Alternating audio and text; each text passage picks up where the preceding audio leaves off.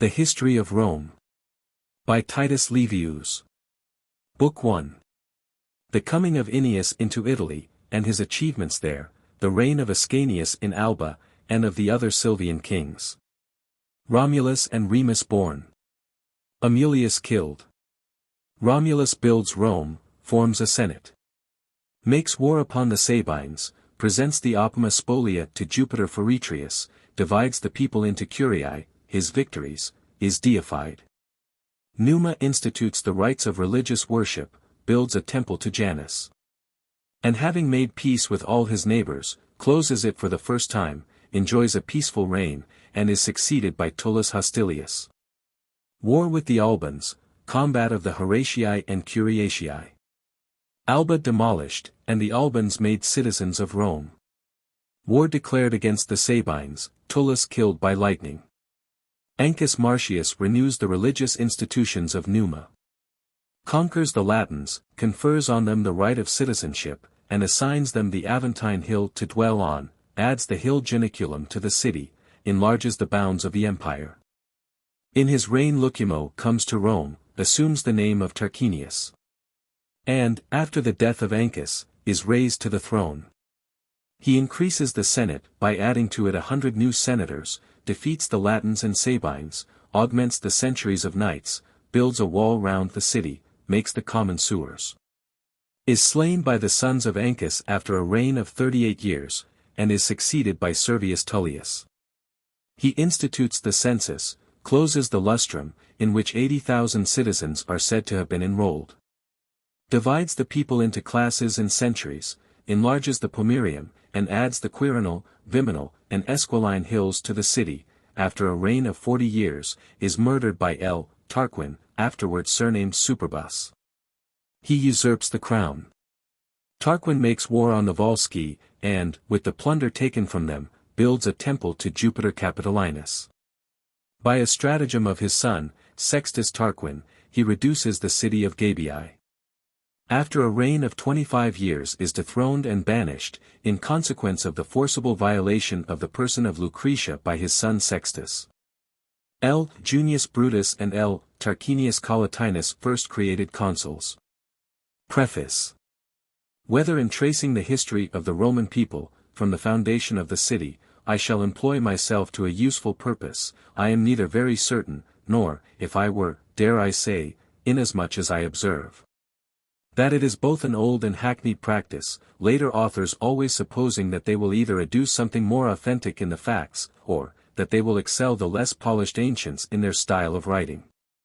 Be that as it may, it will, at all events, be a satisfaction to me, that I too have contributed my share to perpetuate the achievements of a people, the lords of the world.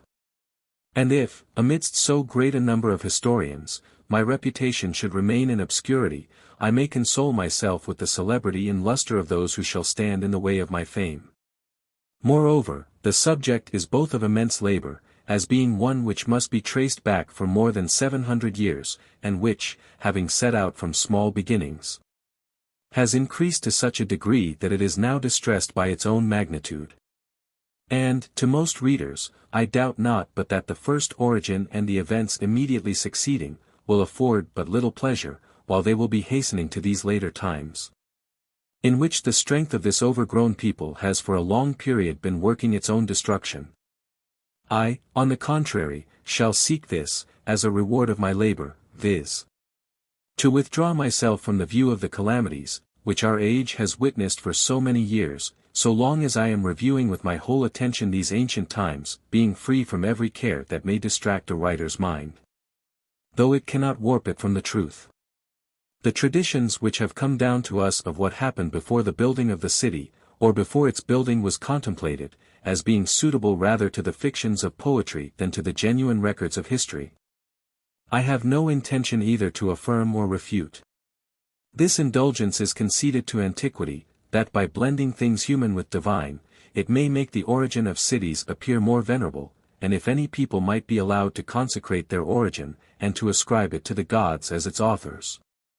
Such is the renown of the Roman people in war, that when they represent Mars, in particular, as their own parent and that of their founder, the nations of the world may submit to this as patiently as they submit to their sovereignty. But in whatever way these and such like matters shall be attended to, or judged of, I shall not deem of great importance. I would have every man apply his mind seriously to consider these points, viz. What their life and what their manners were. Through what men and by what measures, both in peace and in war, their empire was acquired and extended. Then, as discipline gradually declined, let him follow in his thoughts their morals, at first as slightly giving way, anon how they sunk more and more, then began to fall headlong, until he reaches the present times, when we can neither endure our vices, nor their remedies. This it is which is particularly salutary and profitable in the study of history, that you behold instances of every variety of conduct displayed on a conspicuous monument. That from thence you may select for yourself and for your country that which you may imitate, thence note what is shameful in the undertaking, and shameful in the result, which you may avoid. But either a fond partiality for the task I have undertaken deceives me, or there never was any state either greater, or more moral, or richer in good examples, nor one into which luxury and avarice made their entrance so late, and where poverty and frugality were so much and so long honored. So that the less wealth there was, the less desire was there. Of late, riches have introduced avarice, and excessive pleasures a longing for them, amidst luxury and a passion for ruining ourselves and destroying everything else. But let complaints, which will not be agreeable even then, when perhaps they will be also necessary, be kept aloof at least from the first stage of commencing so great a work. We should rather, if it was usual with us, historians, as it is with poets, begin with good omens, vows and prayers to the gods and goddesses to vouchsafe good success to our efforts in so arduous an undertaking. Chapter 1. Now first of all it is sufficiently established that, Troy having been taken, the utmost severity was shown to all the other Trojans. But that towards Aeneas and Antenor, the Greeks forbore all the rites of war, both in accordance with an ancient tie of hospitality, and because they had ever been the advisers of peace. And of the restoration of Helen, then that Antenor after various vicissitudes came into the innermost bay of the Adriatic Sea, with a body of the Henneti, who having been driven from Paphlagonia in consequence of a civil commotion, were in quest both of a settlement and a leader, their king Pylaemenes having been lost at Troy. And that the Henneti and Trojans, having expelled the Euganei, who dwelt between the sea and the Alps, took possession of the country, and the place where they first landed is called Troy, from whence also the name of Trojan is given to the canton. But the nation in general is called Veneti, that Aeneas was driven from home by a similar calamity, but the fates leading him to the founding of a greater empire. He came first to Macedonia, that he sailed from thence to Sicily in quest of a settlement, that from Sicily he made for the Laurentine territory. This place also has the name of Troy.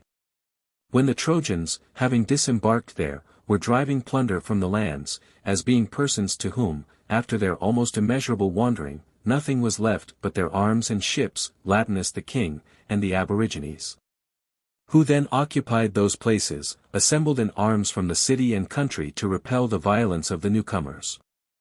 On this point the tradition is twofold. Some say, that Latinus, after being overcome in battle, made first a peace, and then an alliance with Aeneas, others, that when the armies were drawn out in battle array, before the signals were sounded, Latinus advanced to the front of the troops and invited the leader of the adventurers to a conference. That he then inquired who they were, whence they had come, or by what casualty they had left their home, and in quest of what they had landed on the Laurentine territory, after he heard that the host were Trojans, their chief Aeneas, the son of Anchises and Venus, and that, driven from their own country and their homes, which had been destroyed by fire, they were seeking a settlement and a place for building a town. Struck with admiration of the noble origin of the nation and of the hero, and their spirit, alike prepared for peace or war, he confirmed the assurance of future friendship by giving his right hand, that upon this a compact was struck between the chiefs, and mutual greetings passed between the armies, that Aeneas was hospitably entertained by Latinus, that Latinus, in the presence of his household gods, added a family league to the public one, by giving Aeneas his daughter in marriage. This event confirms the Trojans in the hope of at length terminating their wanderings by a fixed and permanent settlement. They build a town. Ennius calls it Lavinium, after the name of his wife. In a short time, too, a son was the issue of the new marriage, to whom his parents gave the name of Ascanius. The Aborigines and Trojans were soon after attacked together in war. Turnus, king of the Rutulians, to whom Lavinia had been affianced before the coming of Ennius, enraged that a stranger had been preferred to himself, made war on Ennius and Latinus together. Neither side came off from that contest with cause for rejoicing. The Rutulians were vanquished, the victorious Aborigines and Trojans lost their leader Latinus. Upon this Turnus and the Rutulians, diffident of their strength, have recourse to the flourishing state of the Etruscans, and their king Mezentius, who holding his court at Coere, at that time an opulent town, being by no means pleased, even from the commencement, at the founding of the new city.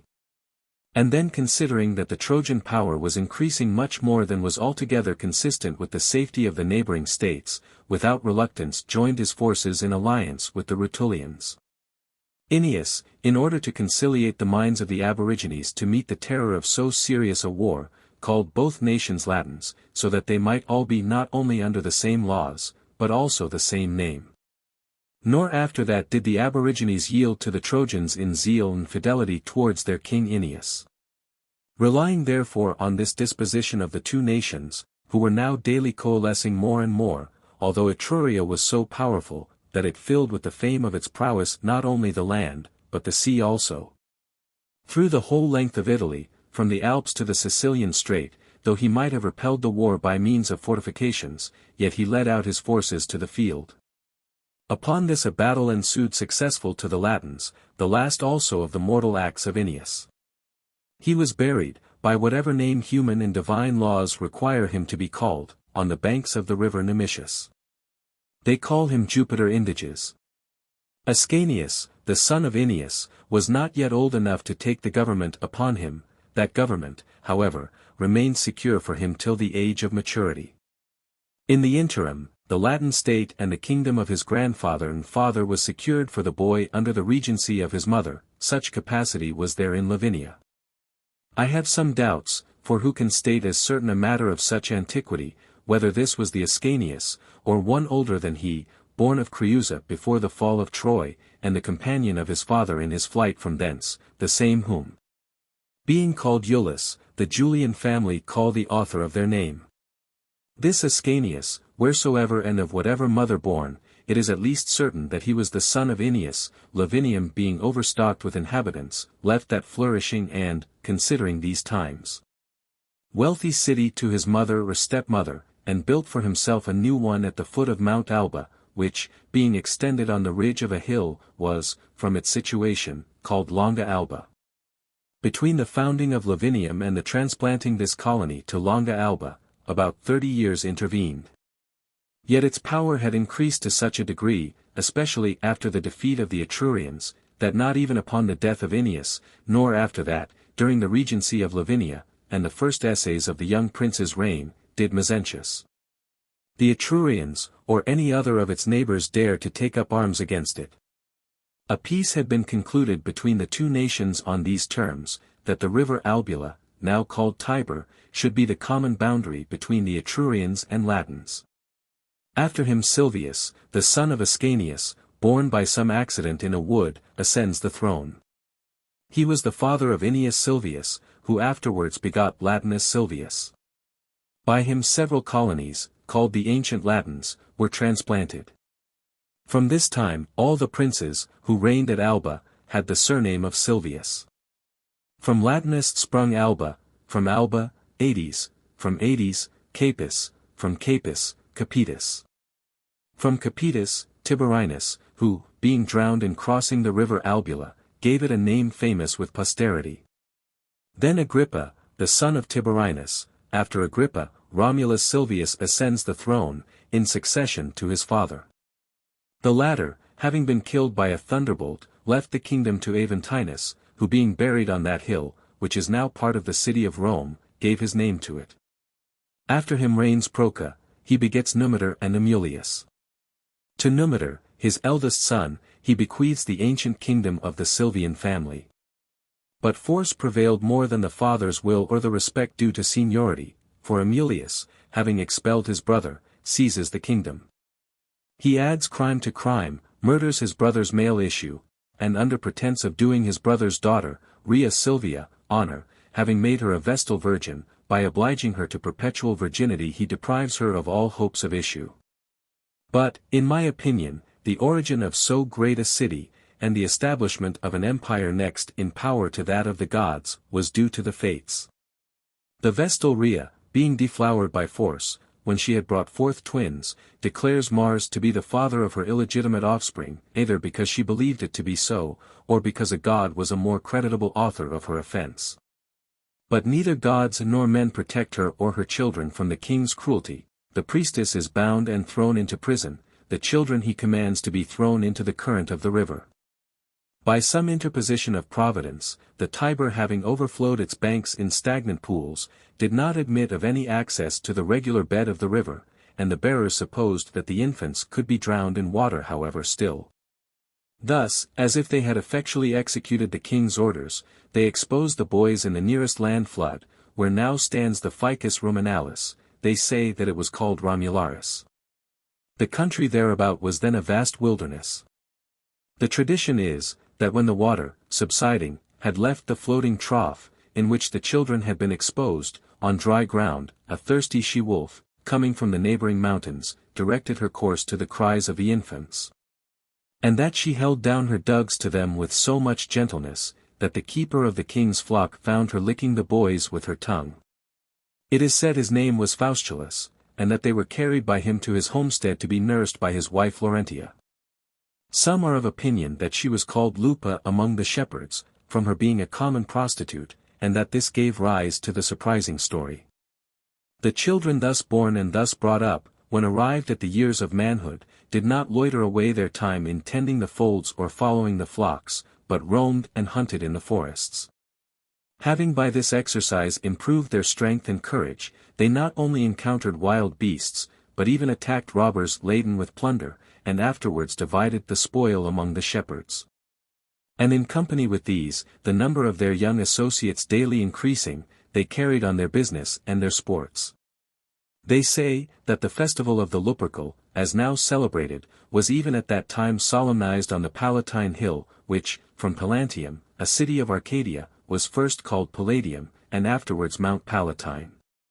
There they say that Evander, who belonged to the tribe of Arcadians, that for many years before had possessed that country, appointed the observance of a feast, introduced from Arcadia, in such manner.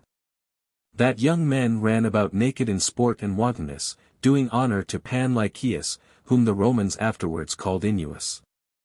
That the robbers, through rage at the loss of their booty, having lain in wait for them whilst intent on this sport, as the festival was now well known, whilst Romulus vigorously defended himself, took Remus prisoner. That they delivered him up, when taken, to King Amulius, accusing him with the utmost effrontery. They principally alleged it as a charge against them, that they had made incursions upon Numitor's lands, and plundered them in a hostile manner, having assembled a band of young men for the purpose. Upon this Remus was delivered to Numitor to be punished. Now, from the very first, Faustulus had entertained hopes that the boys whom he was bringing up were of the blood royal. For he both knew that the children had been exposed by the king's orders, and that the time at which he had taken them up agreed exactly with that period, but he had been unwilling that the matter, as not being yet ripe for discovery, should be disclosed, till either a fit opportunity or necessity should arise. Necessity came first. Accordingly, compelled by fear, he discovers the whole affair to Romulus. By accident also, whilst he had Remus in custody, and had heard that the brothers were twins, on comparing their age, and observing their turn of mind entirely free from servility, the recollection of his grandchildren struck Numitor. And on making inquiries he arrived at the same conclusion, so that he was well nigh recognizing Remus.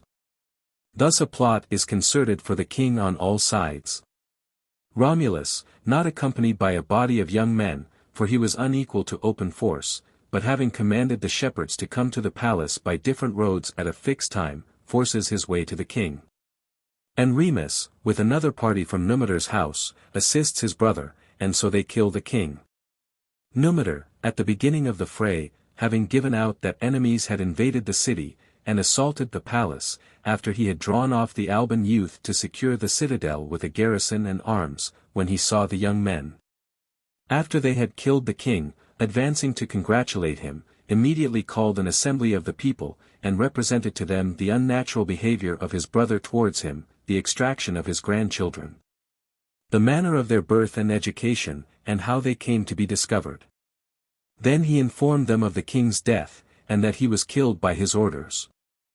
When the young princes, coming up with their band through the middle of the assembly, saluted their grandfather king, an approving shout, following from all the people present, ratified to him both that title and the sovereignty.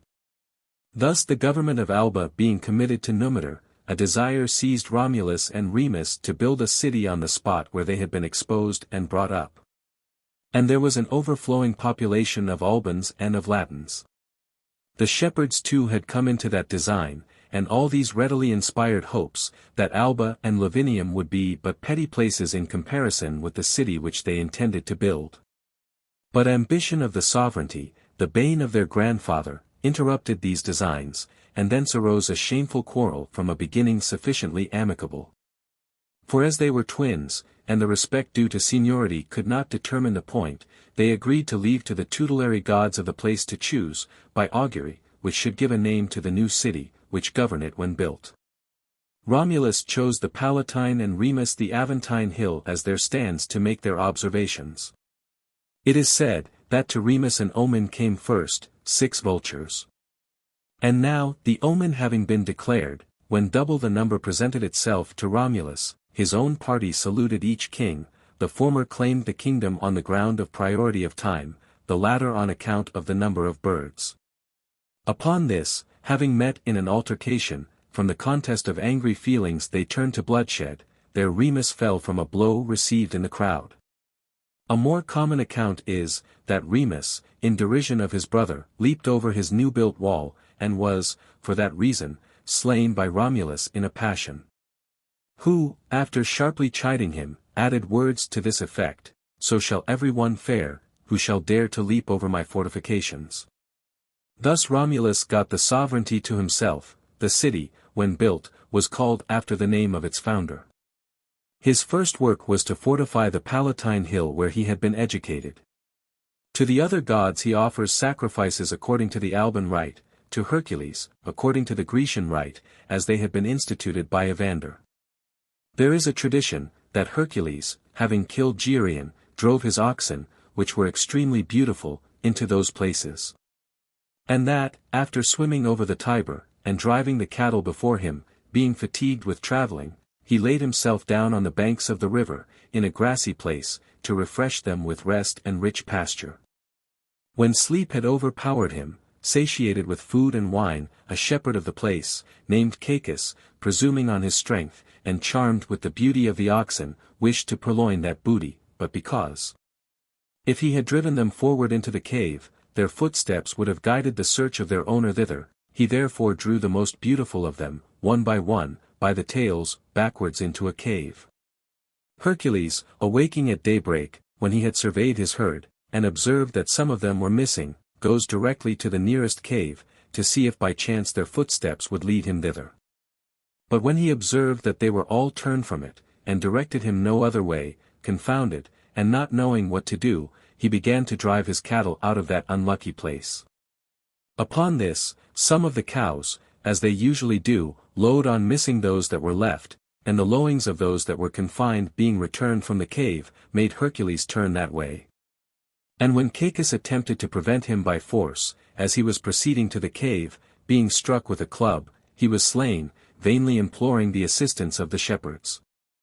At that time Evander, who had fled from the Peloponnesus, ruled this country more by his credit and reputation than absolute sway.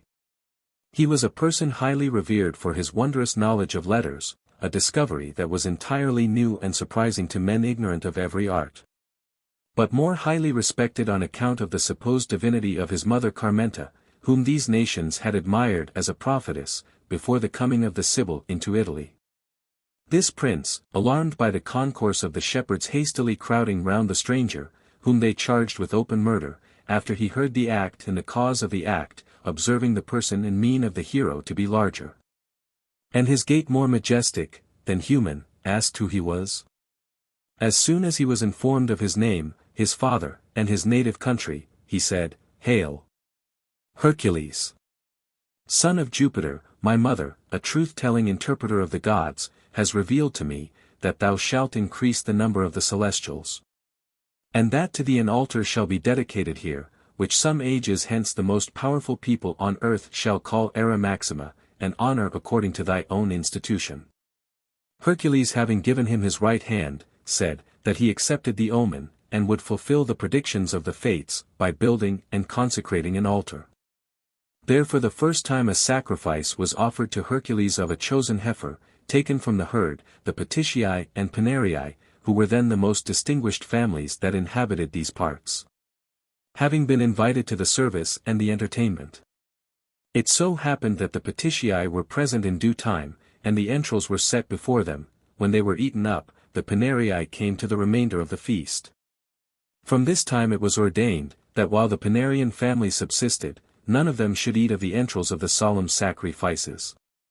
The Paticii, being instructed by Evander, discharged this sacred function as priests for many ages, until the office, solemnly appropriated to their family, being delegated to public slaves, their whole race became extinct. This was the only foreign religious institution which Romulus adopted, being even then an abettor of immortality attained by merit, to which his own destinies were conducting him. The duties of religion having been duly performed, and the multitude summoned to a meeting, as they could be incorporated into one people by no other means than fixed rules, he gave them a code of laws. And judging that these would be best respected by this rude class of men, if he made himself dignified by the insignia of authority, he assumed a more majestic appearance both in his other appointments, and especially by taking 12 lictors to attend him. Some think that he chose this number of officers from that of the birds, which in the augury had portended the kingdom to him. I do not object to be of the opinion of those who will have it that the apparitors, in general, and this particular class of them, and even their number, was taken from their neighbors the Etrurians, from whom were borrowed the curule chair, and the gown edged with purple. And that the Etrurians adopted that number, because their king being elected in common from 12 states, each state assigned him 1 lictor. Meanwhile the city increased by their taking in various lots of ground for buildings, whilst they built rather with a view to future numbers, than for the population which they then had. Then, lest the size of the city might be of no avail, in order to augment the population, according to the ancient policy of the founders of cities, who, after drawing together to them an obscure and mean multitude, used to feign that their offspring sprung out of the earth, he opened as a sanctuary, a place which is now enclosed as you go down, to the 2 groves. Hither fled from the neighboring states, without distinction whether freemen or slaves, crowds of all sorts, desirous of change, and this was the first accession of strength to their rising greatness. When he was now not dissatisfied with his strength, he next sets about forming some means of directing that strength. He creates 100 senators, either because that number was sufficient, or because there were only 100 who could name their fathers. They certainly were called fathers, through respect, and their descendants, patricians. And now the Roman state was become so powerful, that it was a match for any of the neighboring nations in war, but, from the paucity of women, its greatness could only last for 1 age of man. For they had no hope of issue at home, nor had they any intermarriages with their neighbors. Therefore, by the advice of the fathers, Romulus sent ambassadors to the neighboring states to solicit an alliance and the privilege of intermarriage for his new subjects. That cities, like everything else, rose from very humble beginnings. That those which the gods in their own merit aided, gained great power and high renown. That he knew full well, both that the gods had aided the origin of Rome, and that merit would not be wanting. Wherefore that, as men, they should feel no reluctance to mix their blood and race with men.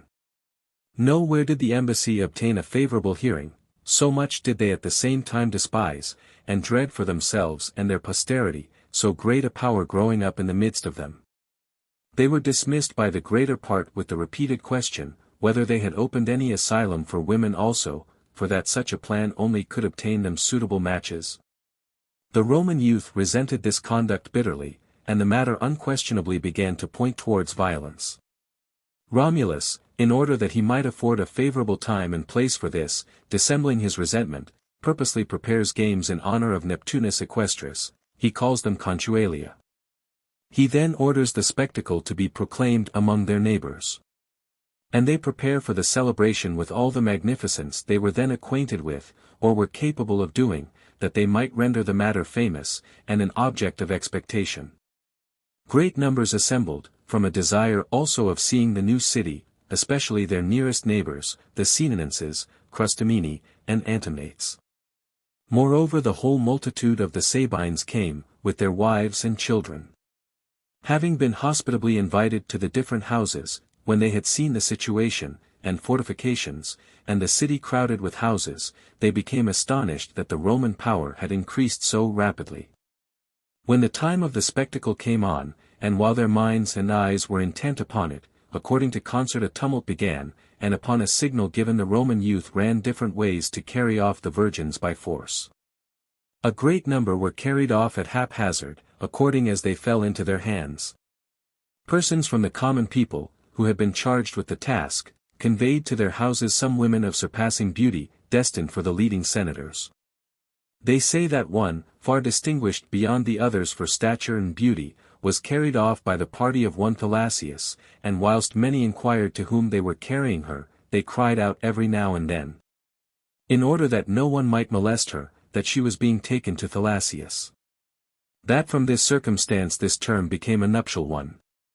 The festival being disturbed by this alarm, the parents of the young women retire in grief, appealing to the compact of violated hospitality, and invoking the god, to whose festival and games they had come. Deceived by the pretense of religion and good faith. Neither had the ravished virgins better hopes of their condition, or less indignation. But Romulus in person went about and declared, that what was done was owing to the pride of their fathers, who had refused to grant the privilege of marriage to their neighbors. But notwithstanding, they should be joined in lawful wedlock, participate in all their possessions and civil privileges, and, than which nothing can be dearer to the human heart, in their common children. He begged them only to assuage the fierceness of their anger, and cheerfully surrender their affections to those to whom fortune had consigned their persons. He added, that from injuries love and friendship often arise. And that they should find them kinder husbands on this account, because each of them, besides the performance of his conjugal duty, would endeavor to the utmost of his power to make up for the want of their parents and native country. To this the caresses of the husbands were added, excusing what they had done on the plea of passion and love, arguments that work most successfully on women's hearts. The minds of the ravished virgins were soon much soothed, but their parents by putting on mourning, and tears and complaints, roused the states. Nor did they confine their resentment to their own homes, but they flocked from all quarters to Titus Livius, king of the Sabines, and because he bore the greatest character in these parts, embassies were sent to him. The Senenenses, Crustumini, and Antemnates were people to whom a considerable portion of the outrage extended. To them Tatius and the Sabines seemed to proceed somewhat dilatorily. Nor even do the Crustumini and Antemnates bestir themselves with sufficient activity to suit the impatience and rage of the Senenenses. Accordingly the state of the Senenenses by itself makes an irruption into the Roman territory. But Romulus with his army met them ravaging the country in straggling parties, and by a slight engagement convinces them, that resentment without strength is of no avail. He defeats and routs their army, pursues it when routed, kills and despoils their king in battle, and having slain their general takes the city at the first assault. From thence having led back his victorious army, and being a man highly distinguished by his exploits, and one who could place them in the best light, went in state to the Capitol, carrying before him, suspended on a frame curiously wrought for that purpose, the spoils of the enemy's general, whom he had slain, and thereafter he had laid them down at the foot of an oak held sacred by the shepherds, together with the offering. He marked out the bounds for a temple of Jupiter, and gave a surname to the god, Jupiter Feretrius. He says, I, King Romulus, upon my victory, present to thee these royal arms. And to thee I dedicate a temple within those regions which I have now marked out in my mind, as a receptacle for the grand spoils, which my successors, following my example, shall, upon their killing the kings or generals of the enemy, offer to thee. This is the origin of that temple, the first consecrated at Rome.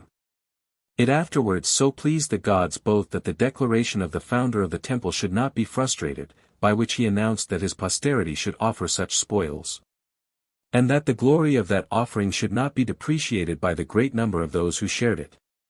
During so many years, and amid so many wars since that time, grand spoils have been only twice gained, so rare has been the successful attainment of that honor.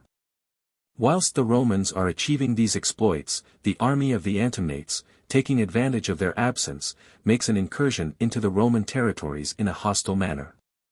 A Roman legion being marched out in haste against these also, surprised them whilst straggling through the fields. Accordingly the enemy were routed at the very first shout and charge, their town taken.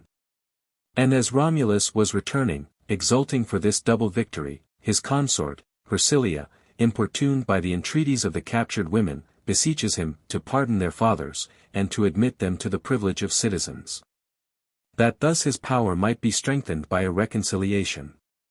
Her request was readily granted.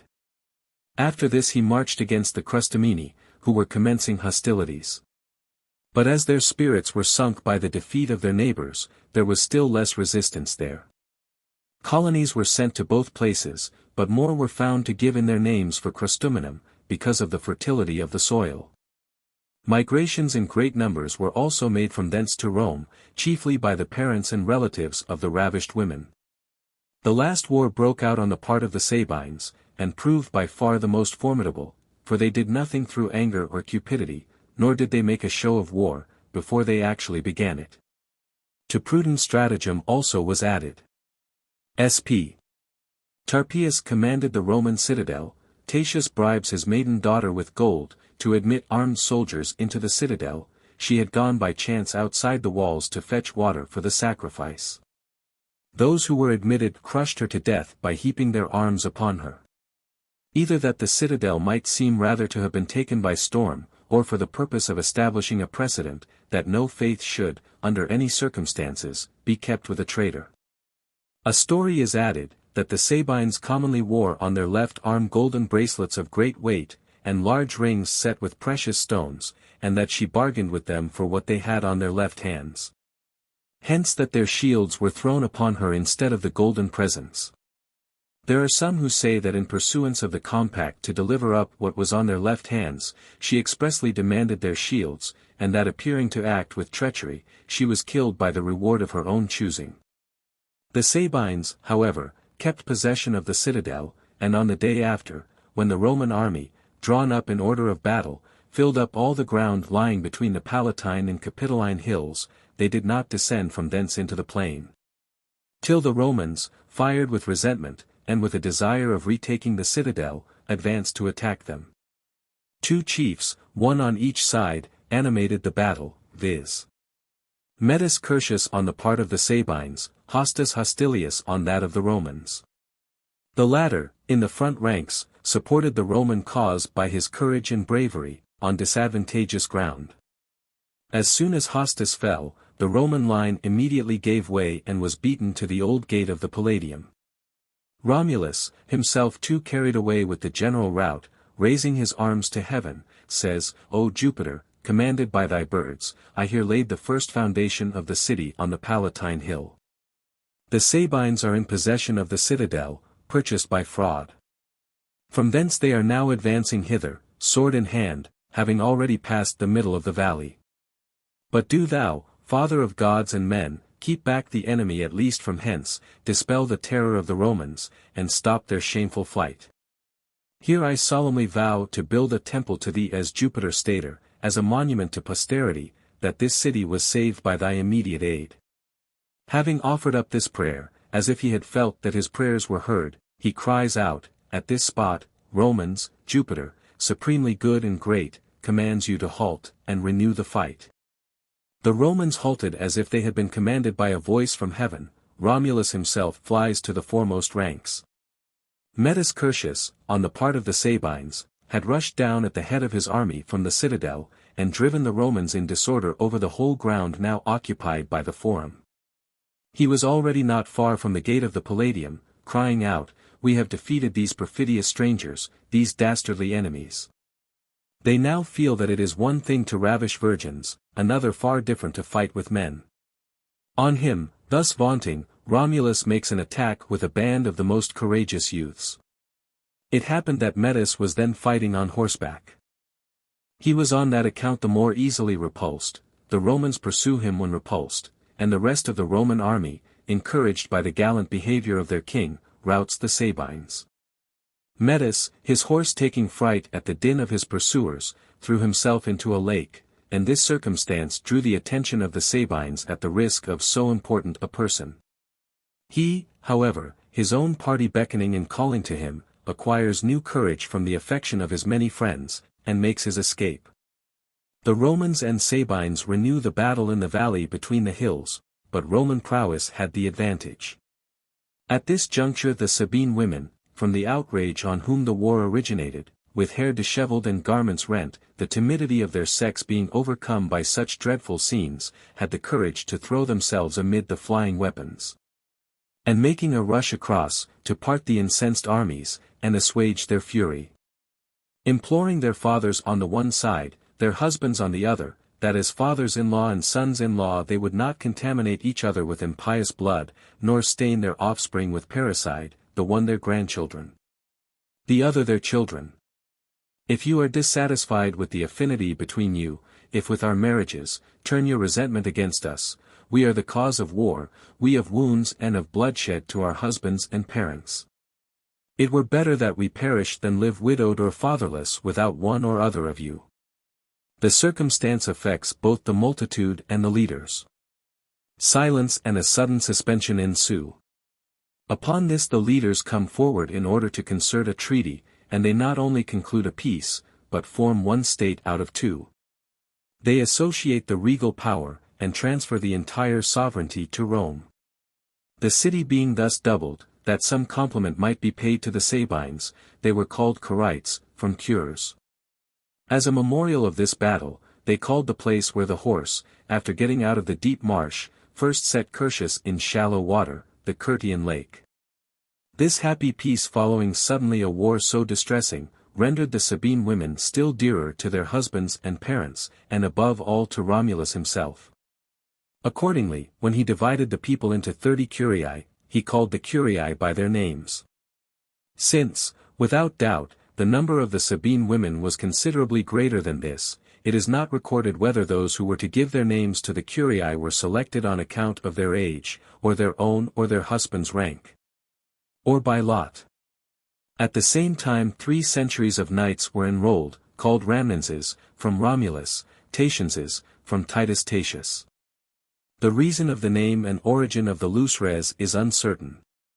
Thenceforward the 2 kings held the regal power not only in common, but in concord also. Several years after, some relatives of King Tatius beat the ambassadors of the Lawrence, and when the Lawrence commenced proceedings according to the law of nations, the influence of his friends and their importunities had more weight with Tatius. He therefore drew upon himself the punishment due to them, for he is slain at Lavinium, in a tumult which arose on his going thither to an anniversary sacrifice.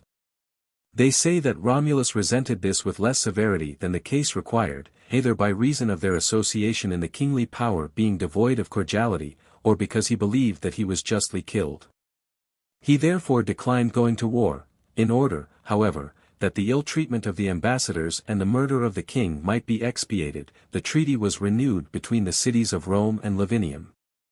With this party, indeed, peace continued, contrary to expectation. Another war broke out much nearer home, and almost at the very gates. The Fidenates, thinking that a power too near to themselves was growing to a height, resolved to make war, before their strength should become as great as it was apparent it would be. An armed body of young men being sent in, all the land is laid waste between the city and Fidene.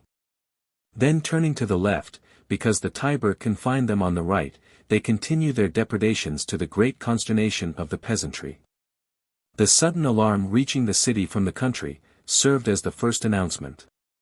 Romulus, roused at this circumstance, for a war so near home could not admit of delay, leads out his army. He pitches his camp a mile from Fidene. Having left there a small garrison, marching out with all his forces, he commanded a party of his soldiers to lie in ambush in a place hidden by thick bushes which were planted around.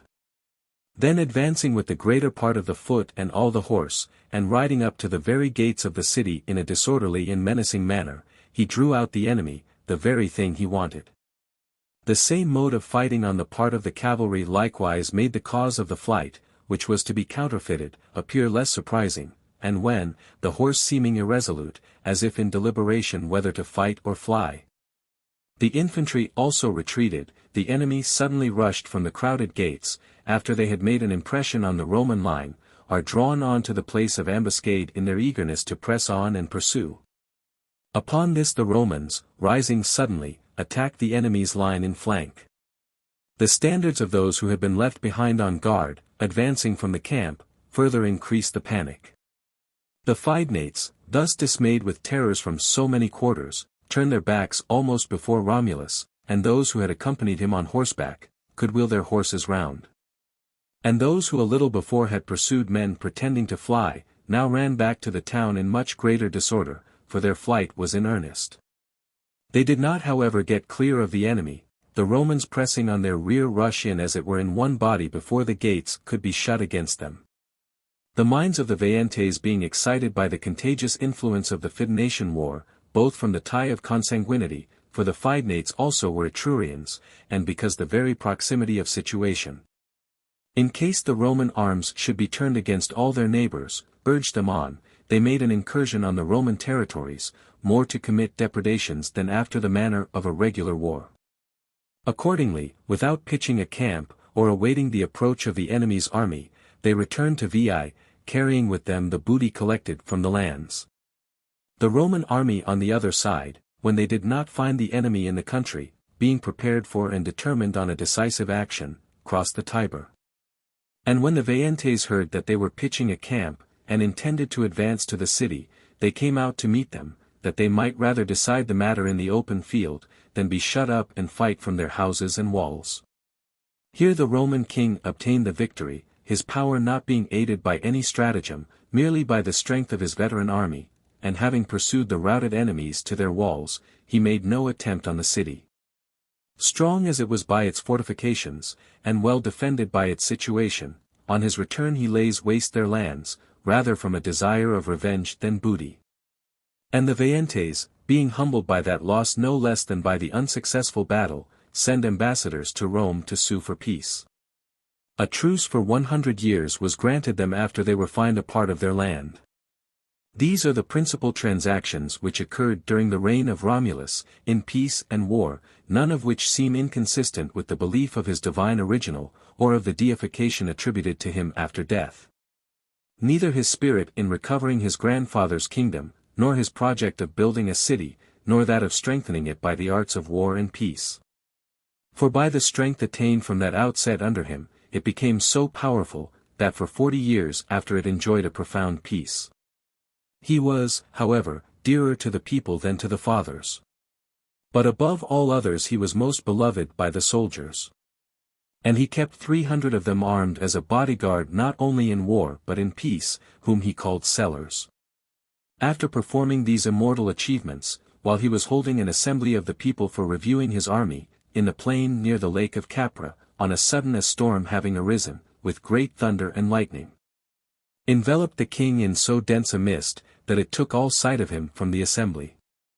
Nor was Romulus after this seen on earth. The consternation being at length over, and fine clear weather succeeding so turbulent a day, when the Roman youth saw the royal seat empty, though they readily believed the fathers who had stood nearest him, that he was carried aloft by the storm. Yet, struck with the dread as it were of orphanage, they preserved a sorrowful silence for a considerable time. Then, a commencement having been made by a few, the whole multitude salute Romulus a god, son of a god, the king and parent of the Roman city. They implore his favor with prayers, that he would be pleased always propitiously to preserve his own offspring. I believe that even then there were some, who silently surmised that the king had been torn in pieces by the hands of the fathers. For this rumor also spread, but was not credited, their admiration of the man, and the consternation felt at the moment, attached importance to the other report. By the contrivance also of one individual, additional credit is said to have been gained to the matter. For Proculus Julius, whilst the state was still troubled with regret for the king, and felt incensed against the senators, a person of weight, as we are told, in any matter however important, comes forward to the assembly, Romans, he says. Romulus, the father of this city, suddenly descending from heaven, appeared to me this day at daybreak. While I stood covered with awe, and filled with a religious dread, beseeching him to allow me to see him face to face, he said, Go tell the Romans, that the gods so will, that my Rome should become the capital of the world. Therefore let them cultivate the art of war, and let them know and hand down to posterity, that no human power shall be able to withstand the Roman arms. Having said this, he ascended up to heaven. It is surprising what credit was given to the man on his making this announcement, and how much the regret of the common people and army, for the loss of Romulus, was assuaged upon the assurance of his immortality. Meanwhile ambition and contention for the throne actuated the minds of the fathers. Factions had not yet sprung up from individuals, because, among a new people, no one person was eminently distinguished above the rest. The contest was carried on between the different orders. The descendants of the Sabines wished a king to be elected out of their body, lest, because there had been no king on their side since the death of Tatius, they might lose their claim to the crown according to the compact of equal participation. The old Romans spurned the idea of a foreign prince. Amid this diversity of views, however, all were anxious that there should be a king, they not having yet tasted the sweets of liberty.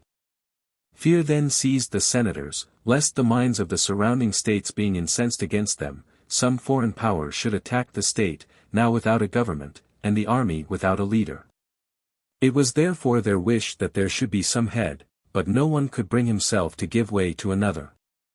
Thus the 100 senators divide the government among them, 10 decuries being formed, and one selected from each decury, who was to have the chief direction of affairs. 10 governed. One only was attended with the insignia of authority and the lictors. Their power was limited to the space of 5 days, and it passed through all in rotation, and the interval between a kingly government lasted a year. From the circumstance it was called an interregnum, a term which holds good even now. But the people began to murmur, that their slavery was multiplied, and that they had got 100 sovereigns instead of one, and they seemed determined to bear no authority but that of a king, and that one of their own choosing. When the fathers perceived that such schemes were in agitation, thinking it advisable to offer them, of their own accord, what they were sure to lose. They thus conciliate the favor of the people by yielding to them the supreme power, yet in such a manner as to grant them no greater privilege than they reserved to themselves. For they decreed, that when the people should choose a king, the election should be valid, if the Senate approved. And the same forms are observed at this day in passing laws and electing magistrates, though their efficacy has been taken away. For before the people begin to vote, the senators declare their approbation, whilst the result of the elections is still uncertain. Then the interrex, having called an assembly of the people, addressed them in this manner: Do you, Romans, choose yourselves a king, and may it prove fortunate, happy, and auspicious to you, so the fathers have determined. Then, if you choose a prince worthy to succeed Romulus, the fathers will confirm your choice. This concession was so pleasing to the people, that, not to be outdone in generosity, they only voted, and required that the Senate should determine who should be king of Rome. The justice and piety of Numa Pompilius was at that time celebrated. He dwelt at Cures, a city of the Sabines, and was as eminently learned in all laws human and divine, as any man could be in that age. They falsely represent that Pythagoras of Samos was his instructor in philosophy, because there appears no other person to refer to. Now it is certain that this philosopher, in the reign of Servius Tullius, more than 100 years after this, held assemblies of young men, who eagerly imbibed his doctrine, in the most distant part of Italy, about Metapontus, Heraclea, and Croton. But from these places, even had he flourished at the same time, what fame of his, extending, to the Sabines could have aroused any one to a desire of learning, or by what intercourse of language, could such a thing have been effected? Besides, how could a single man have safely passed through so many nations differing in language and customs? I presume, therefore, that his mind was naturally furnished with virtuous dispositions, and that he was not so much versed in foreign sciences as in the severe and rigid discipline of the ancient Sabines. Than which class none was in former times more strict. The Roman fathers, upon hearing the name of Numa, although they perceived that the scale of power would incline to the Sabines if a king were chosen from them, yet none of them ventured to prefer himself, or any other of his party, or any of the citizens or fathers, to that person, but unanimously resolved that the kingdom should be conferred on Numa Pompilius. Being sent for, just as Romulus before the building of the city obtained the throne by an augury, he commanded the gods to be consulted concerning himself also. Upon this, being conducted into the citadel by an augur, to which profession that office was made a public one and perpetual by way of honor, he sat down on a stone facing the south. The augur took his seat on his left hand with his head covered, holding in his right a crooked wand free from knots, which they called lituus. Then taking a view towards the city and country, after offering a prayer to the gods, he marked out the regions from east to west, the parts towards the south he called the right, those towards the north, the left. And in front of him he set out in his mind a sign as far as ever his eye could reach. Then having shifted the lituus into his left hand, placing his right hand on the head of Numa, he prayed in this manner, O Father Jupiter, if it is thy will that this Numa Pompilius, whose head I hold, should be king of Rome, I beseech thee to give sure and evident signs of it within those bounds which I have marked. Then he stated in set terms the omens which he wished to be sent, and on their being sent, Numa was declared king and came down from the stand. Having thus obtained the kingdom, he sets about establishing anew, on the principles of laws and morals, the city recently established by violence and arms.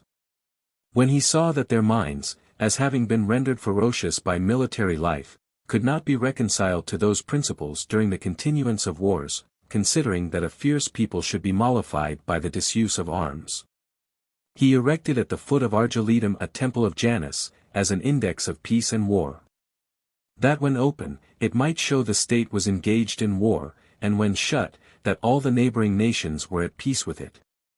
Twice only since the reign of Numa hath this temple been shut, once when T. Manlius was consul, at the end of the first Punic War, and a second time, which the gods granted our age to see, by the Emperor Augustus Caesar, after the battle of Actium, peace being established by sea and land. This being shut, after he had secured the friendship of the neighboring states around by alliance and treaties, all anxiety regarding dangers from abroad being removed, lest their minds, which the fear of enemies and military discipline had kept in check, should become licentious by tranquility, he considered, that, first of all, an awe of the gods should be instilled into them. A principle of the greatest efficacy with a multitude ignorant and uncivilized as in those times. But as it could not sink deeply into their minds without some fiction of a miracle, he pretends that he holds nightly interviews with the goddess Egeria.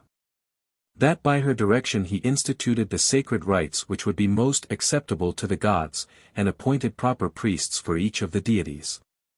And, first of all, he divides the year into 12 months, according to the course of the moon. And because the moon does not make up 30 days in each month, and some days are wanting to the complete year as constituted by the solstitial revolution, he so portioned it out by inserting intercalary months, that every 24th year, the lengths of all the intermediate years being completed, the days should correspond to the same place of the sun, in the heavens, whence they had set out. He likewise made a distinction of the days into profane and sacred, because on some it was likely to be expedient that no business should be transacted with the people. Next he turned his attention to the appointment of priests, though he performed many sacred rites himself, especially those which now belonged to the Flamen of Jupiter.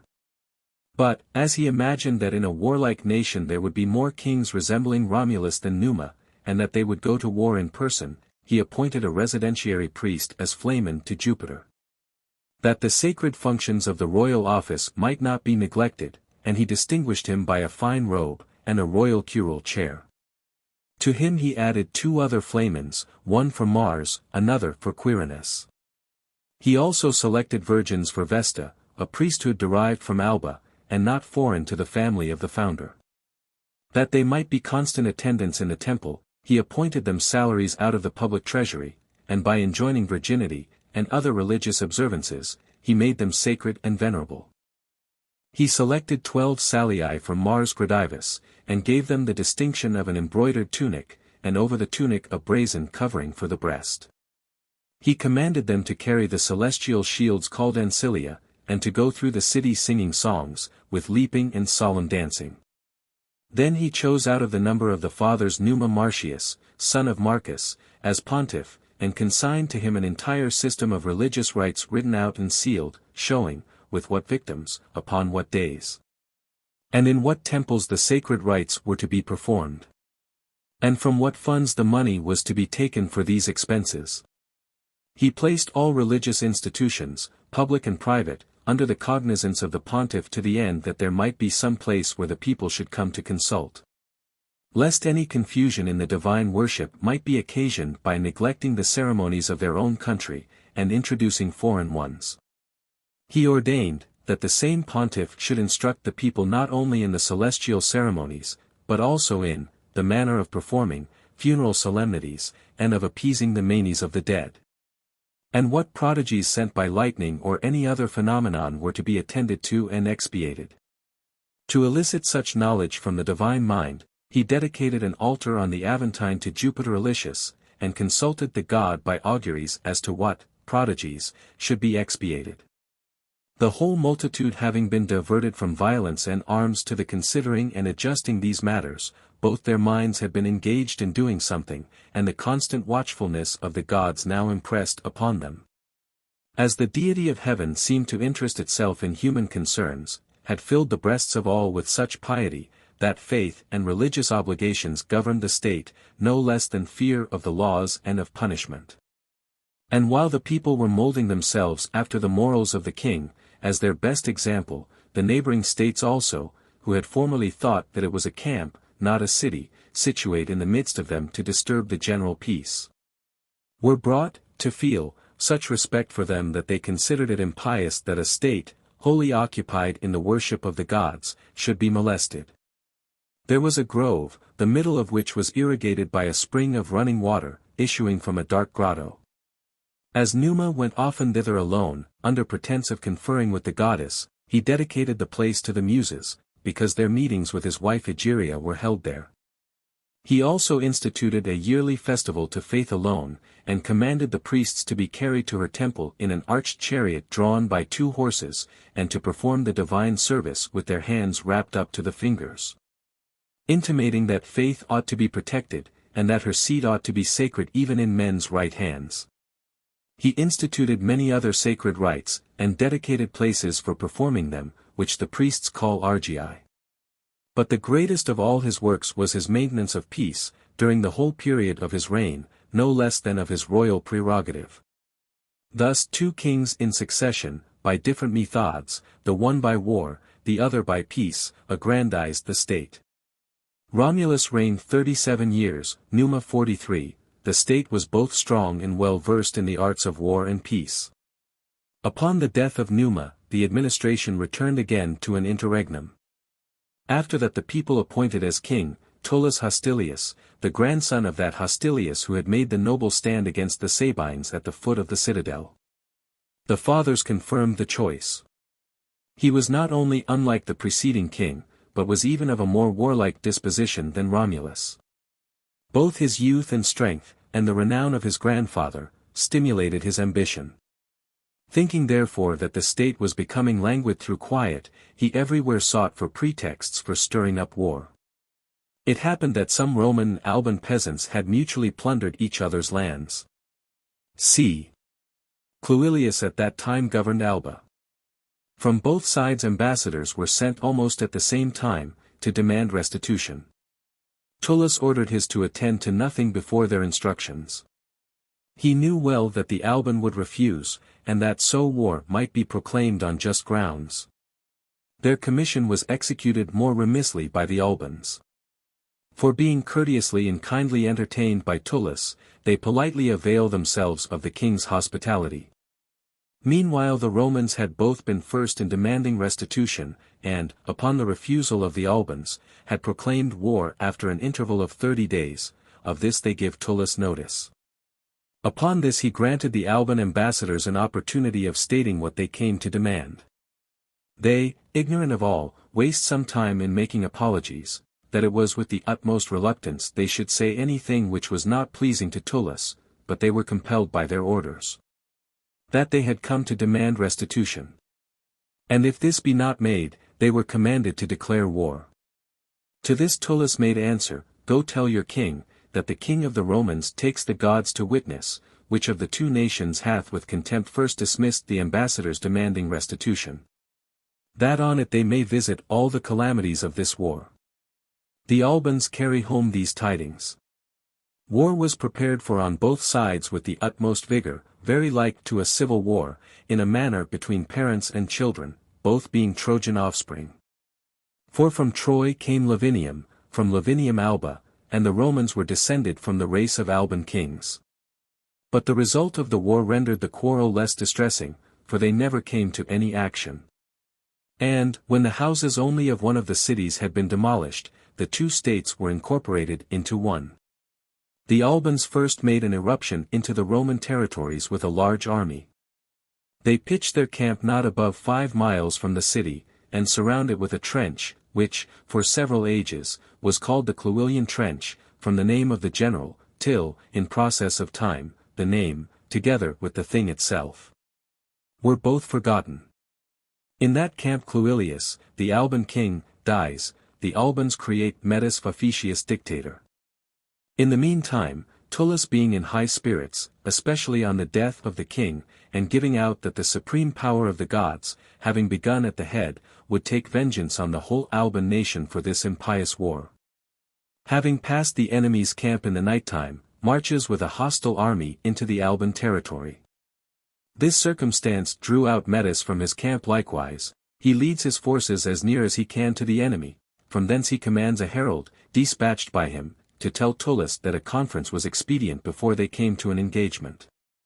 And that if he would give him a meeting, he was certain he should adduce matters which concerned the interest of Rome and not less than that of Alba. Tullus not slighting the proposal, though the advances made were of little avail, draws out his men in order of battle, the Albans on their part come out also. As both armies stood in battle array, the chiefs, with a few of the principal officers, advance into the middle between them. Then the Alban commences thus, that injuries and the non-restitution of property according to treaty, when demanded, were the cause of this war, methinks I both heard our king Cluilius assert, and I doubt not, Tullus. But that you state the same thing. But if the truth is to be told, rather than that which is plausible, the desire of dominion stimulates two kindred and neighboring states to arms. Nor do I take upon myself to determine whether rightly or wrongly, be that his consideration who commenced the war. The Albans have made me their leader for carrying on the war. Of this, Tullus, I would wish to warn you. How powerful the Etruscan state is around us, and round you particularly, you know better, than we, inasmuch as you are nearer them. They are very powerful by land, extremely so by sea. Recollect that, when you shall give the signal for battle, these two armies will presently be a spectacle to them, and they may fall on us wearied and exhausted, victor and vanquished together. Therefore, in the name of heaven, since, not content with certain liberty, we are incurring the dubious risk of sovereignty and slavery, let us adopt some method, whereby, without much loss, without much blood of either nation, it may be decided which shall rule the other. The proposal is not displeasing to Tullus, though both from the natural bent of his mind, as also from the hope of victory, he was rather inclined to violence. After some consideration, a plan is adopted on both sides, for which fortune herself afforded the materials. It happened that there were in each of the two armies 3 brothers born at one birth, unequal neither in age nor strength. That they were called Horatiae and Curiatiae is certain enough, nor is there any circumstance of antiquity more celebrated. Yet in a matter so well ascertained, a doubt remains concerning their names, to which nation the Horatii and to which the Curiatii belonged. Authors claim them for both sides, yet I find more who call the Horatii Romans. My inclination leads me to follow them. The kings confer with the three brothers, that they should fight with their swords each in defense of their respective country, assuring them, that dominion would be on that side on which victory should be. No objection is made, time and place are agreed on. Before they engaged, a compact is entered into between the Romans and Albans on these conditions, that the state whose champions should come off victorious in that combat, should rule the other state without further dispute. Different treaties are made on different terms, but they are all concluded in the same general method. We have heard that it was then concluded as follows, nor is there a more ancient record of any treaty. A herald asked King Tullus thus, "Do you command me, O king, to conclude a treaty with the pater patratus of the Alban people?" After the king had given command, he said, "I demand vervain of thee, O king." To which the king replied, "Take some that is pure." The herald brought a pure blade of grass from the citadel. Again he asked the king thus, "Dost thou, O king, appoint me the royal delegate of the Roman people, the Corites? Including my vessels and attendants?" The king answered, "That which may be done without detriment to me and to the Roman people, the Corites, I do." The herald was M. Valerius, who appointed sp. Fusius pater patratus, touching his head and hair with the vervain. The pater patratus is appointed ad justurandum patrandum, that is, to ratify the treaty. And he goes through it in a great many words, which, being expressed in a long set form, it is not worth while repeating. After setting forth the conditions, he says, "Hear, O Jupiter. Hear, O pater patratus of the Alban people, and ye, Alban people, hear." As those conditions, from first to last, have been recited openly from those tablets or wax without wicked fraud, and as they have been most correctly understood here this day. From those conditions the Roman people will not be the first to swerve. If they first swerve by public concert, by wicked fraud, on that day do thou, O Jupiter, so strike the Roman people, as I shall here this day strike this swine, and do thou strike them so much the more, as thou art more able and more powerful. When he said this, he struck the swine with a flint stone. The Albans likewise went through their own form and oath by their own dictator and priests. The treaty being concluded, the twin brothers, as had been agreed, take arms. Whilst their respective friends exhortingly reminded each party, that their country's gods, their country and parents, all their countrymen both at home and in the army, had their eyes then fixed on their arms, on their hands. Naturally brave, and animated by the exhortations of their friends, they advance into the midst between the two lines. The two armies sat down before their respective camps, free rather from present danger than from anxiety, for the sovereign power was at stake, depending on the valor and fortune of so few. Accordingly, therefore, eager and anxious, they have their attention intensely riveted on a spectacle far from pleasing. The signal is given, and the three youths on each side, as if in battle array, rush to the charge with determined fury, bearing in their breasts the spirits of mighty armies, nor do the one or the other regard their personal danger. The public dominion or slavery is present to their mind, and the fortune of their country, which was ever after destined to be such as they should now establish it. As soon as their arms clashed on the first encounter, and their burnished swords glittered, great horror strikes the spectators, and, hope inclining to neither side, their voice and breath were suspended. Then having engaged hand to hand, when not only the movements of their bodies, and the rapid brandishings of their arms and weapons, but wounds also and blood were seen, two of the Romans fell lifeless, one upon the other. The three Albans being wounded. And when the Alban army raised a shout of joy at their fall, hope entirely, anxiety however not yet, deserted the Roman legions, alarmed for the lot of the one, whom the three Curiatii surrounded. He happened to be unhurt, so that, though alone he was by no means a match for them all together, yet he was confident against each singly. In order therefore to separate their attack, he takes to flight, presuming that they would pursue him with such swiftness as the wounded state of his body would suffer each. He had now fled a considerable distance from the place where they had fought, when, looking behind, he perceives them pursuing him at great intervals from each other, and that one of them was not far from him. On him he turned round with great fury. And whilst the Alban army shouts out to the Curiatii to succour their brother, Horatius, victorious in having slain his antagonist, was now proceeding to a second attack. Then the Romans encouraged their champion with a shout such as is usually given by persons cheering in consequence of unexpected success. He also hastens to put an end to the combat. Wherefore before the other, who was not far off, could come up he dispatches the second Curiatius also. And now, the combat being brought to an equality of numbers, one on each side remained, but they were equal neither in hope nor in strength. The one his body untouched by a weapon, and a double victory made courageous for a third contest, the other dragging along his body exhausted from the wound, exhausted from running, and dispirited by the slaughter of his brethren before his eyes, presents himself to his victorious antagonist. Nor was that a fight.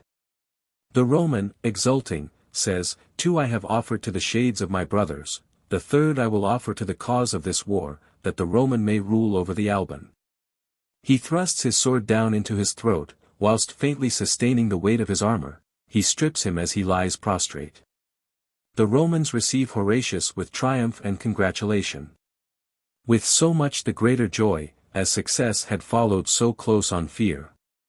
They then turn to the burial of their friends with dispositions by no means alike. For the one side was elated with the acquisition of empire, the other subjected to foreign jurisdiction. Their sepulchres are still extant in the place where each fell. The two Roman ones in one place nearer to Alba, the three Alban ones towards Rome, but distant in situation from each other, and just as they fought. Before they parted from thence, when Metis, in conformity to the treaty which had been concluded, asked what orders he had to give, Tullus orders him to keep the youth in arms, that he designed to employ them, if a war should break out with the Veientes. After this both armies returned to their homes. Horatius marched foremost, carrying before him the spoils of the three brothers. His sister, a maiden who had been betrothed to one of the Curiatii, met him before the gate Capena, and having recognized her lover's military robe, which she herself had wrought, on her brother's shoulders, she tore her hair, and with bitter wailings called by name on her deceased lover. The sister's lamentations in the midst of his own victory, and of such great public rejoicings, raised the indignation of the excited youth. Having therefore drawn his sword, he run the damsel through the body, at the same time chiding her in these words, "Go hence, with thy unseasonable love to thy spouse, forgetful of thy dead brothers, and of him who survives. Forgetful of thy native country. So perish every Roman woman who shall mourn an enemy." This action seemed shocking to the fathers and to the people, but his recent services outweighed its guilt. Nevertheless he was carried before the king for judgment. The king, that he himself might not be the author of a decision so melancholy, and so disagreeable to the people, or of the punishment consequent on that decision, having summoned an assembly of the people, says, "I appoint, according to law, duumvirs to pass sentence on Horatius for treason." The law was of dreadful import. Let the duumvirs pass sentence for treason. If he appeal from the duumvirs, let him contend by appeal. If they shall gain the cause, cover his head, hang him by a rope from a gallows. Scourge him either within the pomerium or without the pomerium. When the duumvirs appointed by this law, who did not consider that, according to the law, they could acquit even an innocent person, had found him guilty, one of them says, P. Horatius, I judge thee guilty of treason. Go, lictor, bind his hands. The lictor had approached him, and was fixing the rope. Then Horatius, by the advice of Tullus, a favorable interpreter of the law, says, I appeal. Accordingly the matter was contested by appeal to the people. On that trial persons were much affected, especially by P. Horatius the father declaring, that he considered his daughter deservedly slain. Were it not so, that he would by his authority as a father have inflicted punishment on his son. He then entreated that they would not render childless him whom but a little while ago they had beheld with a fine progeny. During these words the old man, having embraced the youth, pointing to the spoils of the Curiatiae fixed up in that place which is now called Pila Horatia, Romans, said he, can you bear to see bound beneath a gallows amidst scourges and tortures? Him whom you just now beheld marching decorated, with spoils, and exulting in victory. A sight so shocking as the eyes even of the Albans could scarcely endure. Go, lictor, bind those hands, which but a little while since, being armed, established sovereignty for the Roman people. Go, cover the head of the liberator of this city. Hang him on the gallows, scourge him either within the pomerium, so it be only amid those javelins and spoils of the enemy, or without the pomerium, only amid the graves of the Curiatiae. For whither can you bring this youth, where his own glories must not redeem him from such ignominy of punishment? The people could not withstand the tears of the father, or the resolution of the son, so undaunted in every danger. And acquitted him more through admiration of his bravery, than for the justice of his cause. But that so notorious a murder might be atoned for by some expiation, the father was commanded to make satisfaction for the son at the public charge. He, having offered certain expiatory sacrifices, which were ever after continued in the Horatian family, and laid a beam across the street, made his son pass under it as under a yoke, with his head covered. This remains even to this day, being constantly repaired at the expense of the public. They call it Sororium Tigillum. A tomb of square stone was erected to Horatia in the place where she was stabbed and fell. Nor did the peace with Alba continue long. The dissatisfaction of the populace, because the fortune of the state had been hazarded on 3 soldiers, perverted the weak mind of the dictator. And because honorable measures had not turned out well, he began to conciliate their affections by perfidious means. Accordingly, as one formerly seeking peace in war, so now seeking war in peace, because he perceived that his own state possessed more courage than strength. He stirs up other nations to make war openly and by proclamation. For his own people he reserves treachery under the mask of alliance. The Fidenates, a Roman colony, having gained over the Veientes as partisans in the confederacy, are instigated to declare war and take up arms under a compact of desertion on the part of the Albans. When Fidene had openly revolted, Tullus, after summoning Mettus and his army from Alba, marches against the enemy. When he crossed the Anio, he pitches his camp at Thecanflux of the rivers.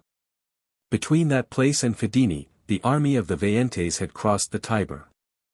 These, in line of battle, occupied the right wing near the river, the Fidenates are posted on the left nearer the mountains.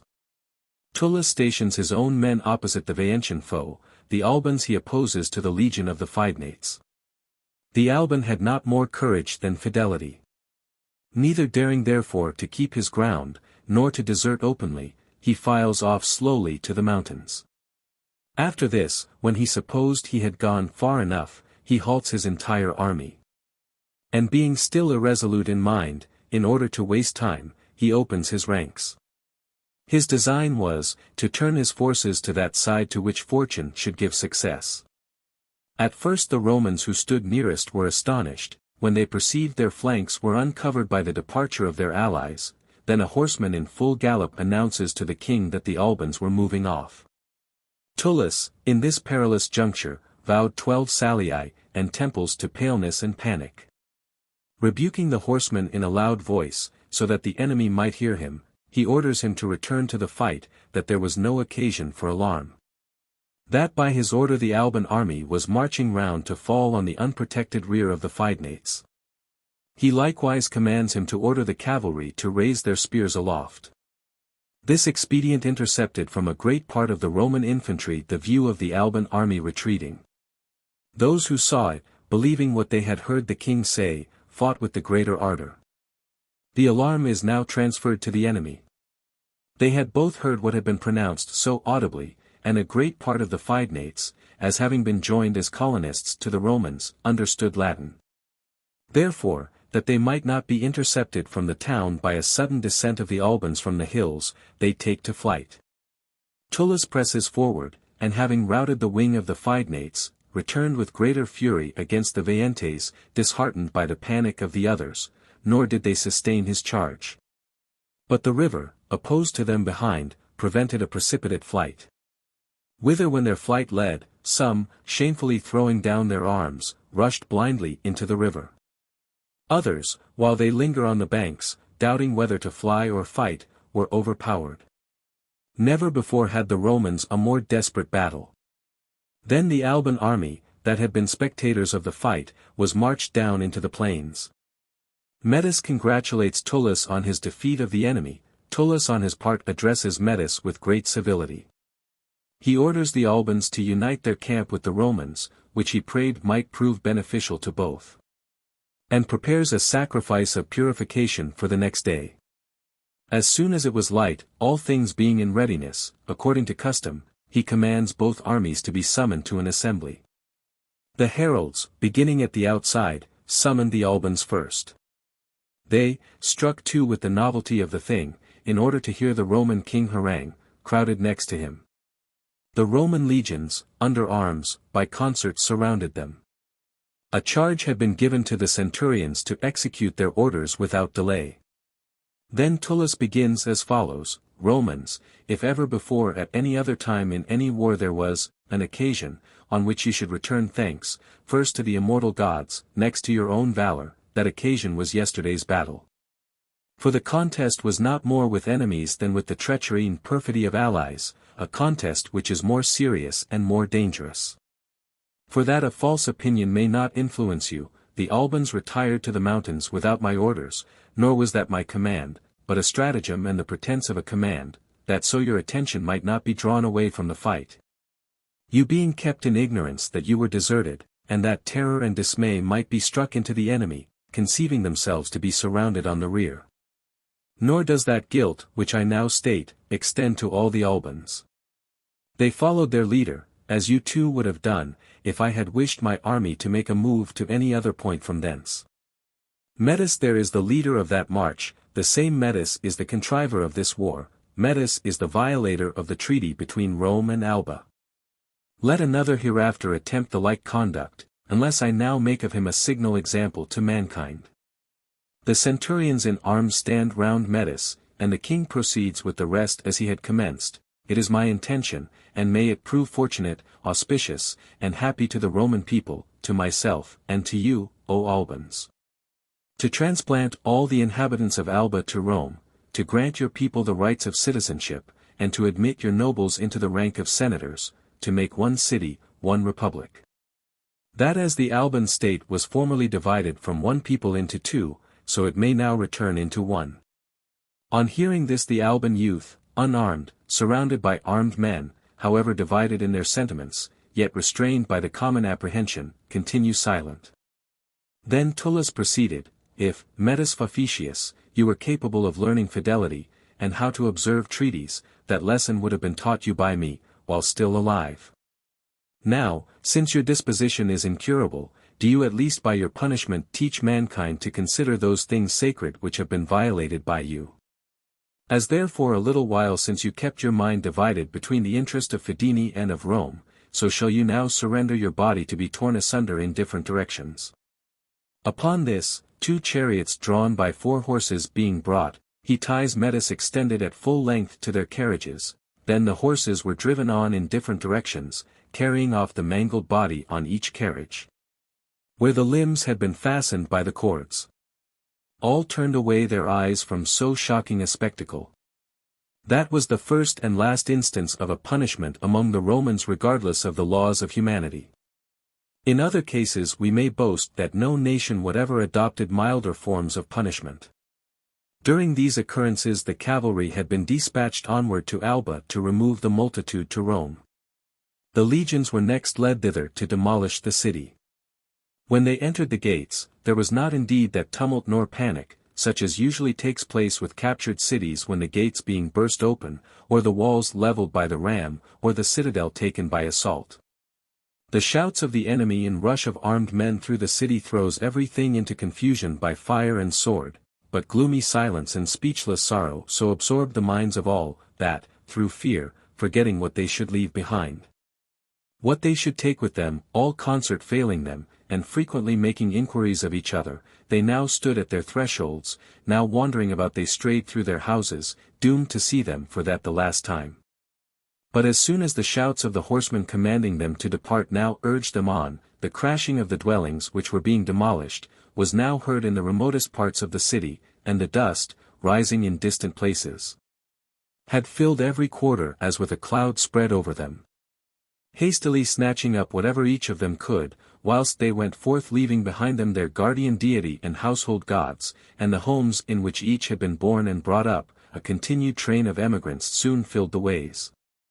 And the sight of others through mutual commiseration renewed their tears, and piteous cries too were heard, of the women more especially, when they passed by their revered temples now beset with armed men, and left their gods as it were in captivity.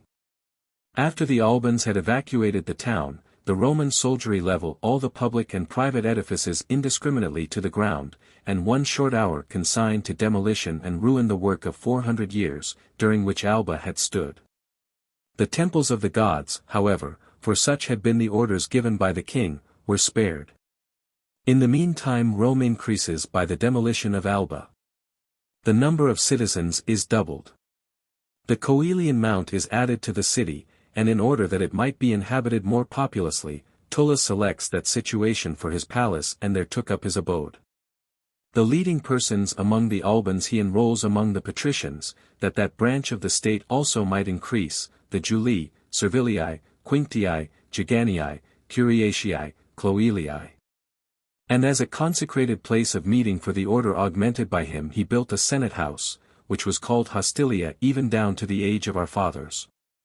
And that every rank might acquire some additional strength from the new people, he formed 10 troops of horsemen from among the Albans, he likewise recruited the old, and raised new legions from the same source. Confiding in this increase of strength, Tullus declares war against the Sabines, a nation at that time the most powerful, next to the Etrurians, in men and in arms. Injuries had been done on both sides, and restitution demanded in vain. Tullus complained that some Roman merchants had been seized in an open market near the temple of Feronia, the Sabines, that some of their people had taken refuge in the asylum, and were detained at Rome. These were assigned as the causes of the war. The Sabines, holding in recollection both that a portion of their strength had been fixed at Rome by Tatius, and that the Roman power had also been lately increased by the accession of the Alban people, began, on their part, to look around for foreign aid. Etruria was in their neighborhood, of the Etrurians the Veientes were the nearest. From thence they drew some volunteers, their minds being stirred up to a revolt, chiefly in consequence of the rankling animosities from former wars. And pay also had its weight with some stragglers belonging to the indigent population. They were assisted by no aid from the government, and the faith of the truce stipulated with Romulus was strictly observed by the Veientes, for with respect to the others it is less surprising. While they were preparing for war with the utmost vigor, and the matter seemed to turn on this, which should first commence hostilities, Tullus first passes into the Sabine territory. A desperate battle ensued at the wood called Maliciosa, in which the Roman army was far superior, both by the strength of their foot, and also by the recent augmentation of their cavalry. The Sabine ranks were thrown into disorder by a sudden charge of the cavalry, nor could either the fight be afterwards restored, or a retreat accomplished without great slaughter. After the defeat of the Sabines, when the government of Tullus and the whole Roman state was in high renown, and in a very flourishing condition, word was brought to the king and senators, that it rained stones on the Alban Mount.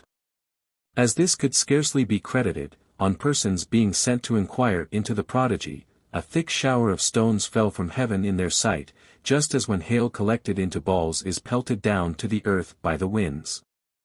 Besides, they imagined that they heard a loud voice from the grove on the summit of the hill, requiring the Albans to perform their religious service according to the rites of their native country, which they had consigned to oblivion. As if their gods had been abandoned together with their country. And they had either adopted the religion of Rome, or, as may happen, enraged at their evil destiny, had renounced altogether the worship of the gods. A festival of 9 days was instituted publicly by the Romans also on account of the same prodigy, either in obedience to the heavenly voice sent from the Alban Mount, for that too is stated, or by the advice of the aruspices. Certain it is, it continued a solemn observance, that whenever the same prodigy was announced, a festival for 9 days was observed. Not long after, they were afflicted with a pestilence. And though from this there arose an aversion to military service, yet no respite from arms was granted by this warlike king, who considered that the bodies of the young men were even more healthy abroad than at home. Until he himself also was seized with a lingering disease. Then, together with his body, those fierce spirits became so broken, that he, who formerly considered nothing less worthy of a king than to devote his mind to religion, suddenly became a slave to every form of superstition, important and trifling. And filled the people's minds also with religious scruples. The generality of persons, now wishing to recur to that state of things which had existed under King Numa, thought that the only relief left for their sickly bodies was, if peace and pardon could be obtained from the gods. They say that the king himself, turning over the commentaries of Numa, after he had found therein that certain sacrifices of a secret and solemn nature had been performed to Jupiter Elicius, shut himself up and set about the performance of this solemnity. But that rite was not duly undertaken or conducted, and that not only no appearance of heavenly notification was presented to him, but that he was struck with lightning and burnt to ashes, together with his house, through the anger of Jupiter. Exasperated at the impropriety of the ceremony, Tullus reigned 32 years with great military renown. On the death of Tullus the government devolved once more upon the Senate, and they nominated an interrex, and on his holding the comitia, the people elected Ancus Marcius king. The fathers confirmed the election. Ancus Marcius was the grandson of King Numa Pompilius by his daughter. As soon as he ascended the throne, reflecting on the renown of his grandfather, and that the late reign, glorious in every other respect, in one particular had not been sufficiently prosperous. The rites of religion having either been utterly neglected, or improperly performed. Deeming it of the highest importance to perform the public ceremonies of religion as they had been instituted by Numa, he orders the pontiff, after he had transcribed them all from the king's commentaries on white tables, to expose them to public view. Hence, both his own subjects, desirous of peace, and the neighboring nations, entertained a hope that the king would conform to the conduct and institutions of his grandfather. Accordingly the Latins, with whom a treaty had been concluded in the reign of Tullus, assumed new courage. And after they had made an incursion upon the Roman lands, return a contemptuous answer to the Romans on their demanding restitution, supposing that the Roman king would spend his reign in indolence among chapels and altars. The genius of Ancus was of a middle kind, partaking both of that of Numa and of Romulus. And, besides that, he thought that peace was more necessary in his grandfather's reign, considering the people were but recent as well as uncivilized. He also considered that he could not, without injury, preserve the tranquility which had fallen to his lot. That his patience was tried, and being tried, was now despised, and that the times were more suited to a King Tullus than to a Numa. In order, however, that as Numa had instituted religious rites in peace, ceremonies relating to war might be transmitted by him, and that wars might not only be waged, but proclaimed also according to some rite, he borrowed from an ancient nation the equically, the form which the heralds still preserve, according to which restitution is demanded. The ambassador, when he comes to the frontiers of the people from whom satisfaction is demanded, having his head covered with a fillet, the fillet is of wool, says, "Here, O Jupiter, here, ye confines," naming the nation they belong to. "Let justice hear. I am a public messenger of the Roman people, I come justly and religiously deputed, and let my words gain credit." He then makes his demands. Afterwards he makes a solemn appeal to Jupiter, "If I unjustly or impiously demand those persons and those goods to be given up to me, the messenger of the Roman people, then never permit me to enjoy my native country." These words he repeats when he passes over the frontiers, the same to the first man he meets, the same on entering the gate, the same on entering the forum, some few words in the form of the declaration and oath being changed. If the persons whom he demands are not delivered up, on the expiration of 33 days, for so many are enjoined by the rule, he declares war, thus, "Hear, Jupiter, and thou, Juno, Romulus, and all ye celestial, terrestrial, and infernal gods. Give ear. I call you to witness, that this nation, naming it, is unjust, and does not act with equity, but we will consult the fathers in our own country concerning these matters, and by what means we may obtain our right.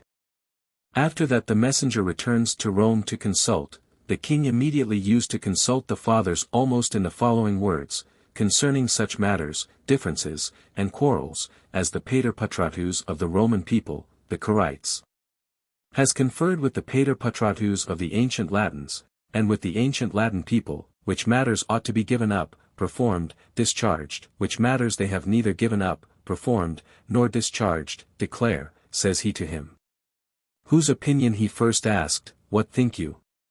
Then he said, I think that they should be demanded by a just and regularly declared war, therefore I consent, and vote for it. Then the others were asked in order, and when the majority of those present agreed in the same opinion, the war was resolved on. It was customary for the officialis to carry in his hand a javelin pointed with steel, or burnt at the end and dipped in blood, to the confines of the enemy's country, and in presence of at least 3 grown-up persons, to say, Forasmuch as the states of the ancient Latins, and the ancient Latin people, have offended against the Roman people, the Quirites, forasmuch as the Roman people, the Quirites, have ordered that there should be war with the ancient Latins.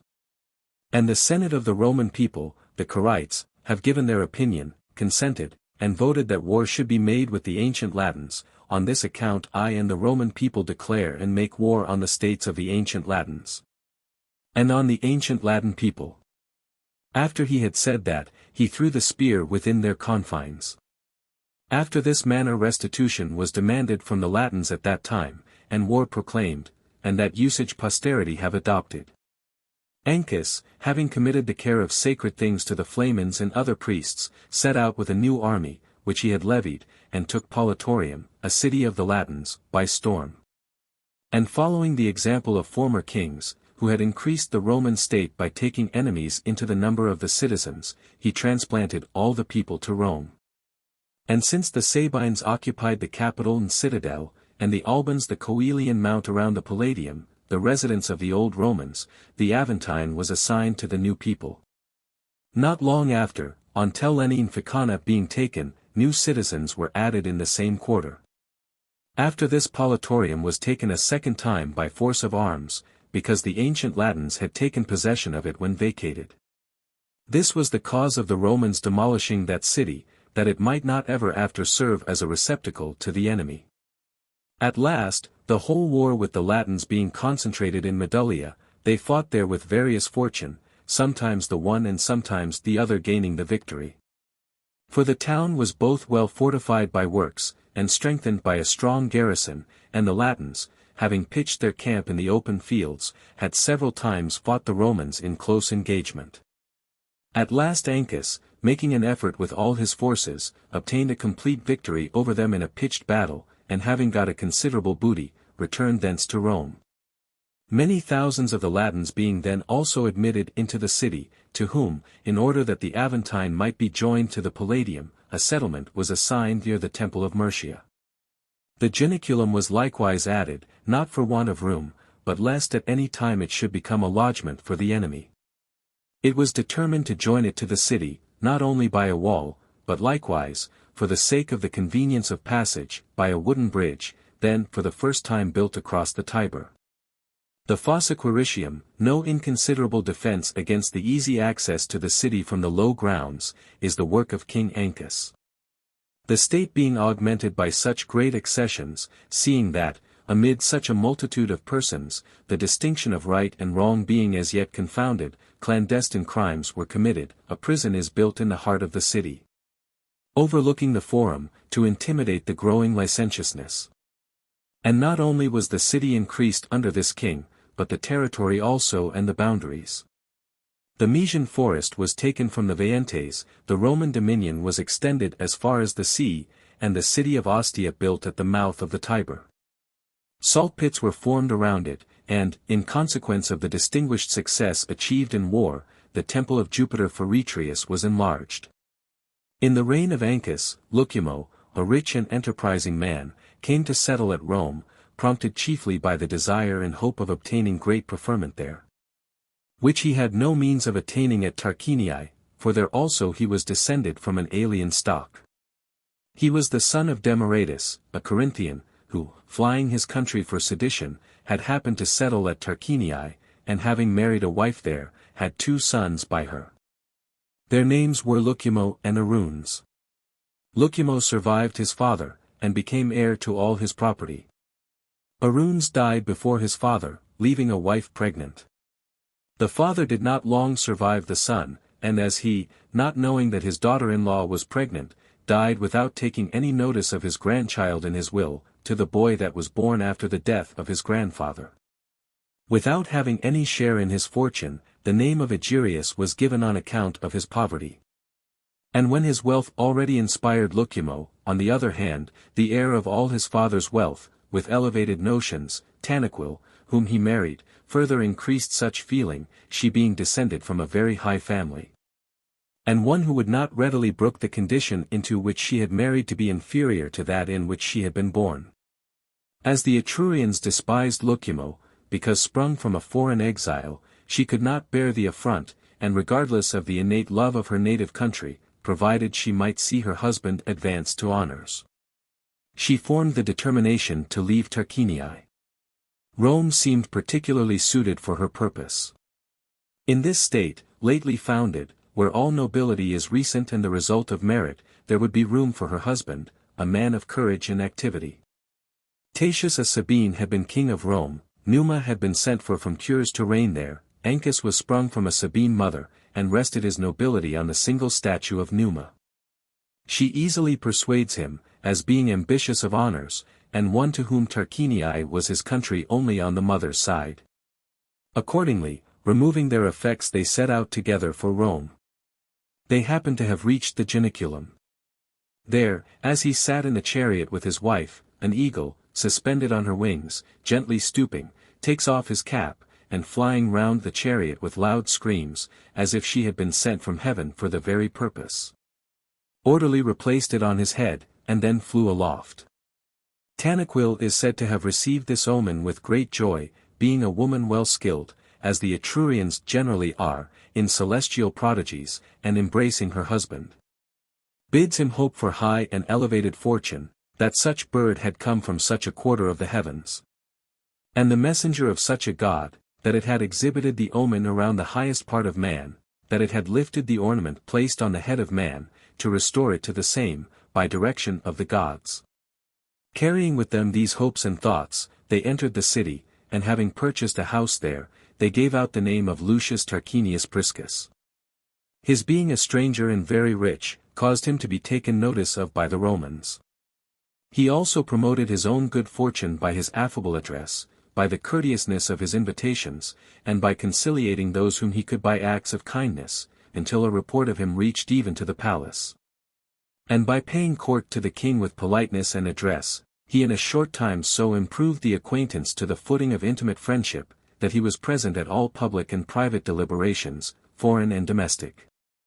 And being now tried in every trust, he was at length, by the king's will, appointed guardian to his children. Ancus reigned 24 years, equal to any of the former kings both in the arts and renown of war and peace.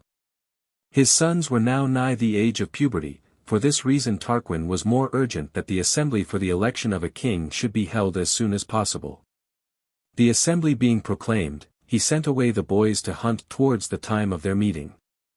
He is said to have been the first who earnestly sued for the crown, and to have made a set speech for the purpose of gaining the affections of the people. He said, that he did not aim at anything unprecedented.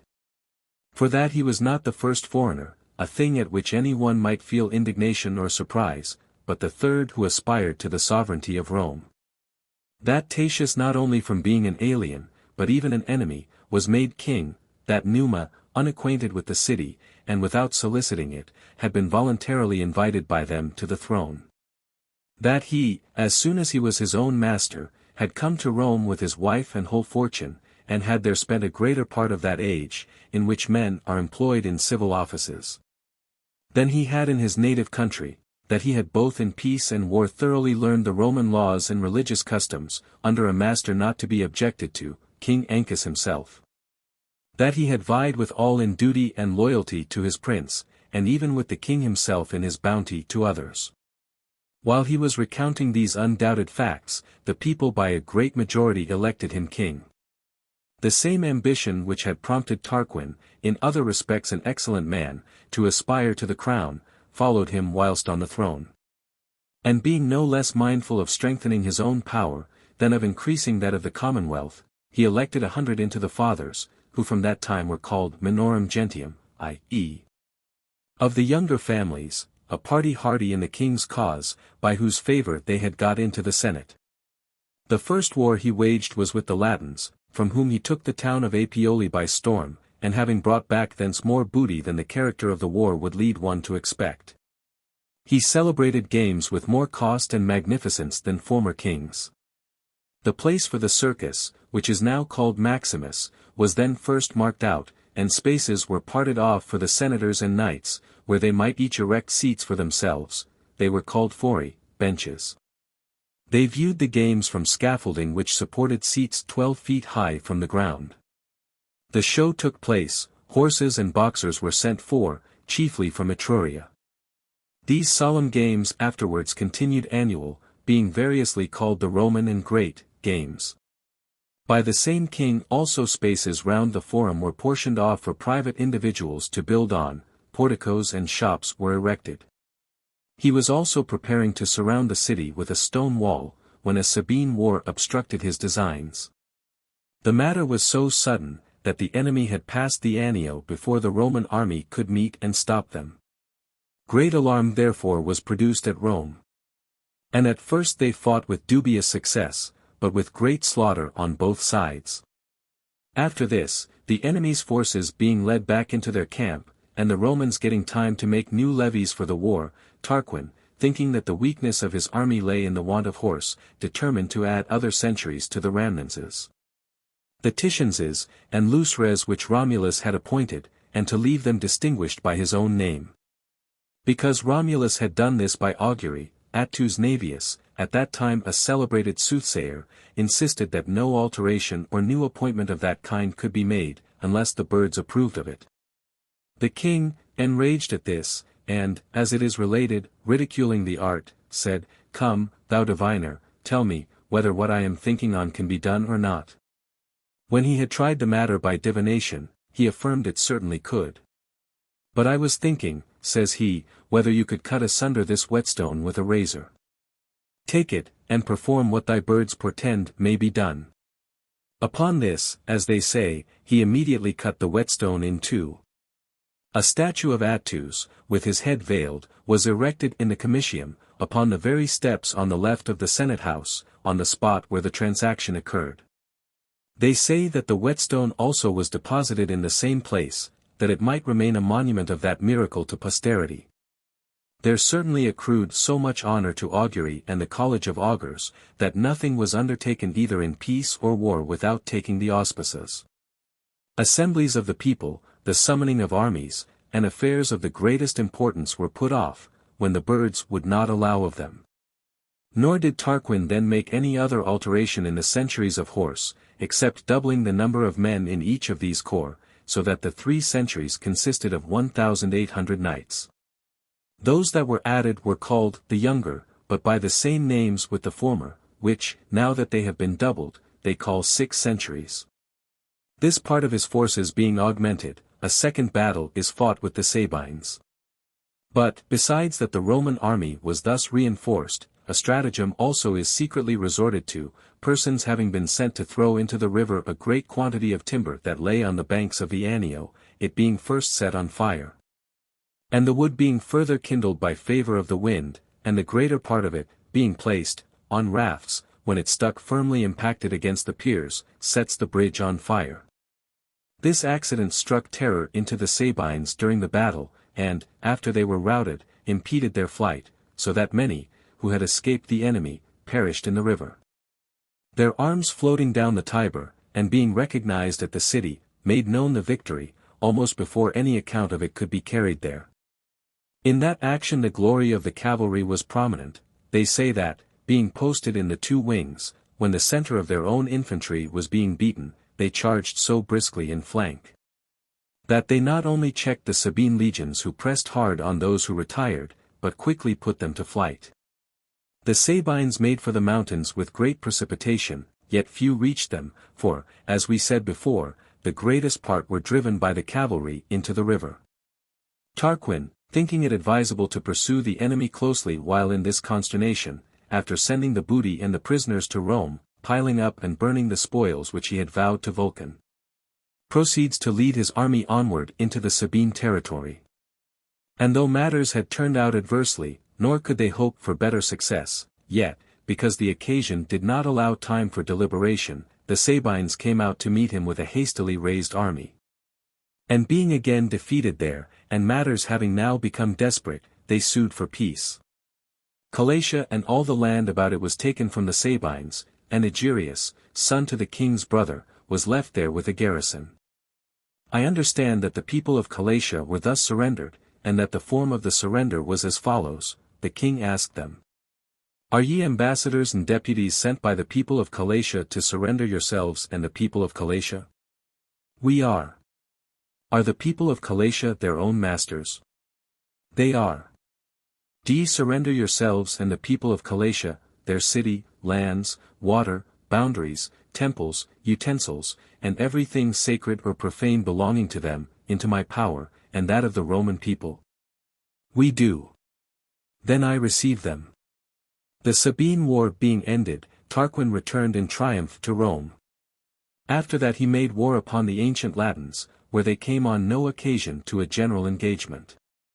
Yet by carrying about his arms to the several towns, he subdued the whole Latin nation. Corniculum, Old Ficulia, Cameria, Crustumerium, Amariola, Medulla, and Nomentum, towns which either belonged to the ancient Latins, or which had revolted to them, were taken. Upon this a peace was concluded. The works of peace were then set about with greater spirit, even than the efforts with which he had conducted his wars. So that the people enjoyed no more ease and quiet at home, than they had done abroad, for he both set about surrounding the city with a stone wall, on the side where he had not fortified it. The beginning of which work had been interrupted by the Sabine War, and the lower parts of the city round the Forum and the other valleys lying between the hills, because they did not easily carry off the water from the flat grounds. He drains by means of sewers drawn sloping downward into the Tiber. Moreover he levels an area for founding a temple to Jupiter in the capital, which he had vowed to him in the Sabine War, his mind even then presaging the future grandeur of the place. At that time, a prodigy occurred in the palace, wonderful both in its appearance and in its result. They relate, that the head of a boy, called Servius Tullius, as he lay fast asleep, blazed with fire in the sight of many persons. That by the very great noise made at so miraculous a phenomenon, the royal family were awakened. And when one of the servants was bringing water to extinguish the flame, that he was kept back by the queen, and after the confusion was over, that she forbade the boy to be disturbed till he should awake of his own accord. As soon as he awoke the flame disappeared. Then Tanaquil, taking her husband into a private place, said, "Do you observe this boy whom we bring up in so mean a style? Be assured that hereafter he will be a light to us in our adversity, and a protector to our palace in distress. From henceforth let us, with all our care, train up this youth, who is capable of becoming a great ornament publicly and privately." From this time the boy began to be treated as their own son, and instructed in those arts by which men's minds are qualified to maintain high rank. The matter was easily accomplished, because it was agreeable to the gods. The young man turned out to be of a disposition truly royal. Nor, when they looked out for a son-in-law for Tarquin, could any of the Roman youth be compared to him in any accomplishment, therefore the king betrothed his own daughter to him. This high honor conferred upon him, from whatever cause, prevents us from believing that he was the son of a slave, and that he had himself been a slave when young. I am rather of the opinion of those who say that, on the taking of Corniculum, the wife of Servius Tullius, who had been the leading man in that city, being pregnant when her husband was slain, being known among the other female prisoners, and, in consequence of her high rank, exempted from servitude by the Roman queen, was delivered of a child at Rome, in the house of Tarquinius Priscus. Upon this, that both the intimacy between the ladies was improved by so great a kindness, and that the boy, having been brought up in the house from his infancy, was beloved and respected. That his mother's lot, in having fallen into the hands of the enemy, caused him to be considered the son of a slave. About the 38th year of Tarquin's reign, Servius Tullius was in the highest esteem, not only with the king, but also with the Senate and people. At this time the two sons of Ancus, though they had before that always considered it the highest indignity that they had been deprived of their father's crown by the treachery of their guardian, that a stranger should be king of Rome, who was not only not of a civic, but not even of an Italian family, yet now felt their indignation rise to a still higher pitch at the notion that the crown would not only not revert to them after Tarquin, but would descend even lower to a slave.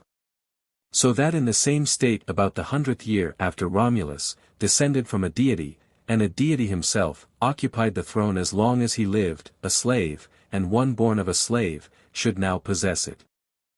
That it would be a disgrace both common to the Roman name, and more especially to their family, if, whilst there was male issue of King Ancus still living, the sovereignty of Rome should be accessible not only to strangers, but even to slaves. They determined therefore to prevent that disgrace by the sword. But both resentment for the injury done to them incensed them more against Tarquin himself, than against Servius. And, the consideration, that a king was likely to prove a more severe avenger of the murder, if he should survive, than a private person. And moreover, in case of Servius being put to death, whatever other person he might select as his son-in-law, it seemed likely that he would adopt as his successor on the throne. For these reasons the plot is laid against the king himself. Two of the most ferocious of the shepherds being selected for the daring deed, with the rustic implements to which each had been accustomed, by conducting themselves in as violent a manner as possible in the porch of the palace. Under pretence of a quarrel, draw the attention of all the king's attendants to themselves. Then, when both appealed to the king, and their clamor reached even the interior of the palace, they are called in and proceed before the king.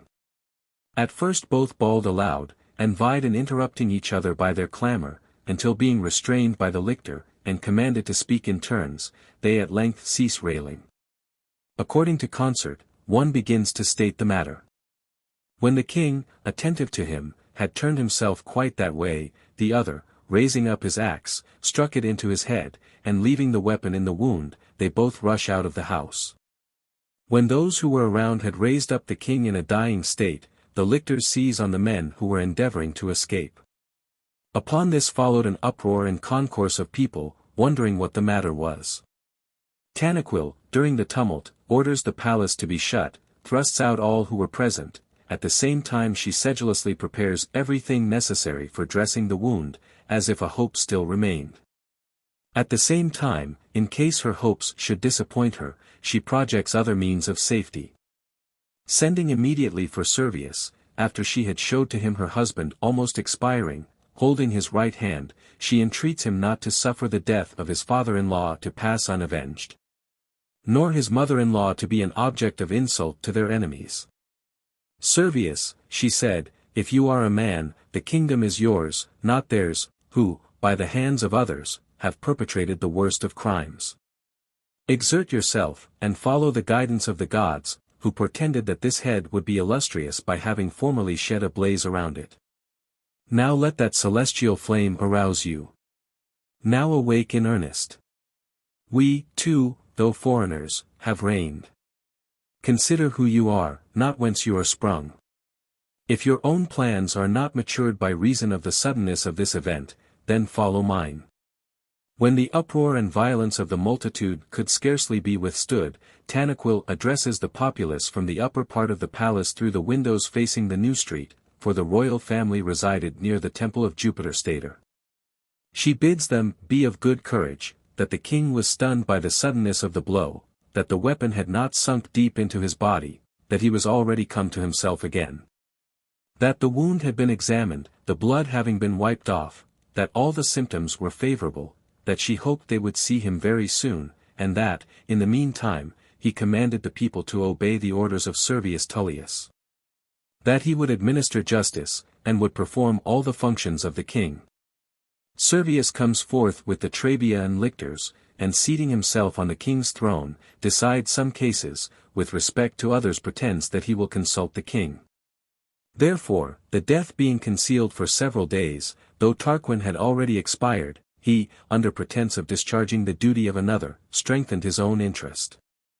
Then at length the matter being made public, and lamentations being raised in the palace, Servius, supported by a strong guard, took possession of the kingdom by the consent of the Senate, being the first who did so without the orders of the people.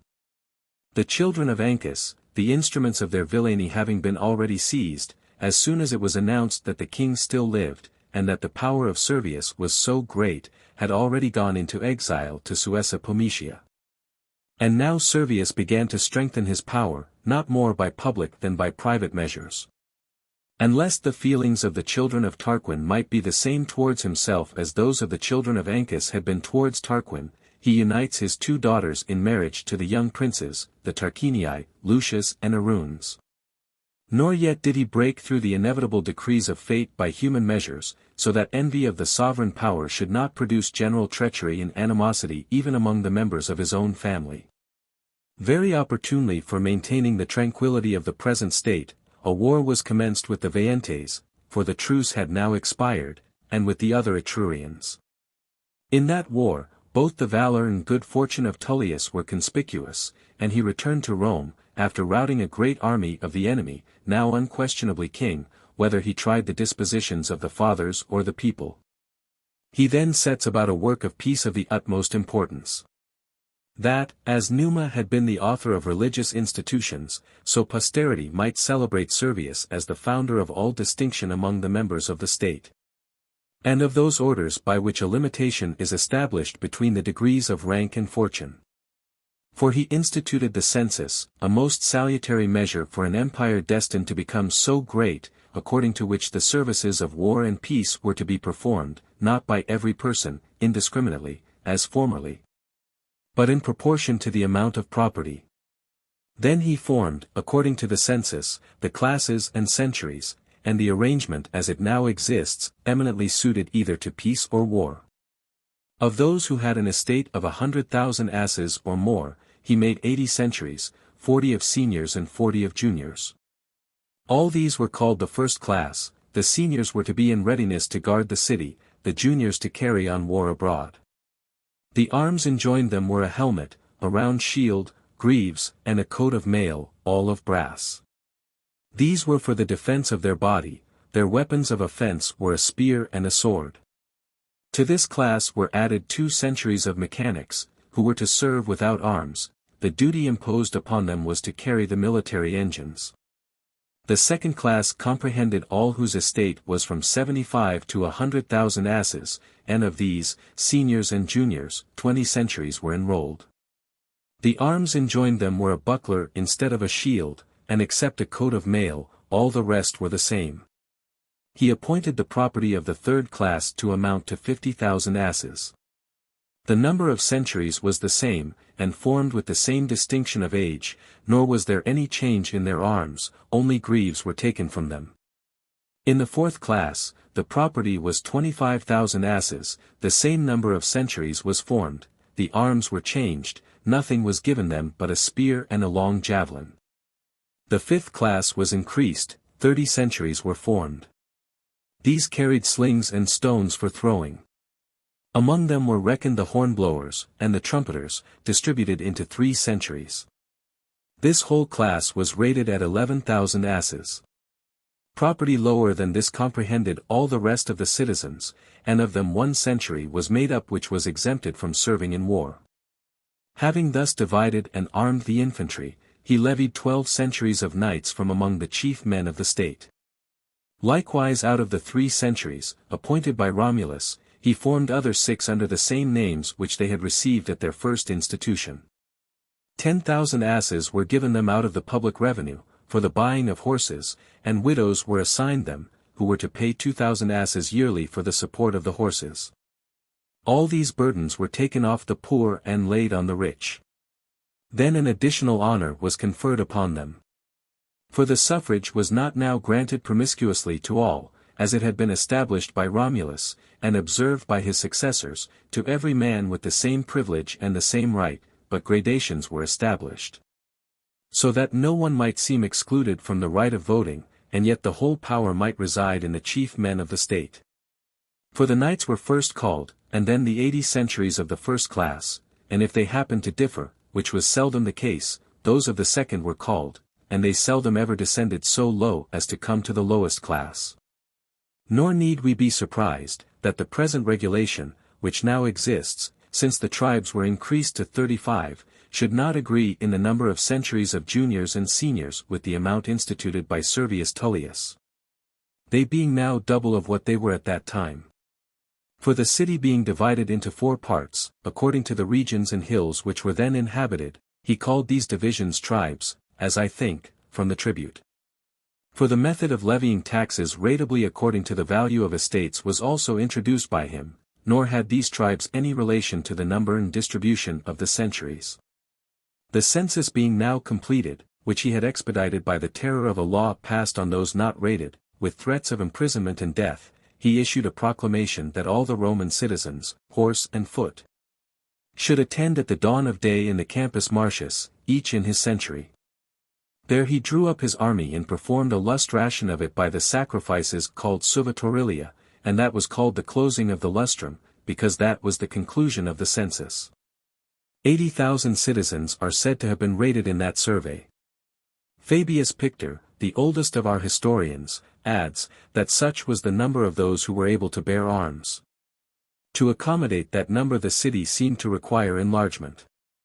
He adds 2 hills, the Quirinal and Viminal, then in continuation he enlarges the Esquilii, and takes up his own residence there, in order that respectability might attach to the place.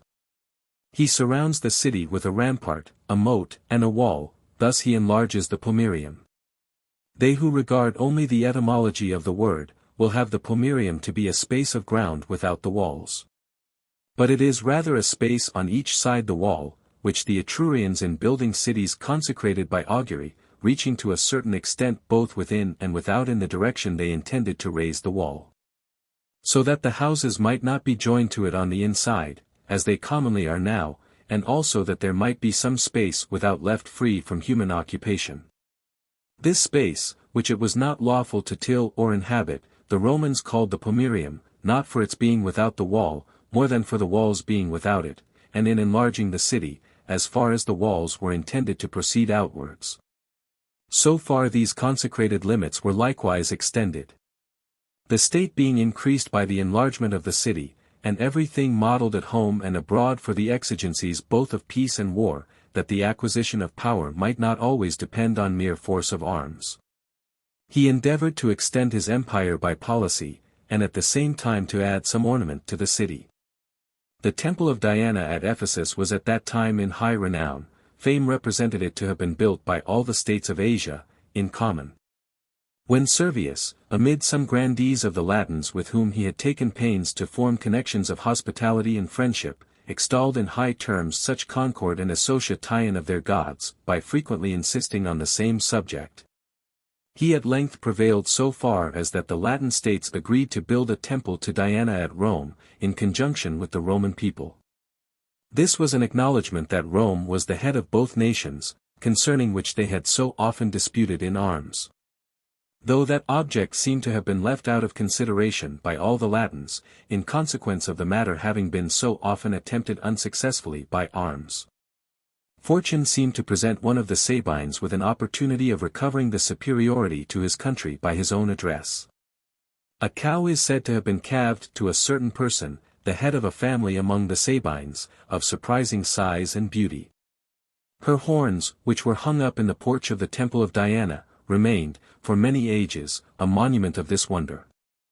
The thing was looked upon as a prodigy, as it was, and the soothsayers declared, that sovereignty would reside in that state of which a citizen should immolate this heifer to Diana.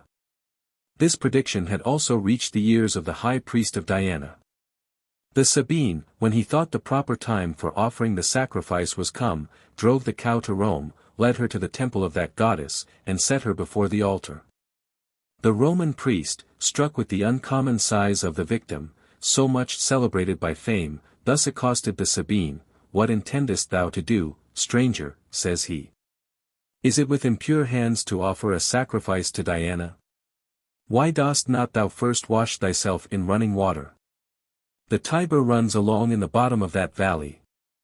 The stranger, being seized with a scruple of conscience, and desirous of having everything done in due form, that the event might answer the prediction, from the temple went down to the Tiber. In the meantime the priest sacrificed the cow to Diana, which gave great satisfaction to the king, and to the whole state. Servius, though he had now acquired an indisputable right to the kingdom by long possession, yet as he heard that expressions were sometimes thrown out by young Tarquin, importing, that he held the crown without the consent of the people. Having first secured their goodwill by dividing among them, man by man, the lands taken from their enemies, he ventured to propose the question to the people, whether they chose and ordered that he should be king. And was declared king with such unanimity, as had not been observed in the election of any of his predecessors. But this circumstance diminished not Tarquin's hope of obtaining the throne. Nay, because he had observed that the question of the distribution of land to the people was carried against the will of the fathers. He felt so much the more satisfied that an opportunity was now presented to him of arraigning Servius before the fathers, and of increasing his own influence in the Senate, he being himself naturally of a fiery temper, and his wife, Tullia, at home stimulating his restless temper.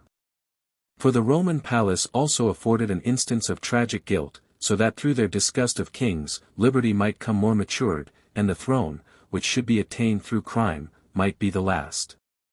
This L. Tarquinius, whether he was the son or grandson of Tarquinius Priscus is not clear. With the greater number of authorities, however, I would say, his son, had a brother, Baruns Tarquinius, a youth of a mild disposition. To these two, as has been already stated, the two Tullii, daughters of the king, had been married, they also being of widely different tempers. It had so happened that the two violent dispositions were not united in marriage, through the good fortune, I suspect, of the Roman people, in order that the reign of Servius might be more protracted, and the morals of the state be firmly established. The haughty Tullia was chagrined, that there was no material in her husband, either for ambition or bold daring. Directing all her regard to the other Tarquinius, him she admired, him she called a man, and one truly descended of royal blood. She expressed her contempt of her sister, because, having got a man, she was deficient in the spirit becoming a woman. Similarity of mind soon draws them together, as wickedness is in general most congenial to wickedness. But the commencement of producing general confusion originated with the woman. She, accustomed to the secret conversations of the other's husband, refrained not from using the most contumelious language of her husband to his brother, of her sister to her sister's husband, and contended that it were better that she herself were unmarried, and he single, than that they should be matched unsuitably, so that they must languish away through life by reason of the dastardly conduct of others. If the gods had granted her the husband of whom she was worthy, that she should soon see the crown in her own house, which she now saw at her father's. She soon inspires the young man with her own daring notions. Baruns Tarquinius and the younger Tullia, when they had, by immediate successive deaths, made their houses vacant for new nuptials, are united in marriage, Servius rather not prohibiting than approving the measure. Then indeed the old age of Servius began to be every day more disquieted, his reign to be more unhappy. For now the woman looked from one crime to another, and suffered not her husband to rest by night or by day, lest their past murders might go for nothing. That what she had wanted was not a person whose wife she might be called, or one with whom she might in silence live a slave, what she had wanted was one who would consider himself worthy of the throne. Who would remember that he was the son of Tarquinius Priscus, who would rather possess a kingdom than hope for it. If you, to whom I consider myself married, are such a one, I address you both as husband and king. But if not, our condition has been changed so far for the worse, as in that person crime is associated with meanness. Why not prepare yourself? It is not necessary for you, as for your father, coming here, from Corinth or Tarquinii, to strive for foreign thrones. Your household and country's gods, the image of your father, and the royal palace, and the royal throne in that palace, constitute and call you king. Or if you have too little spirit for this, why do you disappoint the nation? Why do you suffer yourself to be looked up to as a prince? Get hence to Tarquinii or Corinth. Sink back again to your original race, more like your brother than your father. By chiding him in these and other terms, she spurs on the young man. Nor can she herself rest. Indignant, that when Tanaquil, a foreign woman, could achieve so great a project, as to bestow 2 successive thrones on her husband, and then on her son-in-law, she, sprung from royal blood, should have no weight in bestowing and taking away a kingdom. Tarquinius, driven on by these frenzied instigations of the woman, began to go round and solicit the patricians, especially those of the younger families, reminded them of his father's kindness, and claimed a return for it. Enticed the young men by presents, increased his interest, as well by making magnificent promises on his own part, as by inveighing against the king at every opportunity. At length, as soon as the time seemed convenient for accomplishing his object, he rushed into the forum, accompanied by a party of armed men. Then, whilst all were struck with dismay, seating himself on the throne before the Senate House, he ordered the fathers to be summoned to the Senate House by the crier to attend King Tarquinius. They assembled immediately, some being already prepared for the occasion, some through fear, lest their not having come might prove detrimental to them, astounded at the novelty and strangeness of the matter, and considering that it was now all over with Servius. Then Tarquinius, commencing his invectives against his immediate ancestors, that a slave, and born of a slave, after the untimely death of his parent, without an interregnum being adopted, as on former occasions, without any comitia, being held, without the suffrages of the people, or the sanction of the fathers, he had taken possession of the kingdom as the gift of a woman. That so born, so created king, ever a favor of the most degraded class, to which he himself belongs, through a hatred of the high station of others, he had taken their land from the leading men of the state and divided it among the very meanest. That he had laid all the burdens, which were formerly common, on the chief members of the community. That he had instituted the census, in order that the fortune of the wealthier citizens might be conspicuous to excite public envy, and that all was prepared whence he might bestow largesses on the most needy, whenever he might please. When Servius, aroused by the alarming announcement, came in during this harangue, immediately from the porch of the Senate House, he says with a loud voice, "What means this, Tarquin? By what audacity hast thou dared to summon the fathers, while I am still alive? Or to sit on my throne?" To this, when he fiercely replied, that he, the son of a king, occupied the throne of his father, a much fitter successor to the throne than a slave. That he, Servius, had insulted his masters full long enough by his arbitrary shuffling, a shout arises from the partisans of both, and a rush of the people into the Senate House took place. And it became evident that whoever came off victor would have the throne. Then Tarquin, necessity itself now obliging him to have recourse to the last extremity, having much the advantage both in years and strength, seizes Servius by the middle, and having taken him out of the Senate House, throws him down the steps to the bottom. He then returns to the Senate House to assemble the Senate. The king's officers and attendants fly. He himself, almost lifeless, when he was returning home with his royal retinue frightened to death, and had arrived at the top of the Cyprian street, is slain by those who had been sent by Tarquin, and had overtaken him in his flight.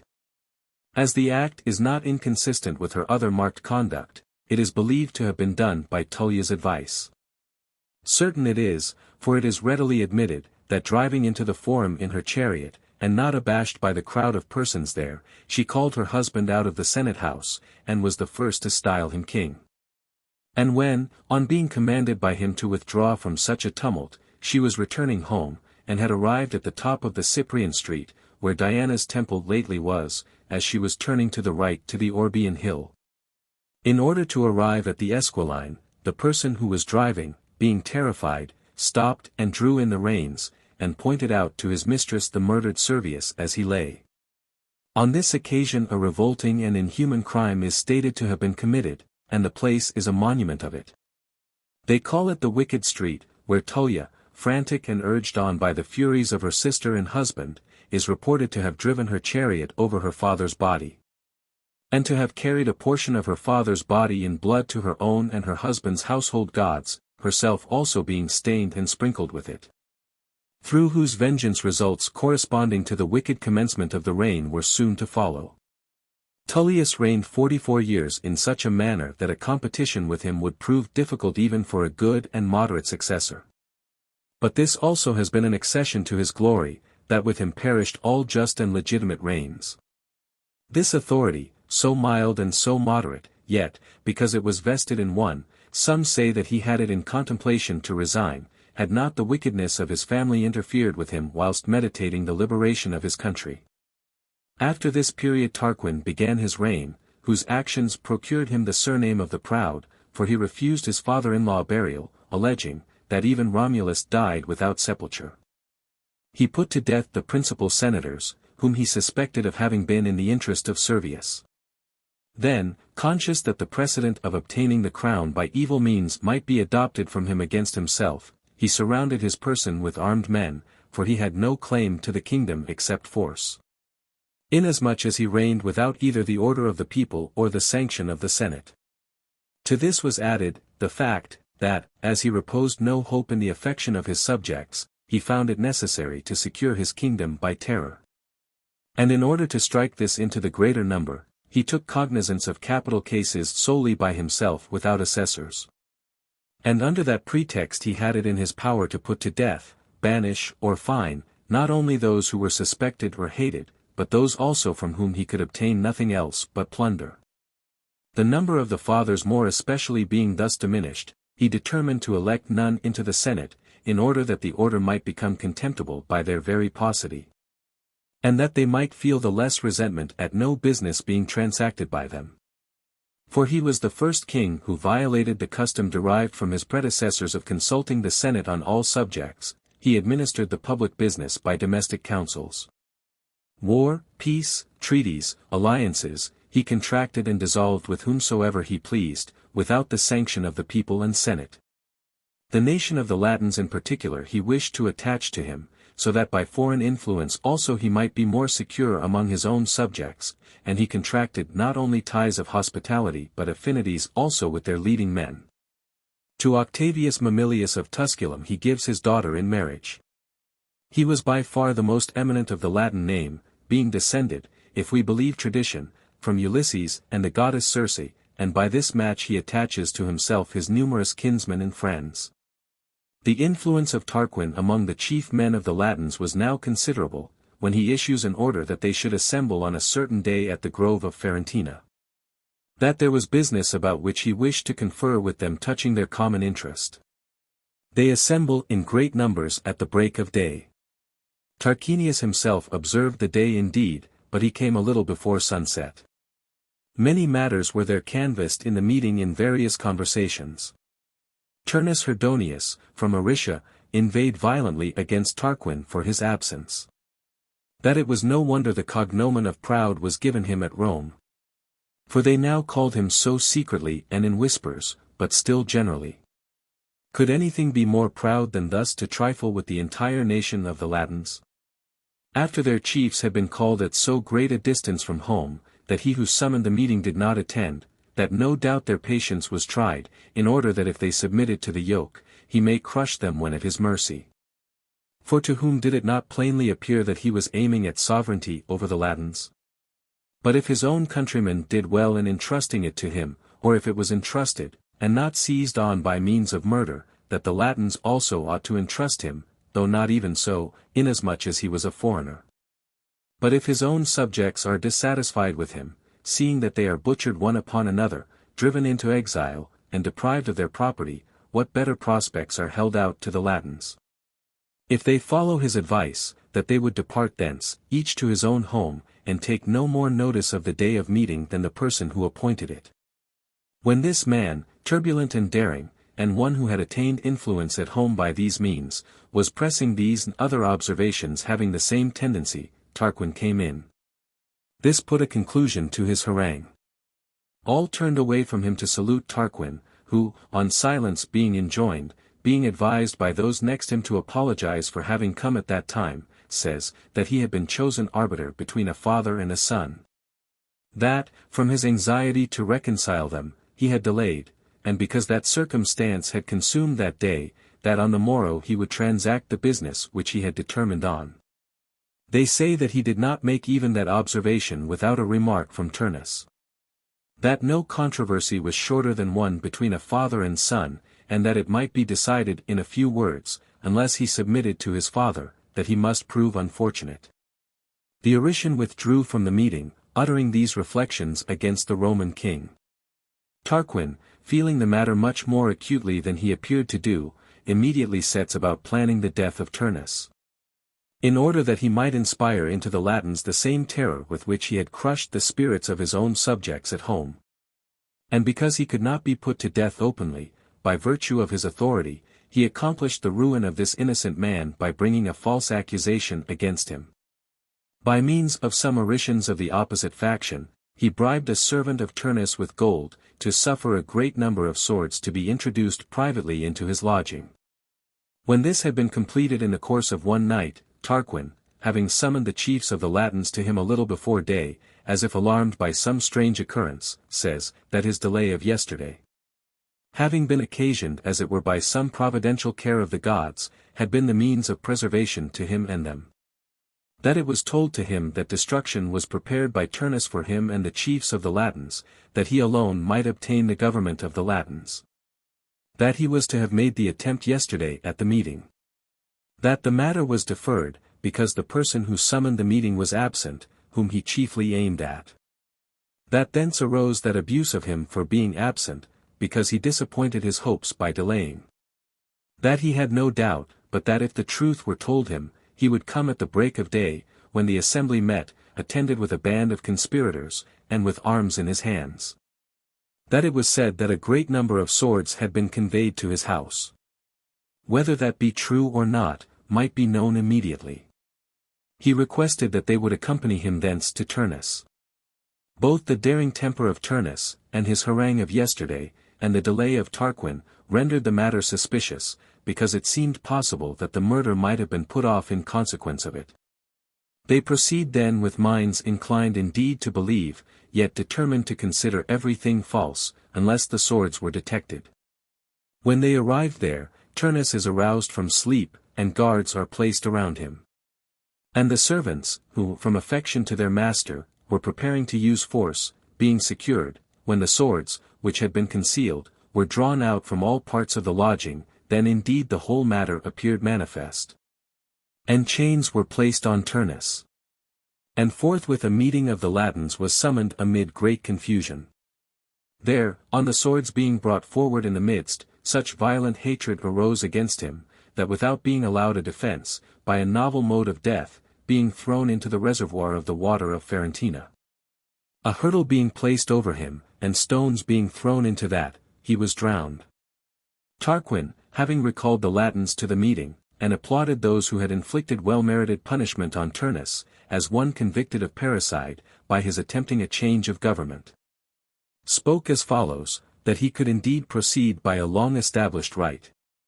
Because, since all the Latins were sprung from Alba, they were included in that treaty by which the entire Alban nation, with their colonies, fell under the dominion of Rome, under Tullus. However, for the sake of the interest of all parties, he thought rather, that that treaty should be renewed.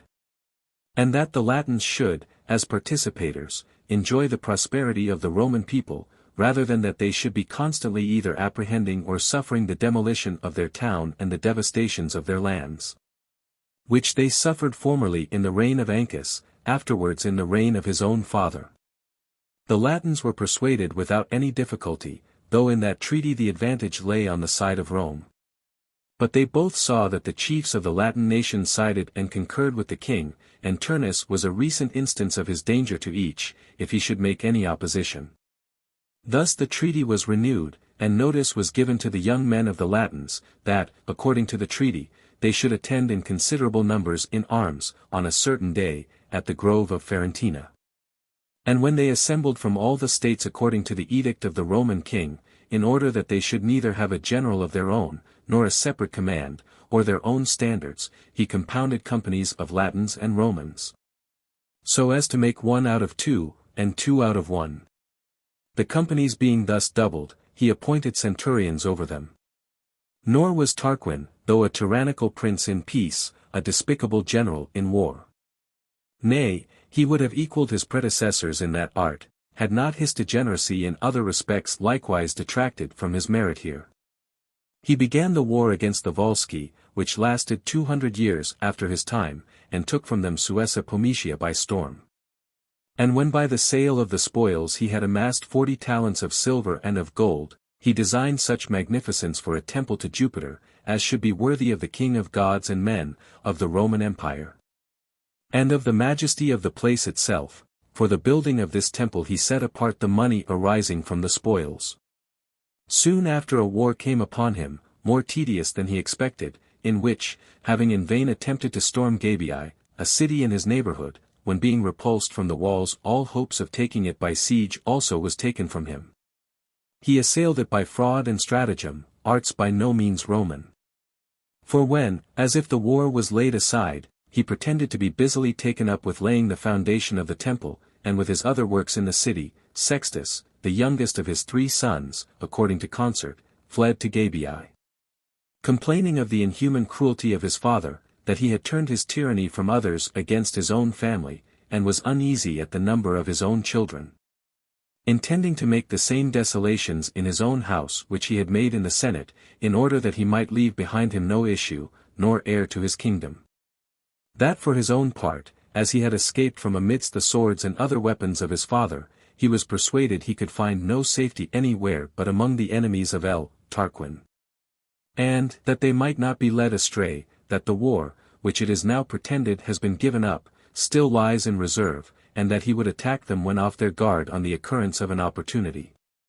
But if there be no refuge for suppliants among them, that he would traverse all Latium, and would apply to the Volscians, and Equians, and Hernicians. Until he should come to those who knew how to protect children from the impious and cruel persecution of parents. That perhaps he would find some ardor also to take up arms and wage war against this proud king and his haughty subjects. As he seemed a person likely to go further onward, incensed with anger, if they paid him no regard, he is received by the Gabians very kindly. They bid him not to be surprised, if he were at last the same to his children as he had been to his subjects and allies, that he would ultimately vent his rage on himself if other objects failed him. That his coming was very acceptable to them, and they thought that it would come to pass that by his aid the war would be transferred from the gates of Gabii to the walls of Rome. Upon this he was admitted into their public councils, where though, with regard to other matters, he professed to submit to the judgment of the old inhabitants of Gabii, to whom they were better known. Yet he every now and then advised them to renew the war. To that he pretended to a superior knowledge, because he was well acquainted with the strength of both nations, and knew that the king's pride was decidedly become hateful to his subjects, which not even his own children could now endure. As he thus by degrees stirred up the nobles of the Gabians to renew the war, went himself with the most active of their youth on plundering parties and expeditions, and ill-grounded credit was attached to all his words and actions. Framed as they were for deception, he is at length chosen general-in-chief in the war. There when, the people being still ignorant of what was really going on, several skirmishes with the Romans took place, wherein the Gabians generally had the advantage, then all the Gabians, from the highest to the lowest, were firmly persuaded that Sextus Tarquinius had been sent to them as their general, by the special favor of the gods. By his exposing himself to fatigues and dangers, and by his generosity in dividing the plunder, he was so beloved by the soldiers, that Tarquin the father had not greater power at Rome than the son at Gabii. When he saw he had got sufficient strength collected to support him in any undertaking, he sent one of his confidants to Rome to ask his father what he wished him to do, seeing the gods had granted him the sole management of all affairs at Gabii. To this courier no answer by word of mouth was given, because, I suppose, he appeared of questionable fidelity. The king going into a garden of the palace, as it were to consider of the matter, followed by his son's messenger. Walking there for some time in silence, he is said to have struck off the heads of the tallest poppies with his staff. The messenger, wearied with demanding and waiting for an answer, returned to Gabii as if without having accomplished his object, and told what he had said himself, and what he had observed, adding, that Tarquin, either through passion, aversion to him, or his innate pride, had not spoke a word. As soon as it became evident to Sextus what his father wished, and what conduct he recommended by those silent intimations, he put to death the most eminent men of the city, accusing some of them to the people, and others who were exposed by their own unpopularity. Many were executed publicly, and some, against whom an impeachment was likely to prove less specious, were secretly assassinated. Means of escape were to some allowed, and others were banished, and their estates, as well as the estates of those who were put to death, publicly distributed. By the sweets of corruption, plunder, and private advantage resulting from these distributions, the sense of the public calamities became extinguished in them, till the state of Gabii, destitute of counsel and assistance, was delivered without a struggle into the hands of the Roman king. Tarquin, thus put in possession of Gabii, made peace with the Equians, and renewed the treaty with the Etrurians. Then he turned his thoughts to the business of the city, the chief whereof was that of leaving behind him the temple of Jupiter on the Tarpeian Mount, as a monument of his name and reign, since posterity would remember, that of 2 Tarquinii, both kings, the father had vowed, the son completed it. And that the area, excluding all other forms of worship, might be entirely appropriated to Jupiter, and his temple, which was to be erected upon it, he resolved to unhallow several small temples and chapels, which had been vowed first by King Tatius, in the heat of the battle against Romulus, and which he afterwards consecrated and dedicated. In the very beginning of founding this work it is said that the gods exerted their divinity to presage the future greatness of this empire. For though the birds declared for the unhallowing of all the other temples, they did not admit of it with respect to that of Terminus. This omen and augury were taken to import that Terminus's not changing his residence, and being the only one of the gods who was not called out of the places devoted to their worship, presaged the duration and stability of their empire. This being deemed an omen of the perpetuity, there followed another portending the greatness of the empire. It is reported that the head of a man, with the face entire, appeared to the workmen when digging the foundation of the temple. The sight of this phenomenon unequivocally presaged that this temple should be the metropolis of the empire, and the head of the world. And so declared the soothsayers, both those who were in the city, and those whom they had sent for from Etruria, to consult on this subject. The king was encouraged to enlarge the expense, so that the spoils of Pometia, which had been destined to complete the work, scarcely sufficed for laying the foundation. On this account I am more inclined to believe Fabius Pictor, besides his being the more ancient historian, that there were only 40 talents, than Piso, who says that 40,000 pounds weight of silver were set apart for that purpose. A sum of money neither to be expected from the spoils of any one city in those times, and one that would more than suffice for the foundation of any structure, even though exhibiting the magnificence of modern structures. Tarquin, intent upon finishing this temple, having sent for workmen from all parts of Etruria, employed on it not only the public money, but the manual labor of the people. And when this labor, by no means inconsiderable in itself, was added to their military service, still the people murmured less at their building the temples of the gods with their own hands.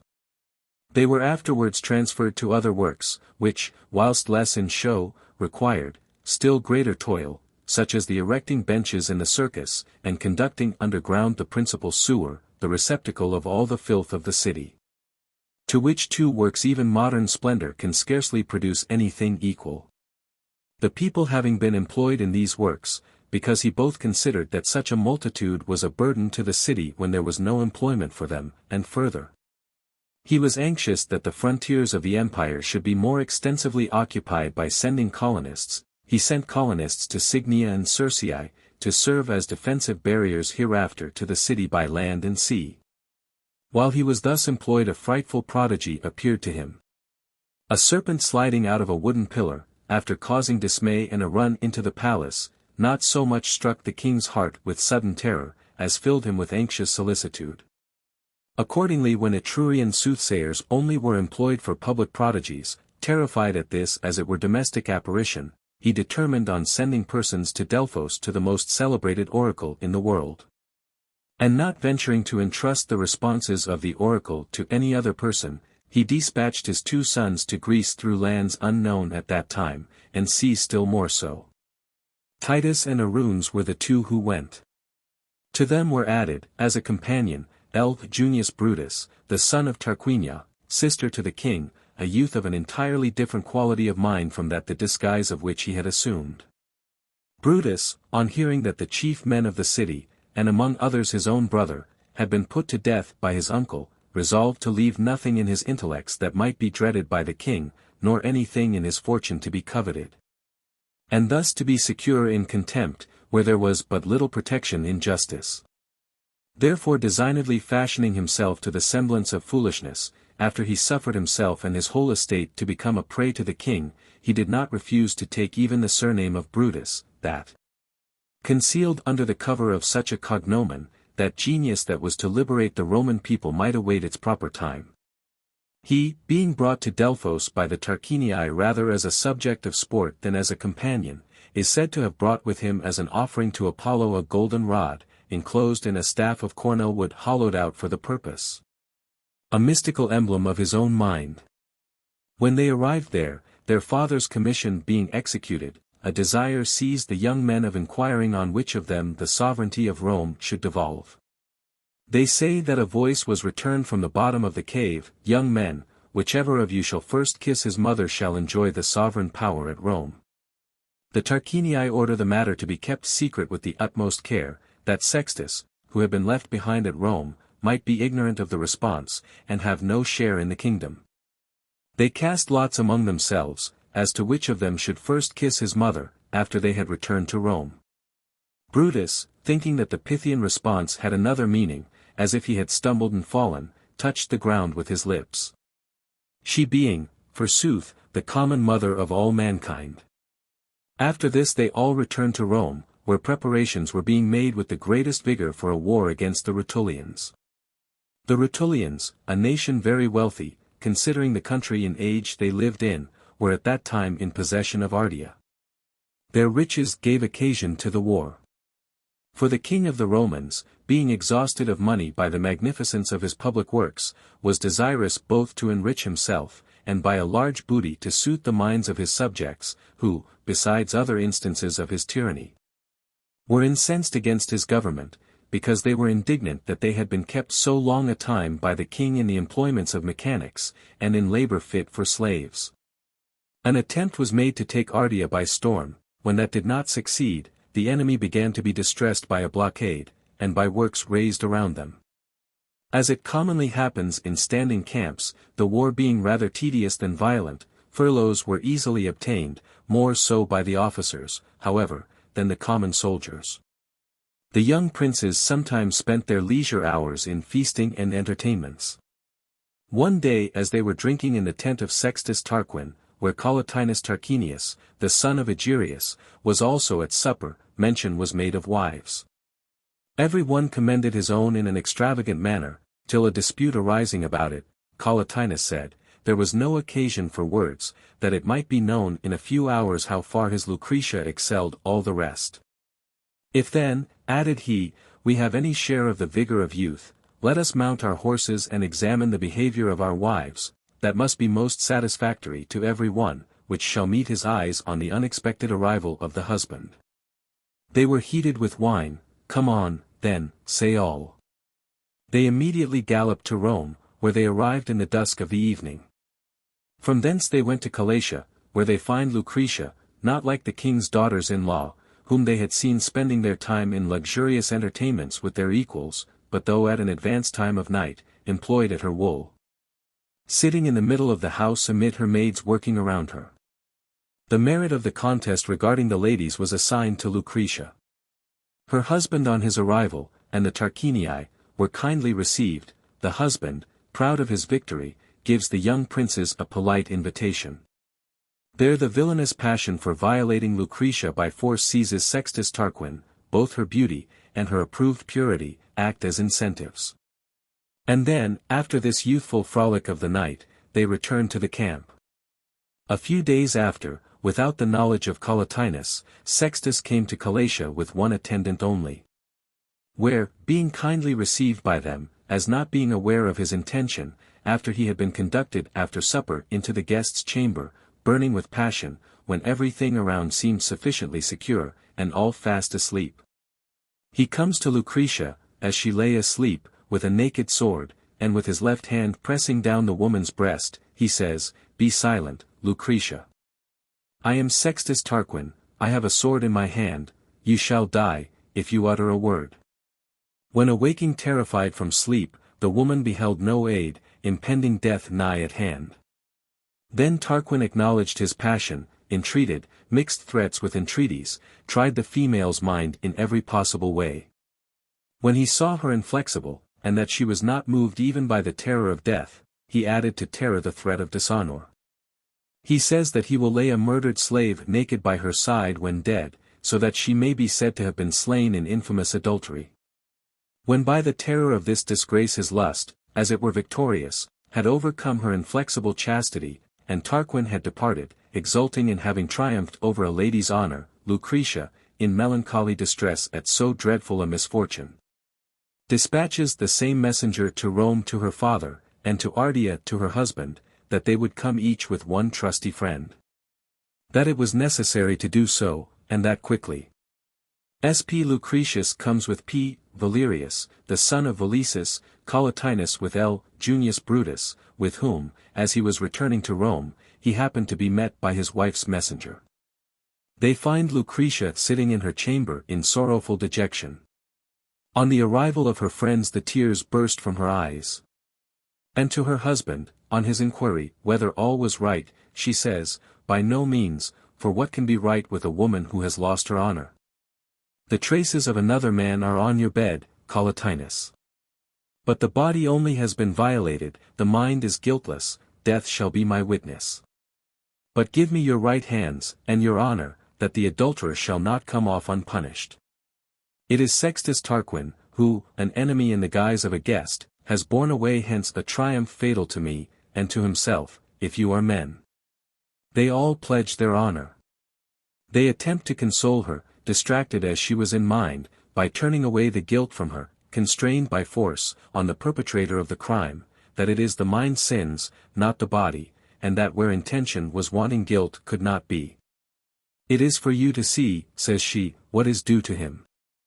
As for me, though I acquit myself of guilt, from punishment I do not discharge myself, nor shall any woman survive her dishonor pleading the example of Lucretia."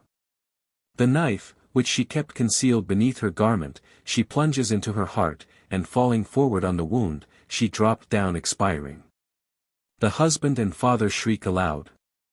Brutus, while they were overpowered with grief, having drawn the knife out of the wound, and holding it up before him reeking with blood, said, "By this blood, most pure before the pollution of royal villainy, I swear, and I call you, O gods, to witness my oath, that I shall pursue Lucius Tarquin the proud, his wicked wife, and all their race, with fire, sword, and all other means in my power.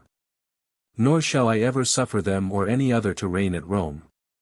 Then he gave the knife to Collatinus, and after him to Lucretius and Valerius, who were surprised at such extraordinary mind in the breast of Brutus. However, they all take the oath as they were directed, and converting their sorrow into rage, follow Brutus as their leader, who from that time ceased not to solicit them to abolish the regal power. They carry Lucretia's body from her own house, and convey it into the Forum, and assemble a number of persons by the strangeness and atrocity of the extraordinary occurrence, as usually happens. They complain, each for himself, of the royal villainy and violence. Both the grief of the father moves them, as also Brutus, the reprover of their tears and unavailing complaints, and their adviser to take up arms against those who dared to treat them as enemies, as would become men and Romans. Each most spirited of the youth voluntarily presents himself in arms, the rest of the youth follow also. From thence, after leaving an adequate garrison at the gates at Calatia, and having appointed sentinels, so that no one might give intelligence of the disturbance to the king's party, the rest set out for Rome in arms under the conduct of Brutus. When they arrived there, the armed multitude cause panic and confusion wherever they go. Again, when they see the principal men of the state placing themselves at their head, they think that, whatever it may be, it was not without good reason. Nor does the heinousness of the circumstance excite less violent emotions at Rome than it had done at Galatia. Accordingly they run from all parts of the city into the forum, whither, when they came, the public crier summoned them to attend the tribune of the cellars, with which office Brutus happened to be at that time vested. There an harangue was delivered by him, by no means of that feeling and capacity which had been counterfeited up to that day, concerning the violence and lust of Sextus Tarquin, the horrid violation of Lucretia and her lamentable death. The bereavement of Tricipitinus, to whom the cause of his daughter's death was more exasperating and deplorable than the death itself. To this was added the haughty insolence of the king himself, and the sufferings and toils of the people, buried in the earth in cleansing sinks and sewers. That the Romans, the conquerors of all the surrounding states, instead of warriors had become laborers and stone-cutters. The unnatural murder of King Servius Tullius was dwelt on, and his daughters driving over the body of her father in her impious chariot, and the gods who avenge parents were invoked by him. By stating these and other, I suppose, more exasperating circumstances, which though by no means easily detailed by writers, the heinousness of the case suggested at the time, he persuaded the multitude, already incensed, to deprive the king of his authority, and to order the banishment of L. Tarquin with his wife and children. He himself, having selected and armed some of the young men, who readily gave in their names, set out for Ardea to the camp to excite the army against the king.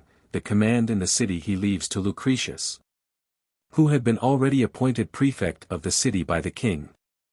During this tumult Tullia fled from her house, both men and women cursing her wherever she went, and invoking on her the Furies the avengers of parents. News of these transactions having reached the camp, when the king, alarmed at this sudden revolution, was going to Rome to quell the commotions, Brutus, for he had notice of his approach, turned out of the way, that he might not meet him. And much about the same time Brutus and Tarquin arrived by different routes, the one at Ardea, the other at Rome. The gates were shut against Tarquin, and an act of banishment passed against him. The deliverer of the state the camp received with great joy, and the king's sons were expelled. 2 of them followed their father, and went into banishment to Caira, a city of Etruria. Sextus Tarquin, having gone to Gabii, as to his own kingdom, was slain by the avengers of the old feuds, which he had raised against himself by his rapines and murders. Lucius Tarquin the Proud reigned 25 years, the regal form of government continued from the building of the city to this period of its deliverance, 244 years. 2 consuls, viz. Lucius Junius Brutus and Lucius Tarquinius Collatinus, were elected by the prefect of the city at the comitia by centuries, according to the commentaries of Servius Tullius. Book 2. Brutus binds the people by oath, never to suffer any king to reign at Rome, obliges Tarquinius Collatinus, his colleague, to resign the consulship, and leave the state. Beheads some young noblemen, and among the rest his own and his sister's sons, for a conspiracy to receive the kings into the city. In a war against the Veientians and Tarquinientians, he engages in single combat with Aruns the son of Tarquin the Proud, and expires at the same time with his adversary. The ladies mourn for him a whole year. The capital dedicated. Porsenna, king of Clusium, undertakes a war in favor of the Tarquins. Bravery of Horatius Coccles, and of Mucius. Porsenna concludes a peace on the receipt of hostages. Conduct of Cloelia. A.P. Claudius removes from the country of the Sabines to Rome. For this reason the Claudian tribe is added to the former number, which by this means are increased to 21. A. Postumius the dictator defeats at the Lake Regillus Tarquin the Proud, making war upon the Romans with an army of Latins. Secession of the commons to the Sacred Mount, brought back by Menenius Agrippa. 5 tribunes of the people created. Corioli taken by C. Marcius, from that he is surnamed Coriolanus. Banishment and subsequent conduct of C. M. Coriolanus. The agrarian law first made. S.P. Cassius condemned and put to death. Oppia, a Vestal virgin, buried alive for incontinence. The Fabian family undertake to carry on that war at their own cost and hazard, against the Veientians, and for that purpose send out 306 men in arms, who were all cut off. A.P. Claudius the consul decimates his army because he had been unsuccessful in the war with the Veientians, by their refusing to obey orders. An account of the wars with the Volscians, Equians, and Veientians, and the contests of the fathers with the commons. The affairs, civil and military, of the Roman people, henceforward free, their annual magistrates, and the sovereignty of the laws, more powerful than that of men, I shall now detail.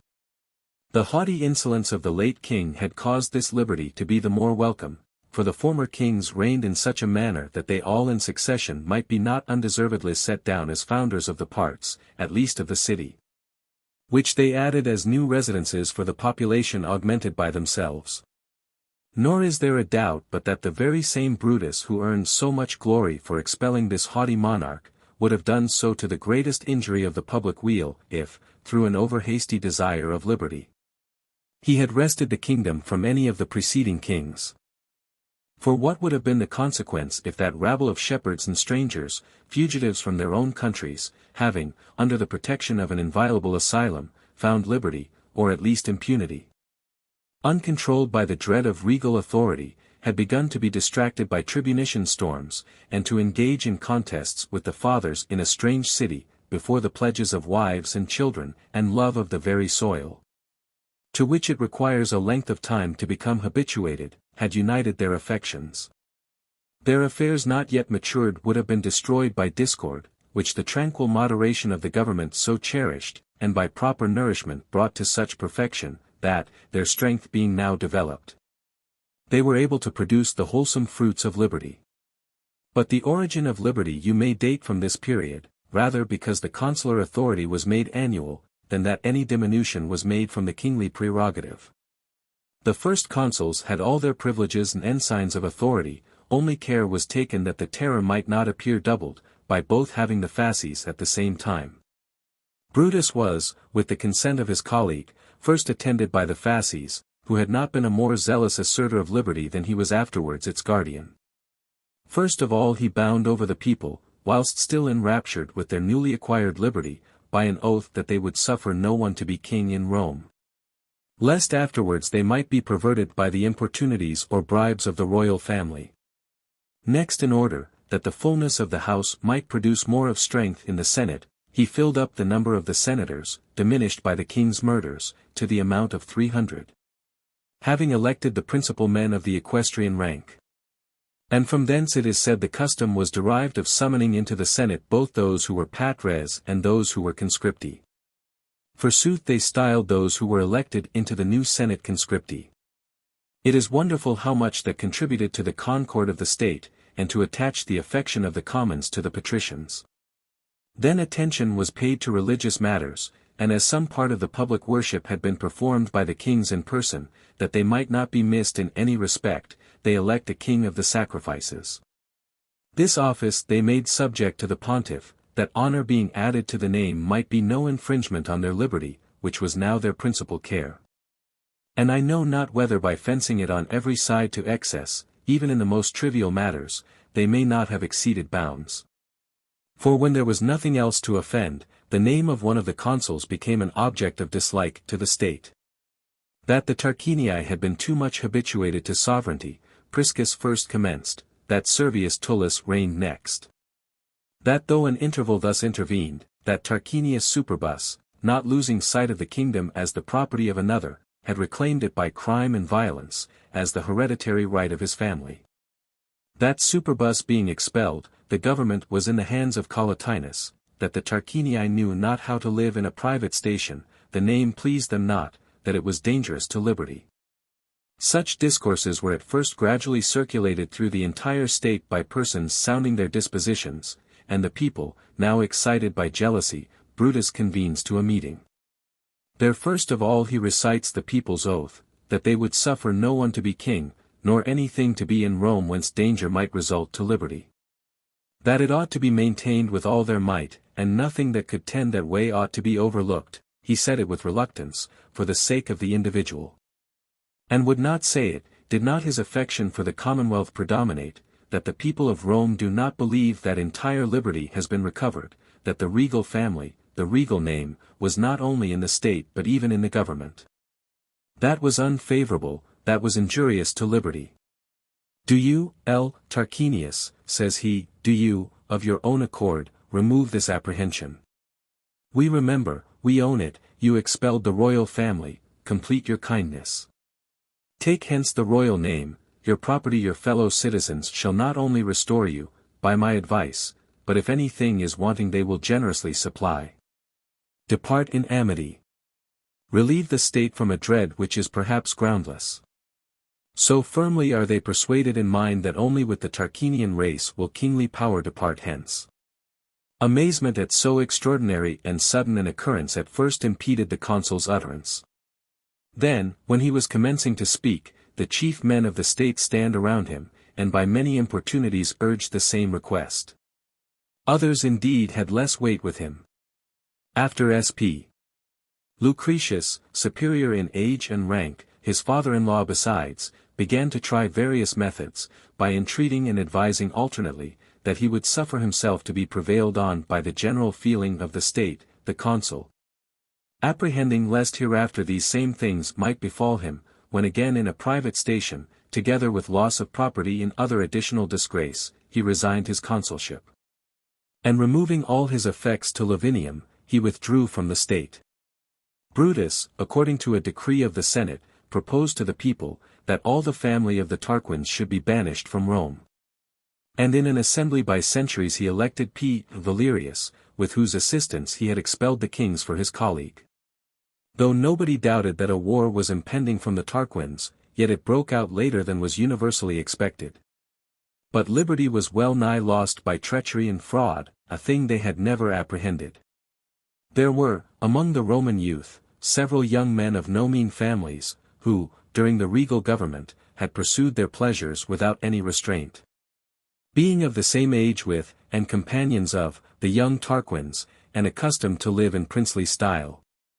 Longing for that licentiousness, now that the privileges of all were equalized, they complained that the liberty of others has been converted to their slavery, that a king was a human being, from whom you can obtain, where right or where wrong may be necessary.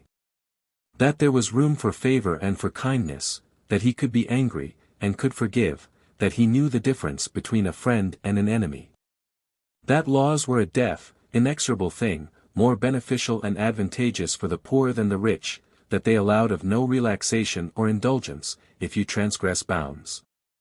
That it was a perilous state, amid so many human errors, to live solely by one's integrity. Whilst their minds were already thus discontented of their own accord, ambassadors from the royal family come unexpectedly, demanding restitution of their effects merely, without any mention of return. After their application was heard in the Senate, the deliberation on it lasted for several days, fearing, lest the non-restitution might be a pretext for war, and the restitution a fund and assistance for war. In the meantime the ambassadors were planning different schemes. Openly demanding the property, they secretly concerted measures for recovering the throne, and soliciting them as if for the object which appeared to be under consideration, they sound their feelings. To those by whom their proposals were favorably received they give letters from the Tarquins, and confer with them about admitting the royal family into the city secretly by night. The matter was first entrusted to brothers of the name of Vitellii and those of the name of Aquilii. A sister of the Vitellii had been married to Brutus the consul, and the issue of that marriage were young men, Titus and Tiberius. These also their uncles admit into a participation of the plot. Several young noblemen also were taken in as associates, the memory of whose names has been lost from distance of time. In the meantime, when that opinion had prevailed in the Senate, which recommended the giving back of the property, and the ambassadors made use of this as a pretext for delay in the city. Because they had obtained from the consuls time to procure modes of conveyance, by which they might convey away the effects of the royal family. All this time they spend in consulting with the conspirators, and by pressing they succeed in having letters given to them for the Tarquins. For otherwise how were they to believe that the accounts brought by the ambassadors on matters of such importance were not idle? The letters, given to be a pledge of their sincerity, discovered the plot. For when, the day before the ambassadors set out to the Tarquins, they had supped by chance at the house of the Vitellii, and the conspirators there in private discoursed much together concerning their new design, as is natural. One of the slaves, who had already perceived what was going on, overheard their conversation, but waited for the occasion when the letters should be given to the ambassadors, the detection of which would prove the transaction. When he perceived that they were given, he laid the whole affair before the consuls. The consuls, having left their home to seize the ambassadors and conspirators, crushed the whole affair without any tumult, particular care being taken of the letters, lest they should escape them. The traitors being immediately thrown into chains, a little doubt was entertained respecting the ambassadors, and though they deserved to be considered as enemies, the law of nations however prevailed. The question concerning the restitution of the tyrant's effects, which the Senate had formerly voted, came again under consideration. The fathers, fired with indignation, expressly forbade them either to be restored or confiscated. They were given to be rifled by the people, that after being made participators in the royal plunder, they might lose for ever all hopes of a reconciliation with the Tarquins. A field belonging to them, which lay between the city and the Tiber, having been consecrated to Mars, has been called the Campus Martius. It happened that there was a crop of corn upon it ready to be cut down, which produce of the field, as they thought it unlawful to use. After it was reaped, a great number of men carried the corn and straw in baskets, and threw them into the Tiber, which then flowed with shallow water, as is usual in the heat of summer. That thus the heaps of corn as it stuck in the shallows became settled when covered over with mud, by these and the afflux of other things, which the river happened to bring thither, an island was formed by degrees. Afterwards I believe that mounds were added, and that aid was afforded by art, that a surface so well raised might be firm enough for sustaining temples and porticos. After plundering the tyrant's effects, the traitors were condemned and capital punishment inflicted. Their punishment was the more remarkable, because the consulship imposed on the father the office of punishing his own children, and him who should have been removed as a spectator, fortune assigned as the person to exact the punishment. Young men of the highest quality stood tied to a stake, but the consul's sons attracted the eyes of all the spectators from the rest of the criminals, as from persons unknown. Nor did the people pity them more on account of the severity of the punishment, than the horrid crime by which they had deserved it. That they, in that year particularly, should have brought themselves to betray into the hands of Tarquin, formerly a proud tyrant, and now an exasperated exile, their country just delivered, their father its deliverer. The consulate which took its rise from the family of the Junii, the fathers, the people, and whatever belonged either to the gods or the citizens of Rome. The consuls seated themselves in their tribunal, and the lictors, being dispatched to inflict punishment, strip them naked, beat them with rods, and strike off their heads.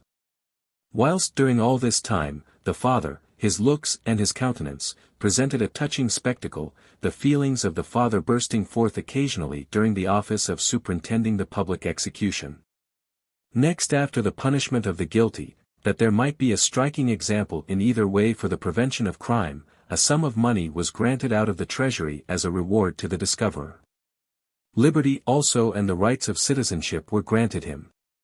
He is said to have been the first person made free by the vindicta. Some think even that the term vindicta is derived from him. After him it was observed as a rule, that those who were set free in this manner were supposed to be admitted to the rights of Roman citizens.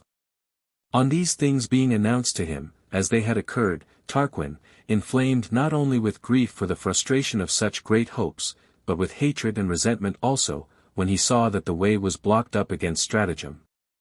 Considering that he should have recourse to war openly, went round as a suppliant to the cities of Etruria, that they should not suffer him, sprung from themselves, of the same blood, exiled and in want, lately in possession of so great a kingdom, to perish before their eyes, with the young men his sons. That others had been invited to Rome from foreign lands to the throne, that he, a king, extending the Roman Empire by his arms, was driven out by those nearest to him by a villainous conspiracy. That they had by violence divided the parts among themselves, because no one individual among them was deemed sufficiently deserving of the kingdom. That they had given up his effects to the people to be pillaged by them, that no one might be free from that guilt. That he was desirous to recover his country and his kingdom, and to punish his ungrateful subjects. That they should bring succor and aid him, that they might also revenge the injuries done to them of old, their legions so often slaughtered, their land taken from them. These arguments prevailed on the people of Veii, and with menaces they declare that now at least, under the conduct of a Roman general, their former disgrace should be wiped off, and what they had lost in war should be recovered. His name and relation to them induced the people of Tarquinii to take part with him. It seemed an honor that their countrymen should reign at Rome. Therefore the two armies of these two states followed Tarquin in order to recover his kingdom, and to take vengeance upon the Romans. When they entered the Roman territories, the consuls marched to meet them. Valerius led up the foot in a square battalion, and Brutus marched before with his horse to reconnoiter the enemy. Their cavalry likewise came up first. Varus, Tarquin's son, commanded it. The king himself followed with the legions. Varus, when he knew at a distance by the lictors that it was a consul, and on coming nigher discovered for certain that it was Brutus by his face, all inflamed with rage, he cried out, "There is the villain who has banished us from our native country. See how he rides in state adorned with the ensigns of our dignity. Now assist me, gods, the avengers of kings." He put spurs to his horse and drove furiously against the consul. Brutus perceived the attack made on him. As it was honorable in these days for the generals to engage in combat, he eagerly offered himself to the combat. They encountered one another with such furious animosity, neither mindful of protecting his own person, provided he could wound his adversary. So that both, transfixed through the buckler by the blow from the opposite direction, fell lifeless from their horses, entangled together by the two spears. The engagement between the rest of the horse commenced at the same time, and soon after the foot came up. There they fought with doubtful success, and as it were with equal advantage, and the victory doubtful. The right wings of both armies were victorious and the left worsted. The Veientians, accustomed to be discomfited by the Roman soldiers, were routed and put to flight. The Tarquinienses, who were a new enemy, not only stood their ground, but even on their side obliged the Romans to give way. After the issue of this battle, so great a terror seized Tarquin and the Etrurians, that both the armies, the Veientian and Tarquinian, giving up the matter as impracticable, departed to their respective homes. They annexed strange incidents to this battle, that in the silence of the next night a loud voice was emitted from the Arsian wood. That it was believed to be the voice of Silvanus. These words were spoken, that more of the Etrurians by one had fallen in the battle, that the Roman was victorious in the war. Certainly the Romans departed thence as victors, the Etrurians as vanquished. For as soon as it was light and not one of the enemy was now to be seen, Valerius the consul collected the spoils, and returned thence in triumph to Rome. His colleague's funeral he celebrated with all the magnificence then possible. But a far greater honor to his death was the public sorrow, singularly remarkable in this particular, that the matrons mourned him a year, as a parent, because he had been so vigorous an avenger of violated chastity. Afterwards the consul who survived, so changeable are the minds of the people, from great popularity, encountered not only jealousy, but suspicion, originating in an atrocious charge. Report represented that he aspired to the crown, because he had not substituted a colleague in the room of Brutus, and was building a house on the summit of Mount Velia. That there would be there an impregnable fortress on an elevated and well-fortified place. When these things, thus circulated and believed, affected the consul's mind with indignation, having summoned the people to an assembly, he mounts the rostrum, after lowering the fasces. It was a grateful sight to the multitude that the insignia of authority were lowered to them, and that an acknowledgment was made, that the majesty and power of the people were greater than that of the consul. When they were called to silence, Valerius highly extolled the good fortune of his colleague, who after delivering his country had died vested with the supreme power, fighting bravely in defense of the commonwealth. When his glory was in its maturity, and not yet converted into jealousy. That he himself, having survived his glory, now remained as an object of accusation and calumny, that from the liberator of his country he had fallen to the level of the Aquilii and Vitellii. Will no merit then, says he, ever be so tried and approved by you, as to be exempted from the attacks of suspicion? Could I apprehend that myself, the bitterest enemy of kings, should fall under the charge of a desire of royalty? Could I believe that, even though I dwelt in the very citadel and the capital, that I could be dreaded by my fellow citizens? Does my character among you depend on so mere a trifle? Is my integrity so slightly founded, that it makes more matter where I may be, than what I may be? The house of Publius Valerius shall not stand in the way of your liberty, Romans, the Velian mount shall be secure to you. I will not only bring down my house into the plain, but I will build it beneath the hill, that you may dwell above me a suspected citizen. Let those build on the Velian mount to whom liberty is more securely entrusted than to P. Valerius. Immediately all the materials were brought down to the foot of the Velian mount, and the house was built at the foot of the hill where the Temple of Victory now stands. After this laws were passed, which not only cleared him of all suspicions of aiming at the regal power, but had so contrary a tendency, that they made him popular. From thence he was surnamed Publicola. Above all, the laws regarding an appeal to the people against the magistrates, and that devoting the life and property of any one who should form a design of assuming regal authority, were grateful to the people. And after he had passed these while sole consul, so that the merit in them was exclusively his own, he then held an assembly for the election of a new colleague.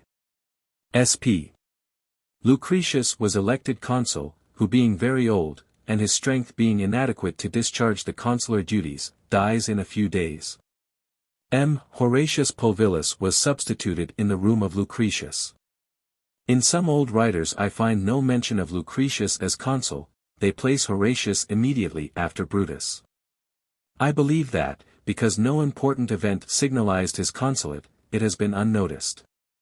Jupiter's temple in the Capitol had not yet been dedicated, the consuls Valerius and Horatius cast lots which should dedicate it.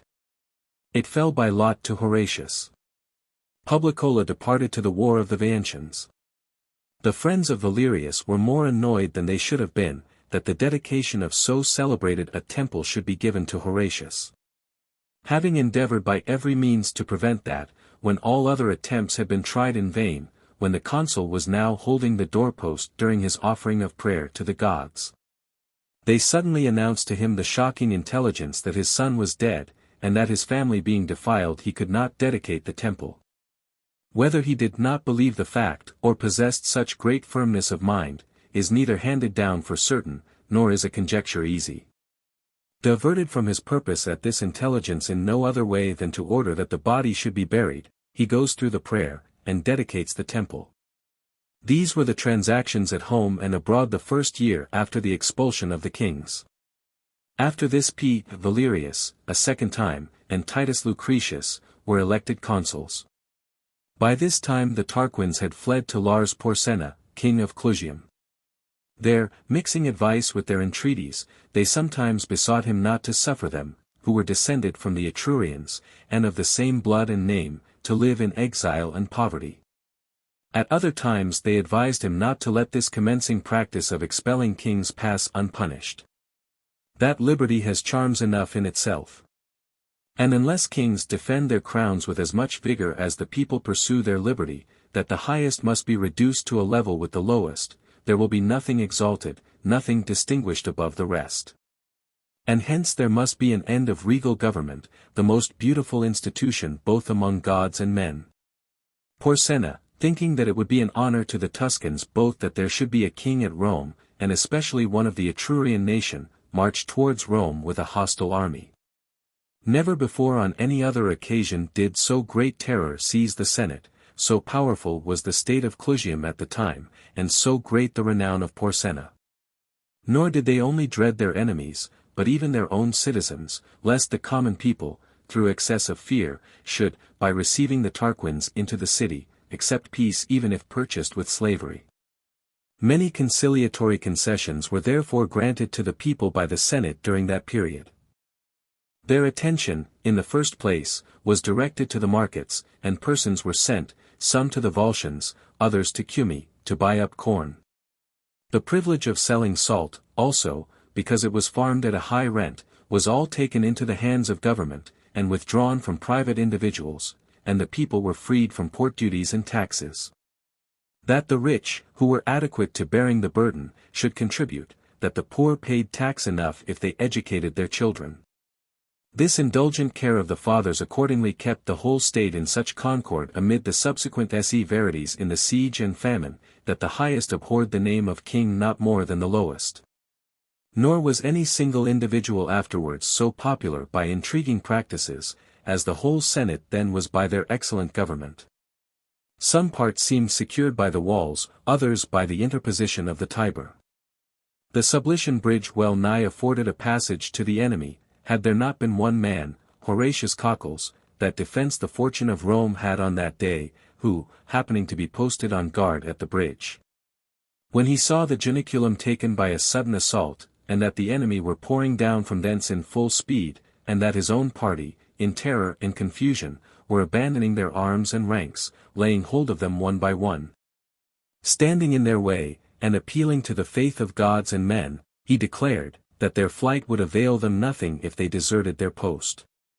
If they passed the bridge and left it behind them, there would soon be more of the enemy in the Palladium and Capitol than in the Janiculum. For that reason he advised and charged them to demolish the bridge, by their sword, by fire, or by any means whatever, that he would stand the shock of the enemy as far as could be done by one man. He then advances to the first entrance of the bridge, and being easily distinguished among those who showed their backs in retreating from the fight, facing about to engage the foe hand to hand, by his surprising bravery he terrified the enemy. 2. Indeed a sense of shame kept with him, S.P. Lartius and T. Herminius, men eminent for their birth, and renowned for their gallant exploits.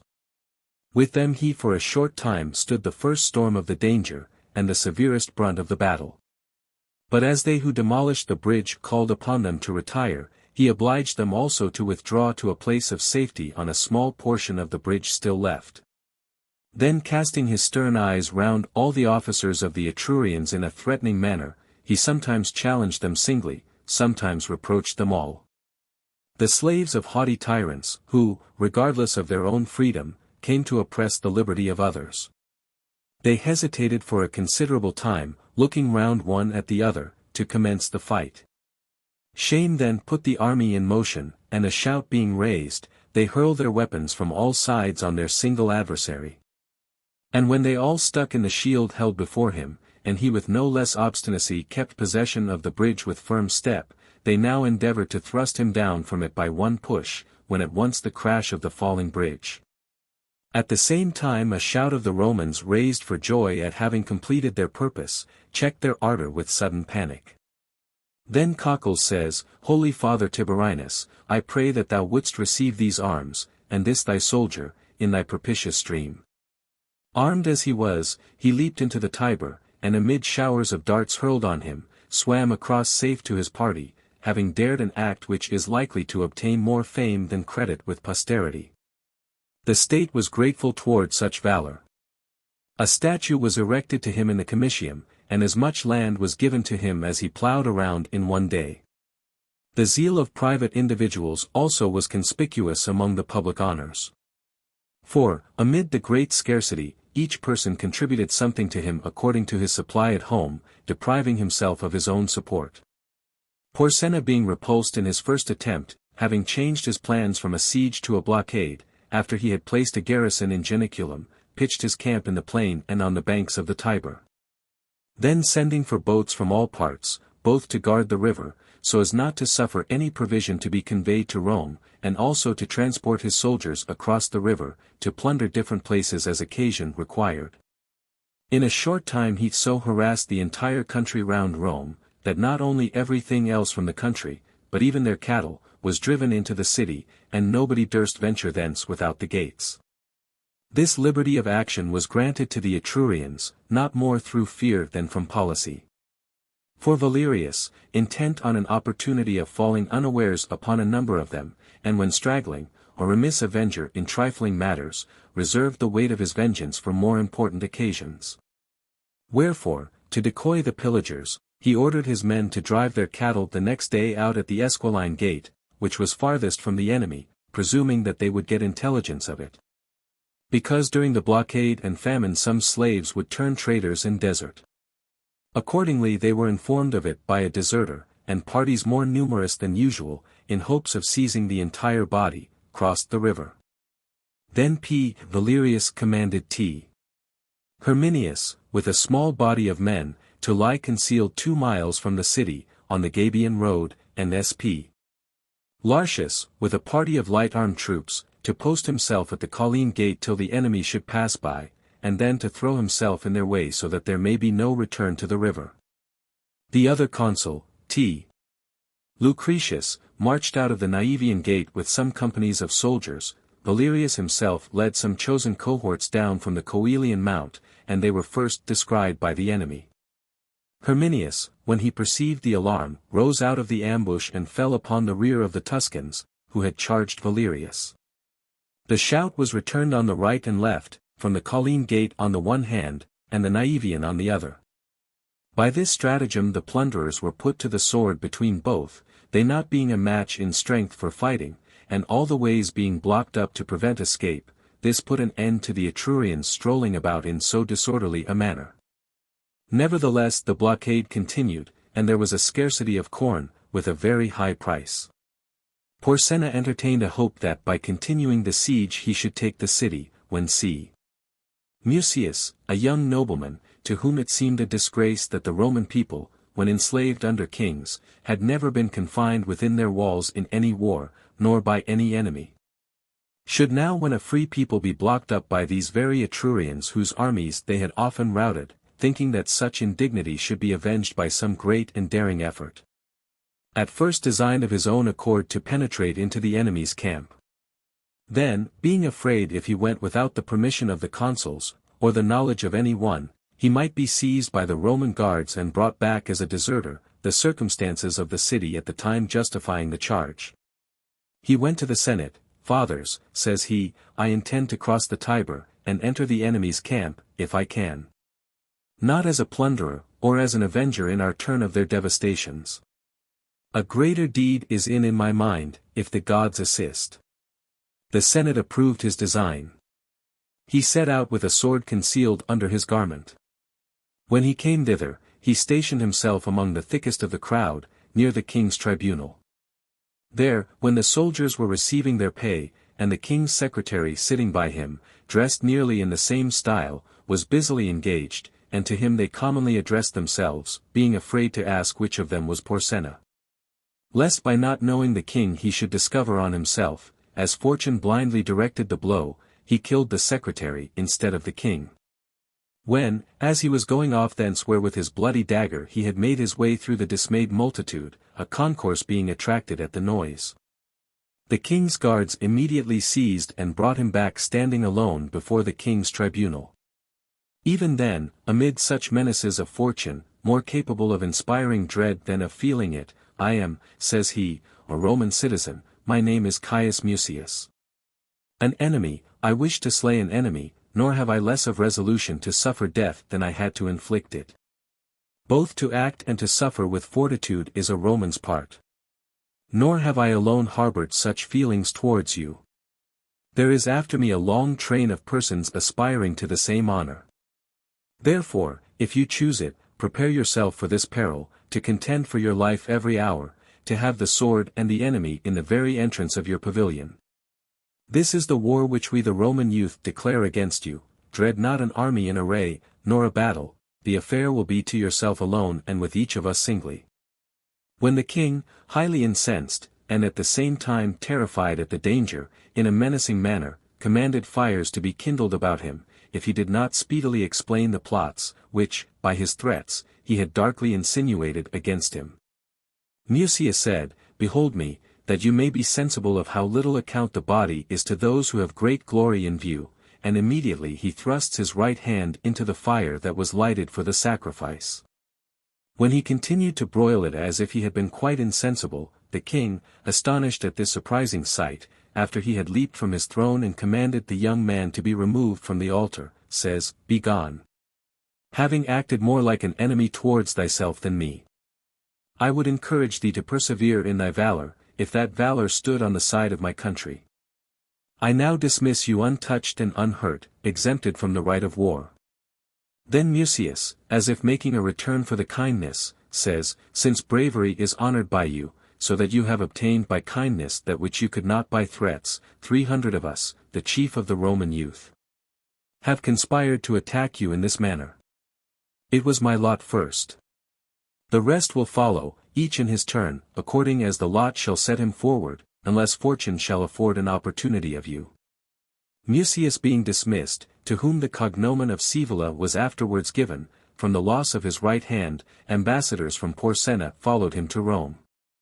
The risk of the first attempt, from which nothing had saved him but the mistake of the assailant, and the risk to be encountered so often in proportion to the number of conspirators, made so strong an impression upon him, that of his own accord he made propositions of peace to the Romans.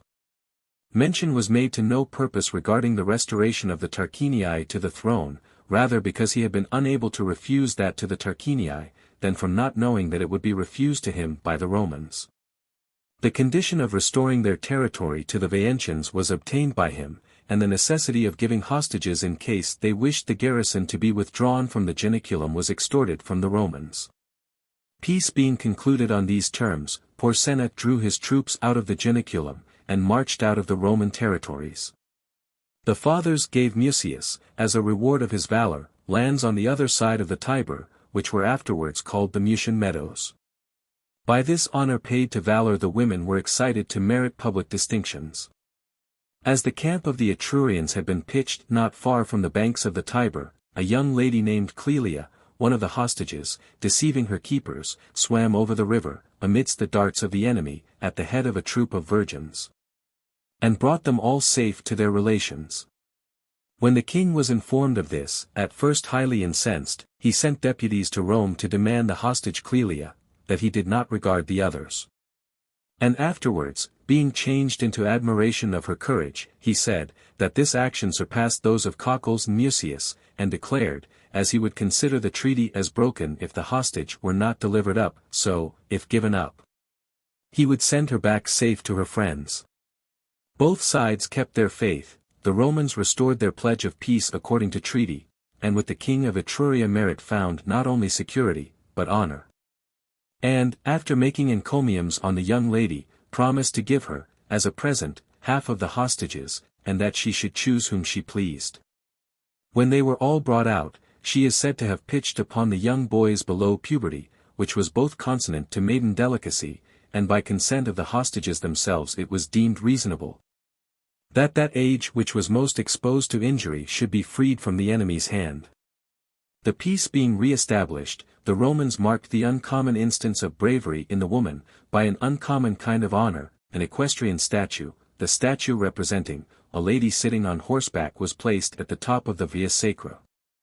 Inconsistent with this so peaceful a departure of the Etrurian king from the city, is the custom handed down from the ancients, and which continues down to our times among other usages at public sales. I mean, that of selling the goods of King Porsenna.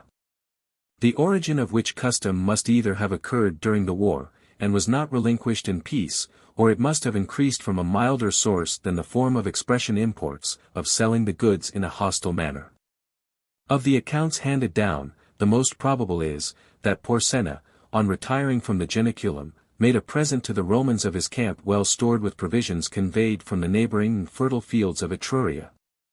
The city being then exhausted by the long siege. That this, lest it should be carried away in a hostile manner, by the people being admitted in, was then sold, and called the goods of Porsenna, the expression rather importing gratitude for the gift, than an auction of the king's property, which never even was in the power of the Roman people. Porsenna, after ending the Roman war, that his army might not seem to have been led into these parts without effecting anything, sent his son Aruns with a part of his forces to besiege Aricia. The matter not being expected, the Aricians were at first terrified, afterwards assistance, which was sent for from the people of Latium and Cumae, inspired so much hope, that they ventured to meet them in the field. At the commencement of the battle the Etrurians attacked the Aricians so furiously, that they routed them at the first onset. But the Cuman cohorts, opposing stratagem to force, moved off a little to one side, and when the enemy were carried beyond them in great disorder, they faced about and charged them in the rear. By this means the Etrurians, when they had almost got the victory, were enclosed and cut to pieces. A very small part of them, having lost their general, because they had no nearer refuge, came to Rome without their arms, in the condition and with the air of suppliants. There they were kindly received and provided with lodgings. When their wounds were cured, many of them went home and told the kind hospitality they had met with. Affection for their hosts and for the city detained many at Rome. A place was assigned them to dwell in, which they have ever since called the Tuscan Street. Then P. Lucretius and P. Valerius Publicola were elected consuls. This year ambassadors came from Porsenna for the last time, regarding the restoration of Tarquin to the throne. And when they were answered, that the Senate would send deputies to the king. Some of the principal persons of that order were forthwith dispatched to represent to him, that it was not because the answer could not have been given in a few words, that the royal family would not be received. That select members of the Senate had been deputed to him, rather than an answer given to his ambassadors at Rome. But, it was done, that all mention of the matter might be put an end to forevermore, and that their minds might not be disturbed amid so many mutual acts of kindness, by his requiring what was adverse to the liberty of the Roman people. And by their denying to him to whom they would willingly deny nothing, unless they would submit to their own ruin. That the Roman people were not now under a kingly government, but in a state of freedom, and were firmly determined rather to open their gates to enemies than to kings.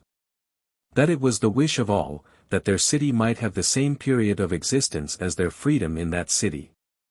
Wherefore, if he wished Rome to be safe, they entreated that he would suffer it to be free. The king, overcome by modesty, says, "Since it is your firm and fixed resolve, I will neither tease you by repeatedly urging these same subjects more frequently. Nor will I disappoint the Tarquinii by holding out hopes of aid which it is not in my power to give them. Whether they have need of peace, or of war, let them seek another place from here for their exile, that nothing may disturb the peace between you and me."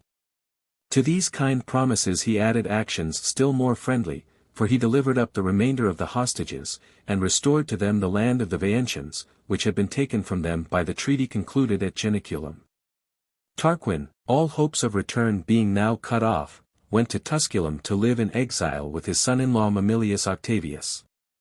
Thus the peace between Porsenna and the Romans was inviolably preserved.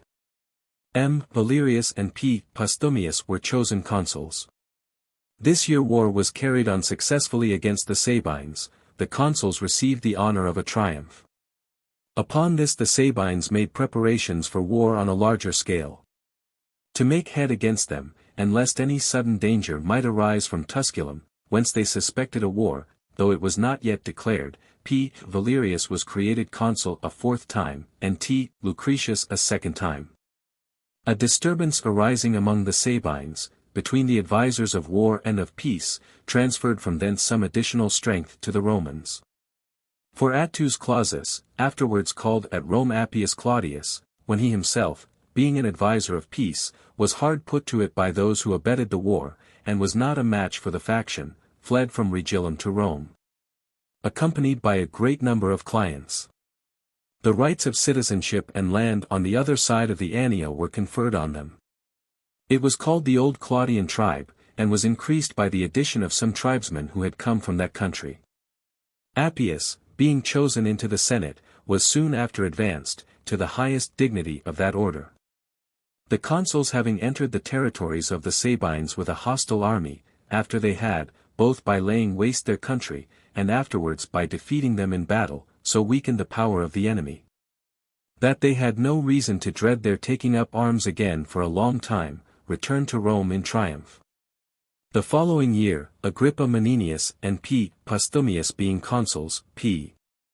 Valerius, allowed by universal consent to be the ablest man in Rome, in the arts both of peace and war, died in the height of glory, but so poor, that means to defray the expenses of his funeral were wanting, he was buried at the public charge. The matrons mourned for him as they had done for Brutus.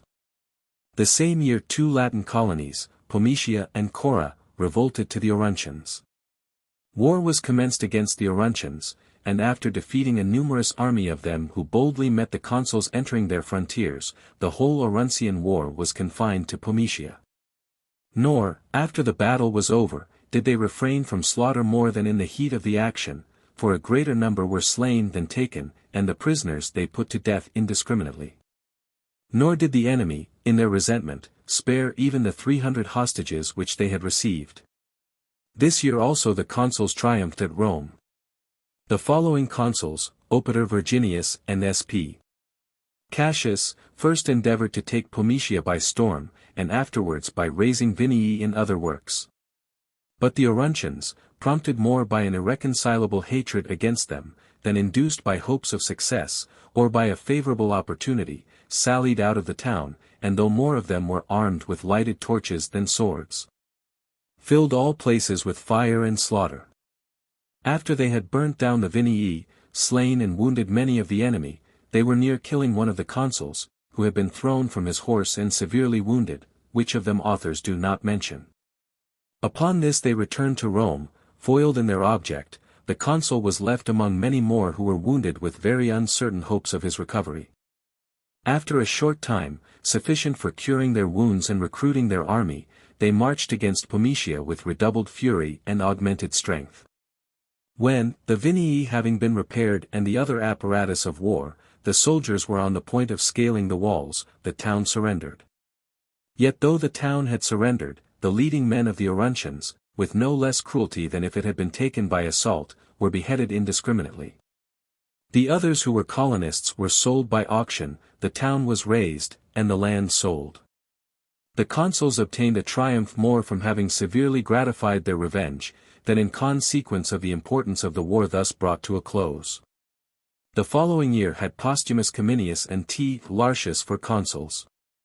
On this year, during the celebration of the games at Rome, as some of the courtesans were being carried off by some of the Sabine youth in a frolic, a mob having assembled, a scuffle ensued, and almost a battle. And from this inconsiderable affair the whole nation seemed inclined to a renewal of hostilities. Besides the dread of the Latin war, this accession was further made to their fears. Certain intelligence was received that 30 different states had entered into a confederacy against them, at the instigation of Octavius Mamilius. While the city was perplexed amid this expectation of such important events, mention was made for the first time of nominating a dictator. But in what year or who the consuls were in whom confidence was not reposed, because they were of the Tarquinian faction, for that also is recorded, or who was elected dictator for the first time, is not satisfactorily established. Among the oldest writers however I find that Titus Lartius was appointed the first dictator, and Spurius Cassius master of the horse. They chose men of consular dignity, for so the law, made for the election of a dictator, ordained. For this reason, I am more inclined to believe that Lartius, who was of consular rank, was annexed to the consuls as their director and master, rather than Manius Valerius, the son of Marcus and grandson of Valesus, who had not yet been consul. For, had they intended to choose a dictator from that family in particular, they would much rather have chosen his father, Marcus Valerius, a consular person, and a man of distinguished merit. On the creation of the dictator first at Rome, when they saw the axes carried before him, great awe struck the common people, so that they became more submissive to obey orders. For neither was there now, as under the consuls who possessed equal power, the assistance of one of the two, nor was there appeal, nor was there any resource anywhere but in attentive submission. The creation of a dictator at Rome terrified the Sabines, and the more effectually, because they thought he was created on their account. Wherefore they sent ambassadors to sue for peace, to whom, when earnestly entreating the dictator and senate to pardon the young men's offense, an answer was given that the young men could easily be forgiven, but not the old men, who continually raised one war after another. Nevertheless they continued to treat about a peace, and it would have been granted, if the Sabines would bring themselves to make good the expenses incurred on the war, for that was demanded. War was proclaimed, a tacit truce kept the year quiet. Servius Sulpicius and M. Tullius were consuls the next year, nothing worth mentioning happened. Then T. Abusius and C. Vitusius. In their consulship, Fidene was besieged, Crustamiria taken, and Praeneste revolted from the Latins to the Romans. Nor was the Latin war, which had been fomenting for several years, any longer deferred. A. Postumius dictator, and T. Abusius his master of the horse, marching with a numerous army of horse and foot, met the enemy's forces at the Lake Regillus, in the territory of Tusculum, and, because it was heard that the Tarquins were in the army of the Latins, their rage could not be restrained, but they must immediately come to an engagement.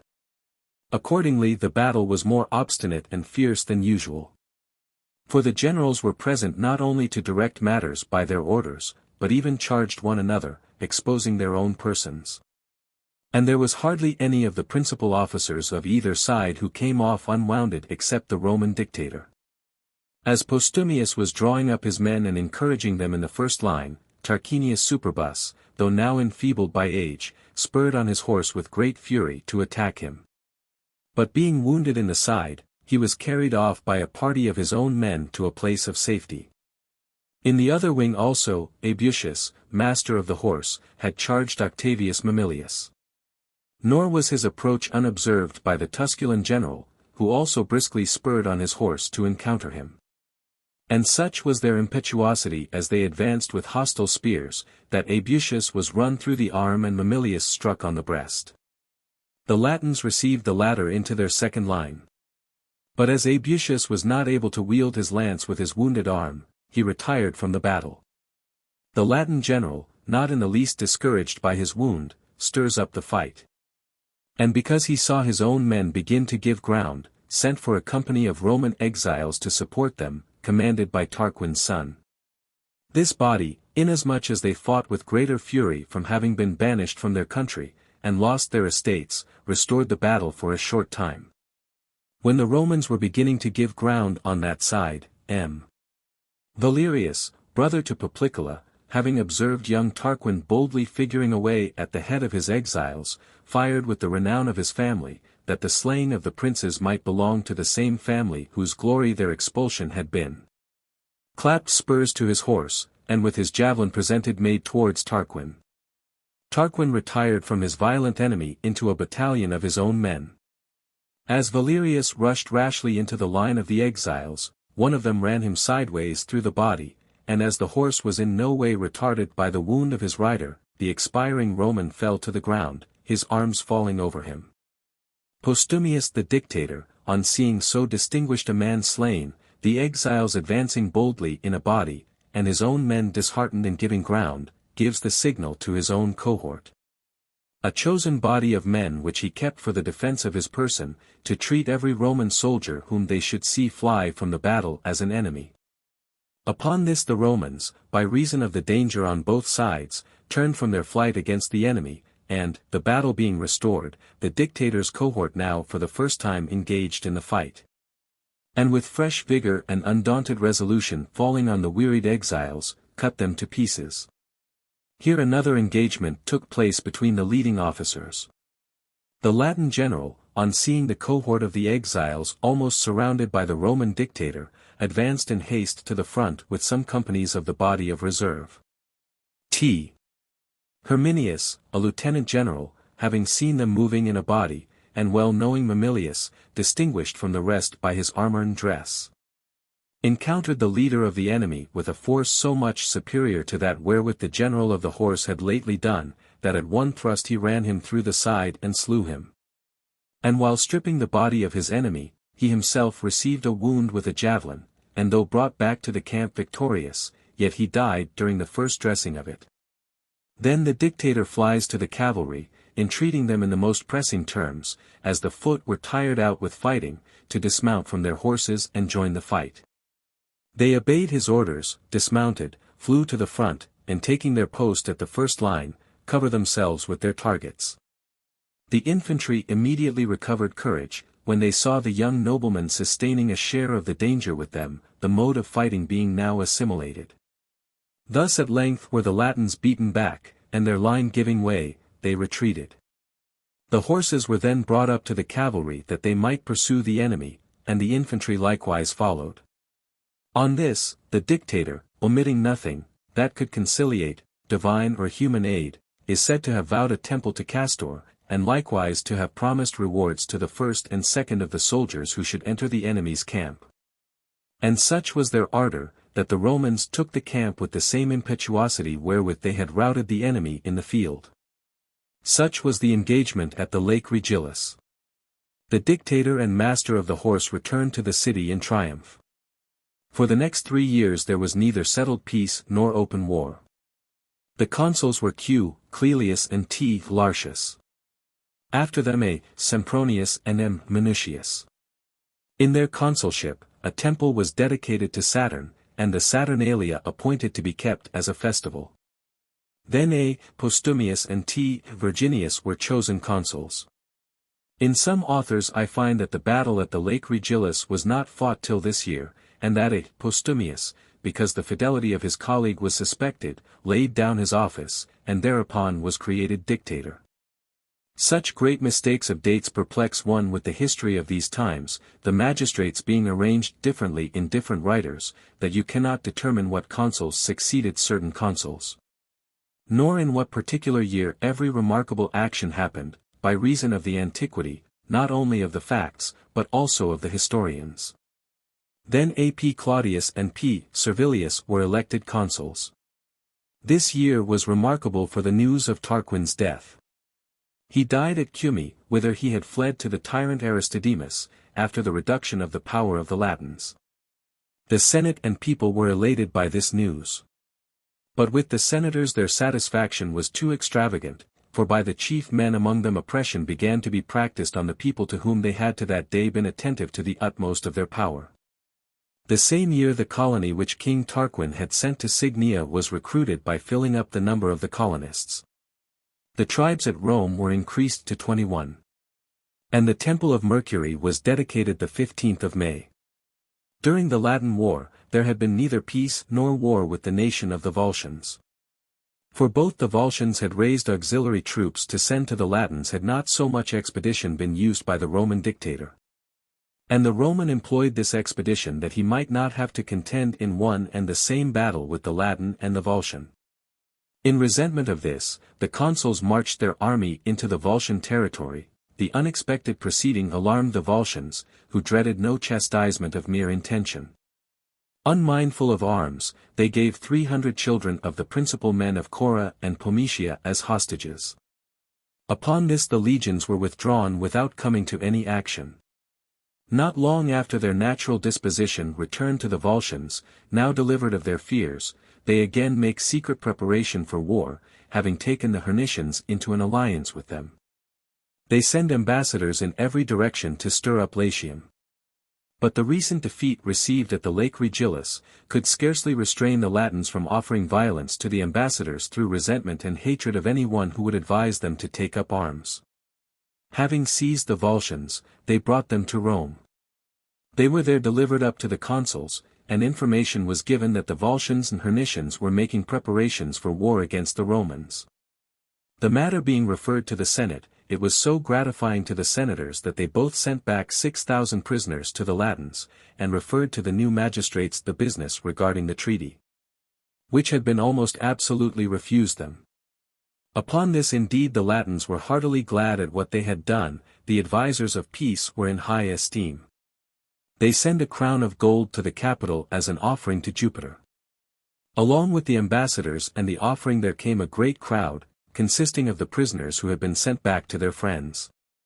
They proceed to the houses of those persons with whom each had been in servitude, and return thanks for their having been generously kept and treated during their calamity. They then form connections of hospitality. And never at any former time was the Latin name more closely united to the Roman state, either by public or private ties. But both the Volscian war was threatening, and the state, being disturbed within itself, glowed with intestine animosity between the Senate and people, chiefly on account of those confined for debt. They complained loudly, that whilst fighting abroad for liberty and dominion, they were captured and oppressed at home by their fellow citizens.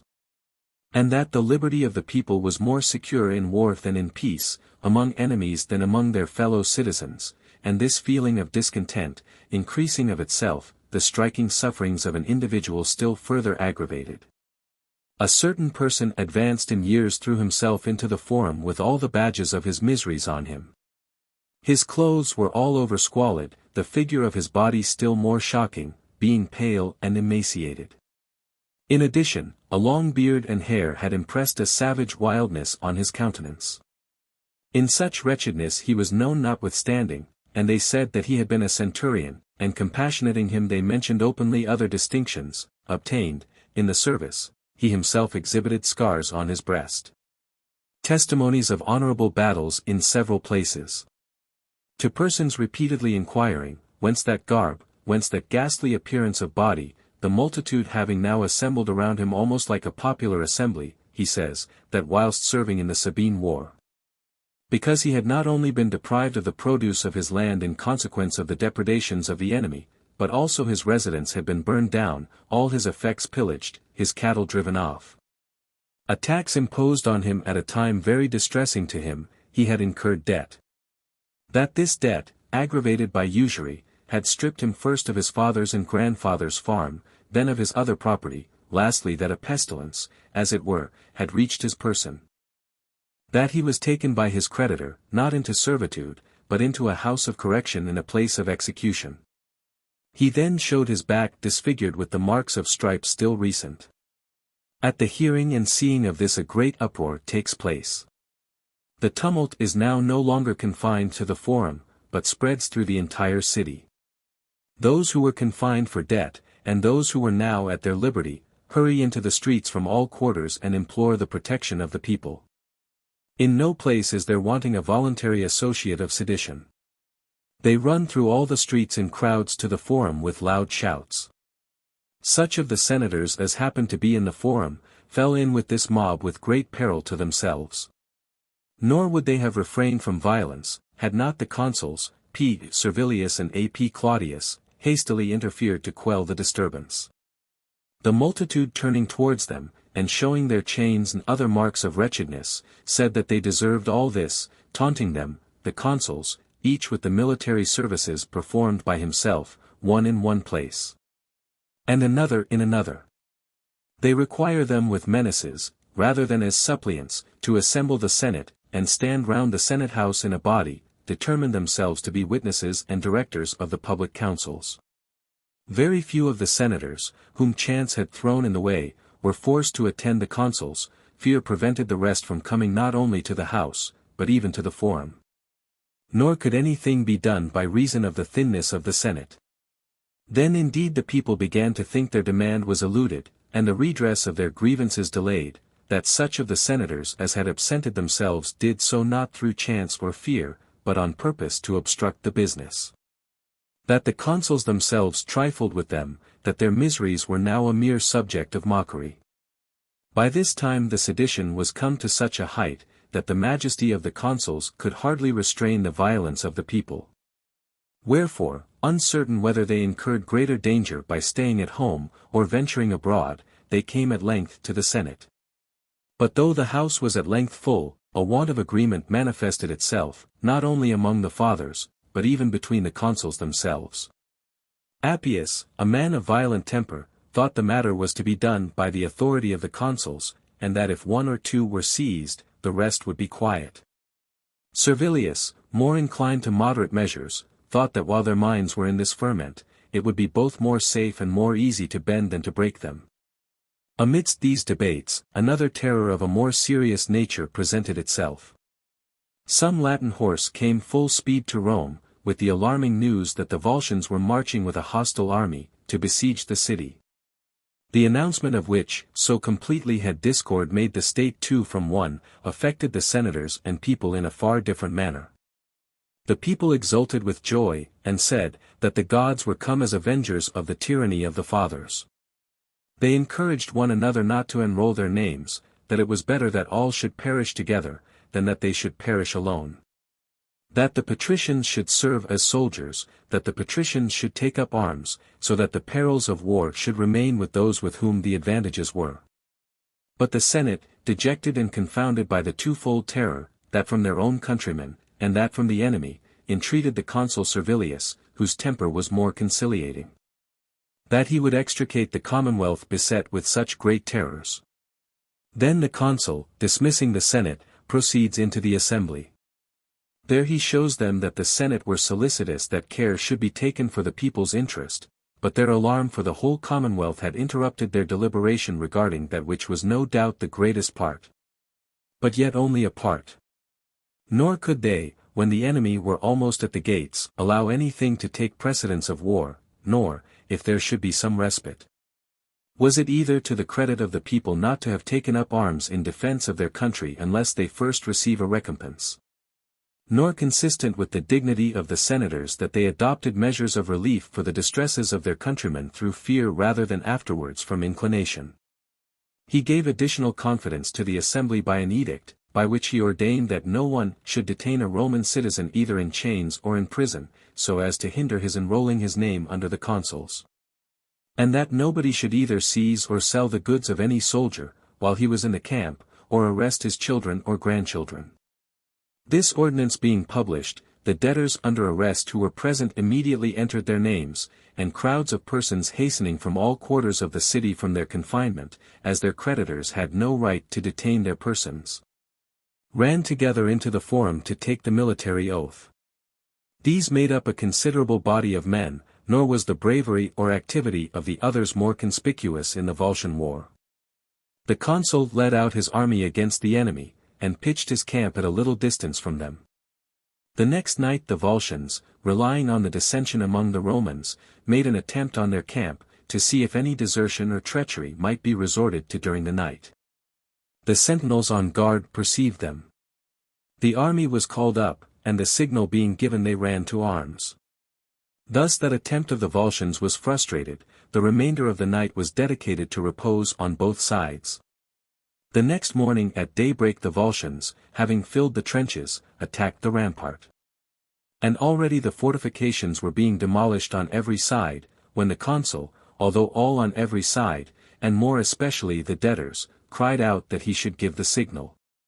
Having delayed a little while for the purpose of trying the feelings of the soldiers, when their great ardor became sufficiently apparent, having at length given the signal for sallying forth, he lets out the soldiers now impatient for the fight. At the very first onset the enemy were routed, the rear of them who fled was harassed, as long as the infantry was able to overtake them, the cavalry drove them in consternation to their very camp. In a little time the camp itself was taken and plundered, the legions having surrounded it, as the panic had driven the Volscians even from thence also. On the next day the legions being led to Suessa Pometia, whither the enemy had retreated, in a few days the town is taken, when taken, it was given up for plunder, by these means the needy soldiers were somewhat relieved. The consul leads back his victorious army to Rome with the greatest glory to himself, as he is setting out for Rome, the deputies of the Aegae Trans, a part of the Volscians, alarmed for their state after the taking of Pometia, come to him. By a decree of the Senate peace is granted them, but their land is taken from them. Immediately after the Sabines also caused an alarm to the Romans, but it was rather a tumult than a war. It was announced in the city during the night that a Sabine army had advanced as far as the river Anio, plundering the country, that the country houses there were pillaged and burnt down indiscriminately. A. Postumius, who had been dictator in the Latin war, was immediately sent against them with all the horse. The consul Servilius followed him with a chosen body of foot. The cavalry cut off most of the stragglers. Nor did the Sabine legion make any resistance against the foot when they came up with them. Being tired both by their march and their plundering the country in the night, and a great number of them being surfeited with eating and drinking in the cottages, they had scarcely sufficient strength for flight. The Sabine war being thus heard of and finished in one night, on the following day, amid sanguine hope of peace being secured in every quarter, ambassadors from the Orontians come to the Senate, proclaiming war unless the troops are withdrawn from the Volscian territory. The army of the Orontians had set out from home simultaneously with the ambassadors. The report of which having been seen not far from Aricia, excited such a tumult among the Romans, that neither the Senate could be consulted in regular form, nor could they, while themselves taking up arms, give a pacific answer to those advancing against them in arms. They marched to Aricia with a determined army, come to an engagement not far from thence, and in one battle put an end to the war. After the defeat of the Orontians, the people of Rome, victorious in so many wars within a few days, were expecting the promises of the consul and the engagement of the Senate, to be made good. But Appius, both through his natural pride, and in order to undermine the credit of his colleague, issued his decrees regarding borrowed money, with all possible severity. And from this time, both those who had been formerly in confinement were delivered up to their creditors, and others also were taken into custody. When this happened to a soldier, he appealed to the colleague, and a crowd gathered about Servilius. They represented to him his promises, severally upbraided him with their services in war, and with the scars they had received. They loudly called upon him to lay the matter before the Senate, and that, as consul, he would relieve his fellow citizens, as a general, his soldiers. These remonstrances affected the consul, but the situation of affairs obliged him to back out. So completely had not only his colleague, but the whole body of the patricians, adopted an entirely opposite course. And thus, by acting a middle part, he neither escaped the odium of the people, nor gained the favor of the senators. The fathers looked upon him as a weak, popularity-hunting consul, and the people considered him as a deceiver. And it soon appeared that he was as odious to them as Appius himself. A dispute had happened between the consuls, as to which should dedicate the temple of Mercury. The Senate referred the affair from themselves to the people, and ordained that to whichsoever of them the dedication should be granted by order of the people, he should preside over the markets, establish a company of merchants, and perform the functions of a Pontifex Maximus. The people gave the dedication of the temple to M. Laetorius, the centurion of the first legion, that it might plainly appear to have been done not so much out of respect to a person on whom an honor above his rank had been conferred, as to affront the consuls. Upon this one of the consuls particularly, and the senators, were highly incensed. But the people had acquired courage, and proceeded in a manner quite different from what they had at first intended. For when they despaired of redress from the consuls and senate, upon seeing a debtor led to the court, they flew together from all quarters. And neither the decree of the consul could be heard in consequence of the noise and clamor, nor, when he had pronounced the decree, did any one obey it. All was managed by violence, and the entire dread and danger with respect to personal liberty, was transferred from the debtors to the creditors, who were severally abused by the crowd in the very sight of the consul. In addition to all this, the dread of the Sabine war spread, and when a levy was decreed, nobody gave in his name. Appius being enraged, and bitterly inveighing against the ambitious arts of his colleague, who by his popular silence was betraying the republic, and besides his not passing sentence against the debtors, likewise neglected to raise the levies, after they had been voted by the Senate. Yet he declared, that the commonwealth was not entirely deserted, nor the consular authority altogether debased. That he alone would vindicate both his own dignity and that of the senators. When a daily mob, emboldened by licentiousness, stood round him, he commanded a noted ringleader of the sedition to be apprehended. He, as the lictors were carrying him off, appealed to the people. Nor would the consul have allowed the appeal, because there was no doubt regarding the judgment of the people, had not his obstinacy been with difficulty overcome, rather by the advice and influence of the leading men, than by the clamors of the people. So much resolution he had to bear the weight of their odium. The evil gained ground daily, not only by open clamors, but, which was far more dangerous, by a secession and by secret meetings. At length the consuls, so odious to the commons, went out of office, Servilius liked by neither party, Appius highly esteemed by the senators. Then A. Virginius and T. Vitusius enter on the consulship. Upon this the commons, uncertain what sort of consuls they were to have, held nightly meetings, some of them upon the Esquiline, and others upon the Aventine Hill, that they might not be confused by hasty resolutions in the forum, or take their measures inconsiderately and without concert. The consuls, judging this proceeding to be of dangerous tendency, as it really was, laid the matter before the Senate. But they were not allowed after proposing it to take the votes regularly. So tumultuously was it received on all sides by the clamors and indignation of the fathers, at the consuls throwing on the Senate the odium of that which should have been put down by consular authority. That if there really were magistrates in the Republic, there would have been no council in Rome but the public one. That the Republic was now divided and split into 1,000 Senate houses and assemblies, some of which were held on the Esquiline, others on the Aventine Hill. That one man, in truth such as Appius Claudius, for that was more than a consul, would in a moment disperse these private meetings. When the consuls, thus rebuked, asked them, what they desired them to do, for that they would act with as much energy and vigor as the senators wished, they resolved that they should push on the levies as briskly as possible. That the people were become insolent from want of employment. When the house broke up, the consuls ascend the tribunal and summon the young men by name.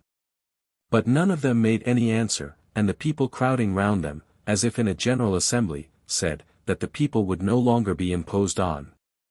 They should never list one soldier till the public faith was made good. That liberty should be restored to each before arms were given, that they might fight for their country and fellow citizens, and not for arbitrary lords. The consuls fully understood the orders they had received from the Senate, but they saw none of those who had talked so big within the walls of the Senate house present themselves to take any share with them in the public odium. A desperate contest with the commons seemed at hand. Therefore, before they would have recourse to extremities, they thought it advisable to consult the Senate a second time. Then indeed the younger senators flocked in a hurry round the chairs of the consuls, commanding them to abdicate the consulate, and resign an office which they had not courage to support. Having sufficiently tried both ways, the consuls at length said, Conscript fathers, lest you may say that you were not forewarned, a great disturbance is at hand. We require that they who accuse us most severely of cowardice, would assist us in raising the levies. We shall proceed according to the resolution of the most intrepid amongst you, since it so pleases you. They returned to their tribunal, and on purpose commanded one of the most factious of the people, who stood in their view, to be called upon by name. When he stood mute, and a number of men stood round him in a ring, to prevent his being seized, the consuls sent a lictor to him. He being repulsed, such of the fathers as attended the consuls, exclaiming against it as an intolerable insult, ran in a hurry from the tribunal to assist the lictor. But when the violence was turned from the lictor, who suffered nothing else but being prevented from seizing him, against the fathers, the riot was quelled by the interposition of the consuls, in which however, without stones or weapons. There was more noise and angry words than mischief done. The Senate, called in a tumultuous manner, is consulted in a manner still more tumultuous. Such as had been beaten, calling out for an inquiry, and the most violent members declaring their sentiments no less by clamors and noise than by their votes. At length, when their passion had subsided, the consuls reproaching them with there being as much disorderly conduct in the Senate as in the Forum, the House began to vote in regular order. There were 3 different opinions. Virginius did not make the matter general. He voted that they should consider only those who, relying on the promise of Servilius the consul, had served in a war against the Auruncans and Sabines. Titus Livius was of opinion, that it was not now a proper time to reward services only. That all the people were immersed in debt, and that a stop could not be put to the evil, unless measures were adopted for all. And that if the condition of different parties be different, the divisions would rather be thereby inflamed than composed.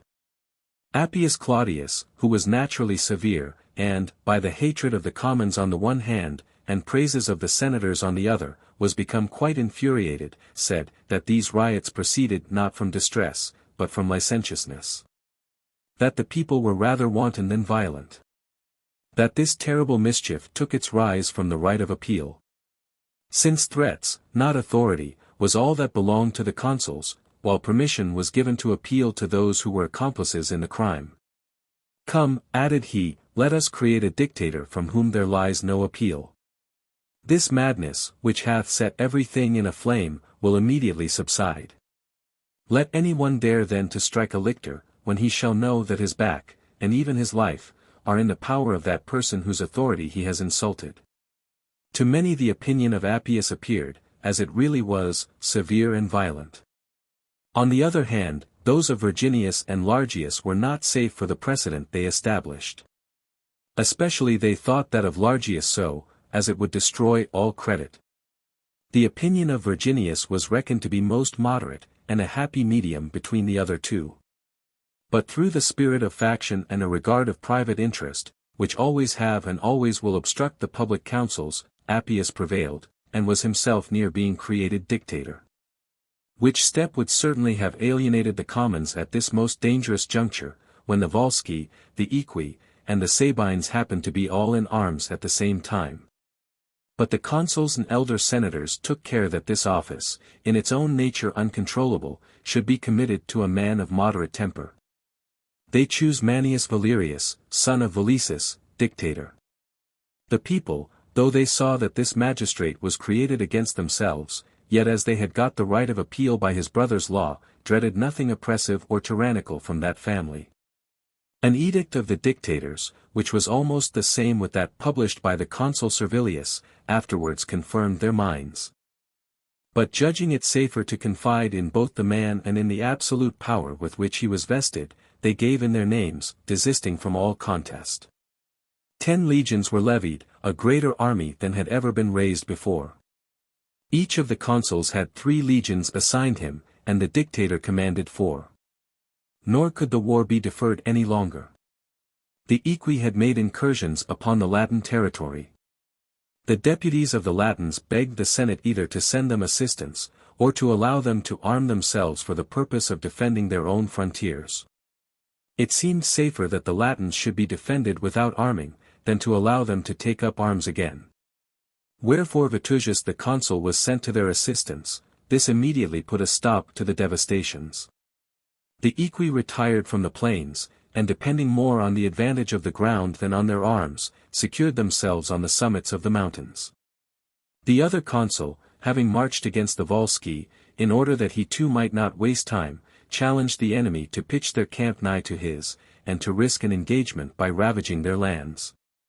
Both armies stood in order of battle before their lines in a plain between the two camps.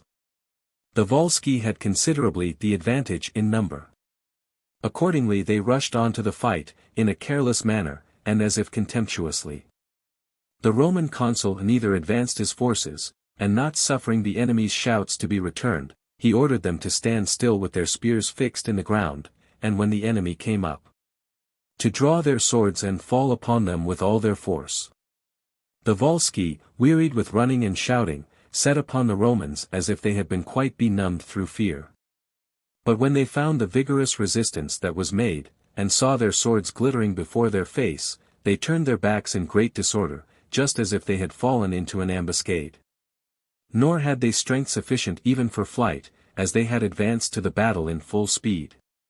The Romans, on the other hand, as they had not stirred from their ground in the beginning of the action, being fresh and vigorous, easily overtook the enemy, who were weary, took their camp by assault, and after driving them thence, pursued them to Velletri, into which the conquered and conquerors entered in a body. By the promiscuous slaughter which was here made of all ranks, there was more blood spilt than in the battle itself. Quarter was given to a small number of them, who threw down their arms and surrendered. Whilst these things are going on among the Volsci, the dictator routs, puts to flight, and strips of their camp, the Sabines, where by far the most serious part of the war lay. By a charge of his cavalry he had thrown into confusion the center of the enemy's line, where, by the wings extending themselves too far, they had not strengthened their line by a suitable depth of files. The infantry fell upon them in this confusion, by one and the same charge their camp was taken and the war concluded. There was no other battle in those times more memorable than this since the action at the Lake Regillus. The dictator is borne into the city in triumph. Besides the usual honors, a place in the circus was assigned to him and his descendants, to see the public games. A curule chair was fixed in that place. The lands of Velletri were taken from the conquered Volsci, colonists were sent from the city to Velletri, and a colony planted there. Soon after there was an engagement with the Equi, but contrary to the wish of the consul, because they had to approach the enemy by disadvantageous ground. But the soldiers complaining that the war was on purpose spun out, that the dictator might resign his office before they returned home to the city, and so his promises might fall to the ground without effect, as those of the consul had done before. forced him at all hazards to march his army up the hill. This imprudent step, by the cowardice of the enemy, turned out successfully. For before the Romans came within reach of a dart, the Equi, quite amazed at their boldness, abandoned their camp, which was situated in a very strong position, and ran down into the valleys on the opposite side. In it abundance of booty was found, and the victory was a bloodless one.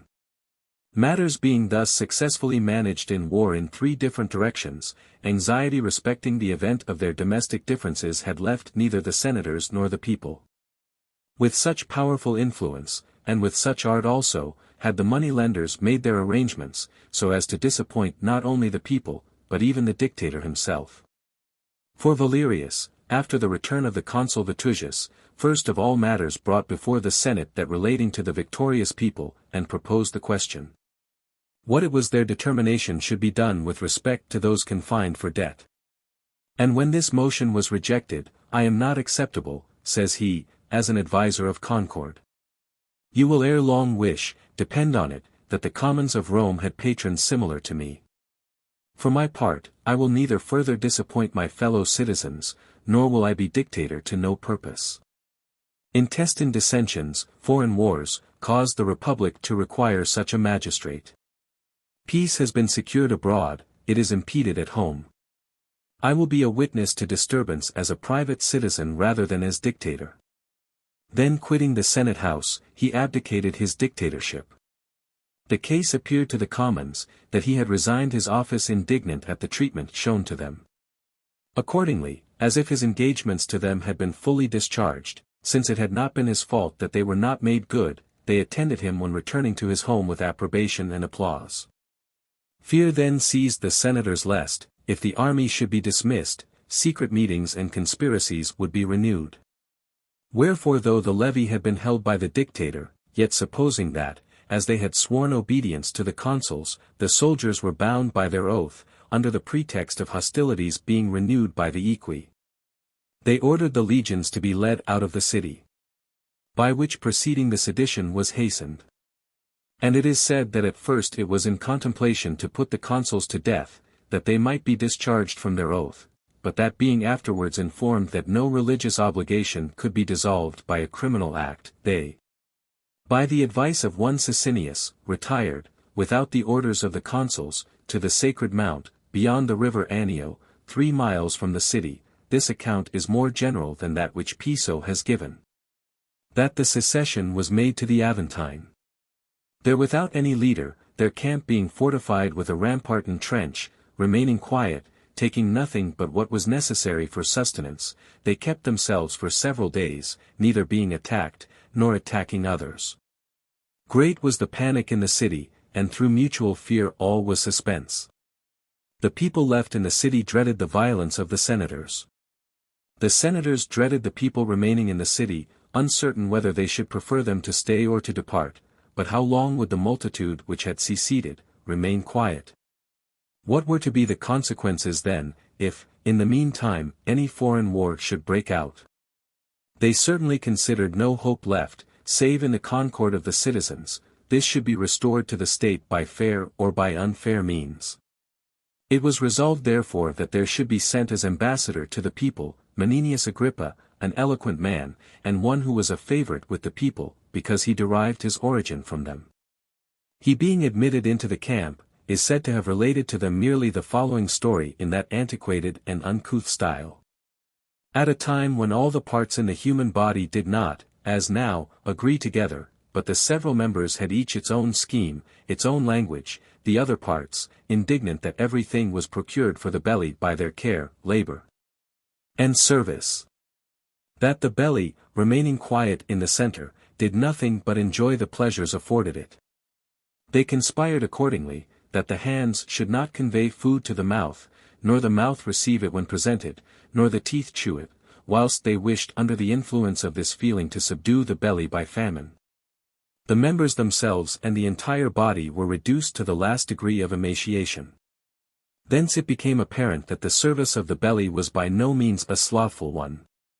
That it did not so much receive nourishment as supply it, sending to all parts of the body this blood by which we live and possess vigor, distributed equally to the veins when perfected by the digestion of the food. By comparing in this way how similar the intestine sedition of the body was to the resentment of the people against the senators, he made an impression on the minds of the multitude. Then a commencement was made to treat of a reconciliation, and among the conditions it was allowed, that the commons should have their own magistrates, with inviolable privileges, who should have the power of bringing assistance against the consuls, and that it should not be lawful for any of the patricians to hold that office. Thus 2 tribunes of the commons were created, Caius Licinius and L. Albinus. These created 3 colleagues for themselves. It is clear that among these was Sicinius, the adviser of the sedition. With respect to 2, who they were is not so clear. There are some who say, that only 2 tribunes were elected on the Sacred Mount, and that there the devoting law was passed. During the secession of the commons, S.P. Cassius and Postumus Cominius entered on the consulship. During their consulate, the treaty with the Latin states was concluded. To ratify this, one of the consuls remained at Rome. The other being sent to the Volscian war, routs and puts to flight the Volscians of Antium, and continuing his pursuit of them, now that they were driven into the town of Longula, he takes possession of the town. Next he took Pelusca, also belonging to the Volscians, then he attacked Corioli with all his force. There was then in the camp, among the young noblemen, c. Marcius, a youth distinguished both for intelligence and courage, who afterwards attained the cognomen of Coriolanus. When, as the Roman army was besieging Corioli, and was wholly intent on the townspeople, whom they kept shut up, without any apprehension of war threatening from without, the Volscian legion, setting out from Antium, suddenly attacked them, and at the same time the enemy sallied forth from the town, Marcius happened to be on guard. He with a chosen body of men not only repelled the attack of those who had sallied out, but boldly rushed in through the open gate, and having cut down all in the part of the city nearest him, and having hastily seized some fire, threw it in the houses adjoining to the wall. Upon this the shouts of the townsmen mingling with the wailings of the women and children, occasioned by the first fright, as is usual, both increased the courage of the Romans, and dispirited the Volscians, seeing the city captured to the relief of which they had come. Thus the Volsci of Antium were defeated, the town of Corioli was taken. And so much did Marcius by his valor eclipse the reputation of the consul, that had not the treaty concluded with the Latins by S.P. Cassius alone, because his colleague was absent, served as a memorial of it, it would have been forgotten that Postumus Cominius had conducted the war with the Volscians. The same year dies Agrippa Menenius, a man during all his life equally a favorite with the senators and commons, still more endeared to the commons after the secession. To this man, the mediator and umpire in restoring concord among his countrymen, the ambassador of the senators to the commons, the person who brought back the commons to the city, were wanting the expenses of his funeral. The people buried him by the contribution of a sextans from each person. T. Geganius and P. Minucius were next elected consuls. In this year, when everything was quiet from war abroad, and the dissensions were healed at home, another much more serious evil fell upon the state. First a scarcity of provisions, in consequence of the lands lying untilled during the secession of the commons, then a famine such as befalls those who are besieged. And it would have ended in the destruction of the slaves at least, and indeed some of the commons also, had not the consuls adopted precautionary measures, by sending persons in every direction to buy up corn. Not only into Etruria on the coast to the right of Ostia, and through the Volscians along the coast on the left as far as Cumas, but into Sicily also, in quest of it. So far had the hatred of their neighbors obliged them to stand in need of aid from distant countries. When corn had been bought up at Cumae, the ships were detained in lieu of the property of the Tarquinii by the tyrant Aristodemus, who was their heir. Among the Volsci and in the Pomptine territory it could not even be purchased. The corn dealers themselves incurred danger from the violence of the inhabitants. Corn came from Etruria by the Tiber, by means of this the people were supported. Amid this distressing scarcity they would have been harassed by a very inconvenient war, had not a dreadful pestilence attacked the Volsci when about to commence hostilities. The minds of the enemy being alarmed by this calamity, so that they were influenced by some terror, even after it had abated. The Romans both augmented the number of their colonists at Velletri, and dispatched a new colony to the mountains of Norba, to serve as a barrier in the Pomptine district. Then in the consulship of M. Minucius, and A. Sempronius, a great quantity of corn was imported from Sicily, and it was debated in the Senate at what rate it should be given to the commons. Many were of opinion, that the time was come for putting down the commons, and for recovering those rights which had been wrested from the senators by secession and violence. In particular, Marcius Coriolanus, an enemy to tribunician power, says, if they desire the former rate of provisions, let them restore to the senators their former rights. Why do I, after being sent under the yoke, after being, as it were, ransomed from robbers, behold plebeian magistrates, and Sicinius invested with power? Shall I submit to these indignities longer than is necessary? Shall I, who would not have endured King Tarquin, tolerate Sicinius? Let him now secede, let him call away the commons. The road lies open to the sacred mount and to other hills. Let them carry off the corn from our lands, as they did 3 years since. Let them have the benefit of that scarcity which in their frenzy they have occasioned. I will venture to say, that, brought to their senses by these sufferings, they will themselves become tillers of the lands, rather than, taking up arms and seceding, they would prevent them from being tilled.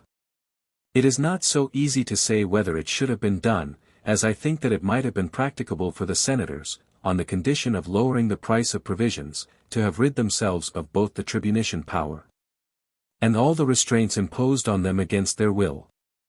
This proposal both appeared to the Senate too harsh, and from exasperation well nigh drove the people to arms, that they were now assailed with famine, as if enemies, that they were defrauded of food and sustenance, that the foreign corn, the only support which fortune unexpectedly furnished to them, was being snatched from their mouth, unless the tribunes were given up in chains to sea.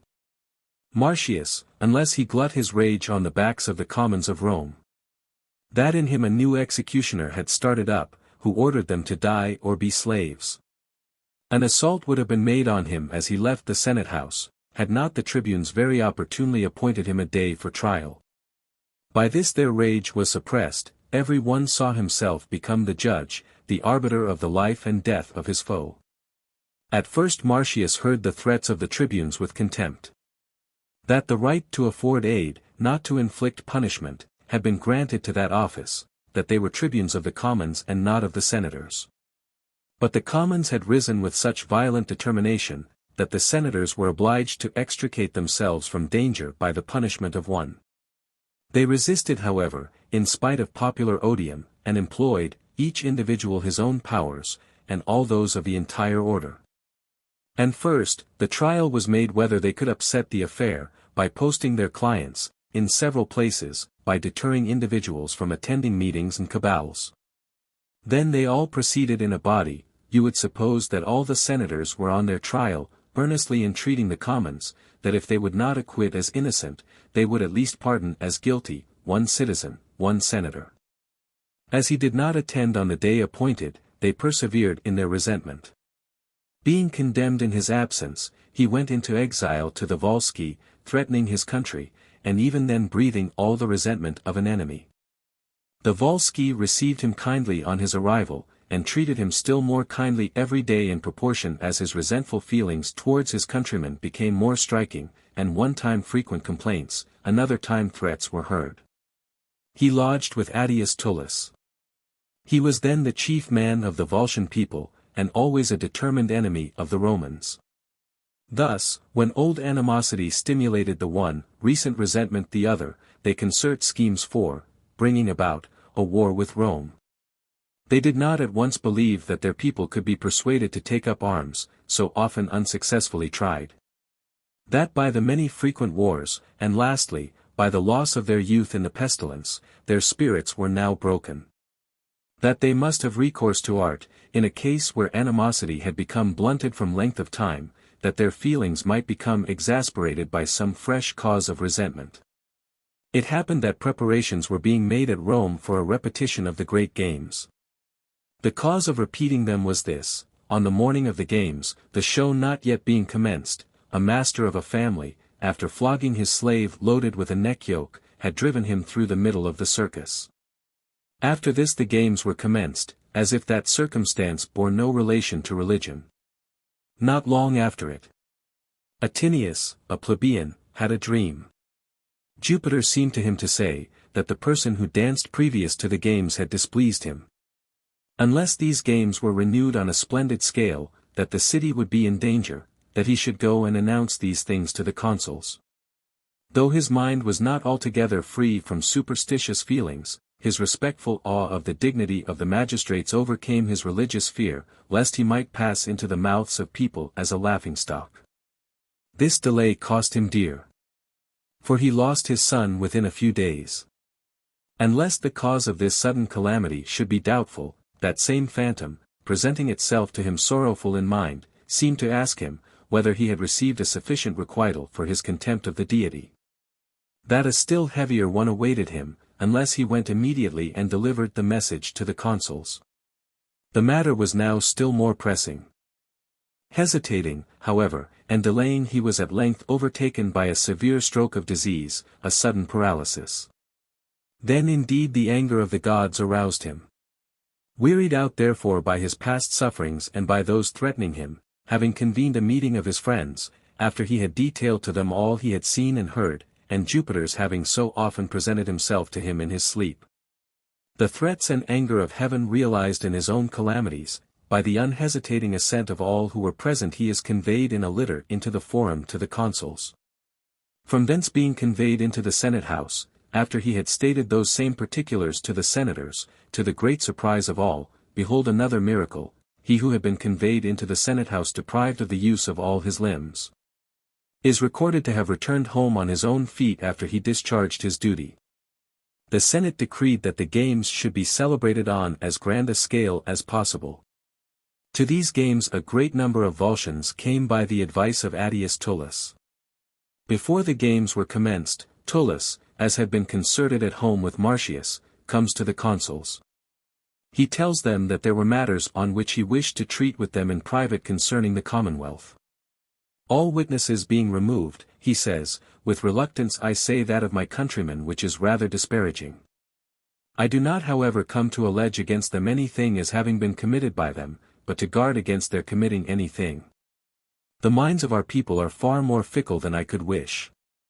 We have felt that by many disasters, seeing that we are still preserved, not through our own deserts, but through your forbearance. There is now here a great multitude of Volscians.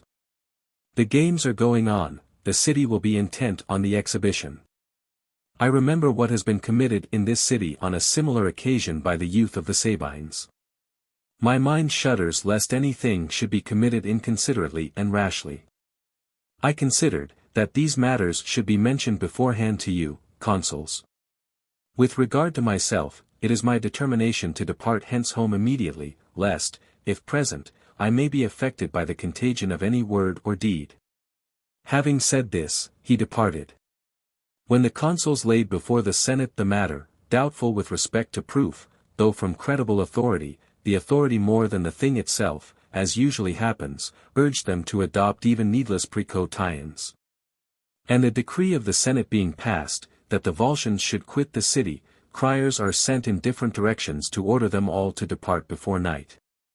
A great panic struck them at first as they ran about to their lodgings to carry away their effects. Afterwards, when setting out, indignation arose in their breasts, that they, as if polluted with crime and contaminated, were driven away from the games, on festival days, from the converse in a manner of men and gods. As they went along in an almost continuous body, Tullus having preceded them to the fountain of Ferentina, accosting the chiefs among them according as each arrived, by asking questions and expressing indignation, he led both themselves, who greedily listened to language congenial to their angry feelings, and through them the rest of the multitude, into a plain adjoining to the road. There having commenced an address after the manner of a public harangue, he says, though you were to forget the former ill treatment of the Roman people and the calamities of the nation of the Volsci, and all other such matters. With what feelings do you bear this outrage offered you today, whereon they have commenced their games by insulting us? Have you not felt that a triumph has been had over you this day? That you, when departing, were a spectacle to all, citizens, foreigners, so many neighboring states. That your wives, your children were exhibited before the eyes of men. What do you suppose to have been the sentiments of those who heard the voice of the crier? What of those who saw you departing? What of those who met this ignominious cavalcade? What, except that we are identified with some enormous guilt by which we should profane the games, and render an expiation necessary, that for this reason we are driven away from the residences of these pious people, from their converse and meeting? What, does it not strike you that we still live because we hastened our departure? If this is a departure and not a flight. And do you not consider this to be the city of enemies, where if you had delayed a single day, you must have all died? War has been declared against you, to the heavy injury of those who declared it, if you are men. Thus, being both already charged with resentment, and incited, by this harangue, they went severally to their homes, and by instigating each his own state, they succeeded in making the entire Volscian nation revolt. The generals selected for that war by the unanimous choice of all the states were Attius Tullus and Caius Marcius, in the latter of whom their chief hope was reposed. And this hope he by no means disappointed, so that it clearly appeared that the Roman Commonwealth was more powerful by reason of its generals than its army. Having marched to Circeii, he expelled from thence the Roman colonists, and delivered that city in a state of freedom to the Volscians. From thence passing across the country through by-roads into the Latin way, he deprived the Romans of their recently acquired towns, Satricum, Longula, Pelusca, Corioli. He next retook Lavinium, he then took in succession Corbio, Vitellia, Trebia, Lavisae, and Pedum. Lastly he marches from Pedum to the city, and having pitched his camp at the Cluilian trenches 5 miles from the city, he from thence ravages the Roman territory, guards being sent among the devastators to preserve the lands of the patricians intact. Whether as being incensed chiefly against the plebeians, or in order that dissension might arise between the senators and the people. And this certainly would have arisen, so powerfully did the tribunes, by inveighing against the leading men of the state, incite the plebeians, already sufficiently violent of themselves. But their apprehensions of the foe, the strongest bond of concord, united their minds, distrustful and rancorous though they were. The only matter not agreed on was this, that the Senate and consuls rested their hopes on nothing else than on arms. The plebeians preferred anything to war. Sp. Nausius and Sex Furius were now consuls. Whilst they were reviewing the legions, posting guards along the walls and other places where they had determined that there should be posts and watches, a vast multitude of persons demanding peace terrified them first by their seditious clamor. Then compelled them to convene the Senate, to consider the question of sending ambassadors to see Marcius. The Senate entertained the question, when it became evident that the spirits of the plebeians were giving way, and ambassadors being sent to Marcius concerning peace, brought back a harsh answer, if their lands were restored to the Volscians, that they might then consider the question of peace. If they were disposed to enjoy the plunder of war at their ease, that he, mindful both of the injurious treatment of his countrymen, as well as of the kindness of strangers, would do his utmost to make it appear that his spirit was irritated by exile, not crushed. When the same persons are sent back a second time, they are not admitted into the camp. It is recorded that the priests also, arrayed in their insignia, went as suppliants to the enemy's camp. And that they did not influence his mind more than the ambassadors. Then the matrons assemble in a body around Veturia, the mother of Coriolanus, and his wife, Volumnia. Whether that was the result of public counsel, or of the women's fear, I cannot ascertain. They certainly carried their point that Veturia, a lady advanced in years, and Volumnia, leading her 2 sons by Marcius, should go into the camp of the enemy. And that women should defend by entreaties and tears a city which men were unable to defend by arms. When they reached the camp, and it was announced to Coriolanus, that a great body of women were approaching, he, who had been moved neither by the majesty of the state in its ambassadors, nor by the sanctity of religion so strikingly addressed to his eyes and understanding in its priests, was much more obdurate against the women's tears. Then one of his acquaintances, who recognized Veturia, distinguished from all the others by her sadness, standing between her daughter-in-law and grandchildren, says, "Unless my eyes deceive me, your mother, children, and wife, are approaching." When Coriolanus, almost like one bewildered, rushing in consternation from his seat, offered to embrace his mother as she met him, the lady, turning from entreaties to angry rebuke, says, "Before I receive your embrace, let me know whether I have come to an enemy or to a son. Whether I am in your camp a captive or a mother.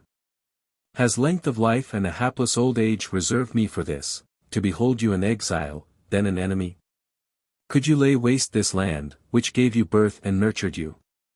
Though you had come with an incensed and vengeful mind, did not your resentment subside when you entered its frontiers? When Rome came within view, did it not occur to you, within these walls my house and guardian gods are, my mother, wife, and children? So then, had I not been a mother, Rome would not be besieged, had I not a son, I might have died free in a free country. But I can now suffer nothing that is not more discreditable to you than distressing to me. Nor however wretched I may be, shall I be so long. Look to these, whom, if you persist, either an untimely death or lengthened slavery awaits." Then his wife and children embraced him, and the lamentation proceeding from the entire crowd of women, and their bemoaning themselves and their country, at length overcame the man. Then, after embracing his family, he sends them away. He moved his camp farther back from the city. Then, after he had drawn off his troops from the Roman territory, they say that he lost his life, overwhelmed by the odium of the proceeding. Different writers say by different modes of death. I find in Fabius, far the most ancient writer, that he lived even to old age. He states positively, that advanced in years he made use of this phrase, that exile bore much heavier on the old man. The men of Rome were not remiss in awarding their praises to the women, so truly did they live without detracting from the merit of others. A temple was built also and dedicated to female fortune, to serve as a monument. The Volscians afterwards returned in conjunction with the Equi into the Roman territory, but the Equi would no longer have Attius Tullus as their leader. Hence from dispute, whether the Volscians or the Equi should give a general to the allied army, a sedition, and afterwards a furious battle arose. There the good fortune of the Roman people destroyed the two armies of the enemy, by a contest no less bloody than obstinate. T. Sicinius and C. Aquilius were made consuls. The Volsci fell as a province to Sicinius. The Hernici, for they too were in arms, to Aquilius. That year the Hernici were defeated, they came off with respect to the Volscians on equal terms. Sp. Cassius and Proculus Virginius were next made consuls. A treaty was struck with the Hernici. 2/3 of their land were taken from them. Of this the consul Cassius was about to distribute 1/2 among the Latins, the other half among the commons. To this donation he was adding a considerable portion of land, which, though public property, he alleged was possessed by private individuals. This proceeding alarmed several of the senators, the actual possessors, at the danger of their property.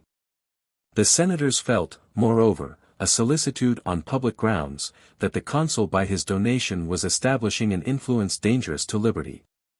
Then, for the first time, the agrarian law was proposed, which even down to our own recollection was never agitated without the greatest commotions in the state. The other consul resisted the donation, the senators seconding him, nor were all the commons opposed to him. They had at first begun to despise a gift which was extended from citizens to allies. In the next place they frequently heard the consul Virginius in the assemblies as it were prophesying, that the gift of his colleague was pestilential, that those lands were sure to bring slavery to those who should receive them. That the way was paving to a throne. For why was it that the allies were included, and the Latin nation? What was the object of 1/3 of the land that had been taken being given back to the Hernici so lately our enemies, except that instead of Coriolanus being their leader they may have Cassius? The dissuader and opposer of the agrarian law now began to be popular. Both consuls then vied with each other in humoring the commons. Virginius said that he would suffer the lands to be assigned, provided they were assigned to no one but to a Roman citizen. Cassius, because in the agrarian donation he sought popularity among the allies, and was therefore lowered in the estimation of his countrymen, in order that by another donation he might conciliate their affections. ordered that the money received for the Sicilian corn should be refunded to the people. That indeed the people rejected as nothing else than a present bribe for regal authority, so strongly were his gifts spurned in the minds of men, as if they possessed everything in abundance. In consequence of their inveterate suspicions of his aiming at sovereign power. As soon as he went out of office, it is certain that he was condemned and put to death. There are some who represent his father as the person who inflicted the punishment, that he, having tried him at home, scourged him and put him to death, and consecrated his son's private property to Ceres. That out of this a statue was set up and inscribed, given from the Cassian family.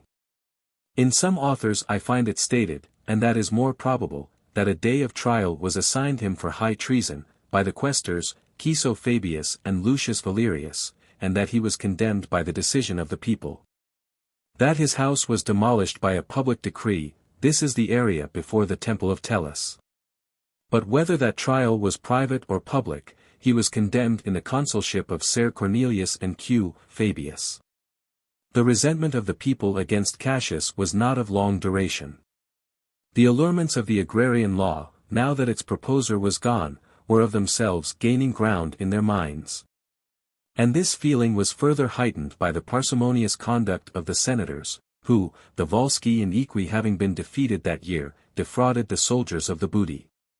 Whatever was taken from the enemy, the consul Fabius sold, and lodged the proceeds in the treasury. The Fabian name was odious to the commons on account of the last consul. The Senate however succeeded in having Caeso Fabius elected consul with L. Aemilius. The commons, still further incensed at this, stirred up foreign war by exciting disturbance at home. Civil dissensions were then interrupted by war. The senators and commons uniting, under the conduct of Aemilius, conquered in battle the Volsci and Equi who renewed hostilities. The retreat, however, destroyed more of the enemy than the battle. So perseveringly did the horse pursue them when routed. During the same year, on the Ides of July, the temple of Castor was dedicated. It had been vowed during the Latin war in the dictatorship of Postumius, his son, who was elected duumvir for that special purpose, dedicated it. In that year also the minds of the people were excited by the charms of the agrarian law. The tribunes of the people were for enhancing the popular power, vested in them, by promoting the popular law. The senators, considering that there was enough and more than enough of frenzy in the multitude without any additional incitement, viewed with horror largesses and all inducements to temerity, the senators found in the consuls most energetic abettors in making resistance. That portion of the commonwealth therefore prevailed, and not for the present only, but for the forthcoming year they succeeded in bringing in M. Fabius, Caeso's brother, as consul, and one still more detested by the commons for his persecution of Sp. Cassius, L. Valerius. In that year also there was a contest with the tribunes. The law proved to be a vain project, and the abettors of the law mere boasters, by their holding out a gift that was not realized. The Fabian name was from thence held in high repute, after 3 successive consulates, and all as it were uniformly exercised in contending with the tribunes. Accordingly, the honor remained for a considerable time in that family, as being right well placed. A Veientian war was then commenced, the Volscians, too, renewed hostilities. But for foreign wars their strength was almost more than sufficient, and they abused it by contending among themselves. To the distracted state of the public mind were added prodigies from heaven, exhibiting almost daily threats in the city and in the country, and the soothsayers, consulted by the state and by private individuals, one while by means of entrails, another by birds, declared that there was no other cause for the divine anger, but that the ceremonies of religion were not duly attended to. These terrors, however, terminated in this, that Oppia, a Vestal virgin, being found guilty of a breach of chastity, was made to suffer punishment. Quintus Fabius and C. Julius were then made consuls. During this year the dissension at home was not abated, and the war abroad was more desperate. Arms were taken up by the Equins, the Veientes also entered the territory of the Romans committing devastations. The solicitude about which wars increasing, Caeso Fabius and Sp. Fusius are created consuls. The Equi were laying siege to Ortona, a Latin city. The Veientes, now satiated with plunder, threatened that they would besiege Rome itself. Which terrors, when they ought to assuage, increased still further the bad feelings of the commons, and the custom of declining the military service was now returning, not of their own accord, but sp. Licinius, a tribune of the people, thinking that the time was come for forcing the agrarian law on the patricians by extreme necessity, had taken on him the task of obstructing the military preparations. But all the odium of the tribunician power was turned on the author, nor did the consuls rise up against him more zealously than his own colleagues, and by their assistance the consuls hold the levy. An army is raised for the two wars at the same time, one is given to Fabius to be led against the Equi, the other to Furius against the Veientians. And with respect to the Veientians, nothing was done worthy of mention. Fabius had much more trouble with his countrymen than with the enemy. That one man himself, as consul, sustained the commonwealth, which the army was betraying, far as in them lay, through their hatred of the consul. For when the consul, in addition to his other military talents, which he exhibited amply in his preparations for in conduct of war, had so drawn up his line that he routed the enemy's army solely by a charge of his cavalry. The infantry refused to pursue them when routed, and though the exhortation of their general, whom they hated, could not move them, neither could even their own infamy, and the present public disgrace and subsequent danger. If the enemy should recover courage, oblige them to quicken their pace, or even to stand in order of battle, if nothing else. Without orders they face about, and with a sorrowful air, you would suppose them beaten, they return to the camp, execrating at one time their general, at another time the services rendered by the cavalry. Nor were any remedies sought by the general for this so pestilent an example. So true is it that the most distinguished talents are more likely to be deficient in the tact of managing their countrymen than in that of conquering an enemy. The consul returned to Rome, not having so much increased his military glory as irritated and exasperated the hatred of his soldiers towards him. The patricians, however, succeeded in having the consulship remain in the Fabian family. They elect M. Fabius consul. Cn. Manlius is assigned as a colleague to Fabius. This year also had a tribune as a proposer of the agrarian law. It was Titus Pontificius, he pursuing the same course, as if it had succeeded with sp. Licinius, obstructed the levy for a little time.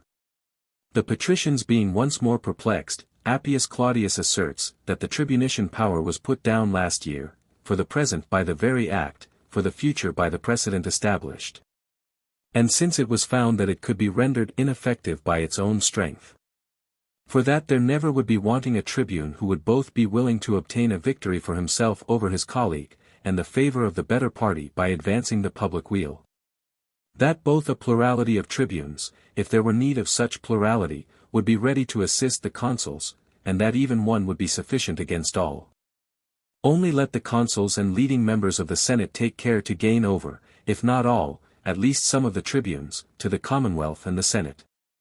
The senators, convinced by the counsels of Appius, both collectively addressed the tribunes with kindness and civility, and the men of consular rank, according as each possessed personal influence over them individually, partly by conciliation, partly by authority, prevailed so far as to make them consent that the powers of the tribunician office should be beneficial to the state. And by the aid of 4 tribunes against one obstructor of the public good, the consuls complete the levy. They then set out to the Veientian war, to which auxiliaries had flocked from all parts of Etruria, collected not so much for the sake of the Veientians, as because they had formed a hope that the Roman state might be destroyed by internal discord. And in the councils of all the states of Etruria the leading men openly stated, that the Roman power was eternal, unless they were distracted by disturbances among themselves. That this was the only poison, this the bane discovered for powerful states, to render great empires mortal. That this evil, a long time retarded, partly by the wise measures of the patricians, partly by the forbearance of the commons, had now proceeded to extremities. That 2 states were now formed out of one, that each party had its own magistrates, its own laws. That though at first they were accustomed to be turbulent during the levies, still that these same individuals had ever been obedient to their commanders during war. That military discipline being still retained, no matter what might be the state of the city, it had been possible to withstand the evil, that now the custom of not obeying their superior followed the Roman soldier even to the camp. That in the last war in the very field, in the very heat of battle, by consent of the army the victory was voluntarily surrendered to the vanquished equi, that the standards were deserted, the general abandoned on the field. And that the army had returned to the camp without orders. That without doubt, if perseverance were used, Rome might be conquered by her own soldiery. That nothing else was necessary than to declare and make a show of war, that the fates and the gods would of themselves manage the rest. These hopes had armed the Etrurians, who in many vicissitudes had been vanquished and victors. The Roman consuls also dreaded nothing else, than their own strength, and their own arms. The recollection of the destructive precedent set in the last war, deterred them from bringing matters to such a pass as that they should have to fear two armies at the same time. Accordingly they kept within their camp, avoiding this double danger, that delay in time itself would soften down resentment, and bring a right way of thinking to their minds. The Vaentian enemy and the Etrurians proceeded with so much the greater precipitation, they provoked them to battle, first riding up to the camp and challenging them. At length, when they produced no effect by reviling as well the consuls themselves as the army, they stated, that the pretense of internal dissension was assumed as a cloak for this cowardice. And that the consuls distrusted as much the courage as the obedience of their soldiers. That silence and inaction among men in arms were a novel form of sedition. Besides this they threw out reproaches, both true as well as false, on the upstart quality of their race and origin. Whilst they vociferated these reproaches beneath the very rampart and gates, the consuls bore them without impatience, but at one time indignation, at another time shame, distracted the breasts of the ignorant multitude, and diverted their attention from intestine evils. They were unwilling that the enemy should come off unpunished, they were unwilling that success should accrue to the patricians or the consuls, foreign and domestic hatred struggled for mastery in their breasts. At length the former prevail, so haughtily and insolently did the enemy revile them, they crowd in a body to the general's tent, they demand battle, they require that the signal be given. The consuls confer together as if to deliberate. They continue the conference for a long time, they were desirous of fighting, but that desire must be checked and concealed, that by opposition and delay they might increase the ardor of the soldiery once roused. An answer is returned, that the matter in question was premature, that it was not yet time for fighting, that they should keep within their camp. They then issue a proclamation, that they should abstain from fighting. That if any one fought without orders, they should punish him as an enemy. When they were thus dismissed, their eagerness for fighting increases in proportion as they think that the consuls were less disposed for it. The enemies moreover come up much more insolently, as soon as it was known that the consuls had determined not to fight. For they supposed that they might insult them with impunity, that their arms were not entrusted to the soldiery. That the matter would explode in a violent mutiny, that a termination had come to the Roman Empire. Relying on these hopes, they run up to the gates, heap reproaches on them, with difficulty refrain from assaulting the camp.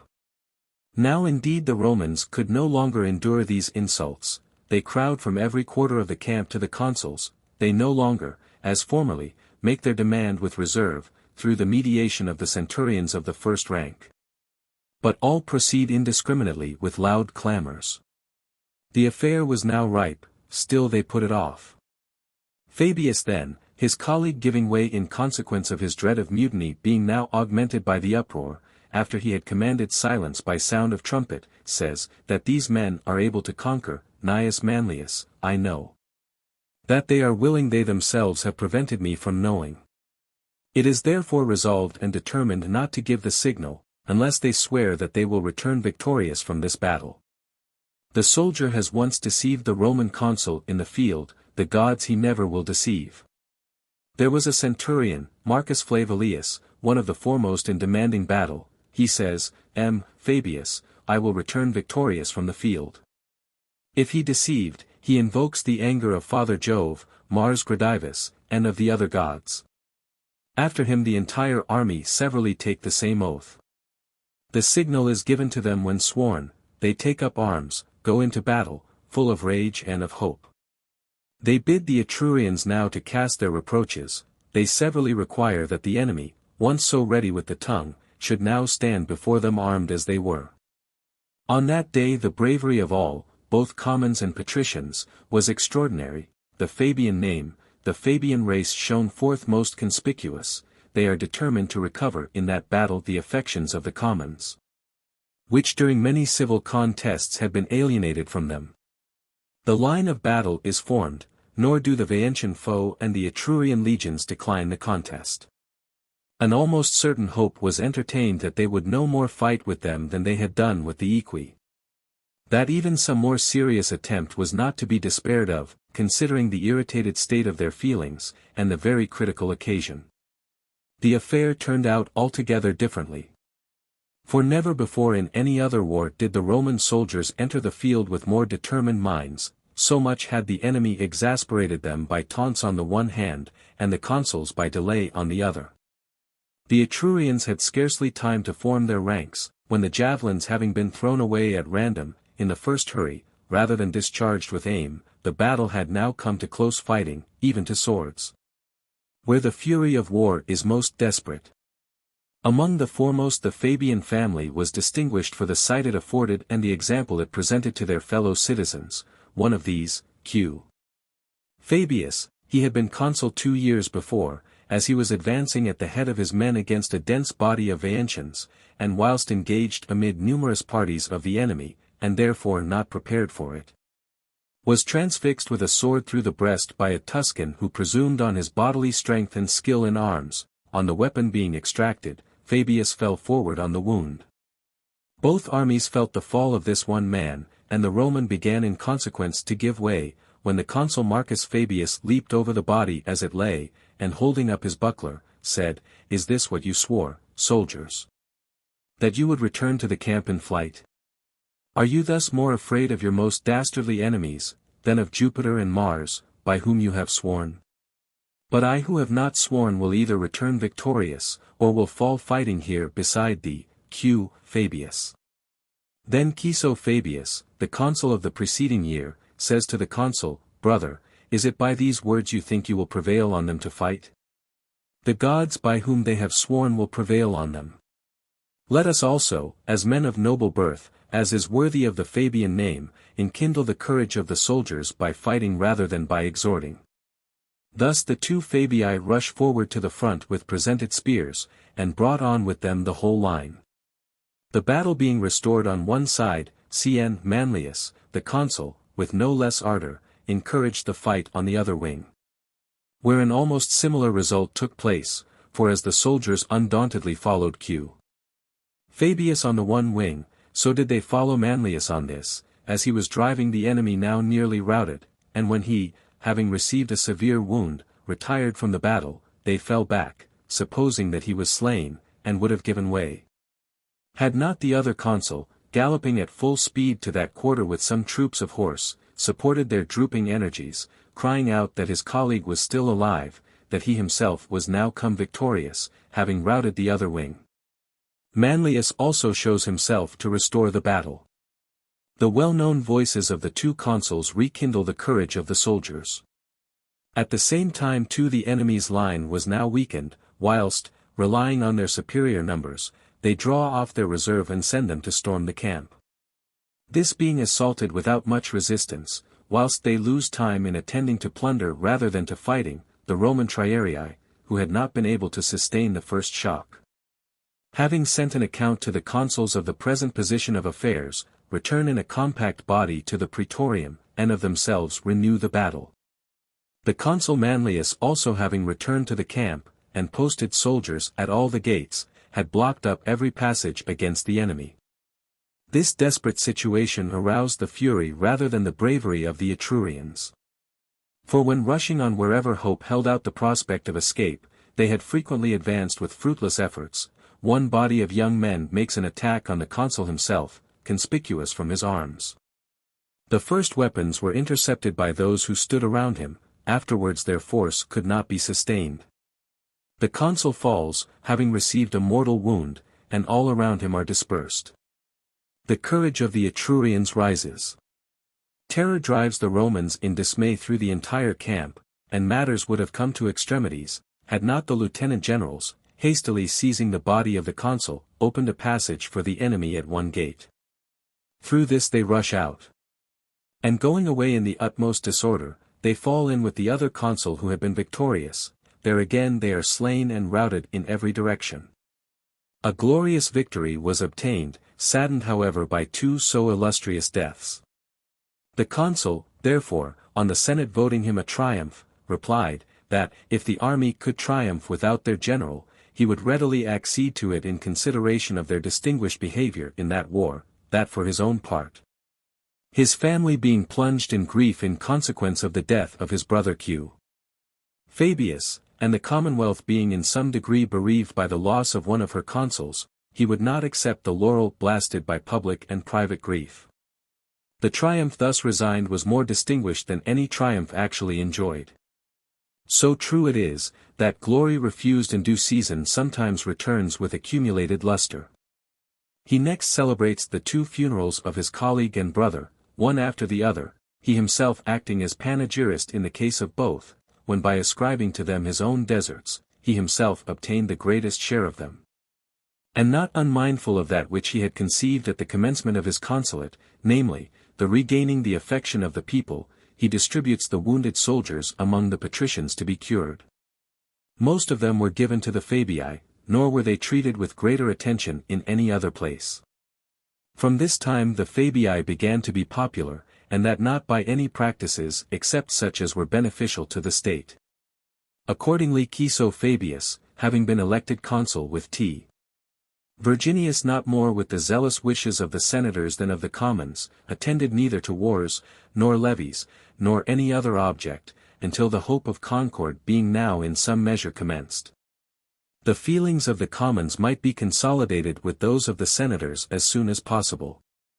Wherefore at the commencement of the year he proposed, that before any tribune should stand forth as an abettor of the agrarian law, the patricians themselves should be beforehand with them in performing their duty. That they should distribute among the commons the land taken from the enemy in as equal a proportion as possible, that it was but just that those should obtain it, by whose blood and sweat it was obtained.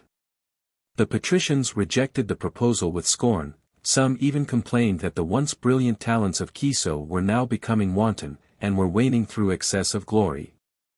There were afterwards no factions in the city. The Latins were harassed by the incursions of the Equi. Caeso being sent thither with an army, passes into the very territory of the Equi to depopulate it. The Equi retired into the towns, and kept themselves within the walls, on that account no battle worth mentioning was fought. But a blow was received from the Veientian foe through the temerity of the other consul. And the army would have been all cut off, had not Caeso Fabius come to their assistance in time. From that time there was neither peace nor war with the Veientians, their proceedings had now come very near to the form of that of brigands. They retired from the Roman troops into the city. When they perceived that the troops were drawn off, they made incursions into the country, alternately evading war by quiet by war. Thus the matter could neither be dropped altogether, nor brought to a conclusion. And other wars were impending either at the moment, as from the Equi and Volsci, who remained inactive no longer than until the recent smart of their late disaster should pass away. Or it was evident that the Sabines, ever hostile, and all Etruria would put themselves in motion, but the Veientians, a constant rather than a formidable enemy, kept their minds in constant uneasiness by their insults more frequently than by any danger apprehended from them. A matter which could at no time be neglected, and which suffered them not to direct their attention to any other object. Then the Fabian family addressed the Senate. The consul speaks in the name of the family. Conscript fathers, the Veientian war requires, as you know, a constant rather than a strong force. Do you attend to other wars, assign the Fabii as enemies to the Veientians. We pledge ourselves that the majesty of the Roman name shall be safe in that quarter. That war, as the property of our family, it is our determination to conduct at our own private expense. Let the Republic be spared the expense of soldiers and money there. The warmest thanks were returned to them. The consul, leaving the Senate house, accompanied by the Fabii in a body, who had been standing in the porch of the Senate house, returned home. Being ordered to attend on the following day in arms at the consul's gate, they retire to their homes. The rumor spreads through the entire city, they extol the Fabii to the skies by their encomiums. That a single family had taken on them the burden of the state, that the Veientian war had now become a private concern, a private quarrel. If there were two families of the same strength in the city, let them demand, the one the Volsci for itself, the other the Equi, that all the neighboring states might be subdued, the Roman people all the time enjoying profound peace. The day following, the Fabii take up arms, they assemble where they had been ordered. The consul coming forth in his politamentum, beholds his entire family in the porch drawn up in order of march. Being received into the center, he orders the standards to be carried forward. Never did an army march through the city, either smaller in number, or more distinguished in fame and in the admiration of all men. 306 soldiers, all patricians, all of the one stock, not one of whom the Senate would reject as a leader in its palmiest days, proceeded on their march, menacing destruction to the Veientian state by the prowess of a single family. A crowd followed, partly belonging to their kinsmen and friends, who contemplated in mind no moderation either as to their hopes or anxiety, but everything on the highest scale. Partly consisting of individuals not connected with their family, aroused by solicitude for the public weal, all enraptured with esteem and admiration. They bid them, proceed in the brave resolve, proceed with happy omens, bring back results proportioned to their undertaking, thence to expect consulships and triumphs, all rewards, all honors from them. As they passed the Capitol and the citadel, and the other sacred edifices, they offer up prayers to all the gods that presented themselves to their sight, or to their mind, that they would send forward that band with prosperity and success, and soon send them back safe into their country to their parents. In vain were these prayers sent up. Having set out on their luckless road by the right-hand postern of the Carmental Gate, they arrive at the river Cremra. This prepared a favorable situation for fortifying a post. L. Aemilius and C. Servilius were then created consuls. And as long as there was nothing else to occupy them but mutual devastations, the Fabii were not only sufficiently able to protect their garrison, but through the entire tract, as far as the Etrurian joins the Roman territory. They protected all their own districts and ravaged those of the enemy, spreading their forces along both frontiers. There was afterwards an intermission, though not of long duration, to these depredations, whilst both the Veientians, having sent for an army from Etruria, assault the post at the Cremra, and the Roman troops, led thither by L. Aemilius the consul, come to a close engagement in the field with the Etrurians. Although the Veientians had scarcely time to draw up their line, for during the first alarm, whilst the ranks are posting themselves behind their respective banners and they are stationing their reserves, a brigade of Roman cavalry charging them suddenly in flank, took away all opportunity not only of commencing the fight, but even of standing their ground. Thus being driven back to the Red Rocks, there they pitched their camp, they suppliantly sue for peace. For the obtaining of which they were sorry, from the natural inconsistency of their minds, before the Roman garrison was drawn off from the Cremra. Again the Veientian state had to contend with the Fabii without any additional military armament, on either side. And there were not merely incursions into each other's territories, or sudden attacks on those making the incursions, but they fought repeatedly in the open field. And in pitched battles, and one family of the Roman people oftentimes gained the victory over an entire Etrurian state, one of the most powerful at that time. This at first appeared mortifying and humiliating to the Veientians, then, they formed, a design, suggested by the circumstance, of surprising their daring enemy by an ambuscade. They were even glad that the confidence of the Fabii was increasing by their great success. Wherefore cattle were frequently driven in the way of the plundering parties, as if they had come there by mere accident, and tracts of land were abandoned by the flight of the peasants. And troops of armed men sent to prevent the devastations retreated more frequently from pretended than from real fear.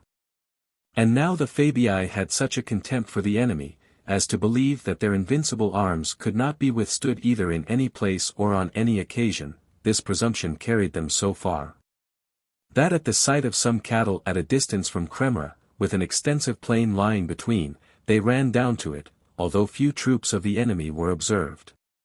And when incautious and in disorderly haste they had passed the ambuscade placed on either side of the very road.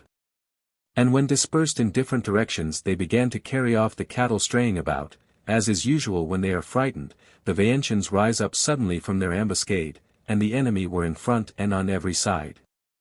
At first the shout that was raised terrified them, then weapons assailed them from every side. And, the Etrurians closing, they also were compelled, hemmed in as they now were by a compact body of soldiers, to contract their own circle within a narrower compass. Which circumstance rendered striking both their own paucity of numbers, and the superior numbers of the enemy, the ranks being crowded in a narrow space. Then the plan of fighting, which they had directed equally against every part, being now relinquished, they all inclined their forces towards one point. In that direction, straining every effort both with their bodies and arms, they forced a passage by forming a wedge. The way led to a hill of moderate acclivity. Here they first halted. Presently, as soon as the higher ground afforded them time to gain breath, and to recover from so great a panic, they repulsed them as they advanced up.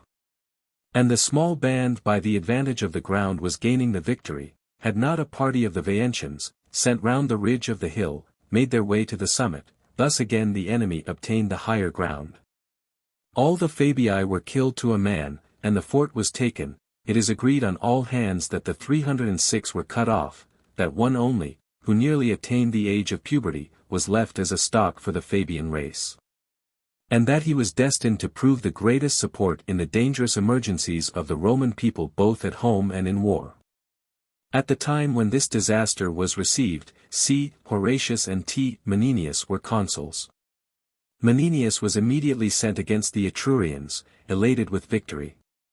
Then too an unsuccessful battle was fought, and the enemy took possession of the Janiculum, and the city would have been besieged, scarcity of provisions bearing hard upon them in addition to the war, for the Etrurians had passed the Tiber.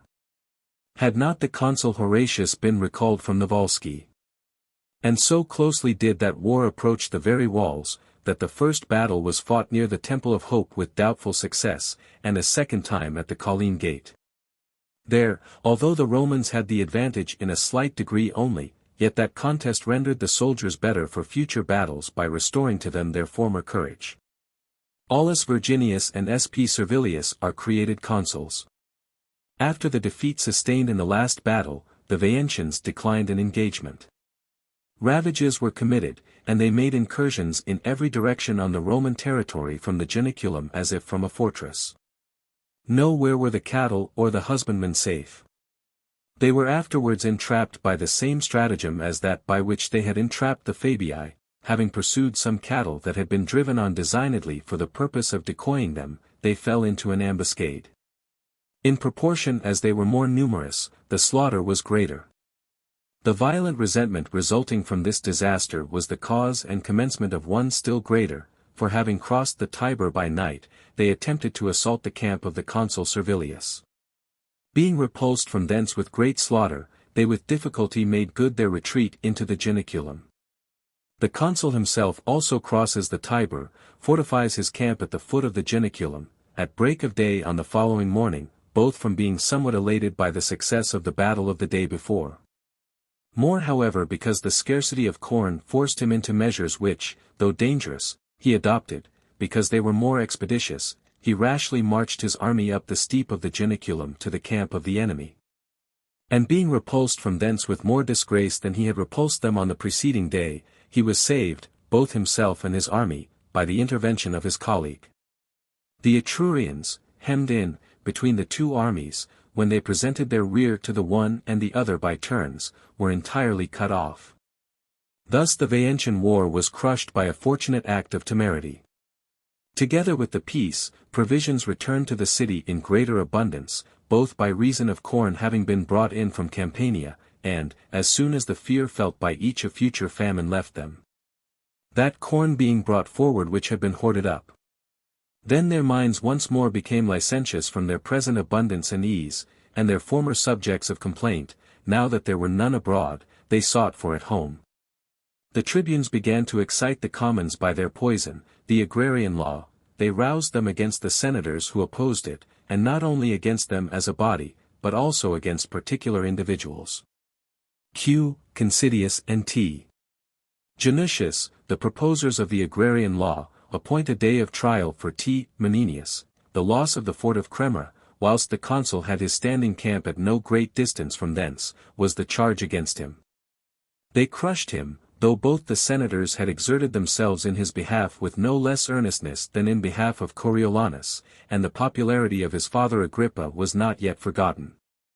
The tribunes, however, went no further than a fine, though they had arraigned him for a capital offence. They imposed on him, when found guilty, a fine of 2,000 asses. This proved fatal. They say that he could not submit to the disgrace, and to the anguish of mind, occasioned by it that, in consequence, he was taken off by disease. Another senator, S.P.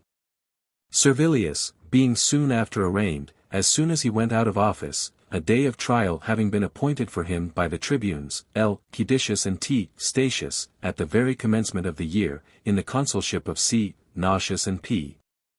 Valerius, did not, like Menenius, meet the attacks of the tribunes with supplications from himself and the patricians, but with firm reliance on his own integrity, and his personal influence. The battle with the Etrurians at the Janiculum was the charge against him also, but being a man of an intrepid spirit, as he had formerly acted in the case of public peril, so now in that which was personal to himself. He dispelled the danger by boldly facing it, by confuting not only the tribunes but the commons also, by a bold speech, and upbraiding them with the condemnation and death of T. Menenius, by the good offices of whose father the commons were formerly re-established, and were now in possession of those laws and those magistrates, by means of which they then exercised their insolence. His colleague Virginius also, who was brought forward as a witness, aided him by assigning to him a share of his own deserts. The condemnation of Menenius however was of greater service to him, so much had they changed their minds. The contests at home were now concluded. A Veientian war broke out, with whom the Sabines had united their forces. The consul P. Valerius, after auxiliaries were sent for from the Latins and Hernicians, being dispatched to Veii with an army, immediately attacks the Sabine camp, which had been pitched before the walls of their allies, and occasioned such great consternation. That while, dispersed in different directions, they sally forth to repel the assault of the enemy, the gate which the Romans first attacked was taken. Then within the rampart there was rather a carnage than a battle. From the camp the alarm spreads into the city. The Veientians run to arms in as great a panic as if Veii had been taken. Some come up to the support of the Sabines, others fall upon the Romans, who had directed all their force against the camp. For a little while they were disconcerted and thrown into confusion, then they too forming two fronts make a stand, and the cavalry, being commanded by the consul to charge, routs the Etrurians and puts them to flight. And in the same hour two armies and two of the most influential and powerful of the neighboring states were vanquished. Whilst these transactions are going on at Veii, the Volsci and Equi had pitched their camp in the Latin territory, and laid waste their frontiers. The Latins, by their own exertions, being joined by the Hernicians, without either a Roman general or Roman auxiliaries, stripped them of their camp. Besides recovering their own effects, they obtained immense booty. The consul C. Nausius, however, was sent against the Volsci from Rome. The custom, I suppose, was not pleasing for allies to carry on wars with their own forces and under their own direction without a Roman general and troops. There was no kind of injury or indignity that was not practiced against the Volsci, nor could they be prevailed on however to come to an engagement in the field. Lucius Furius and Caius Manlius were the next consuls. The Veientians fell to Manlius as his province. War however did not take place. A truce for 40 years was granted them at their request, corn and pay for the soldiers being demanded of them. Disturbance at home immediately succeeds to peace abroad. The commons were goaded by the tribunes with the excitement of the agrarian law. The consuls, nothing intimidated by the condemnation of Menenius, nor by the danger of Servilius, resist with their utmost might, cn. Janutius, a tribune of the people, arraigned the consuls on their going out of office. Lucius Aemilius and Opater Virginius enter on the consulate. Instead of Virginius I find Vopiscus Julius consul in some annals. In this year, whatever consuls it had, Furius and Manlius, being summoned to trial before the people, go about in suppliant garb not more to the commons than to the younger patricians. They advise, they caution them, to keep themselves from honors and the administration of public affairs, and that they would consider the consular fasces, the praetexta and curule chair, as nothing else than the decorations of a funeral. That when covered with these fine insignia, as with fillets, they were doomed to death. But if the charms of the consulate were so great, they should rest satisfied that the consulate was held in captivity and crushed by the tribunician power. That everything was to be done at the nod and command of the tribune by the consul, as if he were a tribune's beadle. If he stir, if he have reference to the patricians, if he should think for a moment that there existed any other party in the state but the commons, let him place before his eyes the banishment of Caius Marcius, the condemnation and death of Menenius. Fired by these discourses, the patricians from that time held their consultations not in public, but in private, and withdrawn from the knowledge of the many. Where when this one point was agreed on, that the accused must be rescued whether by just or unjust means, every proposition that was most desperate was most approved, nor was an actor wanted for any deed however daring.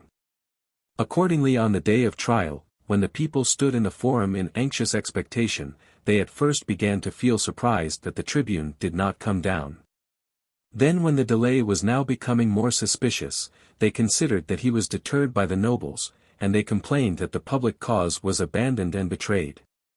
At length those who had been waiting before the gate of the tribune's residence, bring word that he was found dead in his house. As soon as rumor spread this through the whole assembly, just as an army disperses on the fall of its general, so did they separate in different directions. The principal panic seized the tribunes, now warned by their colleagues' death what little aid the devoting laws afforded them. Nor did the patricians bear their joy with sufficient moderation. And so far was any of them from feeling compunction at the guilty act, that even those who were innocent wished to be considered to have perpetrated it, and it was openly declared that the tribunician power should be subdued by chastisement. Immediately after this victory of a most ruinous precedent a levy is proclaimed, and the tribunes being now overawed, the consuls accomplished the matter without any opposition. Then indeed the commons became enraged more on account of the silence of the tribunes than the command of the consuls, and they said there was an end of their liberty, that they were come back again to the old condition of things. That the tribunician power had died along with Janutius and was buried with him, that other means must be devised and practiced, by which to resist the patricians. And that the only method for that was that the people should defend themselves, since they now had no other aid. That 24 lictors waited on the consuls, and that these very individuals were from among the commons. That nothing could be more despicable, nor weaker, if there were only persons who could despise them, that each person magnified those things and made them objects of terror to himself. When they had excited each other by these discourses, a lictor was dispatched by the consuls to Valero Publilius, a man belonging to the commons, because he stated, that having been a centurion he ought not to be made a common soldier. Valero appeals to the tribunes. When one came to his assistance, the consuls order the man to be stripped and the rods to be got ready. I appeal to the people, says Valero, since tribunes had rather see a Roman citizen scourged before their eyes, than themselves be butchered by you in their bed. The more vehemently he cried out, the more violently did the lictor tear off his clothes and strip him. Then Valero, being both himself of great bodily strength, and being aided by his partisans, having repulsed the lictor, when the shouts of those indignant in his behalf became very intense, betook himself into the thickest part of the crowd, crying out, I appeal, and implore the protection of the commons. Assist me, fellow citizens, assist me, fellow soldiers, there is no use in waiting for the tribunes, who themselves stand in need of your aid. The men, being much excited, prepare as it were for battle. And it became manifest that there was urgent danger, that nothing would be held sacred by any one, that there would no longer exist any public or private right. When the consuls faced this so violent storm, they soon experienced that majesty without strength had but little security. The lictors being maltreated, the fasces broken, they are driven from the forum into the Senate house, uncertain how far Valero would push his victory. After that, the disturbance subsiding, when they had ordered the Senate to be convened, they complain of the outrages committed on themselves, of the violence of the people, the daring of Valero. Many violent measures having been proposed, the elder members prevailed, who recommended that the unthinking rashness of the commons should not be met by the passionate resentment of the patricians. The commons having espoused the interest of Valero, with great warmth choose him, at the next election, tribune of the people for that year, which had Lucius Pinarius and Publius Furius for consuls. And, contrary to the opinion of all men, who thought that he would let loose his tribuneship in harassing the consuls of the preceding year, postponing private resentment to the public interest, without assailing the consuls even by a single word. He proposed a law to the people that plebeian magistrates should be elected at the comitia by tribes. A matter of no trifling moment was now being brought forward, under an aspect at first sight by no means alarming, but one which in reality deprived the patricians of all power to elect whatever tribunes they pleased by the suffrages of their clients. The patricians used all their energies in resisting this proposition, which was most pleasing to the commons. And though none of the college could be induced by the influence either of the consuls or of the chief members of the Senate to enter a protest against it, the only means of resistance which now existed. Yet the matter, important as it was by its own weight, is spun out by contention till the following year. The commons re-elect Valero as tribune. The senators, considering that the question would be carried to the very extreme of a struggle, elect to the consulate Appius Claudius, the son of Appius, who was both hated by and hated the commons ever since the contests between them and his father. Titus Quintius is assigned to him as his colleague. In the very commencement of the year no other question took precedence of that regarding the law. But though Valero was the inventor of it, his colleague, Litorius, was both a more recent abettor of it, as well as a more energetic one. Whilst Valero confined himself to the subject of the law, avoiding all abuse of the consuls, he commenced with accusing Appius and his family, as having ever been most overbearing and cruel towards the Roman commons. Contending that he had been elected by the senators, not as consul, but as executioner, to harass and torture the people.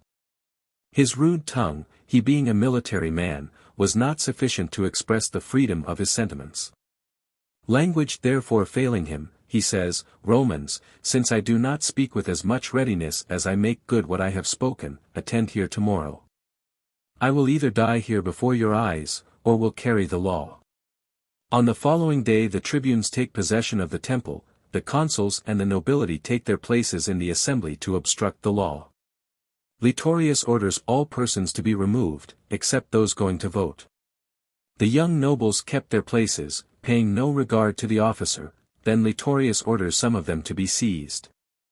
The consul Appius insisted that the tribune had no jurisdiction over any one except a plebeian. For that he was not a magistrate of the people in general, but only of the commons, for that even he himself could not, according to the usage of their ancestors, by virtue of his authority remove any person. Because the words run thus, if ye think proper, depart, Romans. He was able to disconcert Litorius by arguing fluently and contemptuously concerning the right. The tribune therefore, burning with rage, sends his beadle to the consul. The consul sends his lictor to the tribune, exclaiming that he was a private individual, without power and without magistracy. And the tribune would have been roughly treated, had not both the entire assembly risen up with great warmth in behalf of the tribune against the consul, and a rush of persons belonging to the multitude, which was now much excited, taken place from the entire city into the forum.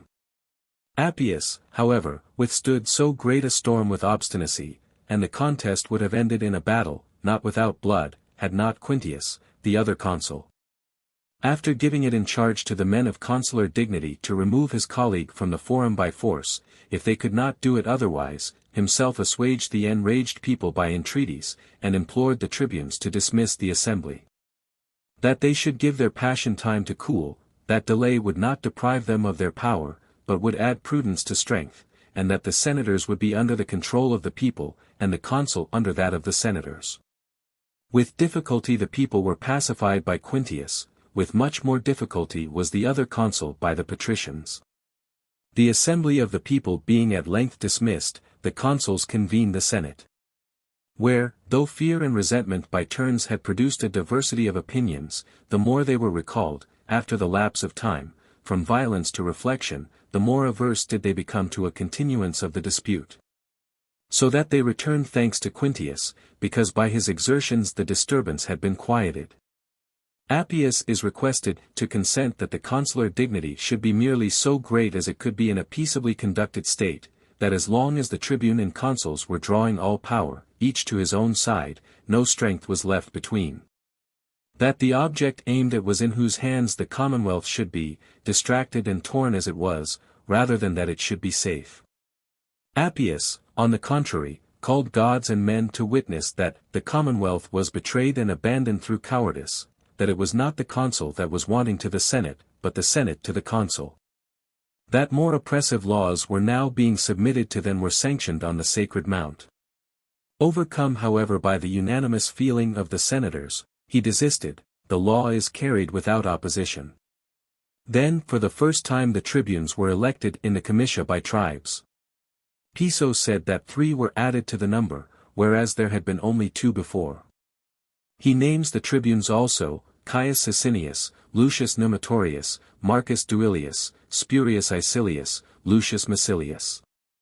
During the disturbance at Rome, a war with the Volscians and Equins broke out. They had laid waste the lands, so that if any secession of the people should take place, they might find a refuge with them. The differences being afterward settled, they removed their camp backwards.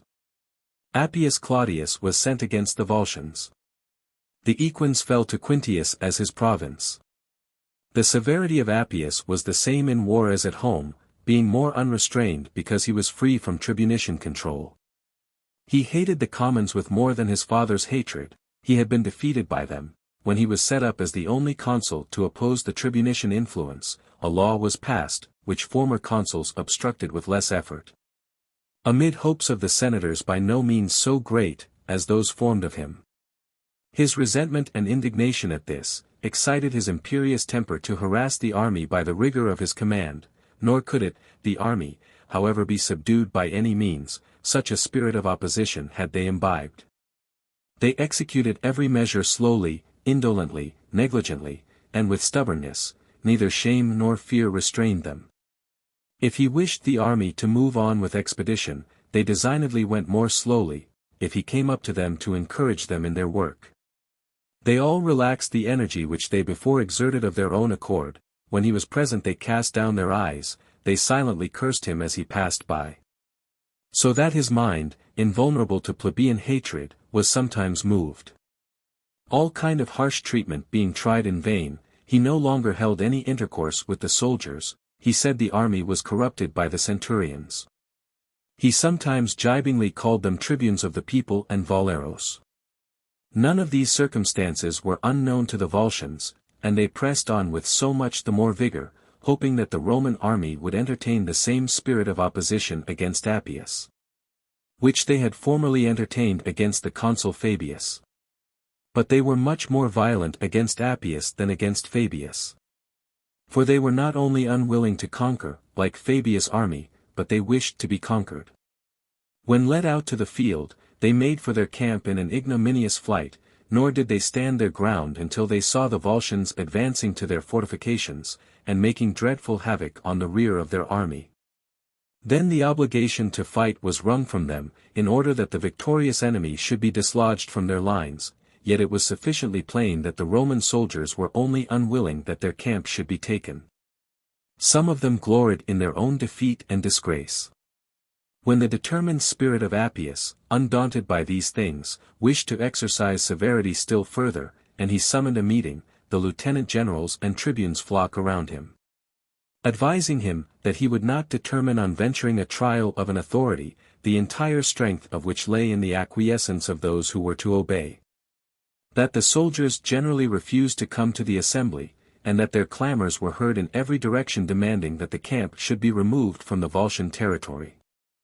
That the victorious enemy were but a little time ago almost at the very gates and rampart, and that not merely a suspicion, but a manifest indication of a grievous disaster presented itself to their eyes.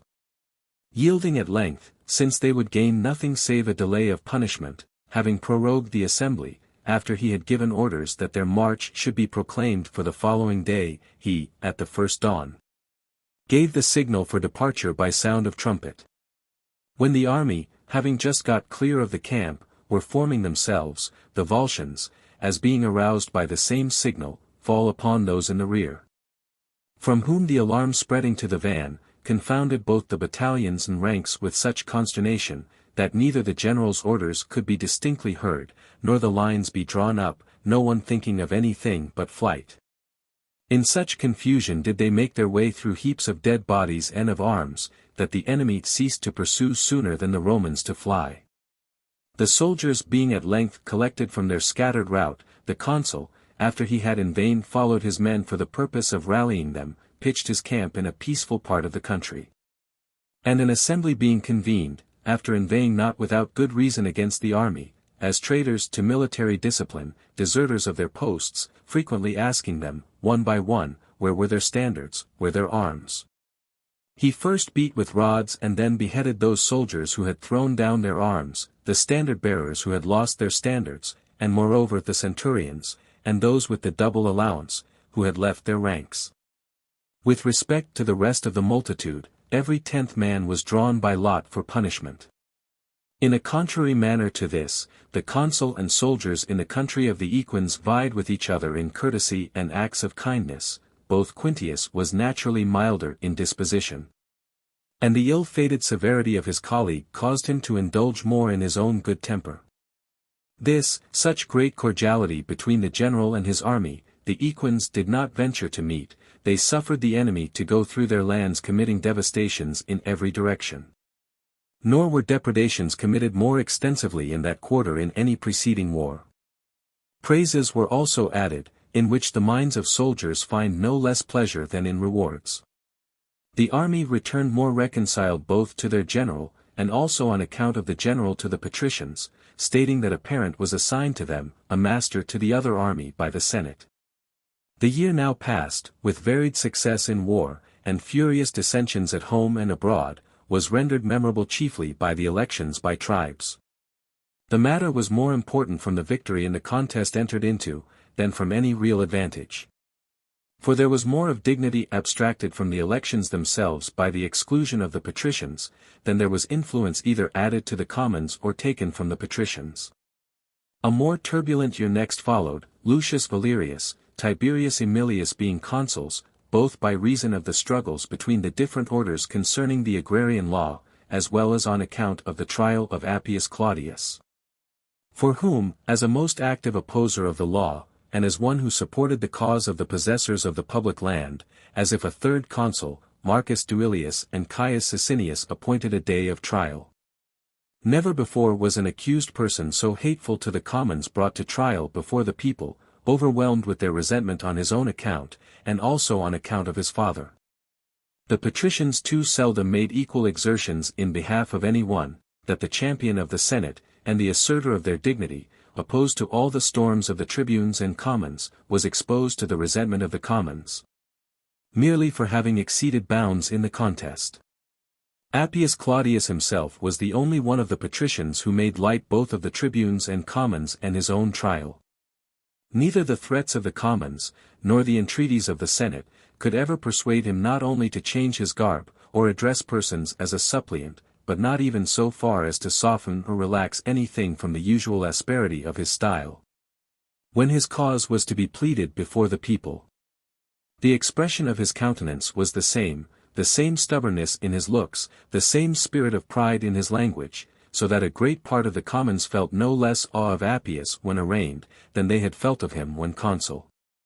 He pleaded his cause once, and with the same spirit of an accuser which he had been accustomed to adopt on all occasions, and he so far astounded both the tribunes and the commons by his intrepidity, that, of their own accord, they postponed the day of trial.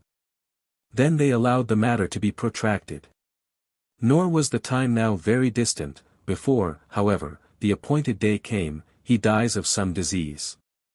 And when the tribunes of the people endeavored to impede his funeral panegyric, the commons would not allow that the last day of so great a man should be defrauded of the usual honors.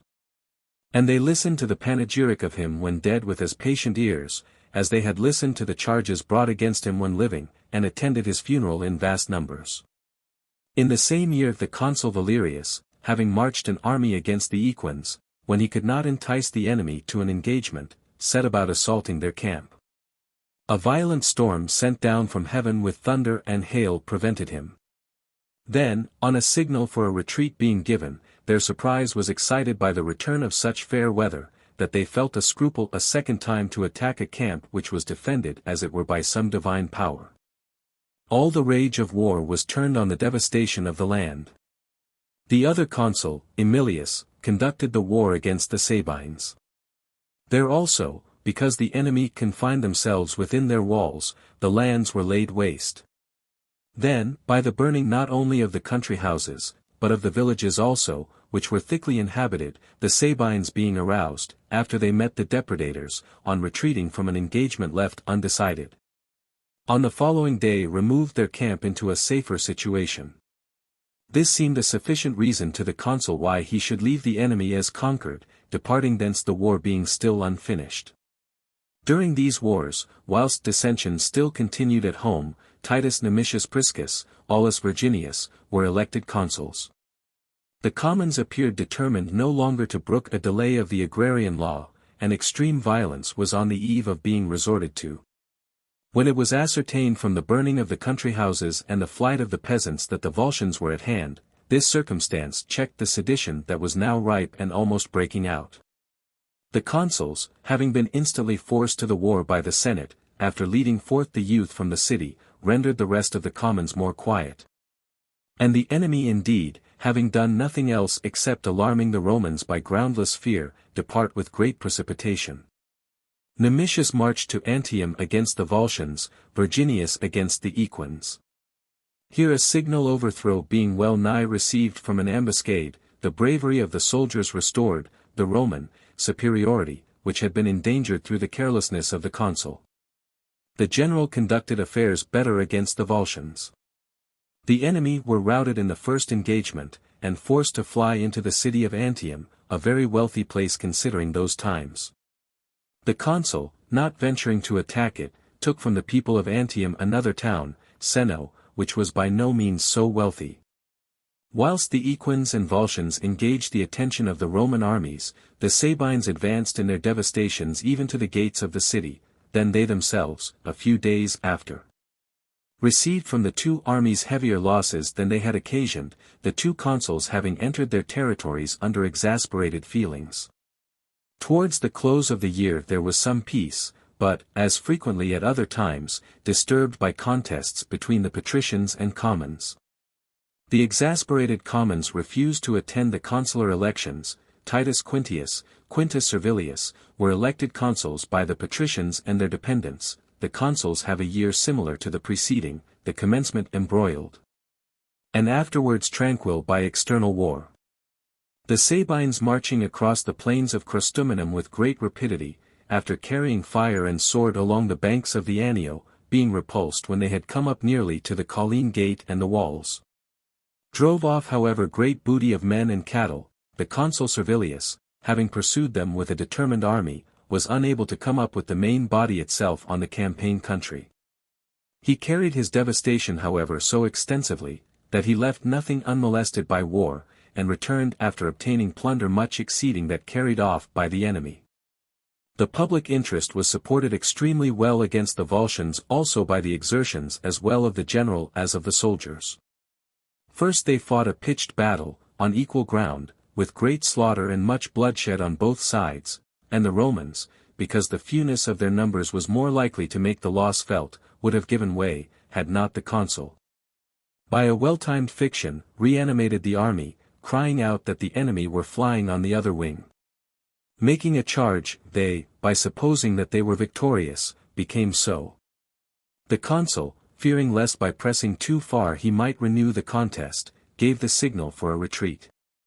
A few days intervened. Rest being taken on both sides as if by a tacit suspension of arms. During these days a vast number of persons from all the states of the Volscians and Equins came to the camp, certain that the Romans would depart during the night, if they should perceive them. Accordingly about the third watch they come to attack the camp. Quintius, having allayed the confusion which the sudden panic had occasioned, after ordering the soldiers to remain quiet in their tents, leads out a cohort of the Hernicians for an advance guard, the trumpeters and hornetiers he mounts on horseback, and commands them to sound their trumpets before the rampart, and to keep the enemy in suspense till daylight. During the rest of the night everything was so quiet in the camp, that the Romans had even the advantage of sleep. The sight of the armed infantry, whom they both considered to be more numerous than they were, and to be Romans, the bustle and neighing of the horses, which became restless, both from the strange riders placed on them, and moreover from the sound of the trumpets frightening them, kept the Volscians intently awaiting an attack of the enemy. When day dawned, the Romans, invigorated and refreshed with sleep, on being marched out to battle, at the first onset overpowered the Volscians, wearied from standing and want of rest. Though the enemy rather retired than were routed, because in the rear there were hills to which there was a secure retreat, the ranks behind the first line being unbroken. The consul, when they came to the uneven ground, halts his army. The soldiers were kept back with difficulty, they cried out and demanded to be allowed to pursue the enemy now discomfited.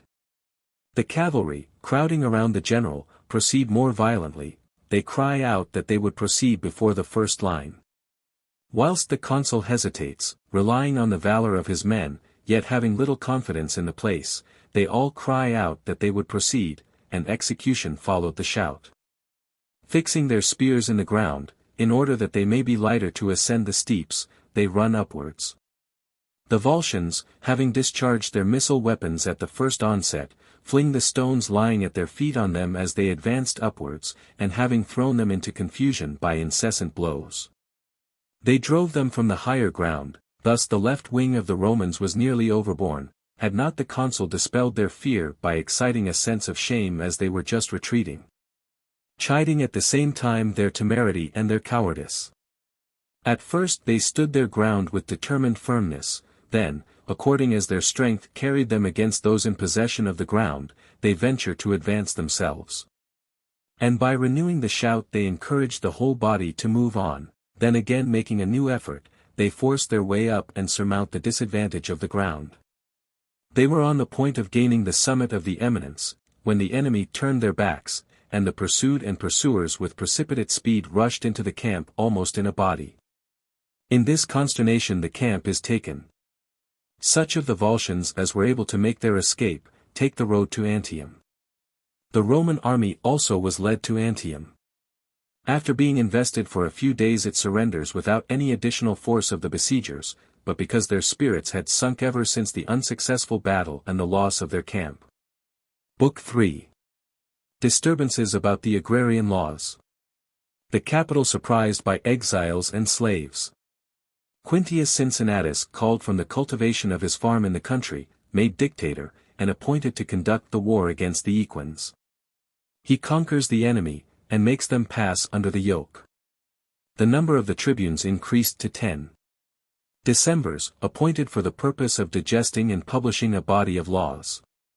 These having promulgated a code of laws contained in 10 tables, obtain a continuation of their authority for another year, during which they add 2 more to the former 10 tables. Refusing to resign their office, they retain it a 3rd year. Their conduct at first equitable and just, afterwards arbitrary and tyrannical. The commons, in consequence of the base attempt of Appius Claudius, one of them, to debauch the daughter of Virginius, seize on the Aventine Mount, and oblige them to resign. Appius and Oppius, 2 of the most obnoxious, are thrown into prison, where they put an end to their own lives, the rest are driven into exile. War with the Sabines, Volscians, and Equins.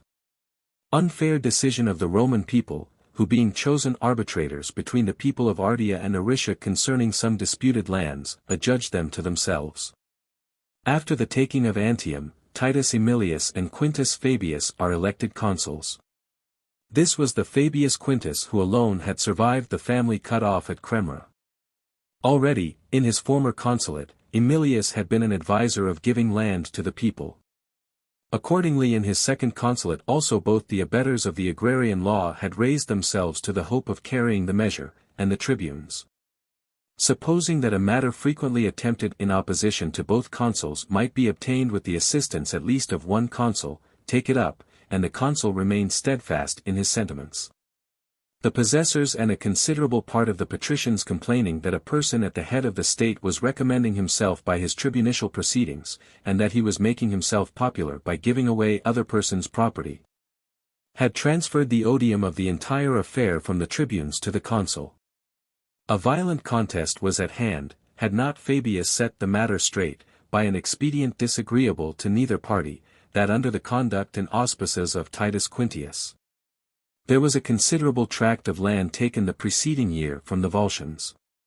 That a colony might be sent to Antium, a neighboring, convenient, and maritime city, that the commons might come in for lands without any complaints of the present occupiers, that the state might remain in quiet. This proposition was accepted.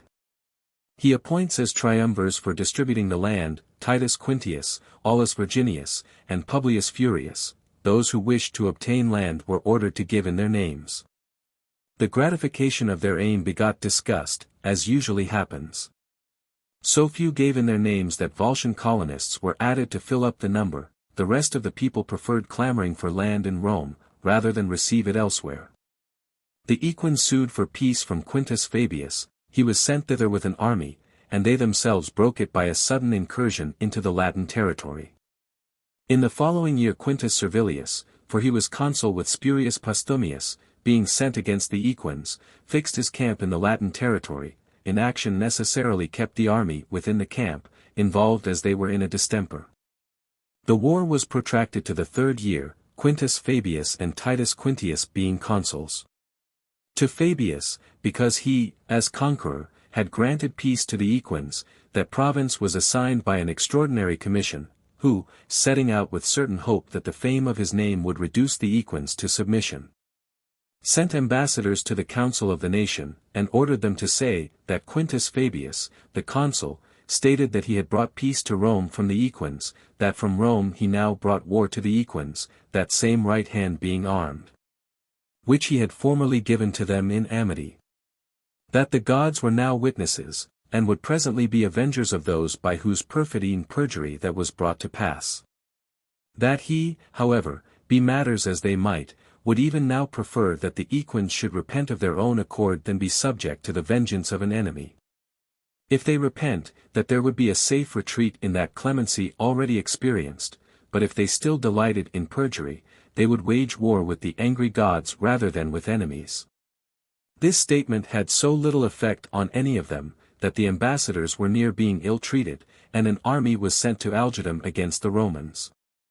When these tidings were brought to Rome, the indignity of the affair, rather than the danger, called out the other consul from the city, thus 2 consular armies advanced against the enemy in order of battle, so that they might at once engage. But as it so happened that much of the day did not now remain, a person from the advance guard of the enemy cries out, "This is making a display of war, Romans, not waging it, you draw up your army in line of battle, when night is at hand. We require a greater length of daylight for the contest which is to come on. Tomorrow by sunrise return to the field, you shall have an opportunity of fighting, never fear." The soldiers, stung by these threats, are marched back into the camp till the following day, thinking that the approaching night was tedious, which would cause delay to the contest. Then indeed they refreshed their bodies with food and sleep. On the following day, when it was light, the Roman army took their post considerably sooner. At length the equins also came forward. The battle was obstinate on both sides, because both the Romans fought under the influence of resentment and hatred. And a consciousness of danger brought on by misconduct, and despair of obtaining future confidence afterwards, obliged the equins to exert and have recourse to the most desperate efforts. The equins however did not withstand the Roman troops, and when on being beaten they had betaken themselves to their own territories, the outrageous multitude, with dispositions not at all more disposed to peace, began to chide their leaders, that their interest was committed to the hazard of a pitched battle, in which mode of fighting the Romans were superior. That the equines were better fitted for depredations and incursions, and that several parties acting in different directions conducted wars more successfully than the unwieldy mass of one single army. Having left therefore a guard on the camp, they marched out and attacked the Roman frontiers with such fury, as to carry terror even to the city. The unexpected nature of the thing also caused more alarm, because nothing could be less apprehended than that an enemy, vanquished and almost besieged in their camp, should entertain a thought of depredation, and the peasants, in a panic pouring in at the gates, cried out, that it was not mere plundering, nor small parties of depredators, but, exaggerating everything through groundless fear, that whole armies and legions of the enemy were advancing, and that they were pushing forward to the city determined for an assault. Those who were nearest the gates carried to others the accounts heard from these, uncertain as they were, and therefore the more groundless. And the hurry and confused clamor of those calling to arms bore no distant resemblance to the panic of a city taken by storm. It so happened that the consul Quintius had returned to Rome from Algidum. This was some relief for their terror. And the tumult being calmed, and after chiding them for being in dread of a vanquished enemy, he posted a guard on the gates. Then having convened the Senate, when he set out to defend the frontiers, a suspension of civil business having been proclaimed by a decree of the Senate, leaving Quintus Servilius behind as prefect of the city, he found no enemy in the country. Matters were conducted with distinguished success by the other consul, who having attacked the enemy, wherever he knew that they were to come, laden with booty, and proceeding therefore with their army the more encumbered, made their depredation prove fatal to them. Few of the enemy escaped from the ambuscade. All the booty was recovered. Thus the return of the consul Quintius to the city put a termination to the justicium, which lasted only 4 days. A census was then held, and the lustrum was closed by Quintius. The number of citizens rated are said to have been 124,214, besides orphans of both sexes. Nothing memorable occurred afterwards among the equines. They betook themselves into their towns, suffering their possessions to be consumed by fire and to be devastated. The consul, after he had repeatedly carried depredation through the entire country of the enemy, returned to Rome with great glory and booty. Then Aulus Postumius Albus and Spurius Furius Fusus were consuls. Furii some writers have written Fusii. This I mention, lest any one may imagine that the change, which is only in the names, may be in the persons themselves. There was no doubt but that one of the consuls would commence hostilities against the equines. The equines accordingly sought aid from the Volscians of Aegiatra, which being granted readily, so keenly did these states vie in inveterate hatred against the Romans, preparations for war were made with the utmost vigor. The Hernicians came to the knowledge of it, and warned the Romans that the Aegiatrans had revolted to the equines. The colony of Antium also was suspected, because when the town was taken, a great number of the inhabitants had fled thence for refuge to the equines, and these proved the bravest soldiers during the war with the equines. Afterwards the equines being driven into the towns, this rabble withdrawing privately, when they returned to Antium, seduced from the Romans the colonists who were already disposed to treachery of their own accord. The matter not being yet ripe, when it was announced to the Senate that a defection was intended, the consuls were charged to inquire into the business by summoning to Rome the leading men of the colony. When those persons attended without reluctance, being conducted to the Senate by the consuls, they so answered to the questions put to them, that they were dismissed more suspected than they had come. Upon this war was considered as inevitable. Spurius Fusius, one of the consuls to whom that province had fallen, having marched against the equines, found the enemy committing depredations in the country of the Hernicians. And being ignorant of their numbers, because they had never been seen all together, he rashly hazarded an engagement with an army not a match for their forces. Being beaten from his ground at the first onset, he betook himself to his camp, nor was that an end of the danger, for both on the next night and the following day, his camp was beset and assaulted with such vigor that not even a messenger could be sent from thence to Rome. The Hernicians brought an account both that a defeat had taken place, and that the army was besieged, and they struck such terror into the Senate, that a charge was given to the other consul Postumius, that he should take care that the commonwealth sustained no injury, which form of a decree has ever been deemed to be one of extreme exigency. It seemed most advisable that the consul himself should remain at Rome to enlist all who were able to bear arms, that Titus Quintius should be sent as proconsul to the relief of the camp with the army of the allies, to complete that army the Latins and Hernicians. And the colony of Antium were ordered to supply Quintius with subsidiary soldiers, so they then called auxiliaries raised for sudden emergencies. During those days many movements and many attempts were made on either side, because the enemy, having the advantage in numbers, attempted to weaken the Roman strength by dividing it into many parts, as not being likely to suffice for all points of attack. At the same time the camp was besieged, at the same time a part of the army was sent to devastate the Roman territory, and to attempt the city itself, if fortune should favor. Lucius Valerius was left to guard the city, the consul Postumius was sent to repel the attacks on the frontiers. There was no abatement in any part either in vigilance or activity. Watches in the city, outposts before the gates, and guards stationed along the walls, and a justicium was observed for several days, a thing which was necessary in such general confusion. In the meantime the consul Furius, after he had at first passively endured the siege in his camp, burst forth from the Decuman gate on the enemy when off their guard. And though he might have pursued them, he stopped through fear, lest an attack should be made on the camp from the other side. The Lieutenant General Furius, he was the consul's brother, was carried away too far by his ardor. Nor did he, from his eagerness to pursue, observe his own party returning, nor the attack of the enemy on his rear, thus being shut out, after repeatedly making many unavailing efforts to force his way to the camp, he fell, fighting bravely.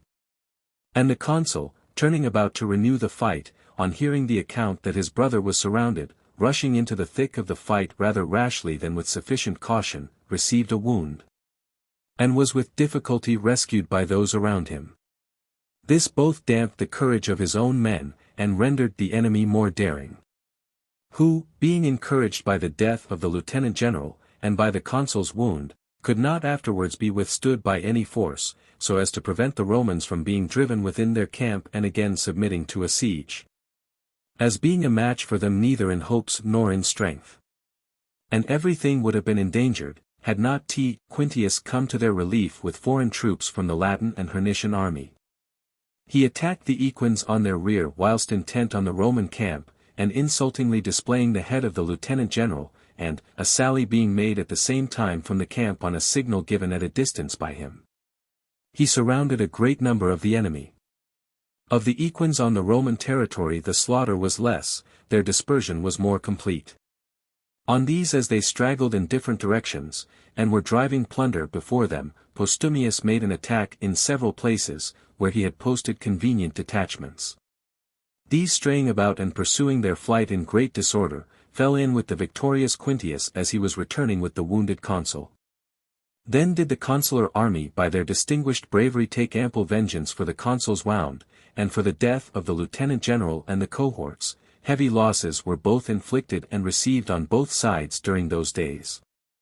In a matter of such antiquity it is difficult to state with certainty the exact number of those who fought or fell. Antius Valerius, however, ventures to sum them up, that in the Hernician territory there fell 5,300 Romans. That of the predatory parties of the Equins, who strayed through the Roman frontiers for the purpose of plundering, 2,400 were slain by the consul Postumius. That the rest of the body that were driving booty before them, and which fell in with Quintius, by no means got off with so light a loss, that of these 4,000, and by way of stating the number exactly, 230, were slain. After this they returned to Rome, the order for the justicium was discharged. The skies seemed to be all on fire, and other prodigies either actually presented themselves to their sight, or exhibited imaginary appearances to their affrighted minds. To avert these terrors, a solemn festival of 3 days was proclaimed, during which, all the temples were filled with a crowd of men and women, earnestly imploring the protection of the gods. After this the Latin and Hernician cohorts were sent back to their respective homes, thanks having been returned to them for their spirited military services. The 1,000 soldiers from Antium were dismissed almost with disgrace, because they had come after the battle with assistance then too late. The elections were then held, Lucius Abusius and Publius Servilius being elected consuls, enter on their office on the calends of August, which was then considered as the commencement of the year. This was a distressing time, and it so happened that the season was pestilential to the city and country, and not more to men than to cattle. And they increased the malignity of the distemper, by admitting the cattle and the peasants into the city through dread of devastation. This collection of animals of every kind mixed together, distressed both the citizens by the unusual stench, and the peasants crowded together into their close apartments, with heat, want of sleep, and their attendance on each other. And contact itself propagated the disease. Whilst with difficulty sustaining these calamities, ambassadors from the Hernicians suddenly bring word that the Equins and Volscians, having united their forces, had pitched their camp in their territory. That from thence they were depopulating their frontiers with an immense army. Besides that the thinness of the Senate was a proof to the allies that the state was prostrated by the pestilence, they further received this melancholy answer, that the Hernicians, with the Latins, must now defend their possessions by their own exertions. That the Roman city, through the sudden anger of the gods, was now depopulated by disease. If any respite from that calamity should come, that they would afford aid to their allies, as they had done the year before, and always on other occasions. The allies departed, carrying home, instead of the melancholy news, they had brought, news still more melancholy, as being persons who were now obliged to sustain by their own means a war, which they had sustained with difficulty when backed by the power of Rome. The enemy did not confine themselves any longer to the Hernician territory. They proceed thence with determined hostility into the Roman territories, which were already devastated without the injuries of war. Where, when there was no one to meet them, not even an unarmed person, and they passed through every place destitute not only of troops, but even of the cultivation of the husbandman, they reached as far as the third stone on the Gabinian road. Abusius, the Roman consul, was dead. His colleague, Servilius, was dragging out life with slender hope of recovery. Most of the leading men, the chief part of the patricians, all of the military age, were lying sick, so that strength was wanting not only for the expeditions, which, amid such an alarm the conjuncture required, but scarcely had they sufficient even for quietly mounting guard. The senators whose age and health permitted them, discharged personally the duty of sentinels. The going around and attending to these was assigned to the aediles of the people. On them devolved the chief administration of affairs and the majesty of the consular authority. The commonwealth thus desolate, without a head, without strength, the guardian gods and good fortune of the city saved, which inspired the Volscians and Equins with the disposition of banditti rather than of enemies. For so far was any hope not only of taking but even of approaching the walls of Rome from taking possession of their minds, and so thoroughly did the sight of the houses in the distance, and the adjacent hills, divert their thoughts from such an attempt, that, a murmur having arisen in every direction throughout the entire camp, why they should waste time in indolence without booty in a wild and desert land, amid the putrid decay of cattle and of human beings, when they might repair to places uninjured by infection, the Tusculan territory abounding in wealth. They suddenly tore up their standards, and by journeys across the country, they passed through the Lavican territory to the Tusculan hills, and to that quarter was the whole violence and storm of the war directed.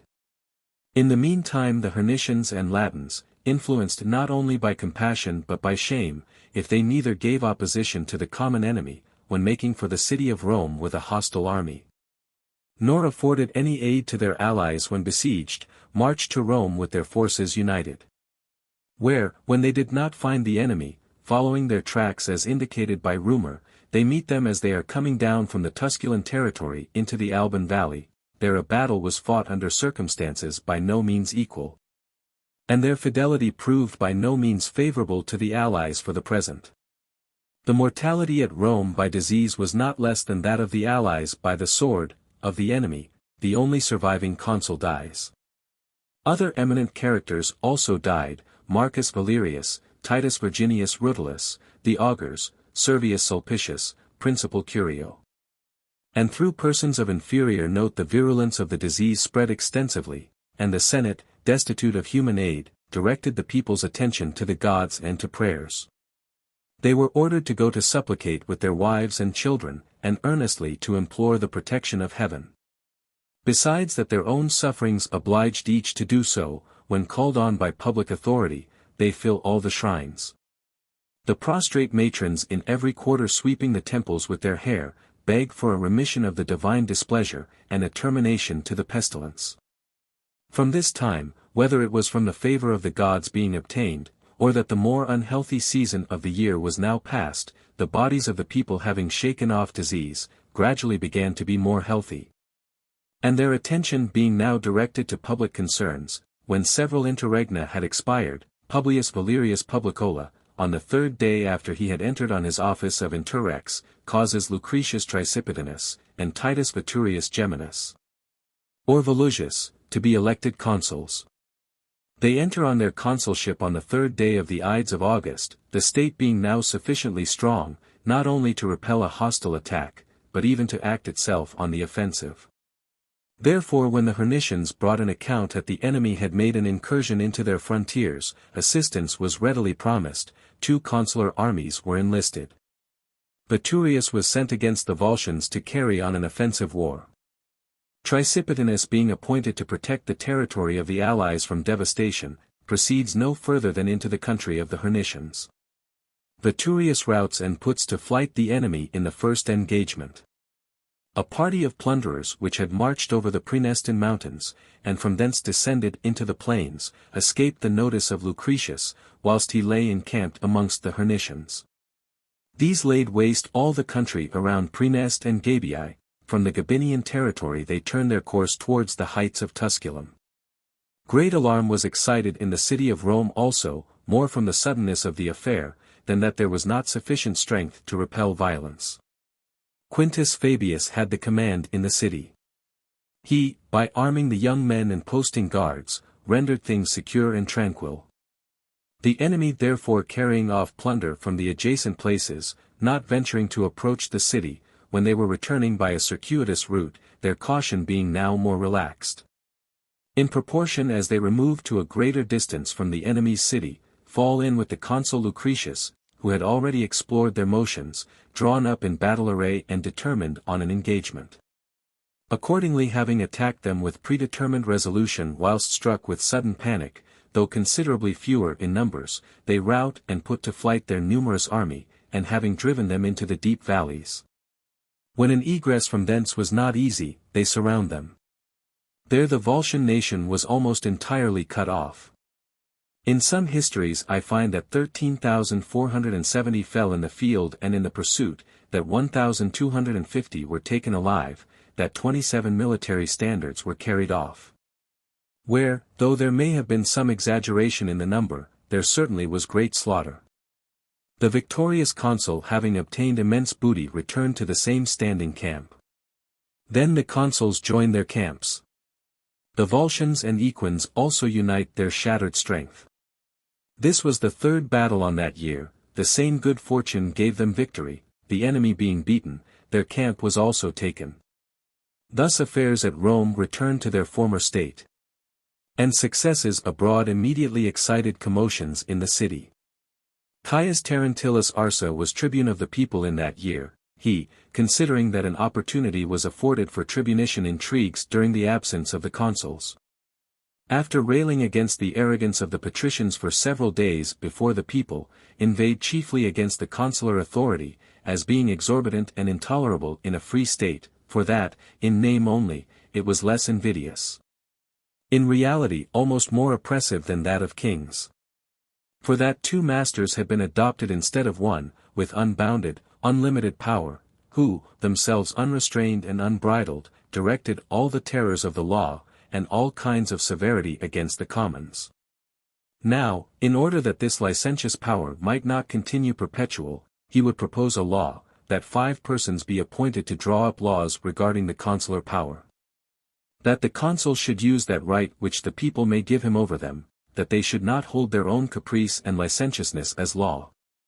This law being published, when the patricians became afraid, lest, in the absence of the consuls, they should be subjected to the yoke, the Senate is convened by Quintus Fabius, prefect of the city, who inveighed so vehemently against the bill and the author of it, that nothing was omitted of threats and intimidation, even though both the consuls in all their exasperation surrounded the tribune, that he had lain in wait, and, watching his opportunity, he made an attack on the commonwealth.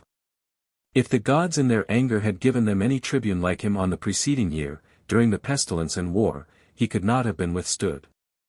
Both the consuls being dead, and the exhausted state lying enfeebled in universal confusion, that he would have proposed laws to abolish the consular government altogether from the state.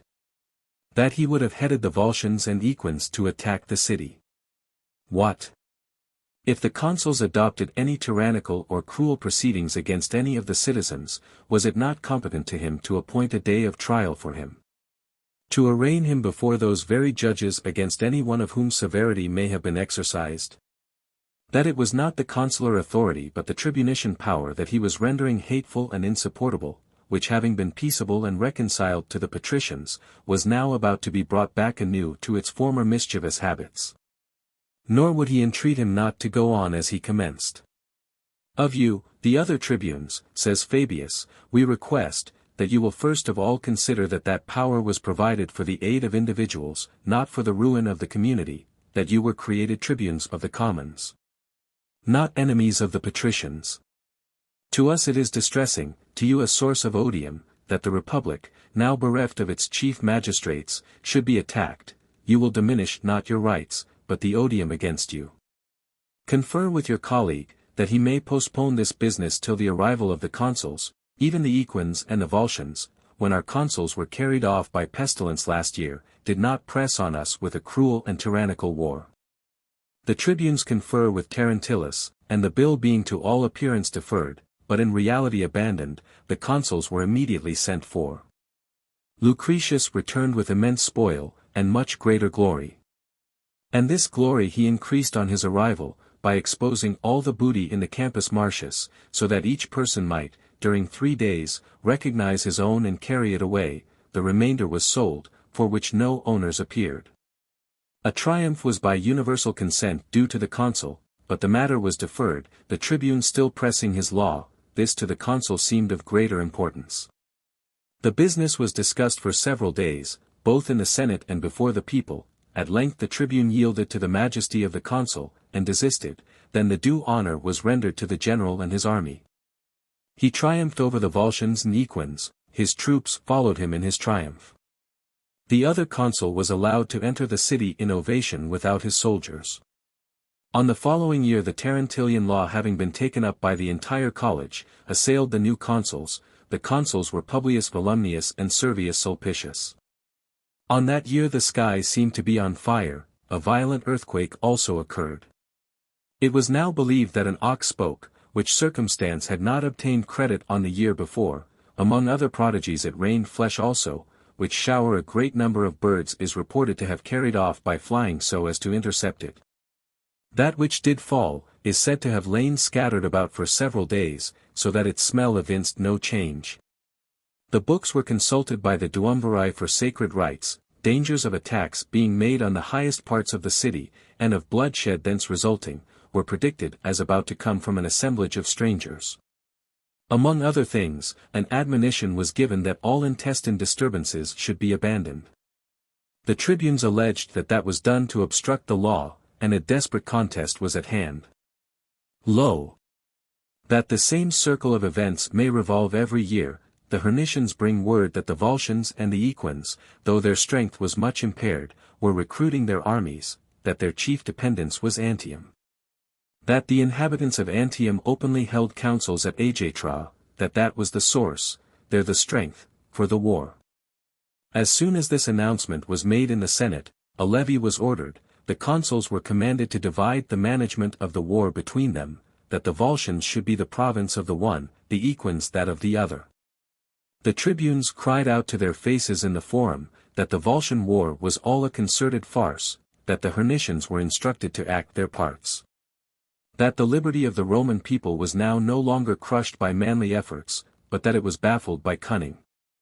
Because all probability was now gone that the Volscians, who were almost exterminated, and the Equins, would of themselves commence hostilities, new enemies were sought for, that a loyal colony, and one in their very vicinity, was being rendered infamous, that war was proclaimed against the unoffending people of Antium, and in reality waged with the commons of Rome, which after loading them with arms they were determined to drive out of the city with precipitous haste, wreaking their vengeance on the tribunes, by the exile and expulsion of their fellow citizens.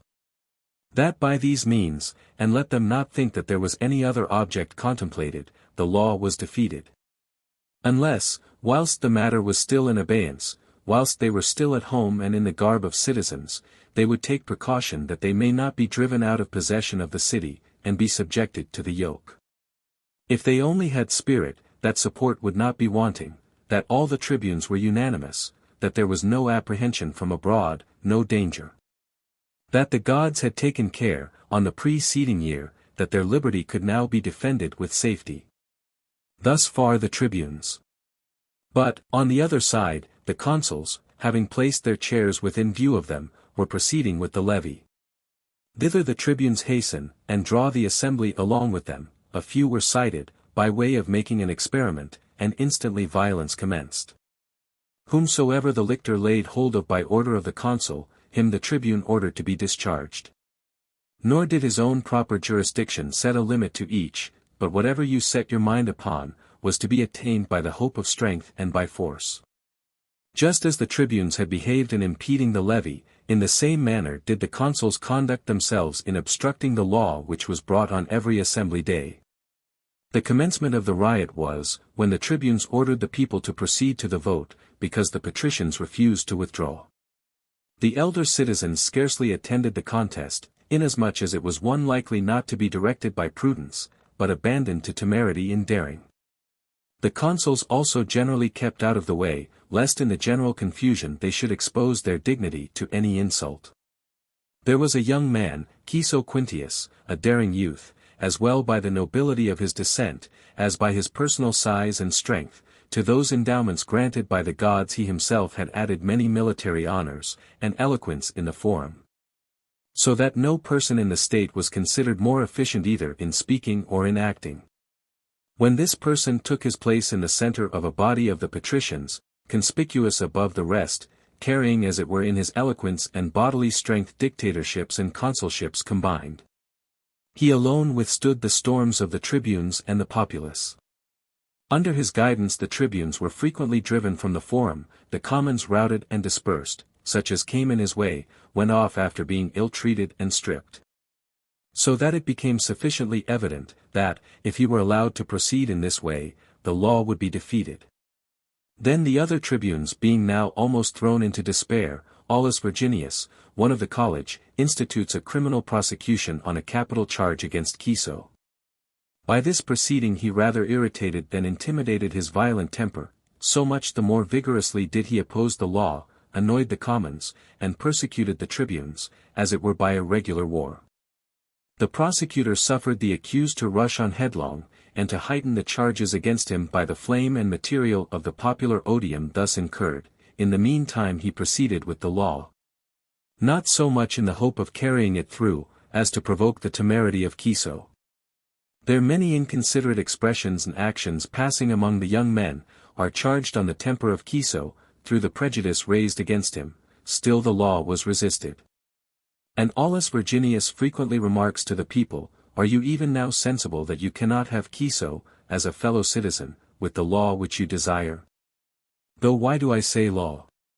He is an opponent of your liberty. He surpasses all the Tarquins in arrogance. Wait till he is made consul or dictator, whom, though but a private citizen, you now see exercising kingly sway over you by his strength and audacity." Many assented, complaining that they had been beaten by him, and strongly urged on the tribune to go through with the prosecution. The day of trial now approached, and it was evident that persons in general considered that their liberty depended on the condemnation of Ciso. Then, at length being forced to it, he addressed the commons individually, though with a strong feeling of indignation. His relatives followed him, the principal members of the state. Titus Quintius Capitolinus, who had been thrice consul, after he recounted many splendid achievements of his own, and of his family, stated, that neither in the Quintian family, nor in the Roman state, had there appeared such promising genius of such early valor. That he had first been his soldier, that he had often in his sight fought against the enemy. Spurius Furius declared, that he having been sent to him by Quintius Capitolinus, had come to his aid when in the midst of danger. That there was no individual by whose exertions he considered the commonweal more effectually re-established. Lucius Lucretius, the consul of the preceding year, in the full splendor of recent glory, shared his own services with Piso.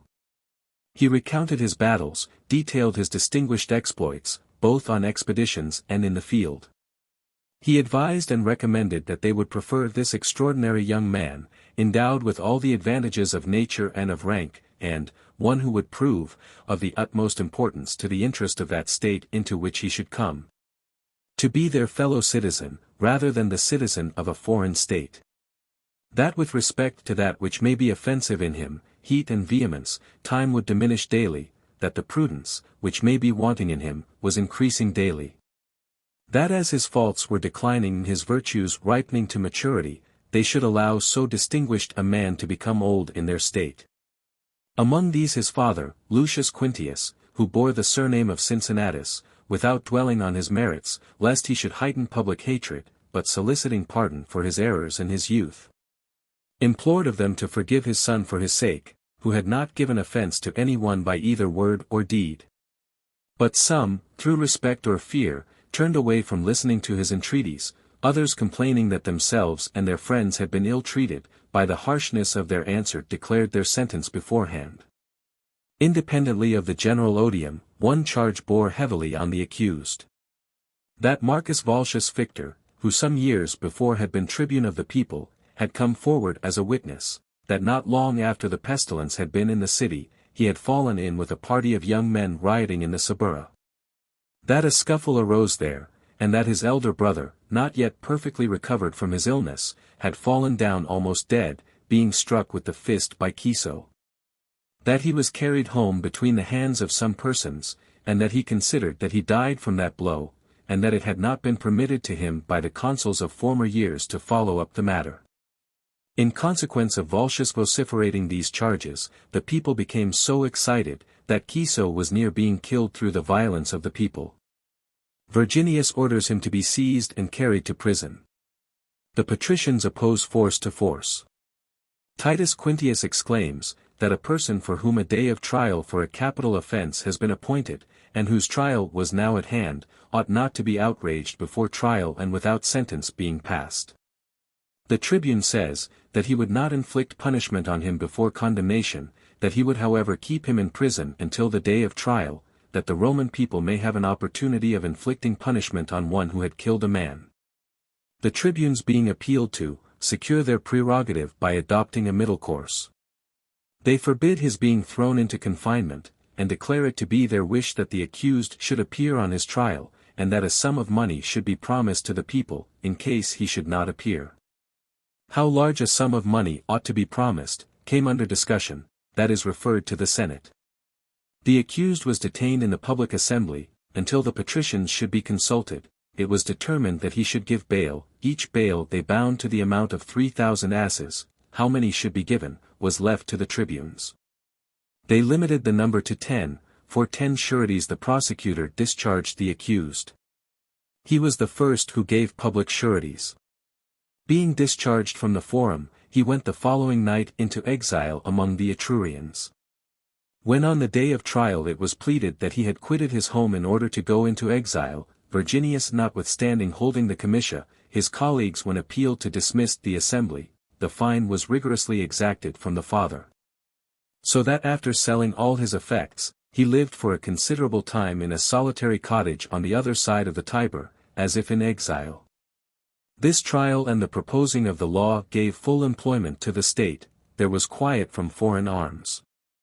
When the tribunes, flushed as it were with victory, imagined that the law was in a manner passed, the patricians being now dismayed by the banishment of Piso, and when, with respect to the seniors of the patricians, they had relinquished all share in the administration of the commonwealth. The juniors, more especially those who were the intimate friends of Piso, redoubled their resentful feelings against the commons, and suffered not their spirits to droop. But the greatest improvement was made in this particular, that they tempered their animosity by a certain degree of moderation. When for the first time after Piso's banishment the law began to be brought forward, arrayed and well prepared with a numerous body of clients, they attacked the tribunes, on their affording a pretext for it by attempting to remove them in such a manner, that no one individual carried home from thence any prominent share either of glory or ill will. The people complained that for one Piso 1,000 had started up. During the intermediate days, when the tribunes made no stir regarding the law, nothing could be more mild or peaceable than those same persons. They saluted the plebeians courteously, entered into conversation, and invited them home. They attended the forum, and suffered the tribunes themselves to hold their meetings without interruption. They never were uncivil to any one either in public or in private, unless when the business respecting the law began to be agitated. On other occasions the young men were popular. And not only did the tribunes transact all their other affairs without disturbance, but they were even re-elected for the following year, without one offensive expression, much less any violence being employed. By soothing and managing the commons they gradually rendered them tractable. By these methods the law was evaded for the entire year. The consuls Caius Claudius, the son of Appius, and Publius Valerius Publicola, found the state in a more tranquil condition. The new year had brought with it nothing new. The thoughts about carrying the law, or submitting to it, engrossed all the members of the state. The more the younger members of the Senate endeavored to insinuate themselves into favor with the commons, the more strenuously did the tribunes strive to thwart them. So that they rendered them suspicious in the eyes of the commons by alleging that a conspiracy was formed, that Piso was in Rome, that plans were concerted for assassinating the tribunes, and butchering the commons. That the commission assigned by the elder members of the patricians was, that the young men should abolish the tribunician power from the state. And the form of government should be the same as it had been before the Cred Mount had been taken possession of.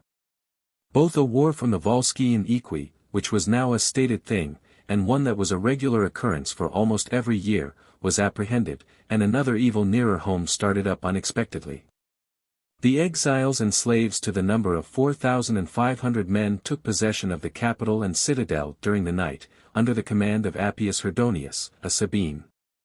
Immediately a massacre took place in the citadel of those who had evinced an unwillingness to enter into the conspiracy and to take up arms. Some, during the alarm, run down to the forum, driven precipitately through the panic. The cries, "To arms," and "The enemy are in the city," were heard alternately. The consuls were both afraid to arm the commons, and to suffer them to remain unarmed. Uncertain what sudden calamity had assailed the city, whether external or intestine, whether from the hatred of the commons or the treachery of the slaves, they were for quieting the tumults. By such endeavors they sometimes exasperated them. For the populace, panic-stricken and terrified, could not be directed by authority. They give out arms, however, not indiscriminately. Only so that, the enemy being still uncertain, there might be a protection sufficient to be relied on for all emergencies. The remainder of the night they passed in posting guards through proper places through the entire city, anxious and uncertain, as to who the persons might be, and how great the number of the enemy was. Daylight then disclosed the war and the leader of the war. Appius Herdonius summoned the slaves to liberty from the capital, that he had espoused the cause of every most unfortunate individual, in order to bring back to their country those driven out by oppression, and to remove the grievous yoke from the slaves. That he had rather that were done under the authority of the Roman people. If there be no hope in that quarter, that he would rouse the Volscians and Equi, and would try all extremities. The matter began to disclose itself more clearly to the patricians and the consuls. Besides those things, however, which were openly declared, they dreaded lest this might be a scheme of the Veientes or Sabines. And, as there were so many of the enemy in the city, lest the Sabine and Etrurian troops might come on according to a concerted plan. And then lest their eternal enemies, the Volscians and Equi, should come, not to ravage their territories, as before, but to their very city, already in part taken. Many and various were their fears. Among others, the most prominent was their dread of the slaves, lest each might harbor an enemy in his own house, one whom it was neither sufficiently safe to trust, nor to deny confidence to him lest, by not trusting him, he might become more incensed. And, the evil, seemed scarcely capable of being resisted by perfect harmony, between the different orders of the state, only no one apprehended the tribunes or commons, other evils predominating and constantly starting up. That appeared an evil of a mild nature, and one always arising during the cessation of other evils, and it then appeared to be lulled to rest by external terror.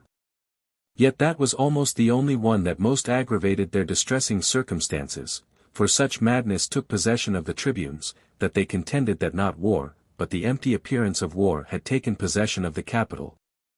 To avert the people's minds from attending to the law. That these friends and clients of the patricians would depart in greater silence than they came, if they once perceived that, by the law being passed, they had raised these tumults in vain. They then held a meeting for passing the law, having called away the people from their arms. In the meantime, the consuls convened the Senate, another dread presenting itself on the part of the tribunes, greater than that which the nightly foe had occasioned. When it was announced that their arms were being laid aside, and that the men were quitting their posts, Publius Valerius, his colleague still detaining the Senate, hastens from the Senate house. He comes thence into the meeting to the tribunes. "What is all this," says he, "tribunes? Are you determined to overthrow the commonwealth under the guidance and auspices of Appius Herdonius? Has he been so successful in corrupting you, who, by his authority, has not influenced your slaves? When the enemies are over our heads, is it your pleasure that arms should be given up, and laws be proposed?" Then directing his discourse to the populace, "If, Romans, no concern for your city, for yourselves, moves you, at least revere the gods of your country, now made captive by the enemy. Jupiter, the best and greatest, Queen Juno, and Minerva, the other gods and goddesses, are besieged, the camp of slaves now holds the tutelary gods of the state. Does this seem to you the form of a state in its senses? Such a crowd of enemies is not only within the walls, but in the citadel, commanding the forum and senate house. In the meanwhile meetings are being held in the forum, the senate is in the senate house, just as when perfect tranquility prevails. The senator gives his opinion, the other Romans give their votes. Would it not behove all the patricians and commons, consuls, tribunes, citizens, and all classes of persons, to bring aid with arms in their hands, to run into the capital, to liberate and restore to peace that most august residence of Jupiter, the best and greatest? O Father Romulus! Do thou infuse into thy progeny that determination of thine, by which you once recovered from these same Sabines the citadel, when obtained by gold. Order them to pursue this same path, which thou, as leader, and thy army, pursued. Lo! I, as consul, shall be the first to follow thee and thy footsteps, as far as a mortal can follow a god." The close of his speech was, that he would take up arms, that he invited every citizen of Rome to arms. If any one should oppose, that he, forgetful of the consular authority, the tribunician power, and the devoting laws, would consider him as an enemy, whoever he may, wheresoever he may, in the capital, or in the forum. That the tribunes might order arms to be taken up against Publius Valerius the consul, since they forbid it against Appius Herdonius. That he would venture to act in that manner in the case of the tribunes, in which the founder of his family had ventured to act in the case of kings. It now became apparent that extreme violence was about to take place, and that a disturbance among the Romans would be exhibited as a sight to the enemy. The law, however, could neither be prepared, nor could the consul proceed to the capital. Night quashed the contest that had commenced, the tribunes yielded to the night, dreading the arms of the consuls. The fomenters of the disturbances being removed from thence, the patricians went about among the commons, and introducing themselves into their circles of conversation. They introduced observations suited to the occasion, they advised them to beware into what hazard they were bringing the commonwealth. That the contest was not between the patricians and commons, but that patricians and commons together, the fortress of the city, the temples of the gods, the guardian gods of the state and of private families, were being delivered up to the enemy. Whilst these affairs are going on in the forum for the purpose of appeasing the disturbances, the consuls in the meantime had armed the several gates and the walls, lest the Sabines or the Veientian enemy should make any move. On the same night, messengers come to Tusculum announcing that the citadel was taken, and the capital seized, and the other state of disturbance in the city. Lucius Mamilius was at that time dictator at Tusculum. He, having immediately convoked the Senate and introduced the messengers, earnestly advises, that they should not wait until ambassadors came from Rome, suing for assistance. That the very danger and risk, and the social gods, and the faith of treaties, demanded it, that the gods would never afford them an equal opportunity of obliging so powerful a state and so near a neighbor. It is determined that assistance should be sent, the young men are enrolled, arms are given to them. Coming to Rome at break of day, they at a distance exhibited the appearance of enemies. The Equi or Volscians appeared to be coming. Then when the groundless alarm was removed, they are admitted into the city, and descend in a body into the forum. There Publius Valerius, having left his colleague to guard the gates, was now drawing up in order of battle. The great influence of the man had produced an effect, when he affirmed that, the capital being recovered, and the city restored to peace. If they would allow themselves to be convinced what lurking fraud was concealed under the law proposed by the tribunes, that he would offer no obstruction to the meeting of the people, mindful of his ancestors, mindful of his surname. And that the province of protecting the people had been handed down to him as hereditary by his ancestors. Following him as their leader, notwithstanding the tribunes cried out against it, they direct their march up the Capitoline hill. The Tusculan troops also joined them. Allies and citizens vied with each other which of them should appropriate to themselves the honor of recovering the citadel. Each leader encourages his own men. Then the enemy became terrified, and placed no dependence on any but the place. The Romans and allies advance on them whilst in this state of alarm. They had now broken into the porch of the temple, when Publius Valerius is slain animating the fight at the head of his men. Publius Volumnius, a man of consular rank, saw him falling. Having directed his men to cover the body, he rushes forward to the place and office of consul. Through their ardor and impetuosity the perception of so heavy a blow did not reach the soldiers, they conquered before they perceived that they conquered without a leader. Many of the exiles defiled the temple with their blood. Many were taken alive, Herdonius was slain. Thus the capital was recovered. With respect to the prisoners, punishment was inflicted on each according to his station, whether he was a freeman or a slave. The commons are stated to have thrown farthings into the consul's house, that he might be buried with greater solemnity. Peace being established, the tribunes then pressed on the patricians to fulfill the promise of Publius Valerius. They pressed on Claudius, to free the shade of his colleague from breach of faith, and to allow the business of the law to proceed. The consul asserted that he would suffer the discussion on the law to go on, till he had a colleague appointed in the room of the deceased.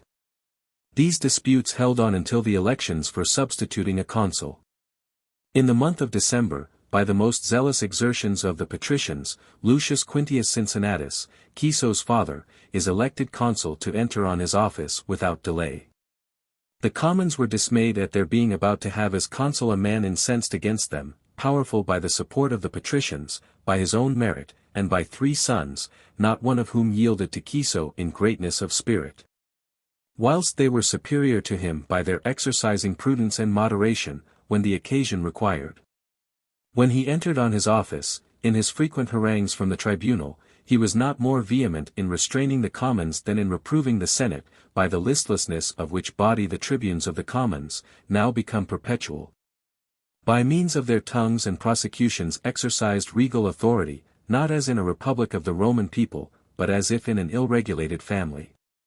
That with his son Ciso, fortitude, constancy, all the splendid qualifications of youth in war or in peace, had been driven and exiled from the city of Rome, that talkative and turbulent men, sowers of discord.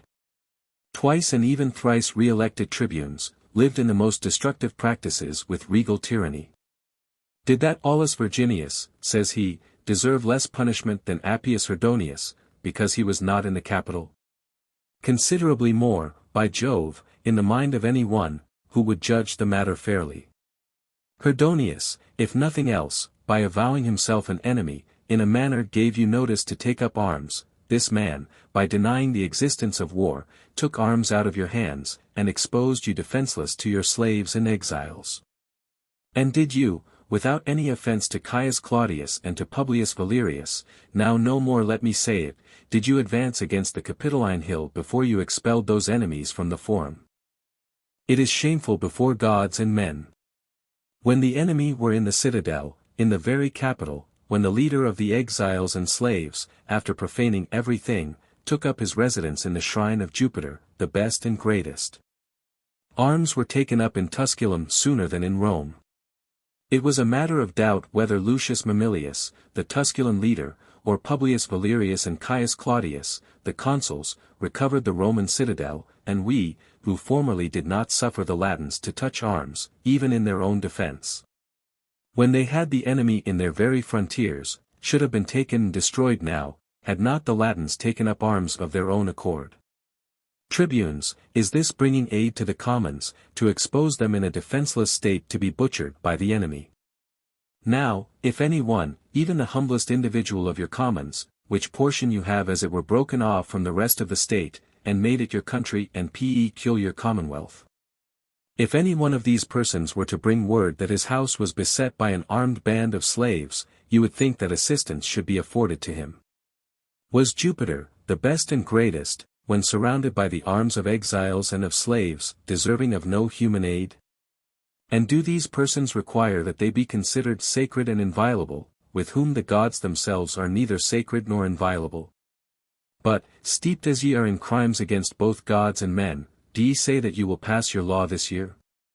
Verily then the day on which I was created consul was a disastrous day for the commonwealth, much more so even than that on which Publius Valerius the consul fell, if ye should carry it. Now, first of all, says he, Romans, it is the intention of myself and of my colleague to march the legions against the Volsci and the Equi. I know not by what fatality we find the gods more propitious when we are at war than in peace. How great the danger from those states would have been, had they known that the capital was besieged by exiles, it is better to conjecture from the past, than to feel from actual experience. The consul's harangue had a great effect on the commons. The patricians, recovering their spirits, considered the state as re-established. The other consul, more eager as a seconder than as the first mover, of a measure, readily suffering his colleague to take the first lead in a matter of so much importance, claimed to himself his share of the consular duty in executing the plan. Then the tribunes, mocking these declarations as empty, went on inquiring, by what means the consuls would lead out the army, as no one would allow them to hold a levy. But, says Quintius, we have no occasion for a levy. Since at the time Publius Valerius gave arms to the commons to recover the capital, they all took an oath to him, that they would assemble on an order from the consul, and would not depart without an order. We therefore publish our order that all of you, who have sworn, attend tomorrow under arms at the Lake Regillus. The tribunes then began to cavil, and wished to absolve the people from their obligation. That Quintius was a private person at the time at which they were bound by the oath. But that disregard of the gods which prevails in the present age had not yet arrived. Nor did every one, by his own interpretation, accommodate oaths and laws to his own purposes, but rather adapted his conduct to them. Wherefore the tribunes, as there was no hope of obstructing the matter, attempted to delay the departure of the army, the more earnestly on this account. Because a report had gone out, both that the augurs had been ordered to attend at the Lake Regillus, and to consecrate a place, where business might be transacted with the people with the benefit of auspices. That whatever had been passed at Rome by tribunician violence, might be repealed there in an assembly. That all would agree to that which the consuls wished. For that there was no appeal at a distance greater than that of a mile from the city, and that the tribunes, if they should come there, would, among the rest of the crowd, be subjected to the consular authority. These matters alarmed them. But the greatest terror which acted on their minds was, that Quintius frequently said, that he would not hold an election of consuls. That the state was affected with such a disease, as could not be stopped by the ordinary remedies. That the commonwealth required a dictator, so that whoever should stir a step to disturb the peace of the state, might feel that the dictatorship was without appeal. The Senate was assembled in the Capitol. Thither the tribunes come with the commons in great consternation. The populace, with loud clamors, implore the protection now of the consuls, now of the patricians, nor could they make the consul recede from his determination. Until the tribunes promised that they would be under the direction of the patricians. Then on the consuls laying before them the demands of the tribunes and commons, decrees of the Senate are passed, that neither the tribunes should propose the law during that year. And that the consuls should not lead the army from the city, that for the time to come, the Senate decided that it was to the injury of the commonwealth, that the same magistrates should be continued, and the same tribunes be reappointed. The consuls conformed to the authority of the Senate, the tribunes were reappointed notwithstanding the remonstrances of the consuls. The patricians also, that they might not yield to the commons in any particular, re-elected Lucius Quintius consul. No proceeding of the consul was urged with more warmth during the entire year. Can I be surprised, says he, if your authority is of little weight, conscript fathers? Yourselves are disparaging it. Forsooth, because the commons have violated a decree of the Senate, by reappointing their magistrates, ye yourselves also wish it to be violated, lest ye should yield to the populace in rashness. As if to possess greater power in the state consisted in having more of inconstancy and irregularity, for it is certainly more inconstant and greater folly, to do away with one's own decrees and resolutions, than those of others. Imitate, conscript fathers, the inconsiderate multitude. And ye, who should be an example to others, transgress by the example of others, rather than others should act correctly by yours, provided I imitate not the tribunes, nor suffer myself to be re-elected consul, contrary to a decree of the Senate. But I advise you, Caius Claudius, that both you on your part restrain the Roman people from this licentiousness, and that you be persuaded of this on my part, that I shall so take it, as not to consider that my honor has been obstructed by you. But that the glory of declining the honor has been augmented, and the odium, which would hang over me from its being continued, has been lessened. Upon this they issue this order jointly, that no one should attempt to make Lucius Quintius consul, if any one should do so, that they would not allow that vote. The consuls elected were Quintus Fabius Vibulanus, a third time, and Lucius Cornelius Melloginensis. The census was performed that year. It was a matter of religious scruple that the lustrum should be closed, on account of the capital having been taken and the consul slain. In the consulate of Quintus Fabius and Lucius Cornelius, disturbances broke out immediately at the commencement of the year. The tribunes were urging on the commons. The Latins and Hernici brought word that a formidable war was in preparation on the part of the Volscians and Equi, that the troops of the Volscians were now at Antium.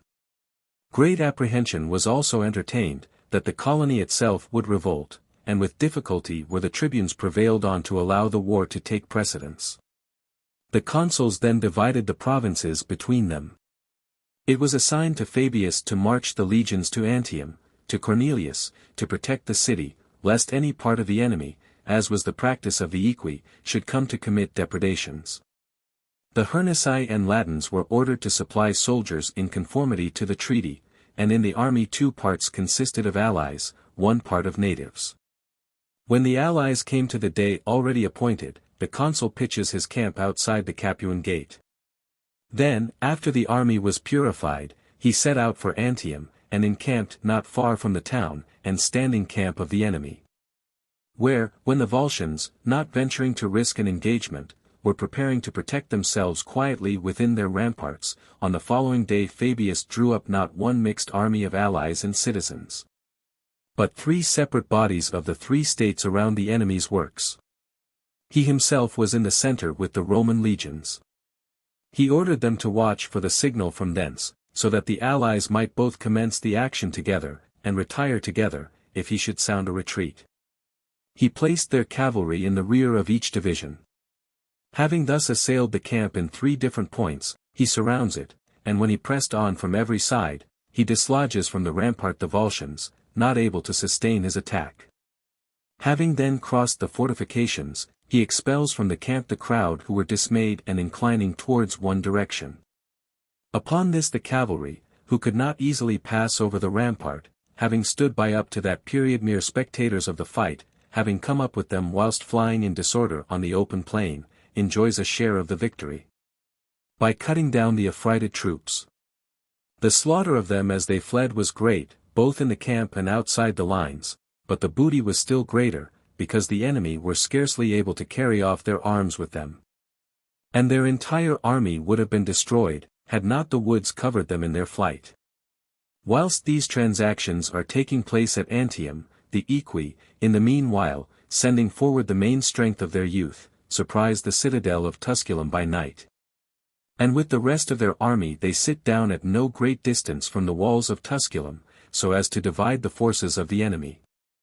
This account being quickly brought to Rome, and from Rome to Antium, affect the Romans not less than if it was told them that the capital was taken.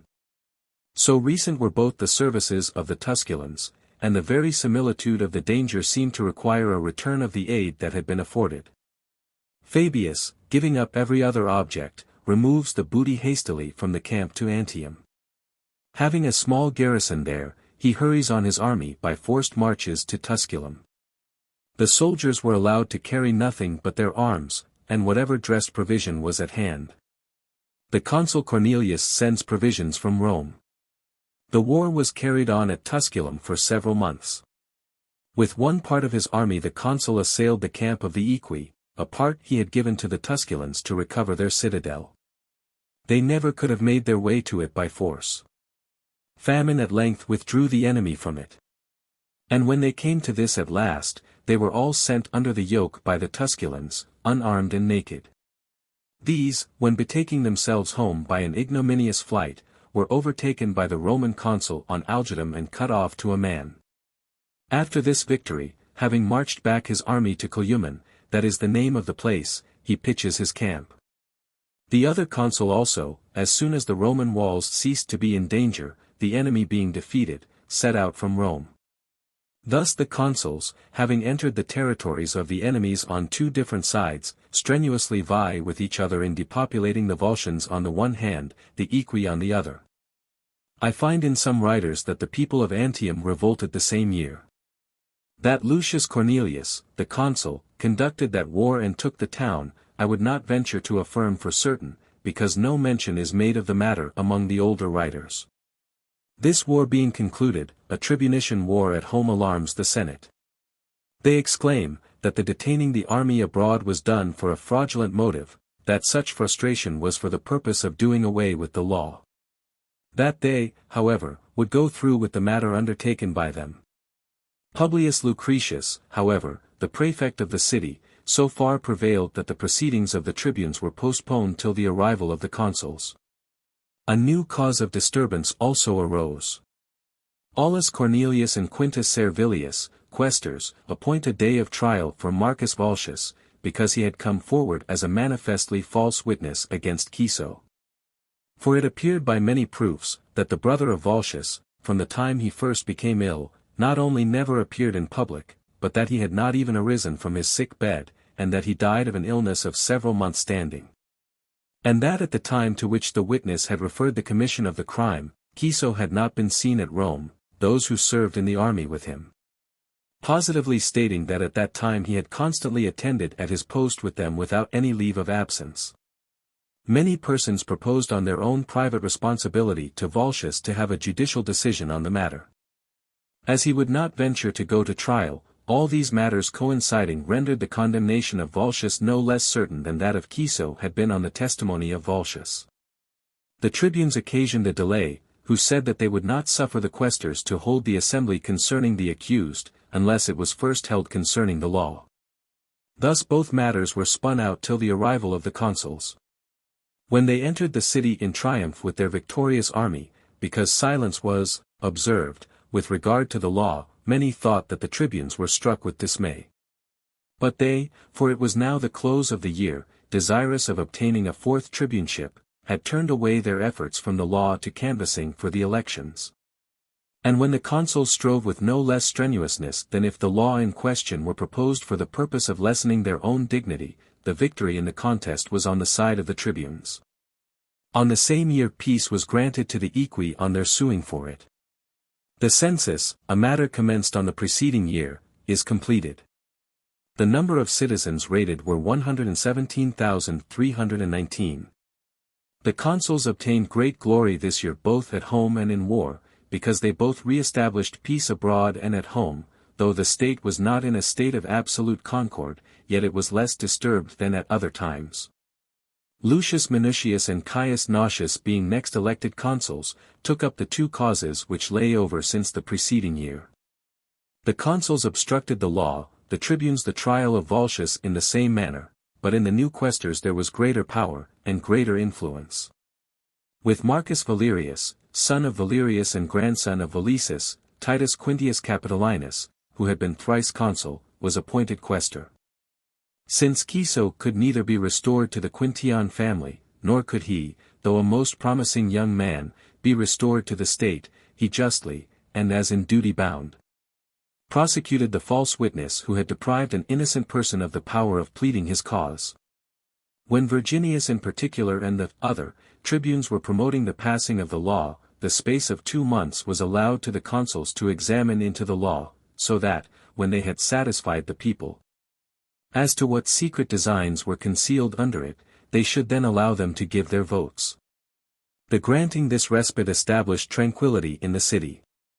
The equi however did not allow them long rest, who, in violation of the treaty which had been made with the Romans the year before, confer the chief command on Gracchus Clelius. He was then the leading man amongst the equi.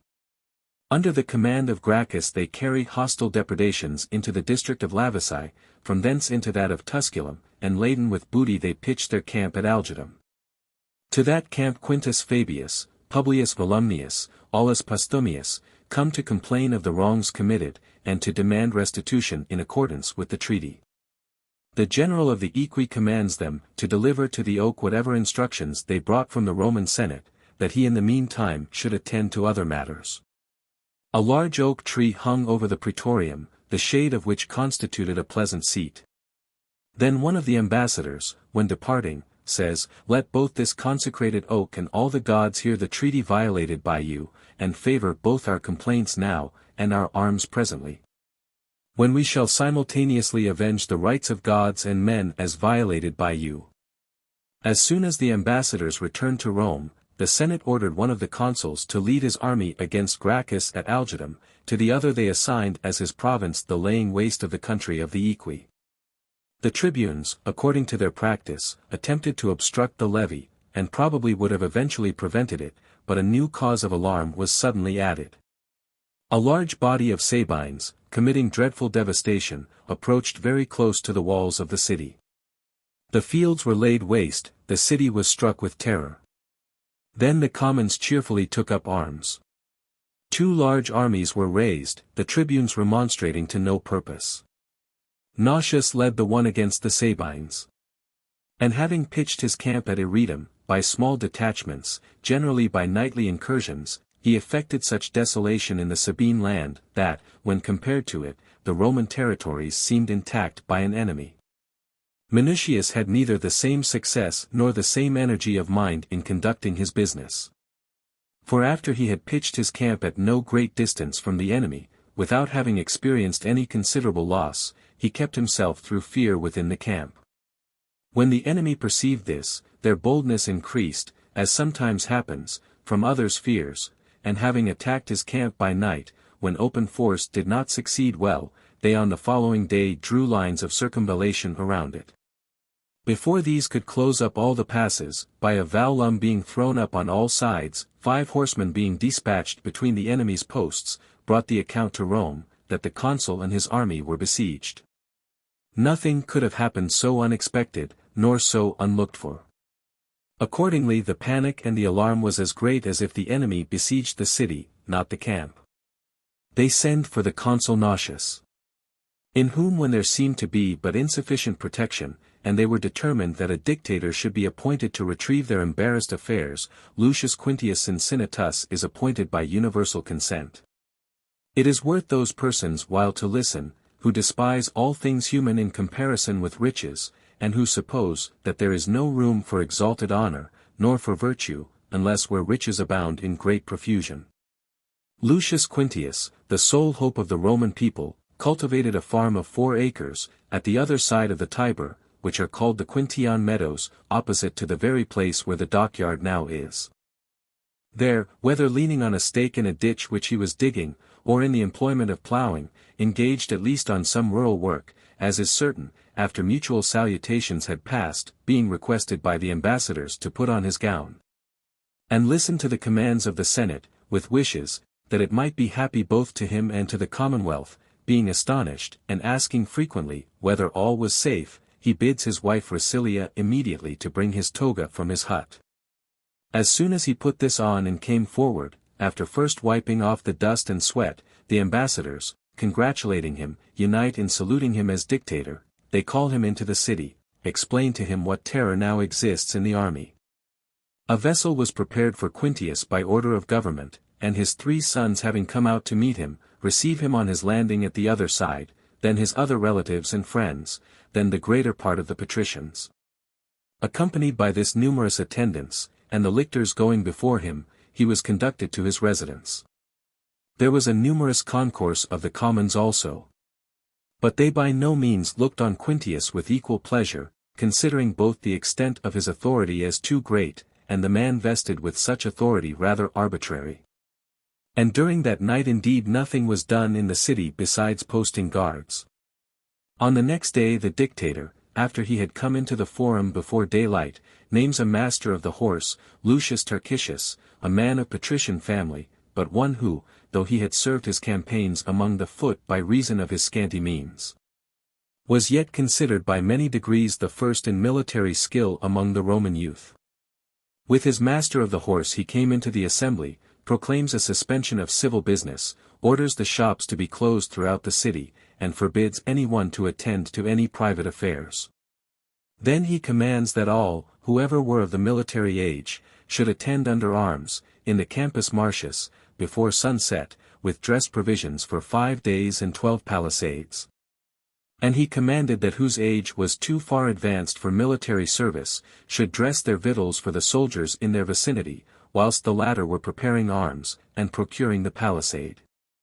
Accordingly, the young men run in different directions to procure the palisades, they took them wherever they were nearest to them, no one was prevented, and they all attended punctually according to the dictator's order. Then the troops being formed, not more fitted for the march than for an engagement, should the occasion require it, the dictator himself marches at the head of the legions, the master of the horse at the head of his cavalry. In both bodies there were such exhortations as the juncture itself required, that they should quicken their pace, that there was need of expedition, that they might reach the enemy by night, that the consul and the Romans were besieged, that they had been shut up now 3 days, that it was uncertain what each day or night might bring with it, that the issue of the most important affairs often depended on a moment of time. They, to please their leaders, exclaimed among themselves, "Standard-bearer, hasten on, follow, soldier." At midnight they reach Algidum, and, as soon as they perceived that they were near the enemy, they halted. There the dictator, having rode about, and having observed, as far as could be ascertained by night, what the situation of the camp was, and what its form, commanded the tribunes of the soldiers to order the baggage to be thrown into one place, and that the soldiers with their arms and palisades should return to their ranks. What he commanded was executed. Then, with the regularity which they had observed on the march, he draws the entire army in a long column around the enemy's camp, and directs that, when the signal was given, they should all raise a shout. And that on the shout being raised, each man should throw up a trench before his post, and fix his palisade. The orders being issued, the signal followed, the soldiers perform what they were commanded. The shout resounds around the enemy, it then passes beyond the camp of the enemy, and reaches the consul's camp, it occasions panic in one place, great joy in another. The Romans, observing to each other with exultation, that this was the shout of their countrymen, and that aid was at hand, from their watchguards and outposts intimidate the enemy on their part. The consul says, that there must be no delay, that by that shout not only their arrival was intimated, but that proceedings were already commenced by their friends. And that it would be a wonder if the enemy's camp were not attacked on the outside. He therefore orders his men to take up arms and follow him. The battle was commenced by the legions during the night. They give notice to the dictator by a shout, that on that side also the action was commenced. The equins were now preparing to prevent the works from being brought around them, when, the battle being commenced by the enemy from within, turning their attention from those employed on the fortifications to those who were fighting on the inside. Lest a sally should be made through the center of their camp, they left the night to remain without interruption for the finishing of the work. And they continued the fight with the consul till daylight. At the break of day they were now encompassed by the dictator's works, and were scarcely able to maintain the fight against one army. Then their lines were attacked by Quintius's army, who immediately after completing their work returned to their arms. Here a new fight pressed on them, the former one had suffered no relaxation. Then the twofold peril pressing hard on them, turning from fighting to entreaties, they implored the dictator on the one hand, the consul on the other, not to make the victory consist in their general slaughter. That they would suffer them to depart without arms. When they were bid by the consul to go to the dictator, he, incensed against them, added ignominy, to defeat. He orders Gracchus Cloelius, their general, and other leaders to be brought to him in chains, and that they should evacuate the town of Corbio, that he wanted not the blood of the equins, that they were allowed to depart. But that the confession may be at length extorted, that their nation was defeated and subdued, that they should pass under the yoke. The yoke is formed with 3 spears, 2 fixed in the ground, and 1 tied across between the upper ends of them. Under this yoke the dictator sent the equins. The enemy's camp being taken, which was full of everything, for he had sent them away naked, he distributed all the booty among his own soldiers only, chiding the consul's army and the consul himself. He says, Soldiers, ye shall do without any portion of the spoil taken from that enemy to which you were well nigh becoming a spoil, and you, Lucius Minucius, until you begin to assume the spirit of a consul, shall command these legions as lieutenant general. Minucius accordingly resigns his office of consul, and remains with the army, as he had been commanded. But so meekly obedient were the minds of men at that time to authority combined with superior merit, that this army, mindful of the kindness, conferred, rather than of the slur, cast on them. Both voted a golden crown of £1 weight to the dictator, and saluted him as their patron when setting out. The Senate at Rome, being convened by Quintus Fabius, prefect of the city, ordered Quintius to enter the city in triumph, in the order of march in which he was coming. The leaders of the enemy were led before his car, the military standards were carried before him, his army followed laden with spoil. Tables with provisions are said to have been laid out before the houses of all, and, the soldiers, partaking of the entertainment, followed the car with the triumphal hymn and the usual jests, after the manner of revellers. On that day the freedom of the state was granted to Lucius Mamilius of Tusculum, with universal approbation. The dictator would have laid down his office, had not the assembly for the trial of Marcus Volscius, the false witness, detained him. The fear of the dictator prevented the tribunes from obstructing it. Volscius was condemned and went into exile to Lanuvium. Quintius laid down his dictatorship on the 16th day, having received it for 6 months. During those days the consul Nautius engages the Sabines at Iretum with distinguished success. Besides the devastation of their lands, this additional blow also befell the Sabines. Fabius Quintus was sent to Algidum as successor to Minucius. Towards the end of the year the tribunes began to agitate the question of the law, but because 2 armies were abroad, the patricians carried the point, that no business should be proposed to the people. The commons succeeded in electing the same tribunes for the 5th time. They report that wolves seen in the Capitol were driven away by dogs, that on account of that prodigy the Capitol was purified. Such were the transactions in that year. Quintus Minucius and Caius Horatius Pulvillus follow as the next consuls. At the commencement of this year, when there was peace abroad, the same tribunes and the same law occasioned disturbances at home. And parties would have proceeded further, so highly were their passions inflamed, had not, as if for the very purpose, news been brought, that by an attack of the equins the garrison at Corbio had been cut off. The consuls convened the Senate. They are ordered to raise a hasty levy and to proceed to Algidum.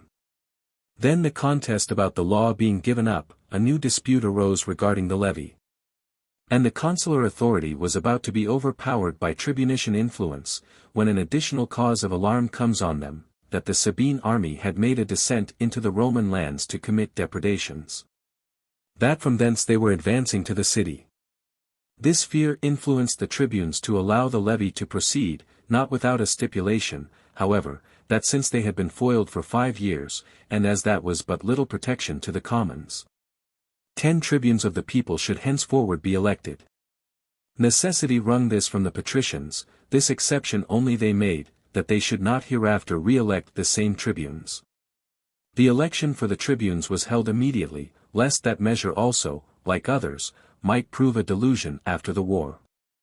On the 36th year after the first tribunes, 10 were elected, 2 from each class. And provision was made that they should be elected in this manner for the future. The levy being then held, Minucius marched out against the Sabines, and found no enemy. Horatius, after the equins, having put the garrison at Corbio to the sword, had taken Ortona also, fights a battle at Algidum, he slays a great number, drives the enemy not only from Algidum, but from Corbio and Ortona also. Corbio he razed to the ground for their having betrayed the garrison. Marcus Valerius and Spurius Virginius are next elected consuls. Quiet prevailed at home and abroad. They labored under a scarcity of provisions on account of the excessive rains. A law was proposed regarding the making Mount Aventine public property. The same tribunes of the people being re-elected on the following year, Titus Romilius and Caius Veturius being consuls, strongly recommended the law in all their harangues, that they were ashamed of their number increased to no purpose. If that question should lie for their 2 years in the same manner as it had lain for the whole preceding 5. Whilst they were most busily employed in these matters, an alarming account comes from Tusculum, that the equins were in the Tusculan territory.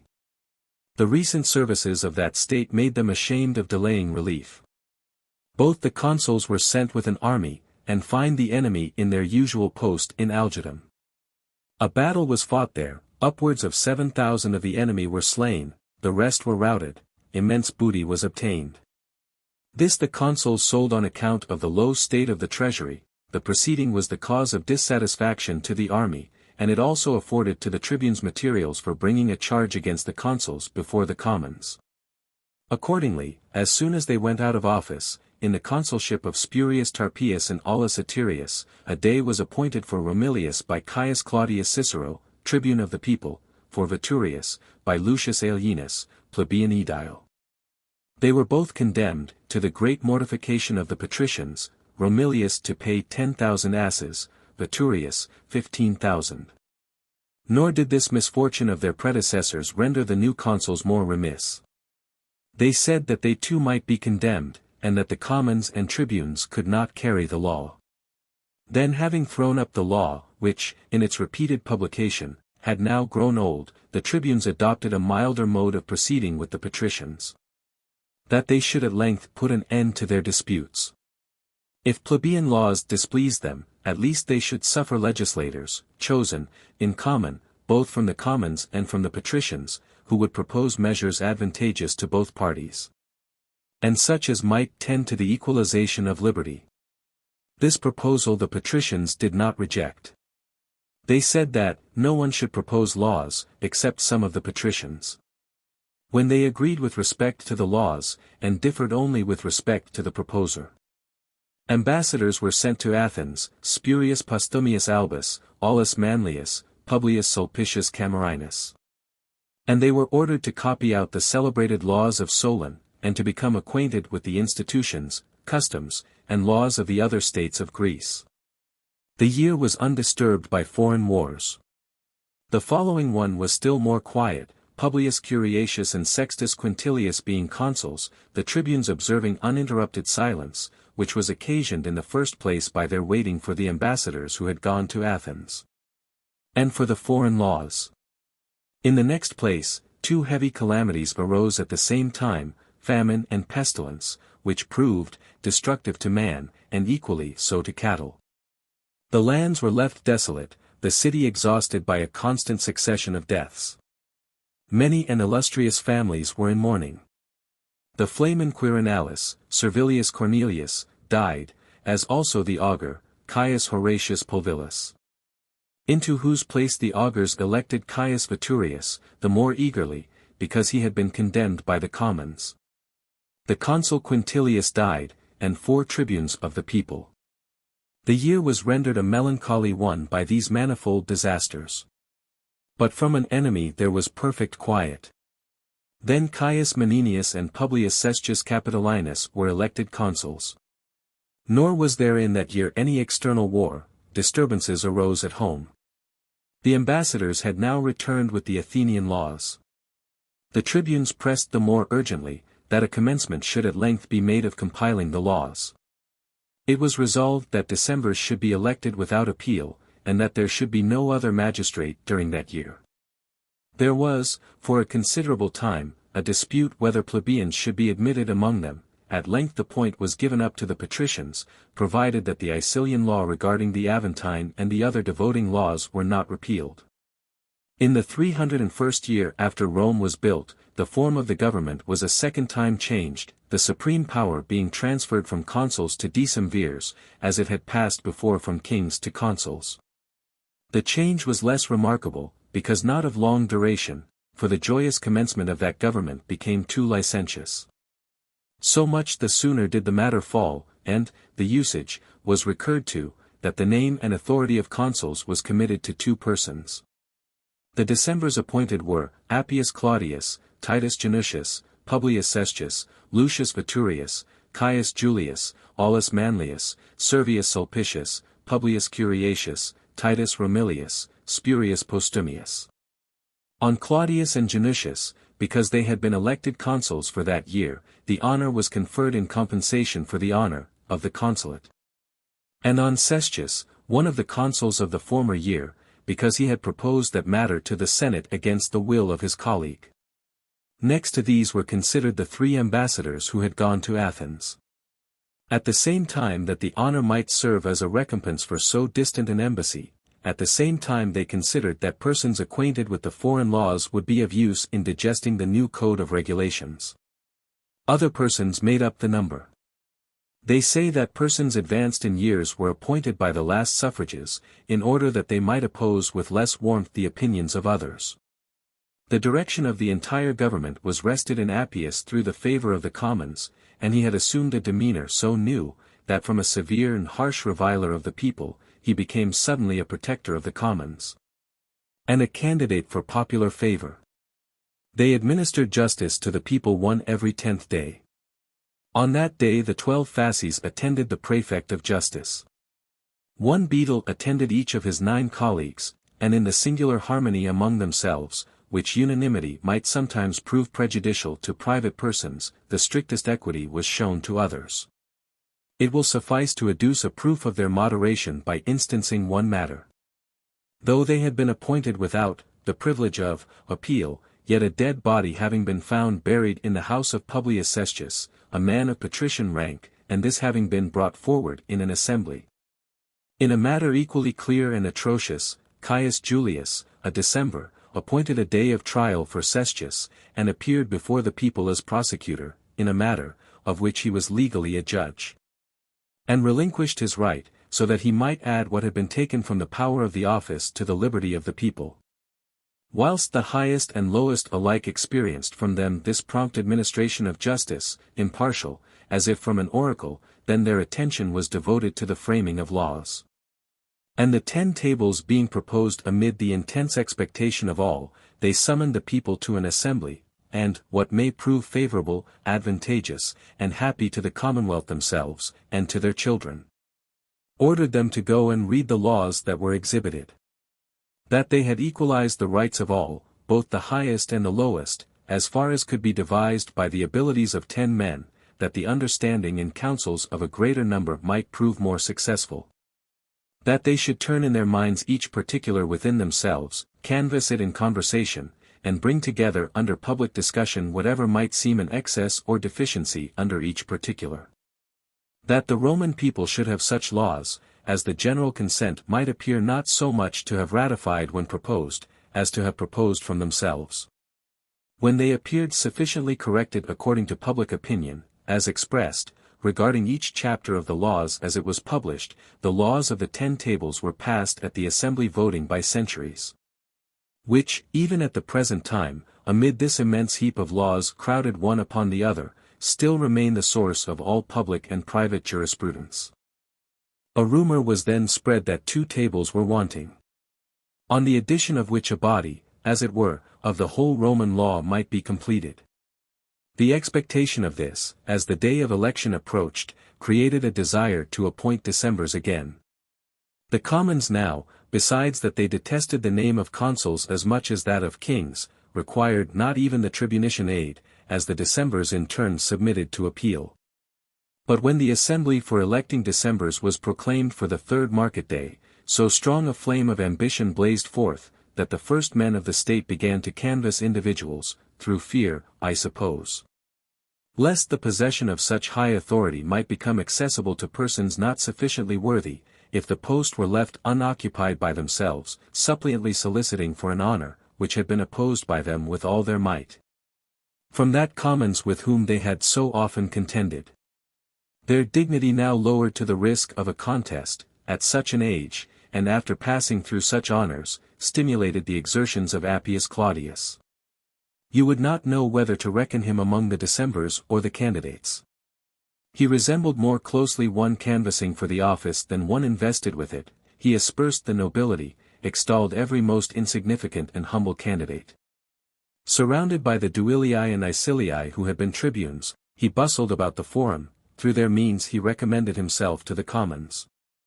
Until his colleagues even, who till then had been extremely devoted to him, turned their eyes on him, wondering what he meant. It was evident to them, that there was no sincerity in it. That certainly such affability amid such pride would not be for nothing. That this excessive lowering of himself, and putting himself on a level with private citizens, was not so much the conduct to be expected from one hastening to go out of office, as of one seeking the means of continuing that office. Not daring openly to oppose his wishes, they set about baffling his ardor by humoring it.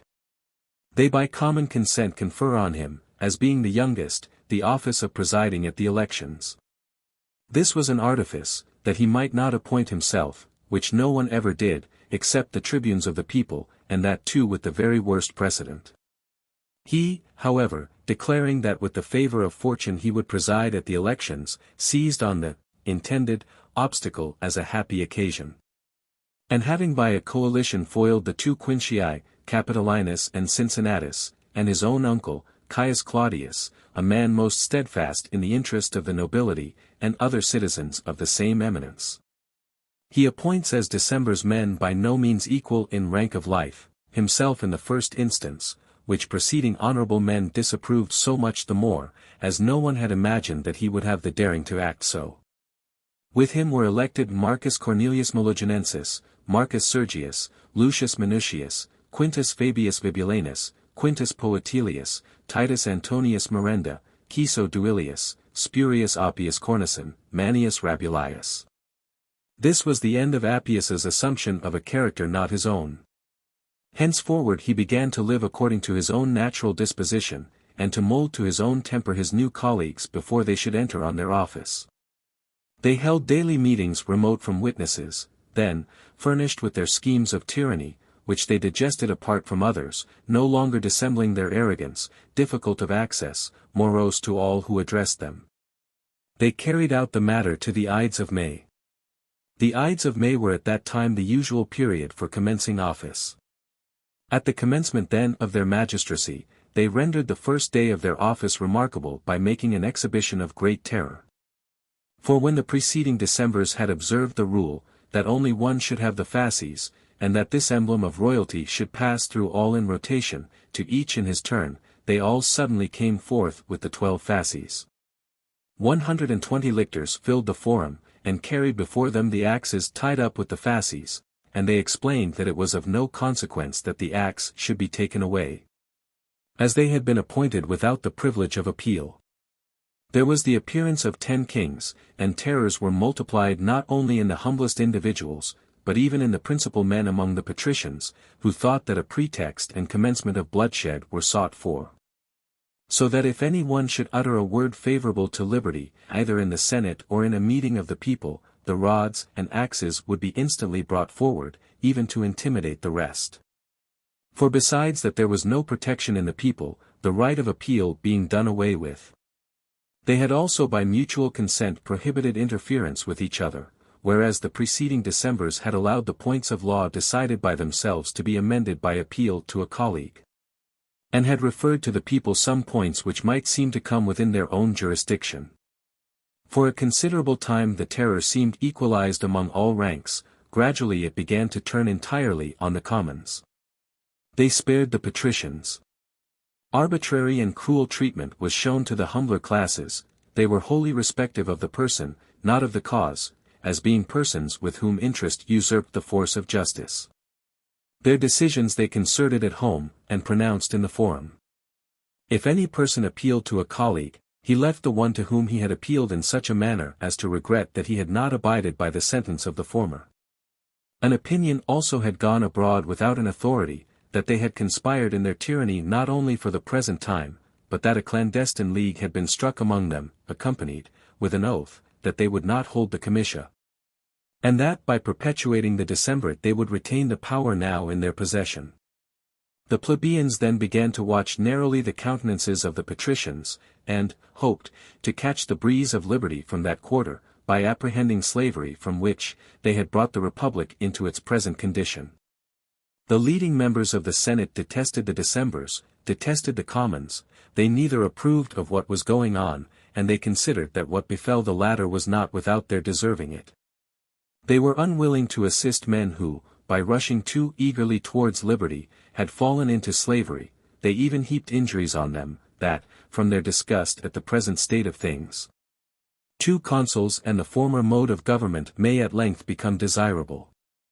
The greater part of the year was now past, and 2 tables of laws had been added to the 10 tables of the former year.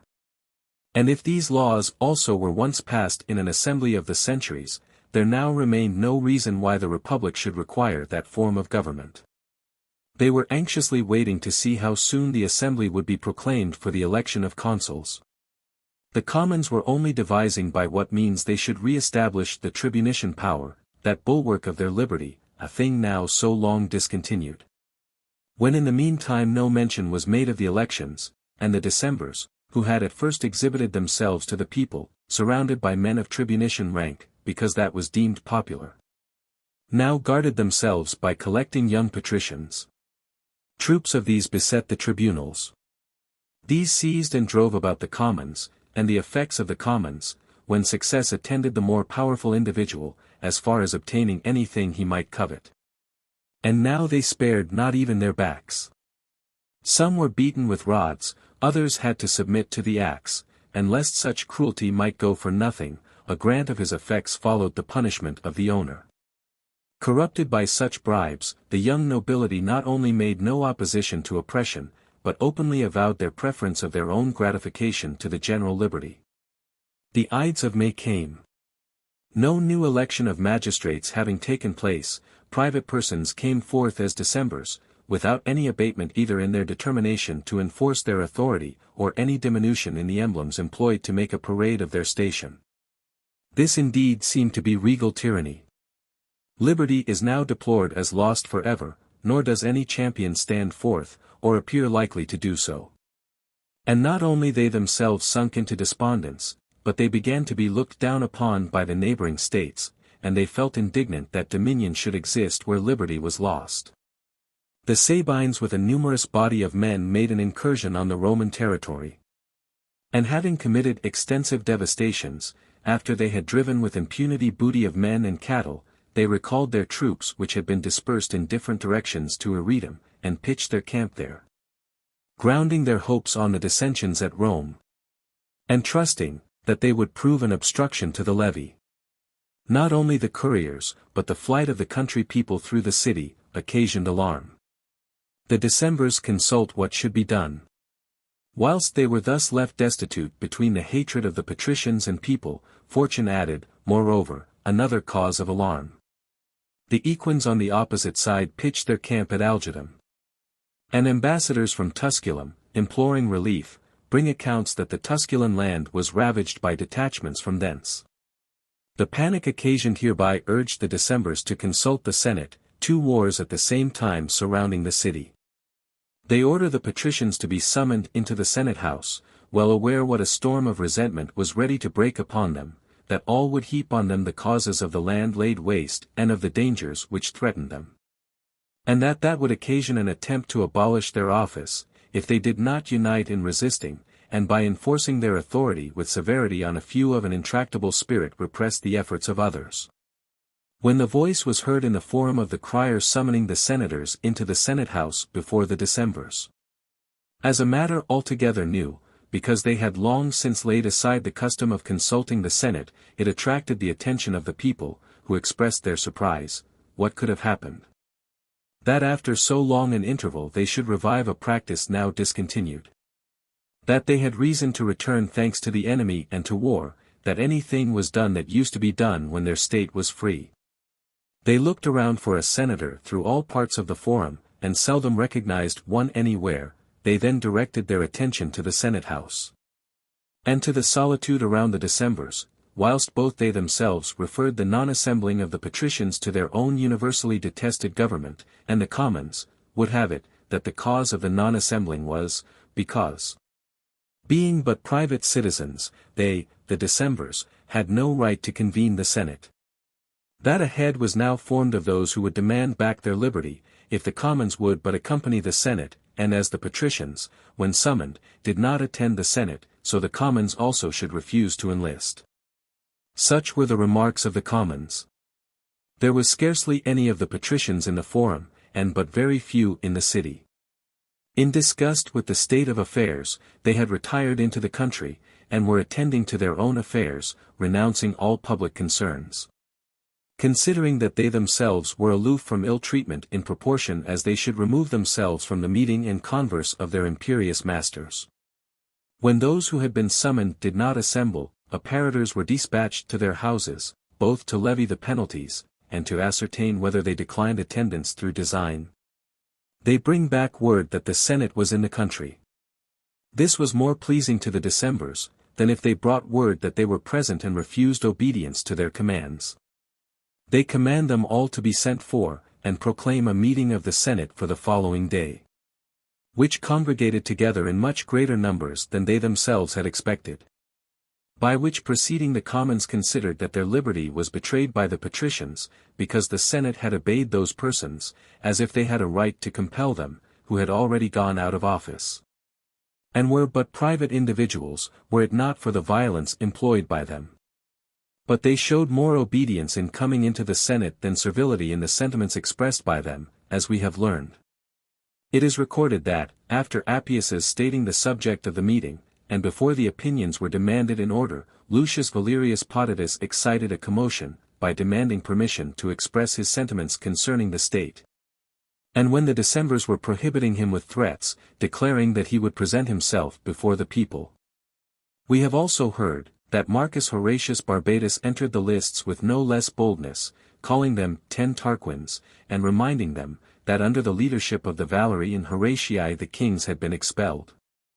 Nor was it of the mere name that men were then tired, it being that by which it was usual to style Jupiter, and by which Romulus, the founder of the city, and his successors were also styled.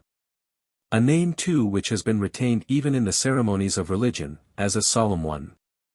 That it was the tyranny and arrogance of a king they then detested, which if they were not to be tolerated in one who was both a king himself and the son of a king, who was to tolerate it in so many private citizens.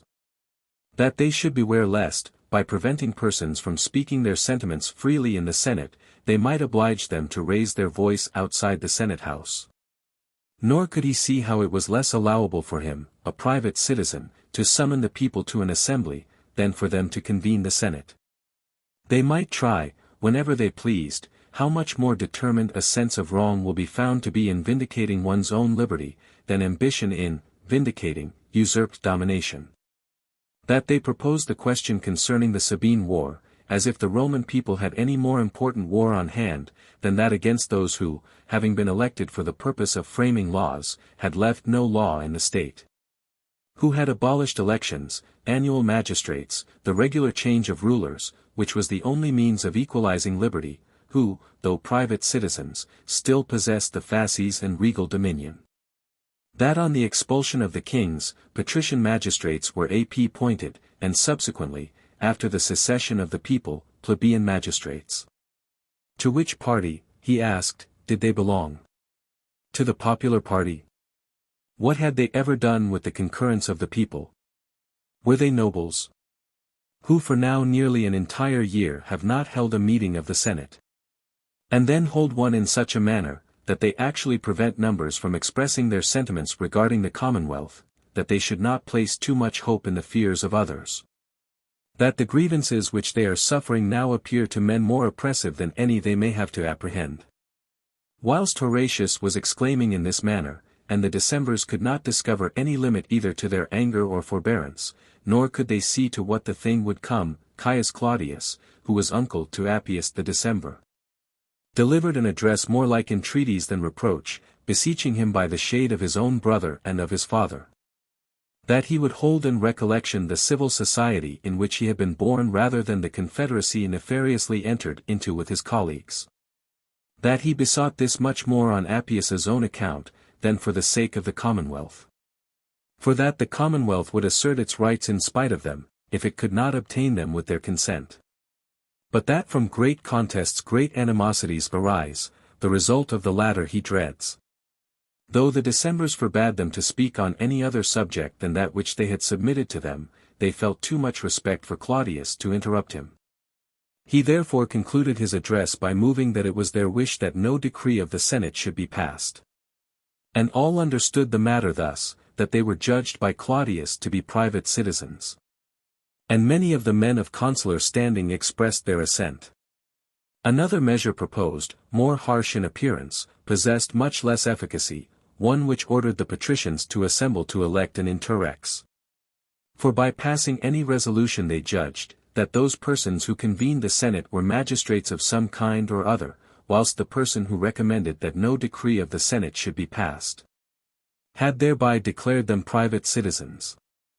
When the cause of the Decemvirs was now sinking, Lucius Cornelius Mologinensis, brother of Marcus Cornelius the Decemvir, having been purposely reserved from among the consular men to close the debate, by affecting an anxiety about the war, defended his brother and his colleagues thus, saying, he wondered by what fatality it had occurred, that those who had been candidates for the Decemvirate, should attack the Decemvirs either as secondaries, or as principals, or when no one disputed for so many months whilst the state was disengaged, whether legal magistrates had the management of affairs, why do they now so discord, when the enemies are nearly at the gate?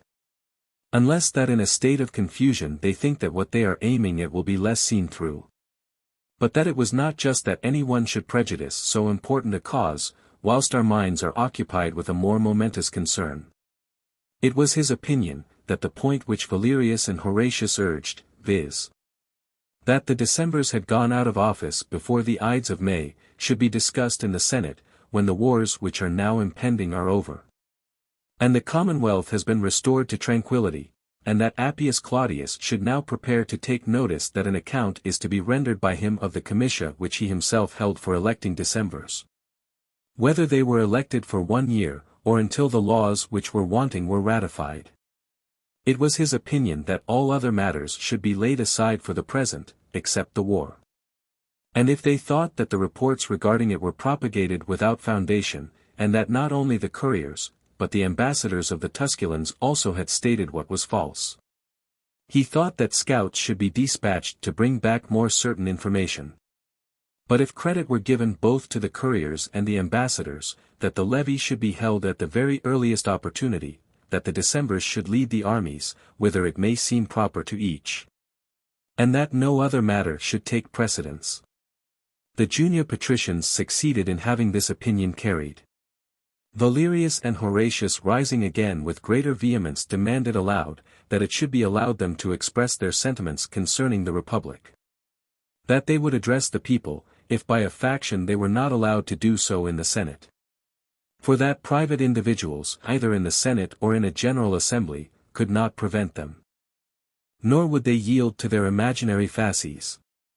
Appius then, considering that the crisis was now nigh at hand, when their authority would be overpowered, unless their violence were resisted with equal boldness, it will be better, says he, not to utter a word on any subject, except that which we are now considering, and to Valerius, when he refused to be silent for a private individual, he commands a lictor to proceed. When Valerius, on the threshold of the Senate house, now craved the protection of the citizens, Lucius Cornelius, embracing Appius, put an end to the dispute, not consulting the interest of him whose interest he affected to consult. And permission to speak his sentiments being obtained for Valerius through Cornelius, when this liberty did not extend beyond words, the Decemvirs obtained their object. The consulars also and senior members, from the hatred of tribunician power still rankling in their bosoms, the desire of which they considered was much more keenly felt by the commons than that of the consular power, almost had rather that the Decemvirs themselves should voluntarily resign their office at some future period, than that the people should rise once more into consequence through their unpopularity. If the matter, conducted with gentleness, should again return to the consuls without popular turbulence, that the commons might be induced to forget their tribunes, either by the intervention of wars or by the moderation of the consuls in exercising their authority. A levy is proclaimed amid the silence of the patricians, the young men answer to their names, as the government was without appeal. The legions being enrolled, the Decemvirs set about arranging among themselves who should set out to the war, who command the armies. The leading men among the Decemvirs were Quintus Fabius and Appius Claudius. There appeared a more serious war at home than abroad. They considered the violence of Appius as better suited to suppress commotions in the city, that Fabius possessed a disposition rather inconstant in good pursuits than strenuous in bad ones. For this man, formerly distinguished at home and abroad, his office of Decemvir and his colleagues had so changed, that he chose rather to be like to Appius than like himself. To him the war against the Sabines was committed, his colleagues, Manius Rabulius and Quintus Paetilius, being sent with him. Marcus Cornelius was sent to Algidum with Lucius Minucius and Titus Antonius, and Ciso Duilius and Marcus Sergius. They determine on Spurius Appius as an assistant to Appius Claudius to protect the city, their authority being equal to that of all the Decemvirs. The Republic was managed with no better success in war than at home. In this the only fault in the generals was, that they had rendered themselves objects of hatred to their fellow citizens. In other respects the whole fault lay with the soldiers, who, lest any enterprise should succeed under the conduct and auspices of the Decemvirs, suffered themselves to be beaten, to their own disgrace, and that of them, the generals. Their armies were routed by the Sabines at Iretum, and in Algidum by the Equins. Having fled from Iretum during the silence of the night, they fortified their camp nearer to the city, on an elevated situation between Fidene and Crustamiria. Nowhere encountering the enemy, who pursued them, on equal ground, they protected themselves by the nature of the place and a rampart, not by valor or arms. Greater disgrace and greater loss were sustained in Algidum, their camp also was lost. And the soldiers, stripped of all their utensils, betook themselves to Tusculum, determined to procure the means of subsistence from the good faith and compassion of their hosts, which, however, did not disappoint them. Such alarming accounts were brought to Rome, that the patricians, having laid aside their hatred of the Decemvirs, passed an order that watches should be held in the city.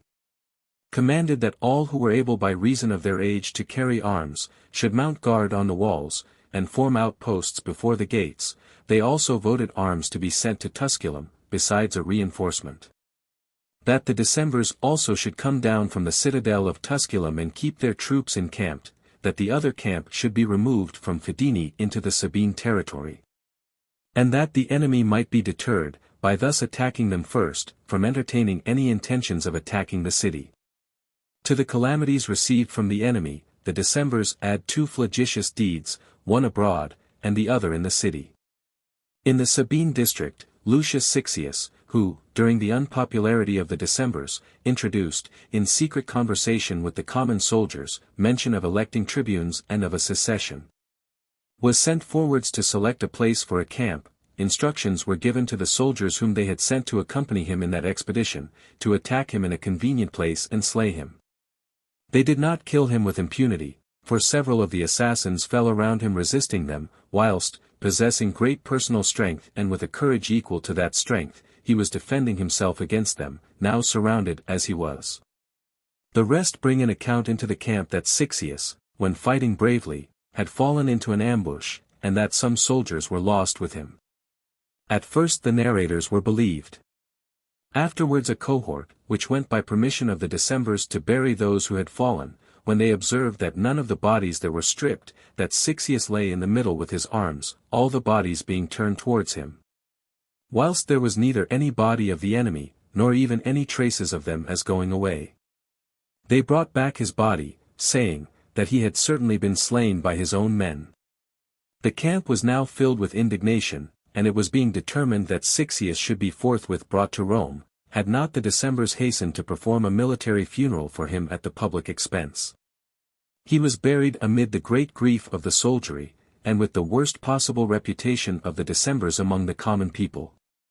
Another atrocious deed follows in the city, originating in lust, attended with results not less tragical than that deed which drove the Tarquins from the city and the throne through the injured chastity and violent death of Lucretia, so that the Decemvirs not only had the same end as the kings had, but the same cause also of losing their power. Appius Claudius was seized with a criminal passion for violating the person of a young woman of plebeian condition. Lucius Virginius, the girl's father, held an honorable rank among the centurions at Algidum, a man of exemplary good conduct both at home and in the service. His wife had been educated in a similar manner, as also were their children. He had betrothed his daughter to Lucius Icilius, who had been a tribune, a man of spirit and of approved zeal in the interest of the people. This young woman, in the bloom of youth, distinguished for beauty, Appius, burning with desire, attempted to seduce by bribes and promises. And when he perceived that all the avenues, to the possession of her, were barred by modesty, he turned his thoughts to cruel and tyrannical violence. He instructed a dependent of his, Marcus Claudius, to claim the girl as his slave, and not to yield to those who might demand her interim retention of liberty. Considering that, because the girl's father was absent, there was an opportunity for committing the injury. The tool of the Decemvirs' lust laid hands on the girl as she was coming into the forum, for there in the sheds the literary schools were held, calling her the daughter of his slave and a slave herself, he commanded her to follow him, that he would force her away if she demurred. The girl being stupefied with terror, a crowd collects at the cries of the girl's nurse, who besought the protection of the citizens. The popular names of her father, Virginius, and of her spouse, Icilius, are in the mouths of every one. Their regard for them gains over their acquaintances, whilst the heinousness of the preceding gains over the crowd. She was now saved from violence, when the claimant says, that there was no occasion for raising a mob, that he was proceeding by law, not by force. He cites the girl into court. Those who stood by her advising her to follow him, they now reached the tribunal of Appius. The claimant rehearses the farce well known to the judge, as being the author of the plot, that a girl born in his house, and clandestinely transferred from thence to the house of Virginius, had been fathered on the latter. That he stated a thing ascertained by certain evidence, and would prove it to the satisfaction even of Virginius himself, whom the principal portion of that loss would concern. That it was but just that in the interim the girl should accompany her master. The advocates for Virginia, after they had urged that Virginius was absent on business of the state, that he would be here in 2 days if word were sent to him, that it was unfair that in his absence he should run any risk regarding his children. Demand that he adjourn the whole matter till the arrival of the father. That he should allow the claim for her interim liberty according to the law passed by himself, and not allow a maiden of ripe age to encounter the risk of her reputation before that of her liberty. Appius prefaced his decree by observing that the very law, which Virginius's friends were putting forward as the ground of their demand, clearly showed how much he favored liberty. But that liberty would find secure protection in it on this condition, that it varied neither with respect to cases or persons. For with respect to those individuals who were claimed as free, that point of law was good, because any person may proceed by law, and act for them. With respect to her who is in the hands of her father, that there was no other person, than her father, to whom her master need relinquish his right of possession. That it was his determination, therefore, that her father should be sent for, in the meantime, that the claimant should suffer no loss of his right, but that he should carry off the girl with him. And promised that she should be produced on the arrival of him who was called her father. When many rather murmured against the injustice of this decision than any one individual ventured to protest against it, the girl's uncle, Publius Numitorius, and her betrothed spouse, Icilius, just come in. And way being made through the crowd, the multitude thinking that Appius might be most effectually resisted by the intervention of Icilius, the lictor declares that he had decided the matter, and removes Icilius. When he attempted to raise his voice, injustice so atrocious would have fired even a cool temper. By the sword, Appius, says he, I must be removed hence, that you may carry off in silence that which you wish to be concealed. This young woman I am about to marry, determined to have a lawful and chaste wife. Wherefore call together all the lictors even of your colleagues, order the rods and axes to be had in readiness. The betrothed wife of Icilius shall not remain without her father's house. Though you have taken from us the aid of our tribunes, and the power of appeal to the commons of Rome, the two bulwarks for maintaining our liberty, absolute dominion has not therefore been given to you over our wives and children. Vent your fury on our backs and necks, let chastity at least be secure. If violence be offered to her, I shall implore the protection of the citizens here present in behalf of my spouse. Virginius will implore that of the soldiers in behalf of his only daughter. We shall all implore the protection of gods and men, nor shall you carry that sentence into effect without our blood. I demand of you, Appius, consider again and again to what lengths you are proceeding. Let Virginius, when he comes, consider what conduct he should pursue with respect to his daughter. Let him only be assured of this, that if he yield to the claims of this man, he will have to seek out another match for his daughter. As for my part, in vindicating the liberty of my spouse, life shall leave me sooner than my honor. The multitude was now excited, and a contest seemed likely to ensue. The lictors had taken their stand around Icilius. Nor did they, however, proceed beyond threats, when Appius said, that it was not Virginia that was defended by Icilius, but that, being a restless man, and even now breathing the spirit of the tribuneship, he was seeking an occasion for a disturbance. That he would not afford him material on that day.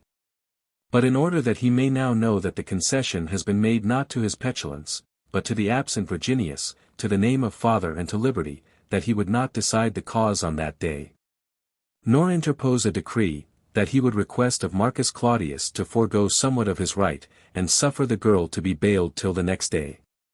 But unless the father attended on the following day, he gave notice to Icilius and to men like Icilius, that neither the founder would be wanting to his own law, nor firmness to the December.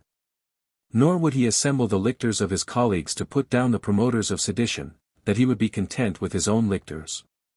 When the time of this act of injustice was deferred, and the friends of the maiden had retired, it was first of all determined, that the brother of Icilius and the son of Numitorius, both active young men, should proceed then straight forward to the gate, and that Virginius should be brought from the camp with all possible haste. That the safety of the girl depended on his being present next day at the proper time, as her protector from injury. They proceed according to directions and with all speed carry the account to her father. When the claimant of the maiden was pressing Icilius to become defendant, and give sureties, and Icilius said that that was the very thing he was doing, designedly spinning out the time, until the messengers sent to the camp might gain time for their journey, the multitude raised their hands on all sides, and every one showed himself ready to go surety for Icilius. And he with tears in his eyes says, "It is very kind of you, on tomorrow I will avail myself of your assistance, at present I have sufficient sureties." Thus Virginia is bailed on the security of her relations. Appius having delayed a short time, that he might not appear to have sat on account of the present case, when no one applied, all other concerns being given up by reason of their solicitude about the one, betook himself home. And writes to his colleagues to the camp, not to grant leave of absence to Virginius, and even to keep him in confinement. This wicked scheme was late, as it deserved to be, for Virginius, having already obtained his leave, had set out at the first watch, while the letter regarding his detention was delivered on the following morning to no purpose. But in the city, when the citizens were standing in the forum erect with expectation, Virginius, clad in mourning, by break of day conducts his daughter, also attired in weeds, attended by some matrons, into the forum, with a considerable body of advocates. He then began to go round and to solicit individuals. And not only to entreat their aid as a boon to his prayers, but demanded it as due to him, that he stood daily in the field of battle in defense of their children and wives, nor was there any other man to whom a greater number of brave and intrepid deeds in war can be ascribed than to him. What availed it, if, whilst the city was still secure, their children would be exposed to suffer the severest hardships which would have to be dreaded if it was taken? Delivering these observations like one haranguing in an assembly, he solicited them individually. Similar arguments were used by Icilius. The female attendants produced more effect by their silent tears than any language. With a mind utterly insensible to all this, such, a paroxysm of madness, rather than of love, had perverted his mind, Appius ascended the tribunal. And when the claimant began to complain briefly, that justice had not been administered to him on the preceding day through a desire to please the people, before either he could go through with his claim, or an opportunity of reply was afforded to Virginius, Appius interrupts him. The preamble with which he prefaced the sentence, ancient authors may have handed down perhaps with truth. Because I nowhere find any one that was likely, to have been used, on so scandalous a business, it seems, that the naked fact should be stated as being a point which is agreed on, viz. that he passed a sentence consigning her to slavery. At first all were astounded with amazement at so heinous a proceeding, then silence prevailed for some time. Then when Marcus Claudius proceeded to seize the maiden, the matron standing around her, and was received with piteous lamentation of the women, Virginius, menacingly extending his hands towards Appius, says, to Icilius, and not to you, Appius. Have I betrothed my daughter, and for matrimony, not prostitution, have I brought her up? Do you wish men to gratify their lust promiscuously, like cattle and wild beasts? Whether these persons will endure such things, I know not. I hope that those will not who have arms in their hands. When the claimant of the girl was repulsed by the crowd of women and advocates who were standing around her, silence was commanded by the crier. The Decemvir, engrossed in mind by his lustful propensities, states that not only from the abusive language of Icilius yesterday, and the violence of Virginius, of which he had the entire Roman people as witnesses, but from authentic information also he ascertained, that cabals were held in the city during the whole night to stir up a sedition. Accordingly that he, being aware of that danger, had come down with armed soldiers, not that he would molest any peaceable person, but in order to punish suitably to the majesty of the government persons disturbing the tranquillity of the state. It will, therefore, be better to remain quiet. Go, lictor, says he, remove the crowd, and make way for the master to lay hold of his slave. When, bursting with passion, he had thundered out these words, the multitude themselves voluntarily separated, and the girl stood deserted a prey to injustice. Then Virginius, when he saw no aid anywhere, says, I beg you, Appius, first pardon a father's grief, if I have said anything too harsh against you, in the next place, suffer me to question the nurse before the maiden, what all this matter is. That if I have been falsely called her father, I may depart hence with a more resigned mind. Permission being granted, he draws the girl and the nurse aside to the sheds near the temple of Cloacina, which now go by the name of the New Sheds, and they're snatching up a knife from a butcher, in this one way, the only one in my power. Do I secure to you your liberty?" He then transfixes the girl's breast, and looking back towards the tribunal, he says, "With this blood I devote thee, Appius, and thy head." Appius, aroused by the cry raised at so dreadful a deed, orders Virginius to be seized. He, armed with the knife, cleared the way whithersoever he went, until, protected by the crowd of persons attending him, he reached the gate.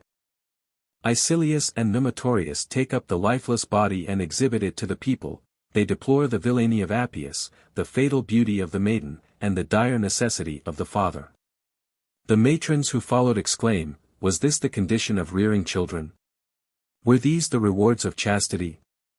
And other things which female grief on such occasions suggests, when their complaints are so much the more affecting, in proportion as, their grief, is more intense from the natural tenderness of their minds. The voice of the men, and more especially of Icilius, entirely turned on the tribunician power, on the right of appeal to the people which had been taken from them, and on the indignities thrown upon the state. The multitude was excited partly by the atrocious nature of the deed, partly by the hope of recovering their liberty through a favorable opportunity. Appius now orders Icilius to be summoned before him, now on refusing to come to be seized. At length, when an opportunity of approaching him was not afforded to the beadles, he himself proceeding through the crowd with a body of young patricians, orders him to be taken into confinement. Now not only the multitude, but Lucius Valerius and Marcus Horatius, the leaders of the multitude, stood around Icilius, who, having repulsed the lictor, stated, that, if he meant to proceed by law, they would protect Icilius from one who was but a private citizen. If he desired to employ force, that they would be no bad match for him even then. Hence arises a furious scuffle. The December's lictor attacks Valerius and Horatius, the fasces are broken by the people. Appius ascends the tribunal. Horatius and Valerius follow him. To them the assembly pays attention, they drown with clamor the voice of the December. Now Valerius authoritatively ordered the lictors to depart from one who was but a private citizen, when Appius, whose spirits were now broken, being alarmed for his life, betook himself into a house in the vicinity of the Forum. Unknown to his enemies, with his head covered up. Spurious Appius, in order to assist his colleague, rushes into the Forum from the opposite side. He sees their authority overpowered by force. Distracted then by various counsels between which he wavered, by assenting to several advisers from every side, he eventually ordered the Senate to be convened. Because the proceedings of the Decemvirs seemed to be displeasing to the greater portion of the patricians, this step quieted the people with the hope that the government would be abolished through the Senate. The Senate gave their opinion that neither the commons should be exasperated, and much more that care should be taken that the arrival of Virginius should not occasion any commotion in the army. Accordingly some of the junior patricians, being sent to the camp which was at that time on Mount Basilius, announced to the Decemvirs that by every means in their power they should keep the soldiers from mutinying. Where Virginius occasioned greater commotion than he had left behind him in the city. For besides that he was seen coming with a body of near 400 men, who, fired at the heinous enormity of the occurrence, had accompanied him from the city. The unsheathed weapon himself besmeared with blood, attracted to him the entire camp, and the gowns seen in the different parts of the camp, had caused the number of people from the city to appear much greater than it really was. When they asked him what was the matter, in consequence of his weeping he uttered not a word. At length, as soon as the crowd of those running together became still, and silence took place, he related everything in order as it occurred. Then extending his hands towards heaven, addressing his fellow soldiers, he begged of them, not to impute to him that which was the crime of Appius, not to abhor him as the murderer of his children. To him the life of his daughter was dearer than his own, if she had been allowed to live in freedom and chastity.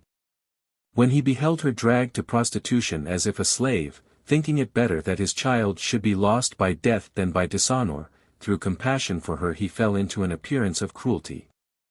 Nor would he have survived his daughter, had he not placed hope of avenging her death in the aid of his fellow soldiers. For that they too had daughters, sisters, and wives, nor was the lust of Ap Pius Claudius extinguished with his daughter. But in proportion as it escaped with impunity, so much the more unbridled would it be. That in the calamities of others a warning was given to them to guard against a similar injury. That for his own part, his wife had been taken from him by fate.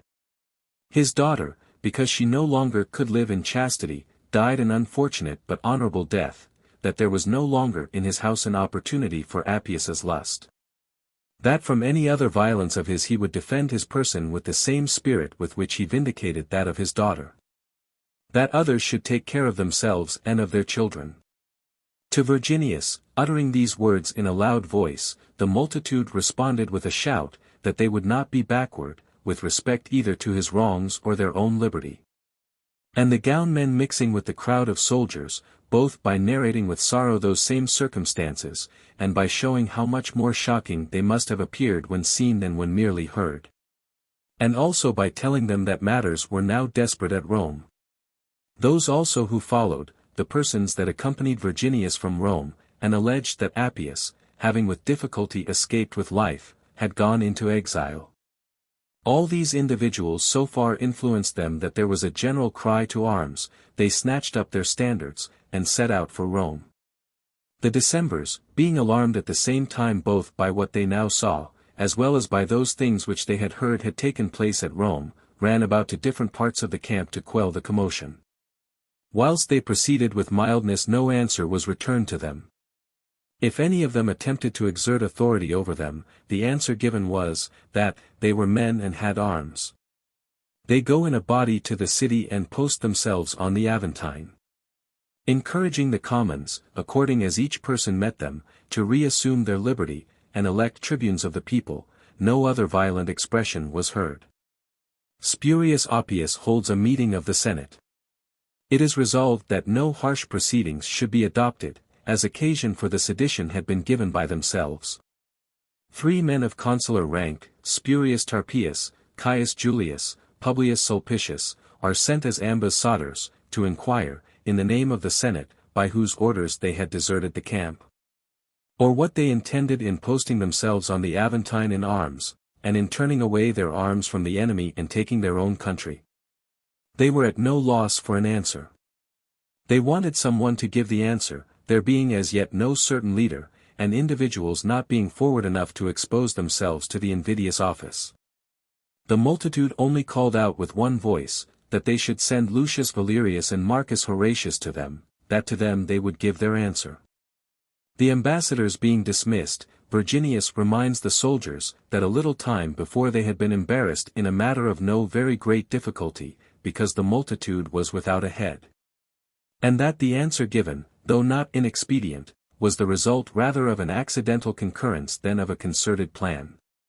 His opinion was, that 10 persons be elected, who should preside in the management of their affairs, and, in the style of military dignity, that they should be called tribunes of the soldiers.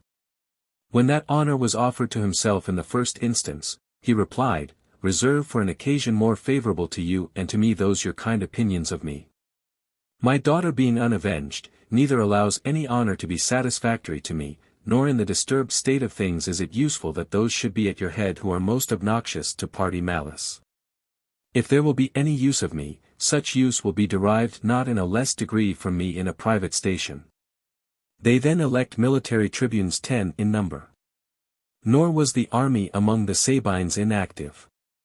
There also, at the instance of Icilius and Numitorius, a secession from the Decemvirs took place, the commotion of men's minds on recollecting the murder of Sixius being not less than that which the recent account of the barbarous attempt made on the maiden to gratify lust had enkindled.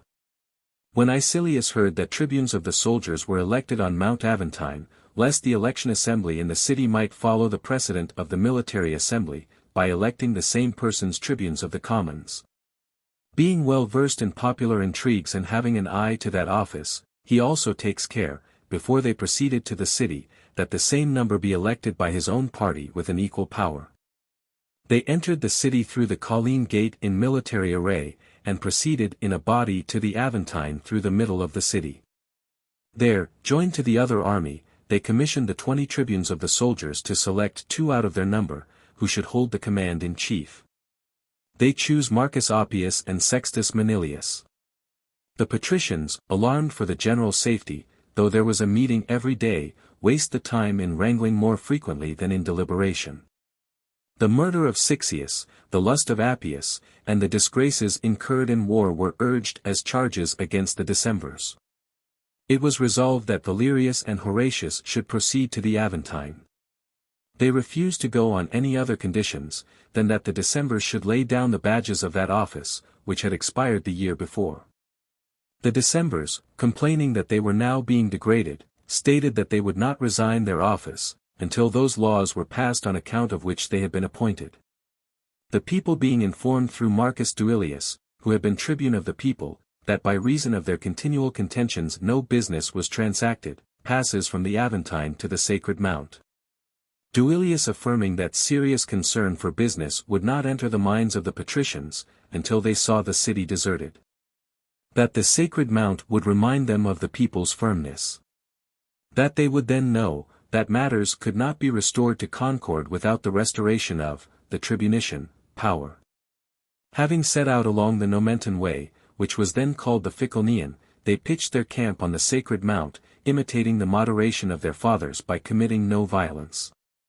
The commons followed the army, no one whose age would permit him declining to go. Their wives and children attended their steps, piteously asking to whom would they leave them, in a city in which neither chastity nor liberty were respected. When the unusual solitude rendered every place in Rome void, when there was in the forum no one but a few old men, when, the patricians being convened into the Senate, the forum appeared deserted. More now besides Horatius and Valerius began to exclaim, "What will ye now wait for, conscript fathers? If the Decemvirs do not put an end to their obstinacy, will ye suffer all things to go to wreck and ruin? What power is that, Decemvirs, which ye embrace and hold so firmly? Do you mean to administer justice to walls and mere houses? Are you not ashamed that an almost greater number of your lictors is to be seen in the forum than of the other citizens? What are ye to do, in case the enemy should approach the city? What, if the commons should come presently in arms, if we seem not to be moved by their secession? Do you mean to conclude your power by the fall of the city? But, the case is this, either we must not have the commons, or they must have their tribunes. We would sooner dispense with our patrician magistrates, than they with their plebeian. That power, when new and untried, they wrested from our fathers. Much less will they, now that they have tested the sweets of it, endure its loss, more especially since we make not a moderate use of our power, so that they may not stand in need of, tribunician, aid. When these arguments were thrown out from every quarter, the Decemvirs, overpowered by the united opinions of all, declare that, since such seems to be the feeling, they would submit to the authority of the patricians. All they ask is, that they may be protected from popular rage. They give a warning, that they should not through shedding their blood habituate the people to inflict punishment on the patricians. Then Valerius and Horatius, having been sent to bring back the people on such terms as might seem fit, and to adjust all differences, are directed to make provision also for the Decemvirs from the resentment and violence of the multitude. They set forward and are received into the camp with great joy by the people, as being their liberators beyond all doubt, both at the commencement of the disturbance and at the termination of the matter. In consideration of these things, thanks were returned to them on their arrival. Icilius speaks in the name of the people. When the terms came to be considered, the ambassadors inquiring what were the demands of the people, the same individual, having already concerted the plan before the arrival of the ambassadors, stated demands of such a nature that it became evident, that more hope was placed in the justice of their case than in arms. For they demanded back the tribunician office and the right of appeal, which, before the appointment of Decemvirs, had been the props of the people, and that it should not be visited with injury to any one. To have instigated the soldiers or the commons to seek back their liberty by a secession. Concerning the punishment only of the Decemvirs was their demand immoderate, for they thought it but just that they should be delivered up to them, and they threatened that they would burn them alive. In answer the ambassadors say, the demands which have been the result of deliberation are so reasonable, that they should be voluntarily offered to you.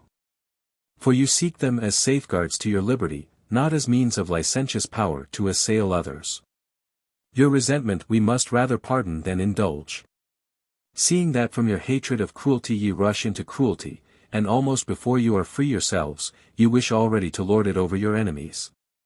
Shall our state never enjoy rest from punishments either of the patricians on the Roman commons, or of the commons on the patricians? You have occasion for a shield rather than for a sword. He is sufficiently and abundantly humble, who lives in a state on an equal footing, neither inflicting nor suffering injury. Moreover, should you feel disposed to render yourselves formidable, when, having recovered your magistrates and laws, decisions on our lives and fortunes shall be in your hands, then you shall determine according to the merits of each case. Now it is sufficient that your liberty be restored. All permitting them to act just as they think proper, the ambassadors assure them that they would speedily return, having completed every matter. When they went and laid before the patricians the message of the commons, the other Decemvirs, since, contrary to their own expectation, no mention was made of their punishment, raised no objection. Appius, being of a truculent disposition and a particular object of detestation, measuring the rancor of others towards him by his own towards them, says, I am aware of the fate which hangs over me. I see that the contest against us is deferred, until our arms are delivered up to our adversaries. Blood must be offered up to popular rage. Not even do I demur to resign my decemvirate. A decree of the Senate is then passed, that the Decemvirs should without delay resign their office. That Quintus Furius, chief pontiff, should hold an election of plebeian tribunes, and that the secession of the soldiers and commons should not be visited on any one. These decrees being finished, the Senate being dismissed, the Decemvirs come forth into the assembly, and resign their office, to the great joy of all. News of this is carried to the commons. All the people remaining in the city escort the ambassadors. This crowd was met by another joyous body from the camp. They congratulate each other on the restoration of peace and concord to the state. The deputies address the assembly, be it advantageous, fortunate, and happy for you and the republic, return into your country to your household gods, your wives and children. But carry into the city the same modesty which you observed here, where, amid the consumption of so many matters necessary for so large a number of persons, no man's field has been injured. Go to the Aventine, whence ye set out. In that auspicious place, where ye took the first step towards liberty, ye shall elect tribunes of the people. The chief pontiff will be at hand to hold the elections. Great was their assent and joy, as evinced in their approbation of every measure. They then hastily raised their standards, and having set out for Rome, vie in exultation with all they met. There, the chief pontiff holding the meeting for the elections, they elected as their tribunes of the people, first of all Virginius, then Lucius Icilius, and Publius Numitorius the uncle of Virginia, the advisers of the secession. Then Caius Sicinius, the offspring of him who is recorded to have been elected first tribune of the commons on the Sacred Mount. And Marcus Duilius, who had passed through a distinguished tribuneship before the creation of the Decemvirs, and was never wanting to the commons in their contests with the Decemvirs. Marcus Titinius, Marcus Pomponius, Caius Apronius, Publius Villius, and Caius Oppius, were elected more from hope, entertained of them, than from any services, performed. When he entered on his tribuneship, Lucius Icilius proposed to the commons, and the commons ordered, that the secession from the Decemvirs which had taken place should not prove detrimental to any individual. Immediately after Duilius carried a proposition for electing consuls, with right of appeal. All these things were transacted in an assembly of the commons in the Flaminian meadows, which they now call the Flaminian Circus. Then through an interrex Lucius Valerius and Marcus Horatius were elected consuls, who immediately entered on their office, whose consulship was popular without any actual injury to the patricians, though not without their displeasure. For whatever provision was made for securing the liberty of the commons, that they considered to be a diminution made in their own power. First of all, when it was as it were a point in controversy, whether patricians were bound by regulations enacted in an assembly of the commons, they proposed a law in the assembly of the centuries, that whatever the commons ordered collectively should bind the entire people. By which law a most keen-edged weapon was given to motions introduced by tribunes. Then another law made by a consul concerning the right of appeal, a singular security to liberty, and subverted by the decembral power, they not only restore, but guard it also for the time to come, by enacting a new law. That no one should appoint any magistrate without a right of appeal. If any person should so elect, it would be lawful and right that he be put to death. And that such killing should not be deemed a capital offense.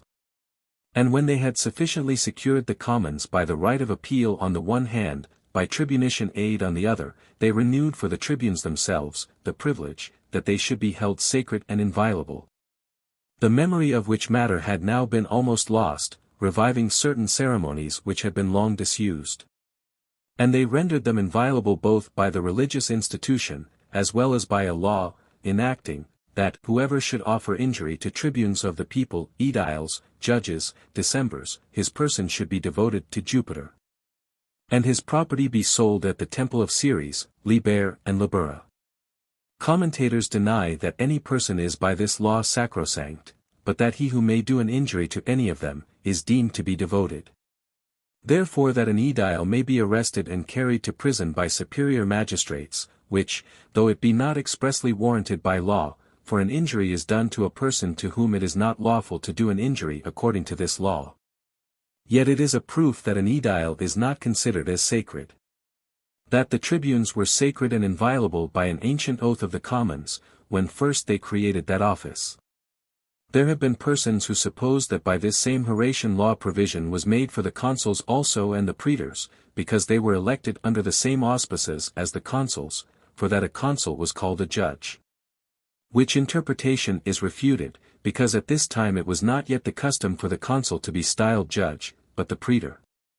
These were the laws proposed by the consuls. It was also regulated by the same consuls, that decrees of the Senate should be deposited with the aediles of the commons in the temple of Ceres, which before that used to be suppressed and altered at the pleasure of the consuls. Marcus Duilius then, tribune of the commons, proposed to the people, and the people ordered, that whoever left the people without tribunes, and whoever caused a magistrate to be elected without the right of appeal, should be punished with stripes and beheaded. All these matters, though against the feelings of the patricians, passed off without opposition from them, because no severity was aimed at any particular individual.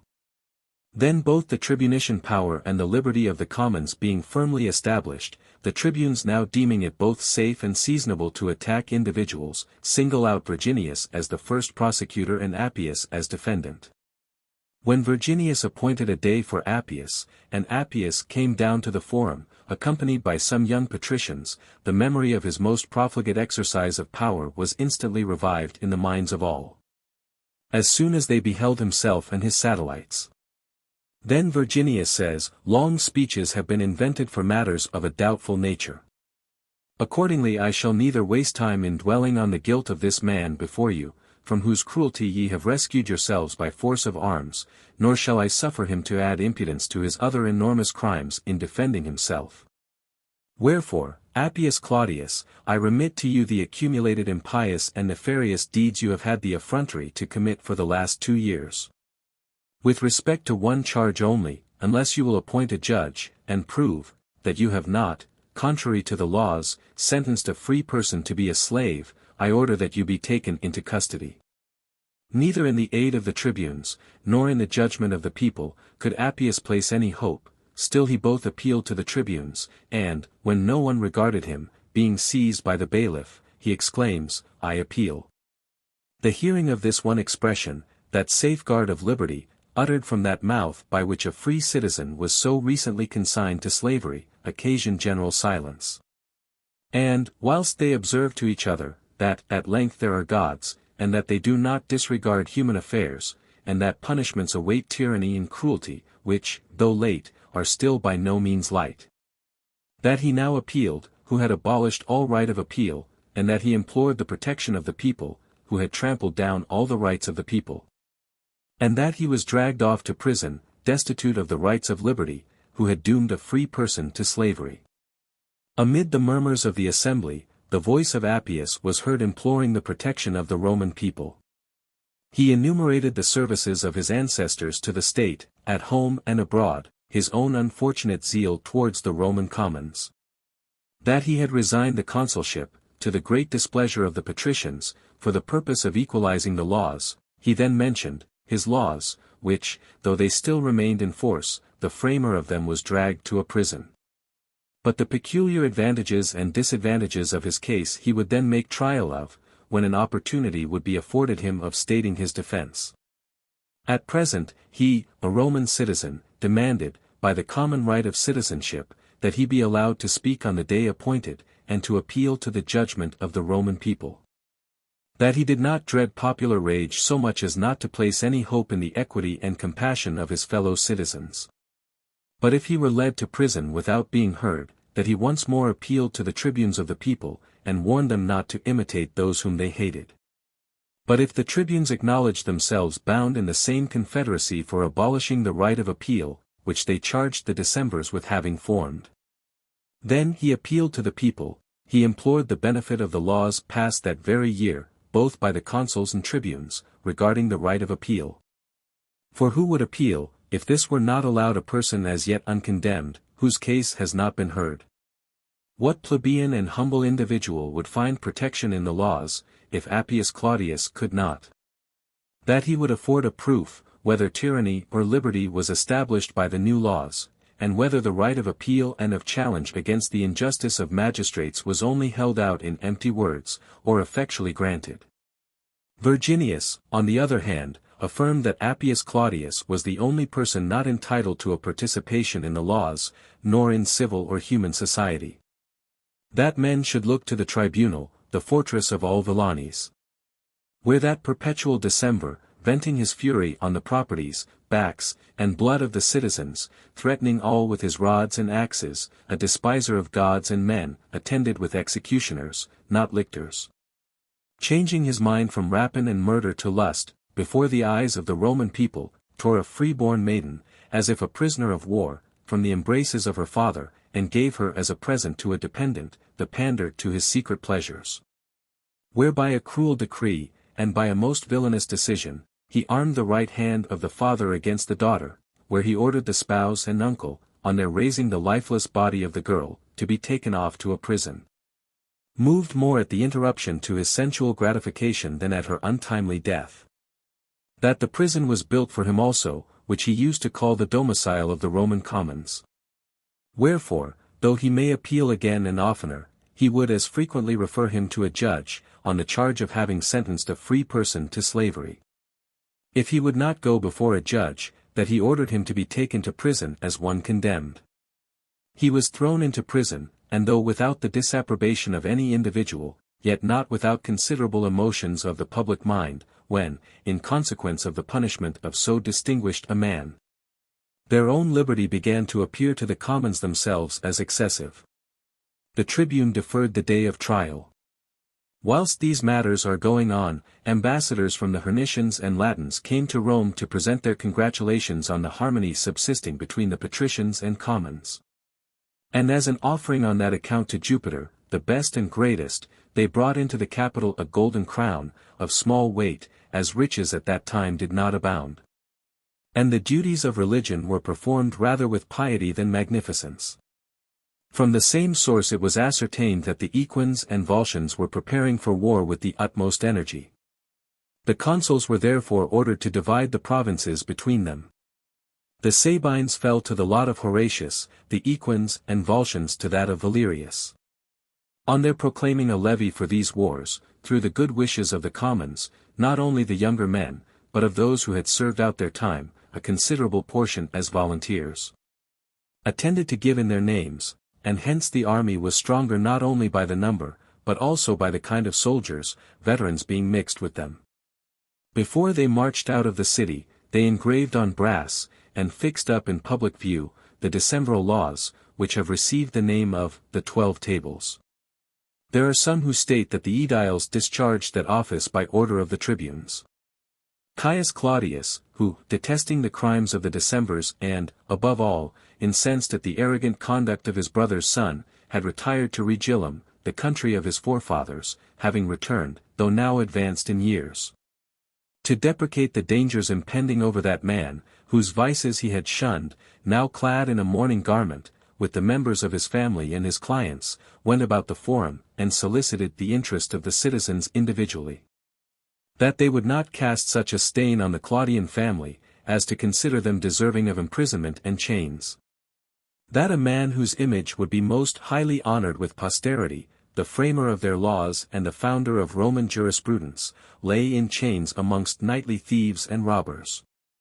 He begged, that they would turn away their minds from resentment for a while to examination and reflection, and rather pardon one at the intercession of so many members of the Claudian family, than through a hatred of one spurn the entreaties of many, that he himself also paid this tribute to the family and the name.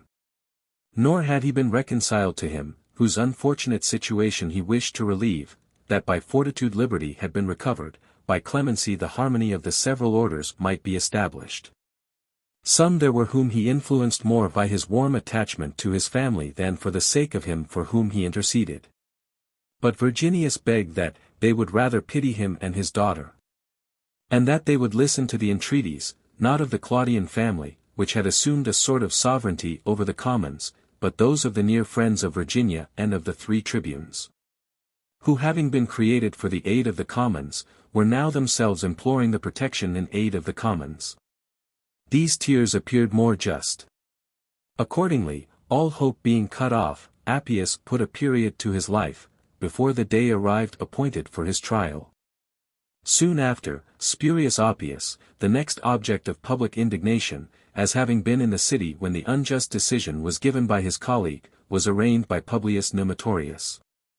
However, an act of injustice committed by Oppius brought more odium on him, than the not preventing one, in the case of Appius. A witness was brought forward, who, after reckoning up 20 campaigns, after having been particularly honored 8 different times, and wearing these honors in the sight of the Roman people, tore open his garment and exhibited his back torn with stripes, asking no other conditions but that, if the accused could name any one guilty act of his, he might, though a private individual, once more repeat his severity on him. Oppius was also thrown into prison, where he put a period to his life before the day of trial. The tribunes confiscated the property of Appius and Oppius. Their colleagues left their homes to go into exile, their property was confiscated. Marcus Claudius, the claimant of Virginia, being condemned on the day of his trial, was discharged and went away into exile to Tibur, Virginius himself remitting the penalty as far as it affected his life. And the shade of Virginia, more fortunate after death than when living, after having roamed through so many families in quest of vengeance, at length rested in peace, no guilty person being left unpunished.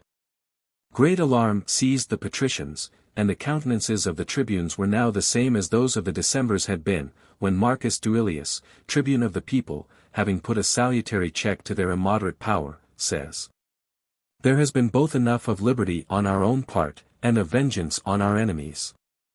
Wherefore for this year I will neither suffer a day of trial to be appointed for any one, nor any person to be thrown into prison. For it is neither pleasing to me that old crimes now forgotten should be again brought forward, seeing that the recent ones have been atoned for by the punishment of the Decemvirs. And the unremitting care of both the consuls in defending your liberties, is ample security that nothing will be committed which will call for tribunician interference." This moderation of the tribune first relieved the patricians from their fears, and at the same time increased their ill will towards the consuls. For they had been so devoted to the commons, that even a plebeian magistrate took an earlier interest in the safety and liberty of the patricians, than one of patrician rank. And their enemies would have been surfeited with inflicting punishments on them, before the consuls, to all appearance, would have resisted their licentious career. And there were many who said that a want of firmness was shown, inasmuch as the fathers had given their approbation to the laws proposed, nor was there a doubt, but that in this troubled state of public affairs they had yielded to the times. The business in the city being settled, and the rights of the commons being firmly established, the consuls departed to their respective provinces. Valerius prudently deferred all warlike operations against the armies of the Equins and the Volscians, which had now formed a junction at Algidum. But if he had immediately committed the result to fortune, I know not but that, such were the feelings both of the Romans and of their enemies since the unfavorable auspices of the Decemvirs, the contest would have stood them in a heavy loss. Having pitched his camp at the distance of a mile from the enemy, he kept his men quiet. The enemy filled the space lying between the two camps with their army in order of battle, and not a single Roman made them any answer when they challenged them to battle. At length, wearied from standing and from waiting in vain for a contest, the Equins and Volscians, considering that the victory was in a manner conceded to them, go off, some to the Hernicians, some to the Latins, to commit depredations. There was left in the camp rather a garrison for its defense than sufficient force for a contest. When the consul perceived this, he retorted the terror previously occasioned to his men, and drawing up his troops in order of battle, he now in his turn provokes the enemy to fight. When they, from a feeling of the absence of their forces, declined battle, the courage of the Romans immediately increased, and they considered as vanquished those who stood panic-stricken within their rampart. After having stood for the entire day prepared for the contest, they retired at night. And the Romans, now full of hope, set about refreshing themselves. The enemy, in by no means equal spirits, being now in trepidation, dispatched messengers in every direction to call back the plundering parties. Those in the nearest places returned thence, those who were farther off were not found. When the day dawned, the Romans leave the camp, determining on assaulting the rampart unless an opportunity of fighting were afforded, and when the day was now far advanced, and no movement was made by the enemy, the consul orders them to advance. And the troops being put in motion, the Equins and the Volscians became indignant, that victorious armies were to be defended by a rampart rather than by valor and arms. Wherefore they also earnestly demanded the signal for battle from their generals, and received it. And now half of them had got out of the gates, and the others in succession were observing order, marching down each to his own post, when the Roman consul, before the enemy's line could be drawn up, supported by their entire strength, advanced on them. And having attacked them before they were all as yet led forth, and when those who were so had not their ranks sufficiently arranged, he falls on the unsteady crowd of them, running in trepidation from one place to another, and throwing around their eyes on themselves and on their friends, a shout and violent onset adding to the already confused state of their minds. The enemy at first gave way, then, when they had rallied their spirits, and their generals on every side reprovingly asked them, whether they were about to yield to their vanquished foes, the battle was restored. On the other side, the consul desired the Romans to remember that, on that day, for the first time, they fought as free men in defense of Rome, now a free city. That it was for themselves they were to conquer, and not that they should be the prize of the Decemvirs, after conquering. That it was not under the command of Appius that the action was being conducted, but under their consul Valerius, descended from the liberators of the Roman people, himself too a liberator. That they should show that in former battles it had been the fault of the generals, and not of the soldiers, that they did not conquer. That it was shameful to have had more courage against their own countrymen than against their enemies, and to have dreaded slavery more at home than abroad. That Virginia was the only person whose chastity was in danger in time of peace, that Appius was the only citizen of dangerous lust. But if the fortune of war should turn against them, all their children would be in danger from so many thousands of enemies. That he would not, on account of the omen, mention things which may neither Jupiter nor their father Mars suffer to befall a city built under such auspices. He reminded them of the Aventine and the Sacred Mount. And, that they should bring back dominion unimpaired to that spot, where their liberty had been established but a few months before, and that they should show that the Roman soldiers retained the same abilities after the expulsion of the Decemvirs, which they had possessed before they were appointed. And that the valor of the Roman people was not deteriorated after the laws were equalized. After he uttered these words among the battalions of the infantry, he flies from them to the cavalry. Come, young men, surpass in valor the infantry, as you already surpass them in honor and in rank. The infantry at the first onset have made the enemy give way, now that they have given way, do you give reins to your horses and drive them from the field. They will not stand your charge, even now they rather hesitate than resist. They spur on their horses, and drive in amongst the enemy who were already thrown into confusion by the attack of the infantry. And having broken through the ranks, and pushed on to the rear of their line, a part wheeling round in the open space, turn most of them away from the camp to which they were now flying from all sides. And by riding on before they deter them from that direction. The line of infantry, and the consul himself, and the main body of the army make for the camp, and having taken it with considerable slaughter, they get possession of a great quantity of booty. The fame of this battle was carried not only to the city, but to the other army also among the Sabines. In the city it was celebrated only with public rejoicing, in the camp it fired the courage of the soldiers to emulate such glory. Horatius, by training them in excursions, and making trial of them in slight skirmishes, had accustomed them to trust in themselves rather than to remember the ignominy incurred under the command of the Decemvirs. And these little encounters had now gone so far as to ensure to them the consummation of all their hopes. The Sabines, elated at their success on the preceding year, ceased not to provoke and urge them to fight, constantly asking them why they wasted time, sallying forth in small numbers and returning like marauders. And why they parcelled out the grand effort of a single war on a number of insignificant skirmishes. Why did they not engage them in the field, and consign the result to fortune to be determined at once? Besides that they had already of themselves recovered a sufficient degree of courage, the Romans were fired with exasperation, that the other army would soon return victorious to the city. That the enemy were now wantonly insulting them by contumelies, when would they be a match for the enemy, if they were not so then? When the consul ascertained that the soldiers gave expression to these sentiments in the camp, having summoned an assembly, "How matters have gone on in Algidum," says he, "I suppose that you, soldiers, have already heard. As became the army of a free people to behave, so have they behaved. Through the judicious conduct of my colleague and the valor of the soldiers, the victory has been gained. For my part, the plan and determination which I am to maintain, you yourselves shall suggest. The war may be both prolonged with advantage, and be brought to a speedy conclusion. If it is to be prolonged, I shall take care by the same discipline with which I have commenced, that your hopes and your valor may increase every day. If you have now sufficient courage, and it is your wish that the matter be decided, come on, raise here that shout such as you will raise in the field of battle, the index at once of your inclination and your valor." When the shout was raised with great alacrity, he assures them, that with the good favor of heaven, he would comply with their wishes and lead them next day to the field. The remainder of the day is spent in preparing their arms.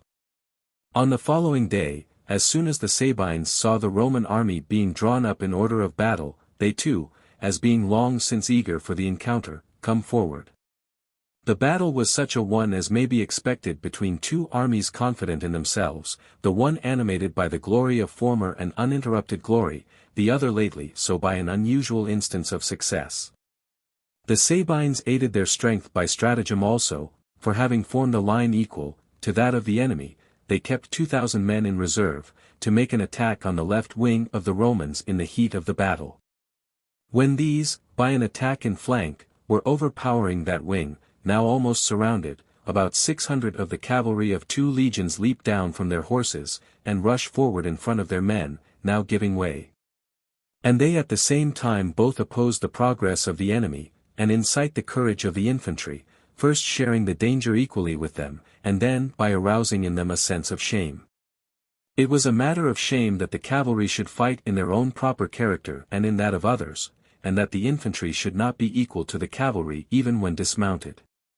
They press forward therefore to the fight, which had been suspended on their part, and endeavor to regain the ground which they had lost, and in a moment not only is the battle restored, but one of the wings of the Sabines gives way. The cavalry, covered between the ranks of the foot, return to their horses, they then gallop across to the other division to announce their success to their party. At the same time also they make a charge on the enemy, now disheartened by the discomfiture of their stronger wing. The valor of none shone more conspicuous in that battle. The consul provided for all emergencies. He applauded the brave, rebuked wherever the battle seemed to slacken. When reproved, they displayed immediately the energy of brave men, and a sense of shame stimulated them as much as praises excited the others. The shout being raised anew, and making a united effort, they drive the enemy back, nor could the Roman power be any longer resisted. The Sabines, driven in every direction through the country, leave behind them their camp as plunder for the enemy. There the Roman recovers the effects not of the allies, as at Algidum, but his own property, which had been lost by the devastations of their lands. For this double victory, obtained in 2 battles, in 2 different places, the Senate through jealousy decreed merely supplications in the name of the consuls for 1 day only. The people went, however, on the 2nd day also in great numbers of their own accord to offer thanksgiving, and this unauthorized and popular supplication was even more zealously attended. The consuls by concert came to the city within the same 2 days, and called out the Senate to the Campus Martius. Where, when they were relating the services performed by themselves, the chiefs of the patricians complained that the Senate was convened among the soldiers designedly for the purpose of intimidation. The consuls therefore, lest there might be any foundation for such a charge, called away the Senate to the Flaminian meadows, where the temple of Apollo now is, even then they called it Apollinaris. Where, when a triumph was refused by a large majority of the patricians, Lucius Icilius, tribune of the commons, proposed to the people regarding the triumph of the consuls, many persons coming forward to argue against the measure. But in particular Caius Claudius, exclaiming, that it was over the Senate, not over the enemy, the consuls wished to triumph. And that it was intended as a return for a private service to a tribune, and not as an honor due to valor. That never before was the matter of a triumph managed through the people. But that the consideration concerning the honor and the disposal of it, always lay with the Senate, that not even the kings had infringed on the majesty of this highest order. That the tribunes should not thus occupy every department with their own authority, so as to allow the existence of no public council. That the state would be free, and the laws equalized by these means only, if each rank would retain its own rights, its own dignity. Though much had been said by the other senior patricians also to the same purpose, all the tribes approved that proposition. Then for the first time a triumph was celebrated by order of the people, without the authority of the Senate. This victory of the tribunes and people was well nigh terminating in an extravagance of a by no means salutary tendency, a conspiracy being formed among the tribunes to have the same tribunes re-elected. And in order that their ambition might be the less conspicuous, to continue their office to the consuls. They pleaded, as a cause, the combination of the patricians by which the privileges of the commons were attempted to be undermined by the affronts thrown upon the consuls. What would be the consequence, before the laws are yet firmly established, if consuls should through their factions attack the new tribunes? For that Horatii and Valerii would not always be consuls, who would postpone their own interest to the liberty of the people. By some concurrence of circumstances, useful at the time, it fell by lot to Marcus Duilius above any one else to preside at the elections, a man of prudence. And who perceived the storm of public odium that was hanging over them from the continuance of their office. And when he stated that he would take no notice of the former tribunes, and his colleagues strenuously insisted that he should allow the tribes to be at liberty to vote, or should give up the office of presiding at the elections to his colleagues, who would hold the election according to law rather than according to the pleasure of the patricians. A contention being now excited, when Duilius had sent for the consuls to his seat and asked them what they contemplated doing with respect to the consular elections, and they answered that they would appoint new consuls. Having found popular supporters of a measure by no means popular, he proceeded with them into the assembly. Where, when the consuls, being brought forward before the people, and asked, whether if the Roman people, mindful of their liberty recovered at home through them, mindful also of their military services, should again elect them consuls. What they would do, made no change in their sentiments.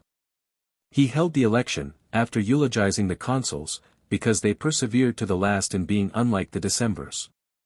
And 5 tribunes of the people being elected, when, through the zealous exertions of the 9 tribunes who openly pushed their canvass, the other candidates could not make up the required number of tribes, he dismissed the assembly. Nor did he hold one after for the purpose of an election. He said that he had fulfilled the law, which without anywhere specifying the number of tribunes, only enacted that tribunes should be left. And recommended that colleagues be chosen by those who had been elected.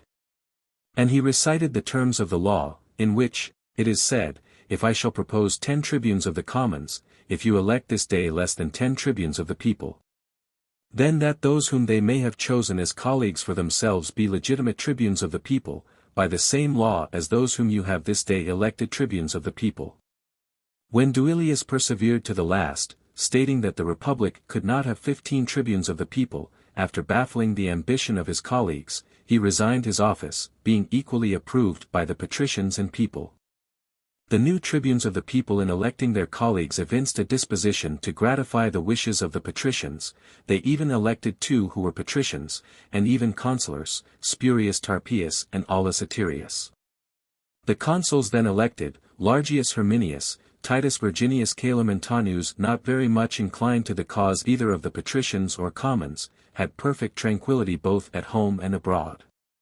Lucius Trebonius, tribune of the commons, incensed against the patricians, because, as he said, he was imposed on by them in the affair of choosing colleagues, and betrayed by his colleagues, carried a proposal that whoever took the votes of the commons in electing tribunes of the people, he should go on taking the votes, until he elected 10 tribunes of the people.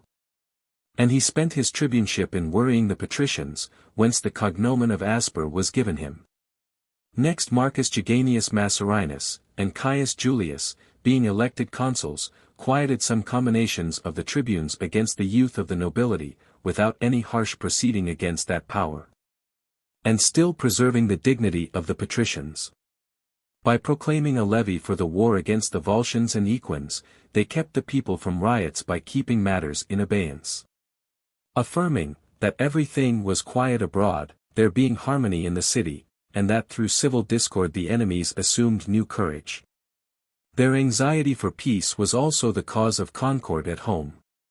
But each of the orders ever took advantage of moderation in the other. Acts of injustice began to be committed by the younger patricians on the commons when perfectly quiet.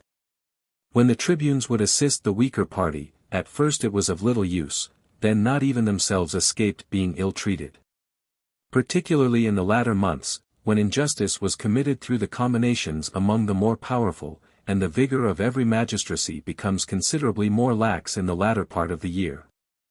And now the commons placed hopes in the tribuneship, only on the condition that they had tribunes like Icilius, that for the last 2 years they had had only mere names. On the other hand, the elder members of the patrician order, though they considered their young men to be too overbearing, yet would rather, if bounds were to be exceeded, that a redundancy of spirit should exist in their own order than in their adversaries. So difficult a thing is moderation in maintaining liberty, whilst by pretending to desire equalization, every person raises himself in such a manner as to depress another. And men, by their very precautions against fear, cause themselves to become objects of dread, and we saddle on others injustice thrown off from ourselves, as if it were actually necessary either to commit injustice or to submit to it. Titus Quintius Capitolinus, for the 4th time, and Agrippa Furius being then elected consuls, found neither disturbance at home nor war abroad, both, however, were impending. The discord of the citizens could now no longer be checked, both tribunes and commons being exasperated against the patricians, when a day of trial being appointed for any of the nobility always embroiled the assemblies with new contests. On the first noise of which the Equins and Volscians, as if they had received a signal, took up arms. At the same time, because their leaders, desirous of plunder, had persuaded them that the levy proclaimed 2 years previously could not be proceeded with, the commons now refusing obedience, that on that account no armies were sent against them. That military discipline was subverted by licentiousness, and that Rome was no longer considered as their common country, that whatever resentment and animosity they may have entertained against foreigners, was now turned against each other. That now an occasion offered for destroying those wolves blinded by intestine rage. Having united their forces, they first laid waste the Latin territory, when no resistance was found there, then indeed, to the great exultation of the advisers of the war, they approached the very walls of Rome. Carrying their depredations into the district around the Esquiline Gate, pointing out to the city the devastation of the land by way of insult. Whence when they marched back to Corbio unmolested, and driving the prey before them, Quintius the consul summoned the people to an assembly. There I find that he spoke to this purport, though I am conscious to myself of no fault, Romans, yet with the greatest shame I have come forward to your assembly. That you should know this. That this should be handed down on record to posterity, that the Equins and Volscians, a short time since scarcely a match for the Hernicians, have with impunity come with arms in their hands to the walls of Rome. In the 4th consulate of Titus Quintius. Had I known that this ignominy was reserved for this particular year, though we are now long living in such a manner, such is the state of affairs, that my mind could augur nothing good. I would have avoided this honor either by exile or by death, if there were no other means of escaping it. Then if men of courage had those arms, which were at our gates, could Rome be taken in my consulate? I have had sufficient honors, enough and more than enough of life, I should have died in my 3rd consulate. Whom did these most dastardly enemies despise? Us, consuls, or you, citizens? If the fault is in us, take away the command from us as unworthy persons, and if that is insufficient, further inflict punishment on us. If in you, may there be none of gods or men who will punish your offenses, do you only repent of them. It is not your cowardice they have despised, nor their own valor they have confided in. For having been so often routed and put to flight, stripped of their camp, immersed in their land, sent under the yoke, they know both themselves and you. The discord among the several orders is the bane of this city. The contests of the patricians and commons have raised their spirits, whilst we have neither bounds in the pursuit of power, nor you in that of liberty, whilst you are tired of patrician, these of plebeian magistrates. In the name of heaven, what would ye have? You coveted tribunes of the commons, we conceded them for the sake of concord. Ye longed for decembers, we suffered them to be created. Ye became weary of decembers, we compelled them to resign the office. Your resentment against these same persons when they became private citizens still continuing, we suffered men of the highest families and rank to die or go into exile. Ye wished again to create tribunes of the commons, ye created them. Though we saw that it was unjust to the patricians to create consuls in your own interest, we have even seen a patrician magistracy conceded as an offering to the people. The aid of tribunes, right of appeal to the people, the acts of the commons made binding on the patricians under the pretext of equalizing the laws, the subversion of our privileges, we have borne and still bear. What termination is there to be to our dissensions? When shall it be allowed us to have a united city? When to have one common country? When defeated we submit with more resignation than you when victorious. Is it enough for you, that you are objects of terror to us? The Aventine is taken against us the sacred mount is seized. When the Esquilii is almost taken by the enemy, and when the Volscian foe is scaling your rampart, there is no one to dislodge him, against us ye are men, against us ye take up arms. Come, when ye have blockaded the Senate house here, and have made the Forum the seat of war, and filled the prison with the leading men of the state, march forth through the Esquiline gate, with that same determined spirit. Or if ye do not even venture thus far, behold from your walls the lands laid waste with fire and sword, booty driven off, the houses set on fire in every direction and smoking. But, I may be told, it is the public weal that is in a worse condition through these results. The land is burned, the city is besieged, all the glory of the war is centered in the enemy. What in the name of heaven? In what state is your own private interest? Just now his own private losses were announced to each of you from the lands. What, pray, is there at home, whence you may recruit them? Will the tribunes restore and compensate you for what ye have lost? Of sound and words they will heap on you as much as ye please, and of charges against the leading men, and laws one upon another, and of public meetings. But from these meetings never has one of you returned home more increased in substance or in fortune. Has any one ever brought back to his wife and children aught save hatred, quarrels, grudges public and private? From which, and their effects, you have been ever protected, not by your own valor and integrity, but by the aid of others. But, when you served under the guidance of us consuls, not under your tribunes, and the enemy trembled at your shout in the field of battle, not the Roman patricians in the assembly, booty being obtained, land taken from the enemy. With a plentiful stock of wealth and glory, both public and private, you used to return home to your household gods in triumph, now you allow the enemy to go off laden with your property. Continue immovably tied to your assemblies, live in the forum, the necessity of taking the field, which ye avoid, still follows you. Was it too hard on you to march against the Equins and the Volscians? The war is at your gates, if it is not repelled from thence, it will soon be within your walls, and will scale the citadel and capitol, and follow you into your very houses. 2 years ago the Senate ordered a levy to be held, and the army to march to Algidum, yet we sit down listless at home, quarreling with each other like women. Delighting in pre-sent peace, and not seeing that after that short-lived intermission complicated wars are sure to return. That there are other topics more pleasing than these, I well know. But even though my own mind did not prompt me to it, necessity obliges me to speak that which is true instead of that which is pleasing. I would indeed be anxious to please you, Romans. But I am much more anxious that ye should be preserved, whatever sentiments ye shall entertain towards me. It has been so ordained by nature, that he who addresses a multitude for his own private interest, is more pleasing than the man whose mind has nothing in view but the public interest.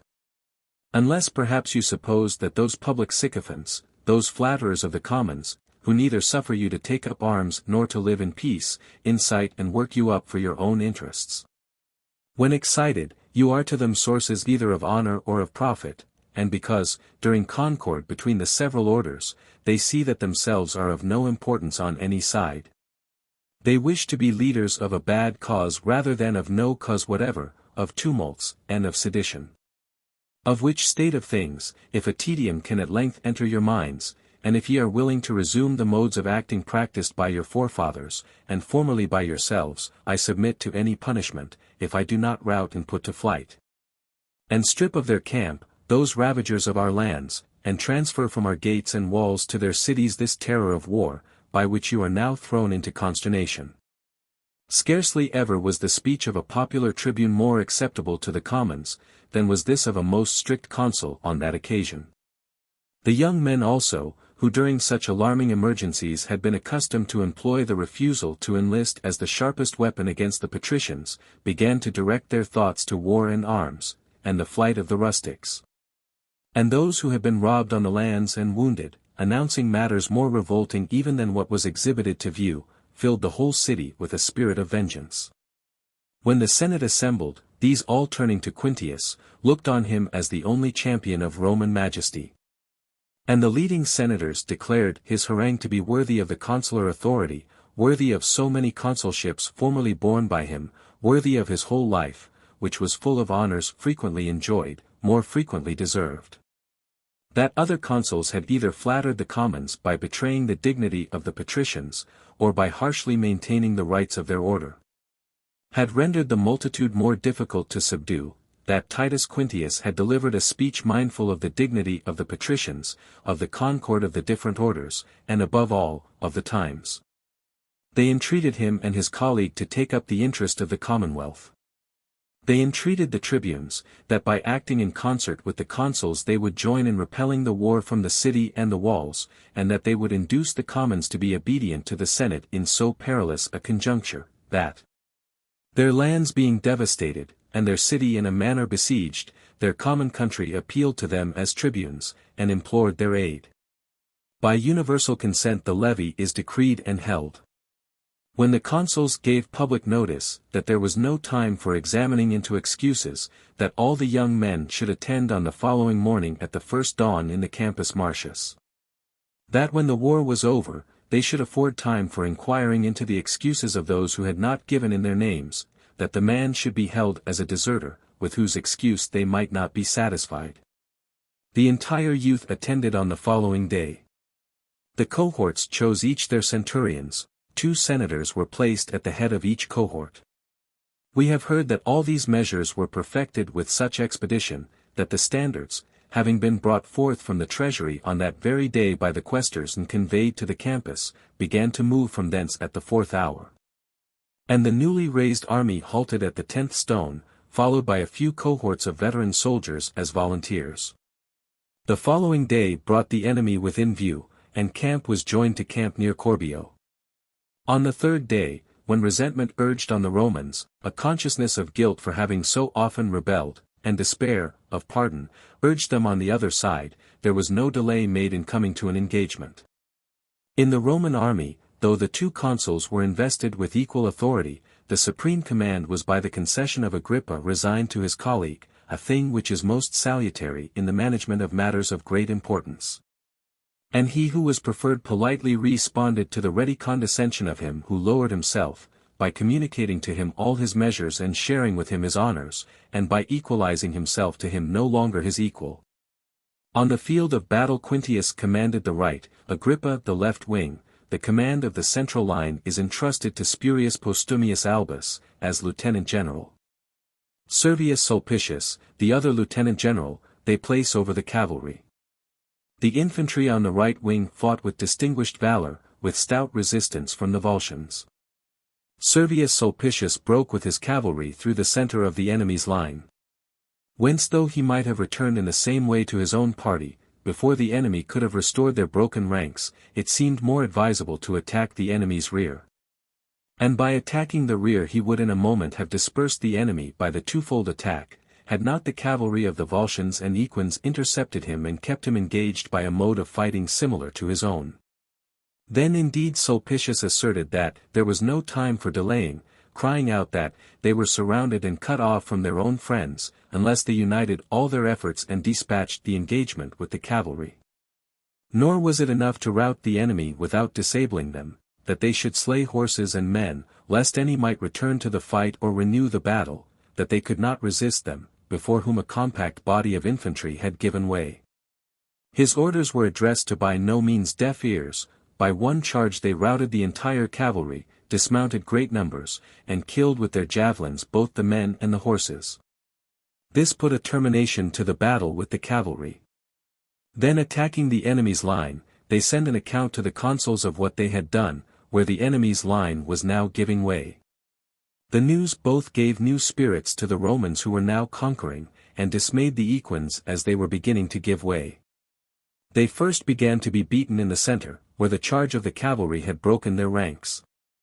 Then the left wing began to lose ground before the consul Quintius. There was most difficulty on the right. Then Agrippa, buoyed up by youth and vigor, on seeing matters going more favorably in every part of the battle than in his own quarter, took some of the standards from the standard-bearers and carried them on himself. Some even he began to throw into the thick of the enemy. The soldiers, urged on by the fear of this disgrace, attacked the enemy, thus the victory was equalized in every quarter. News then came from Quintius that he, being now victorious, was about to attack the enemy's camp. That he was unwilling to break into it before he learned that they were beaten in the left wing also. If he had routed the enemy, that he should now join him, that all the army together might take possession of the booty. Agrippa being victorious came with mutual congratulations to his victorious colleague and to the enemy's camp. There being but few to defend it, and these being routed in a moment, they break into the fortifications without a struggle. And they march back the army after it obtained a large share of spoil, having recovered also their own effects, which had been lost by the devastation of the lands. I have not ascertained that either they themselves demanded a triumph, nor that such was conferred on them by the Senate, nor is any cause assigned for the honor being either overlooked or not hoped for. As far as I can conjecture at so great a distance of time, when a triumph had been refused to the consuls Horatius and Valerius, who, in addition to the Equins and Volscians, had gained the glory of finishing the Sabine War. The consuls were ashamed to demand a triumph for one half of the services done by them. Lest if they even should obtain it, regard of persons rather than of merit might appear to have been entertained. A disgraceful decision of the people regarding the boundaries of their allies disgraced the honorable victory obtained over their enemies. The states of Aricia and of Ardea, having frequently contended in arms concerning a disputed piece of land, and being wearied out by many mutual losses, appointed the Roman people as arbitrators. When they came to support their claims, an assembly of the people being granted them by the magistrates, a debate ensued conducted with great warmth. And the witnesses being now produced, when the tribes were to be called, and the people were to give their votes, Publius Scaptius, a plebeian advanced in years, rises up and says, "Consuls, if it is permitted me to speak on the public interest, I will not suffer the people to be led into a mistake in this matter." When the consuls said that he, as unworthy of attention, was not to be heard and, on his exclaiming that the public interest was being betrayed, ordered him to be put aside, he appeals to the tribunes. The tribunes, as they are always directed by the multitude, rather than they direct them, indulged the people, who were anxious to hear him, in granting Scaptius leave to say what he pleased. He then commences, that he was in his 83rd year, and that he had served in that district which was now in dispute, not even then a young man as he was serving his 20th campaign, when operations were going on at Corioli.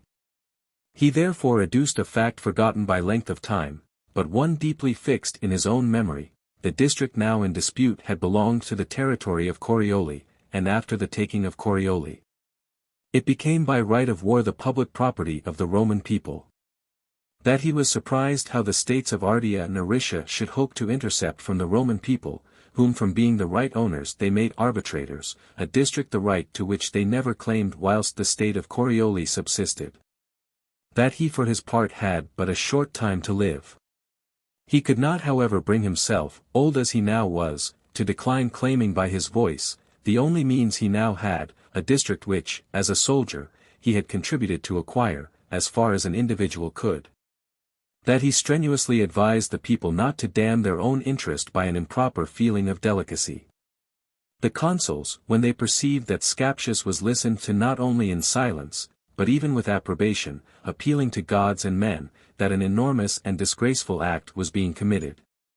Send for the principal senators, with these they went around to the tribunes.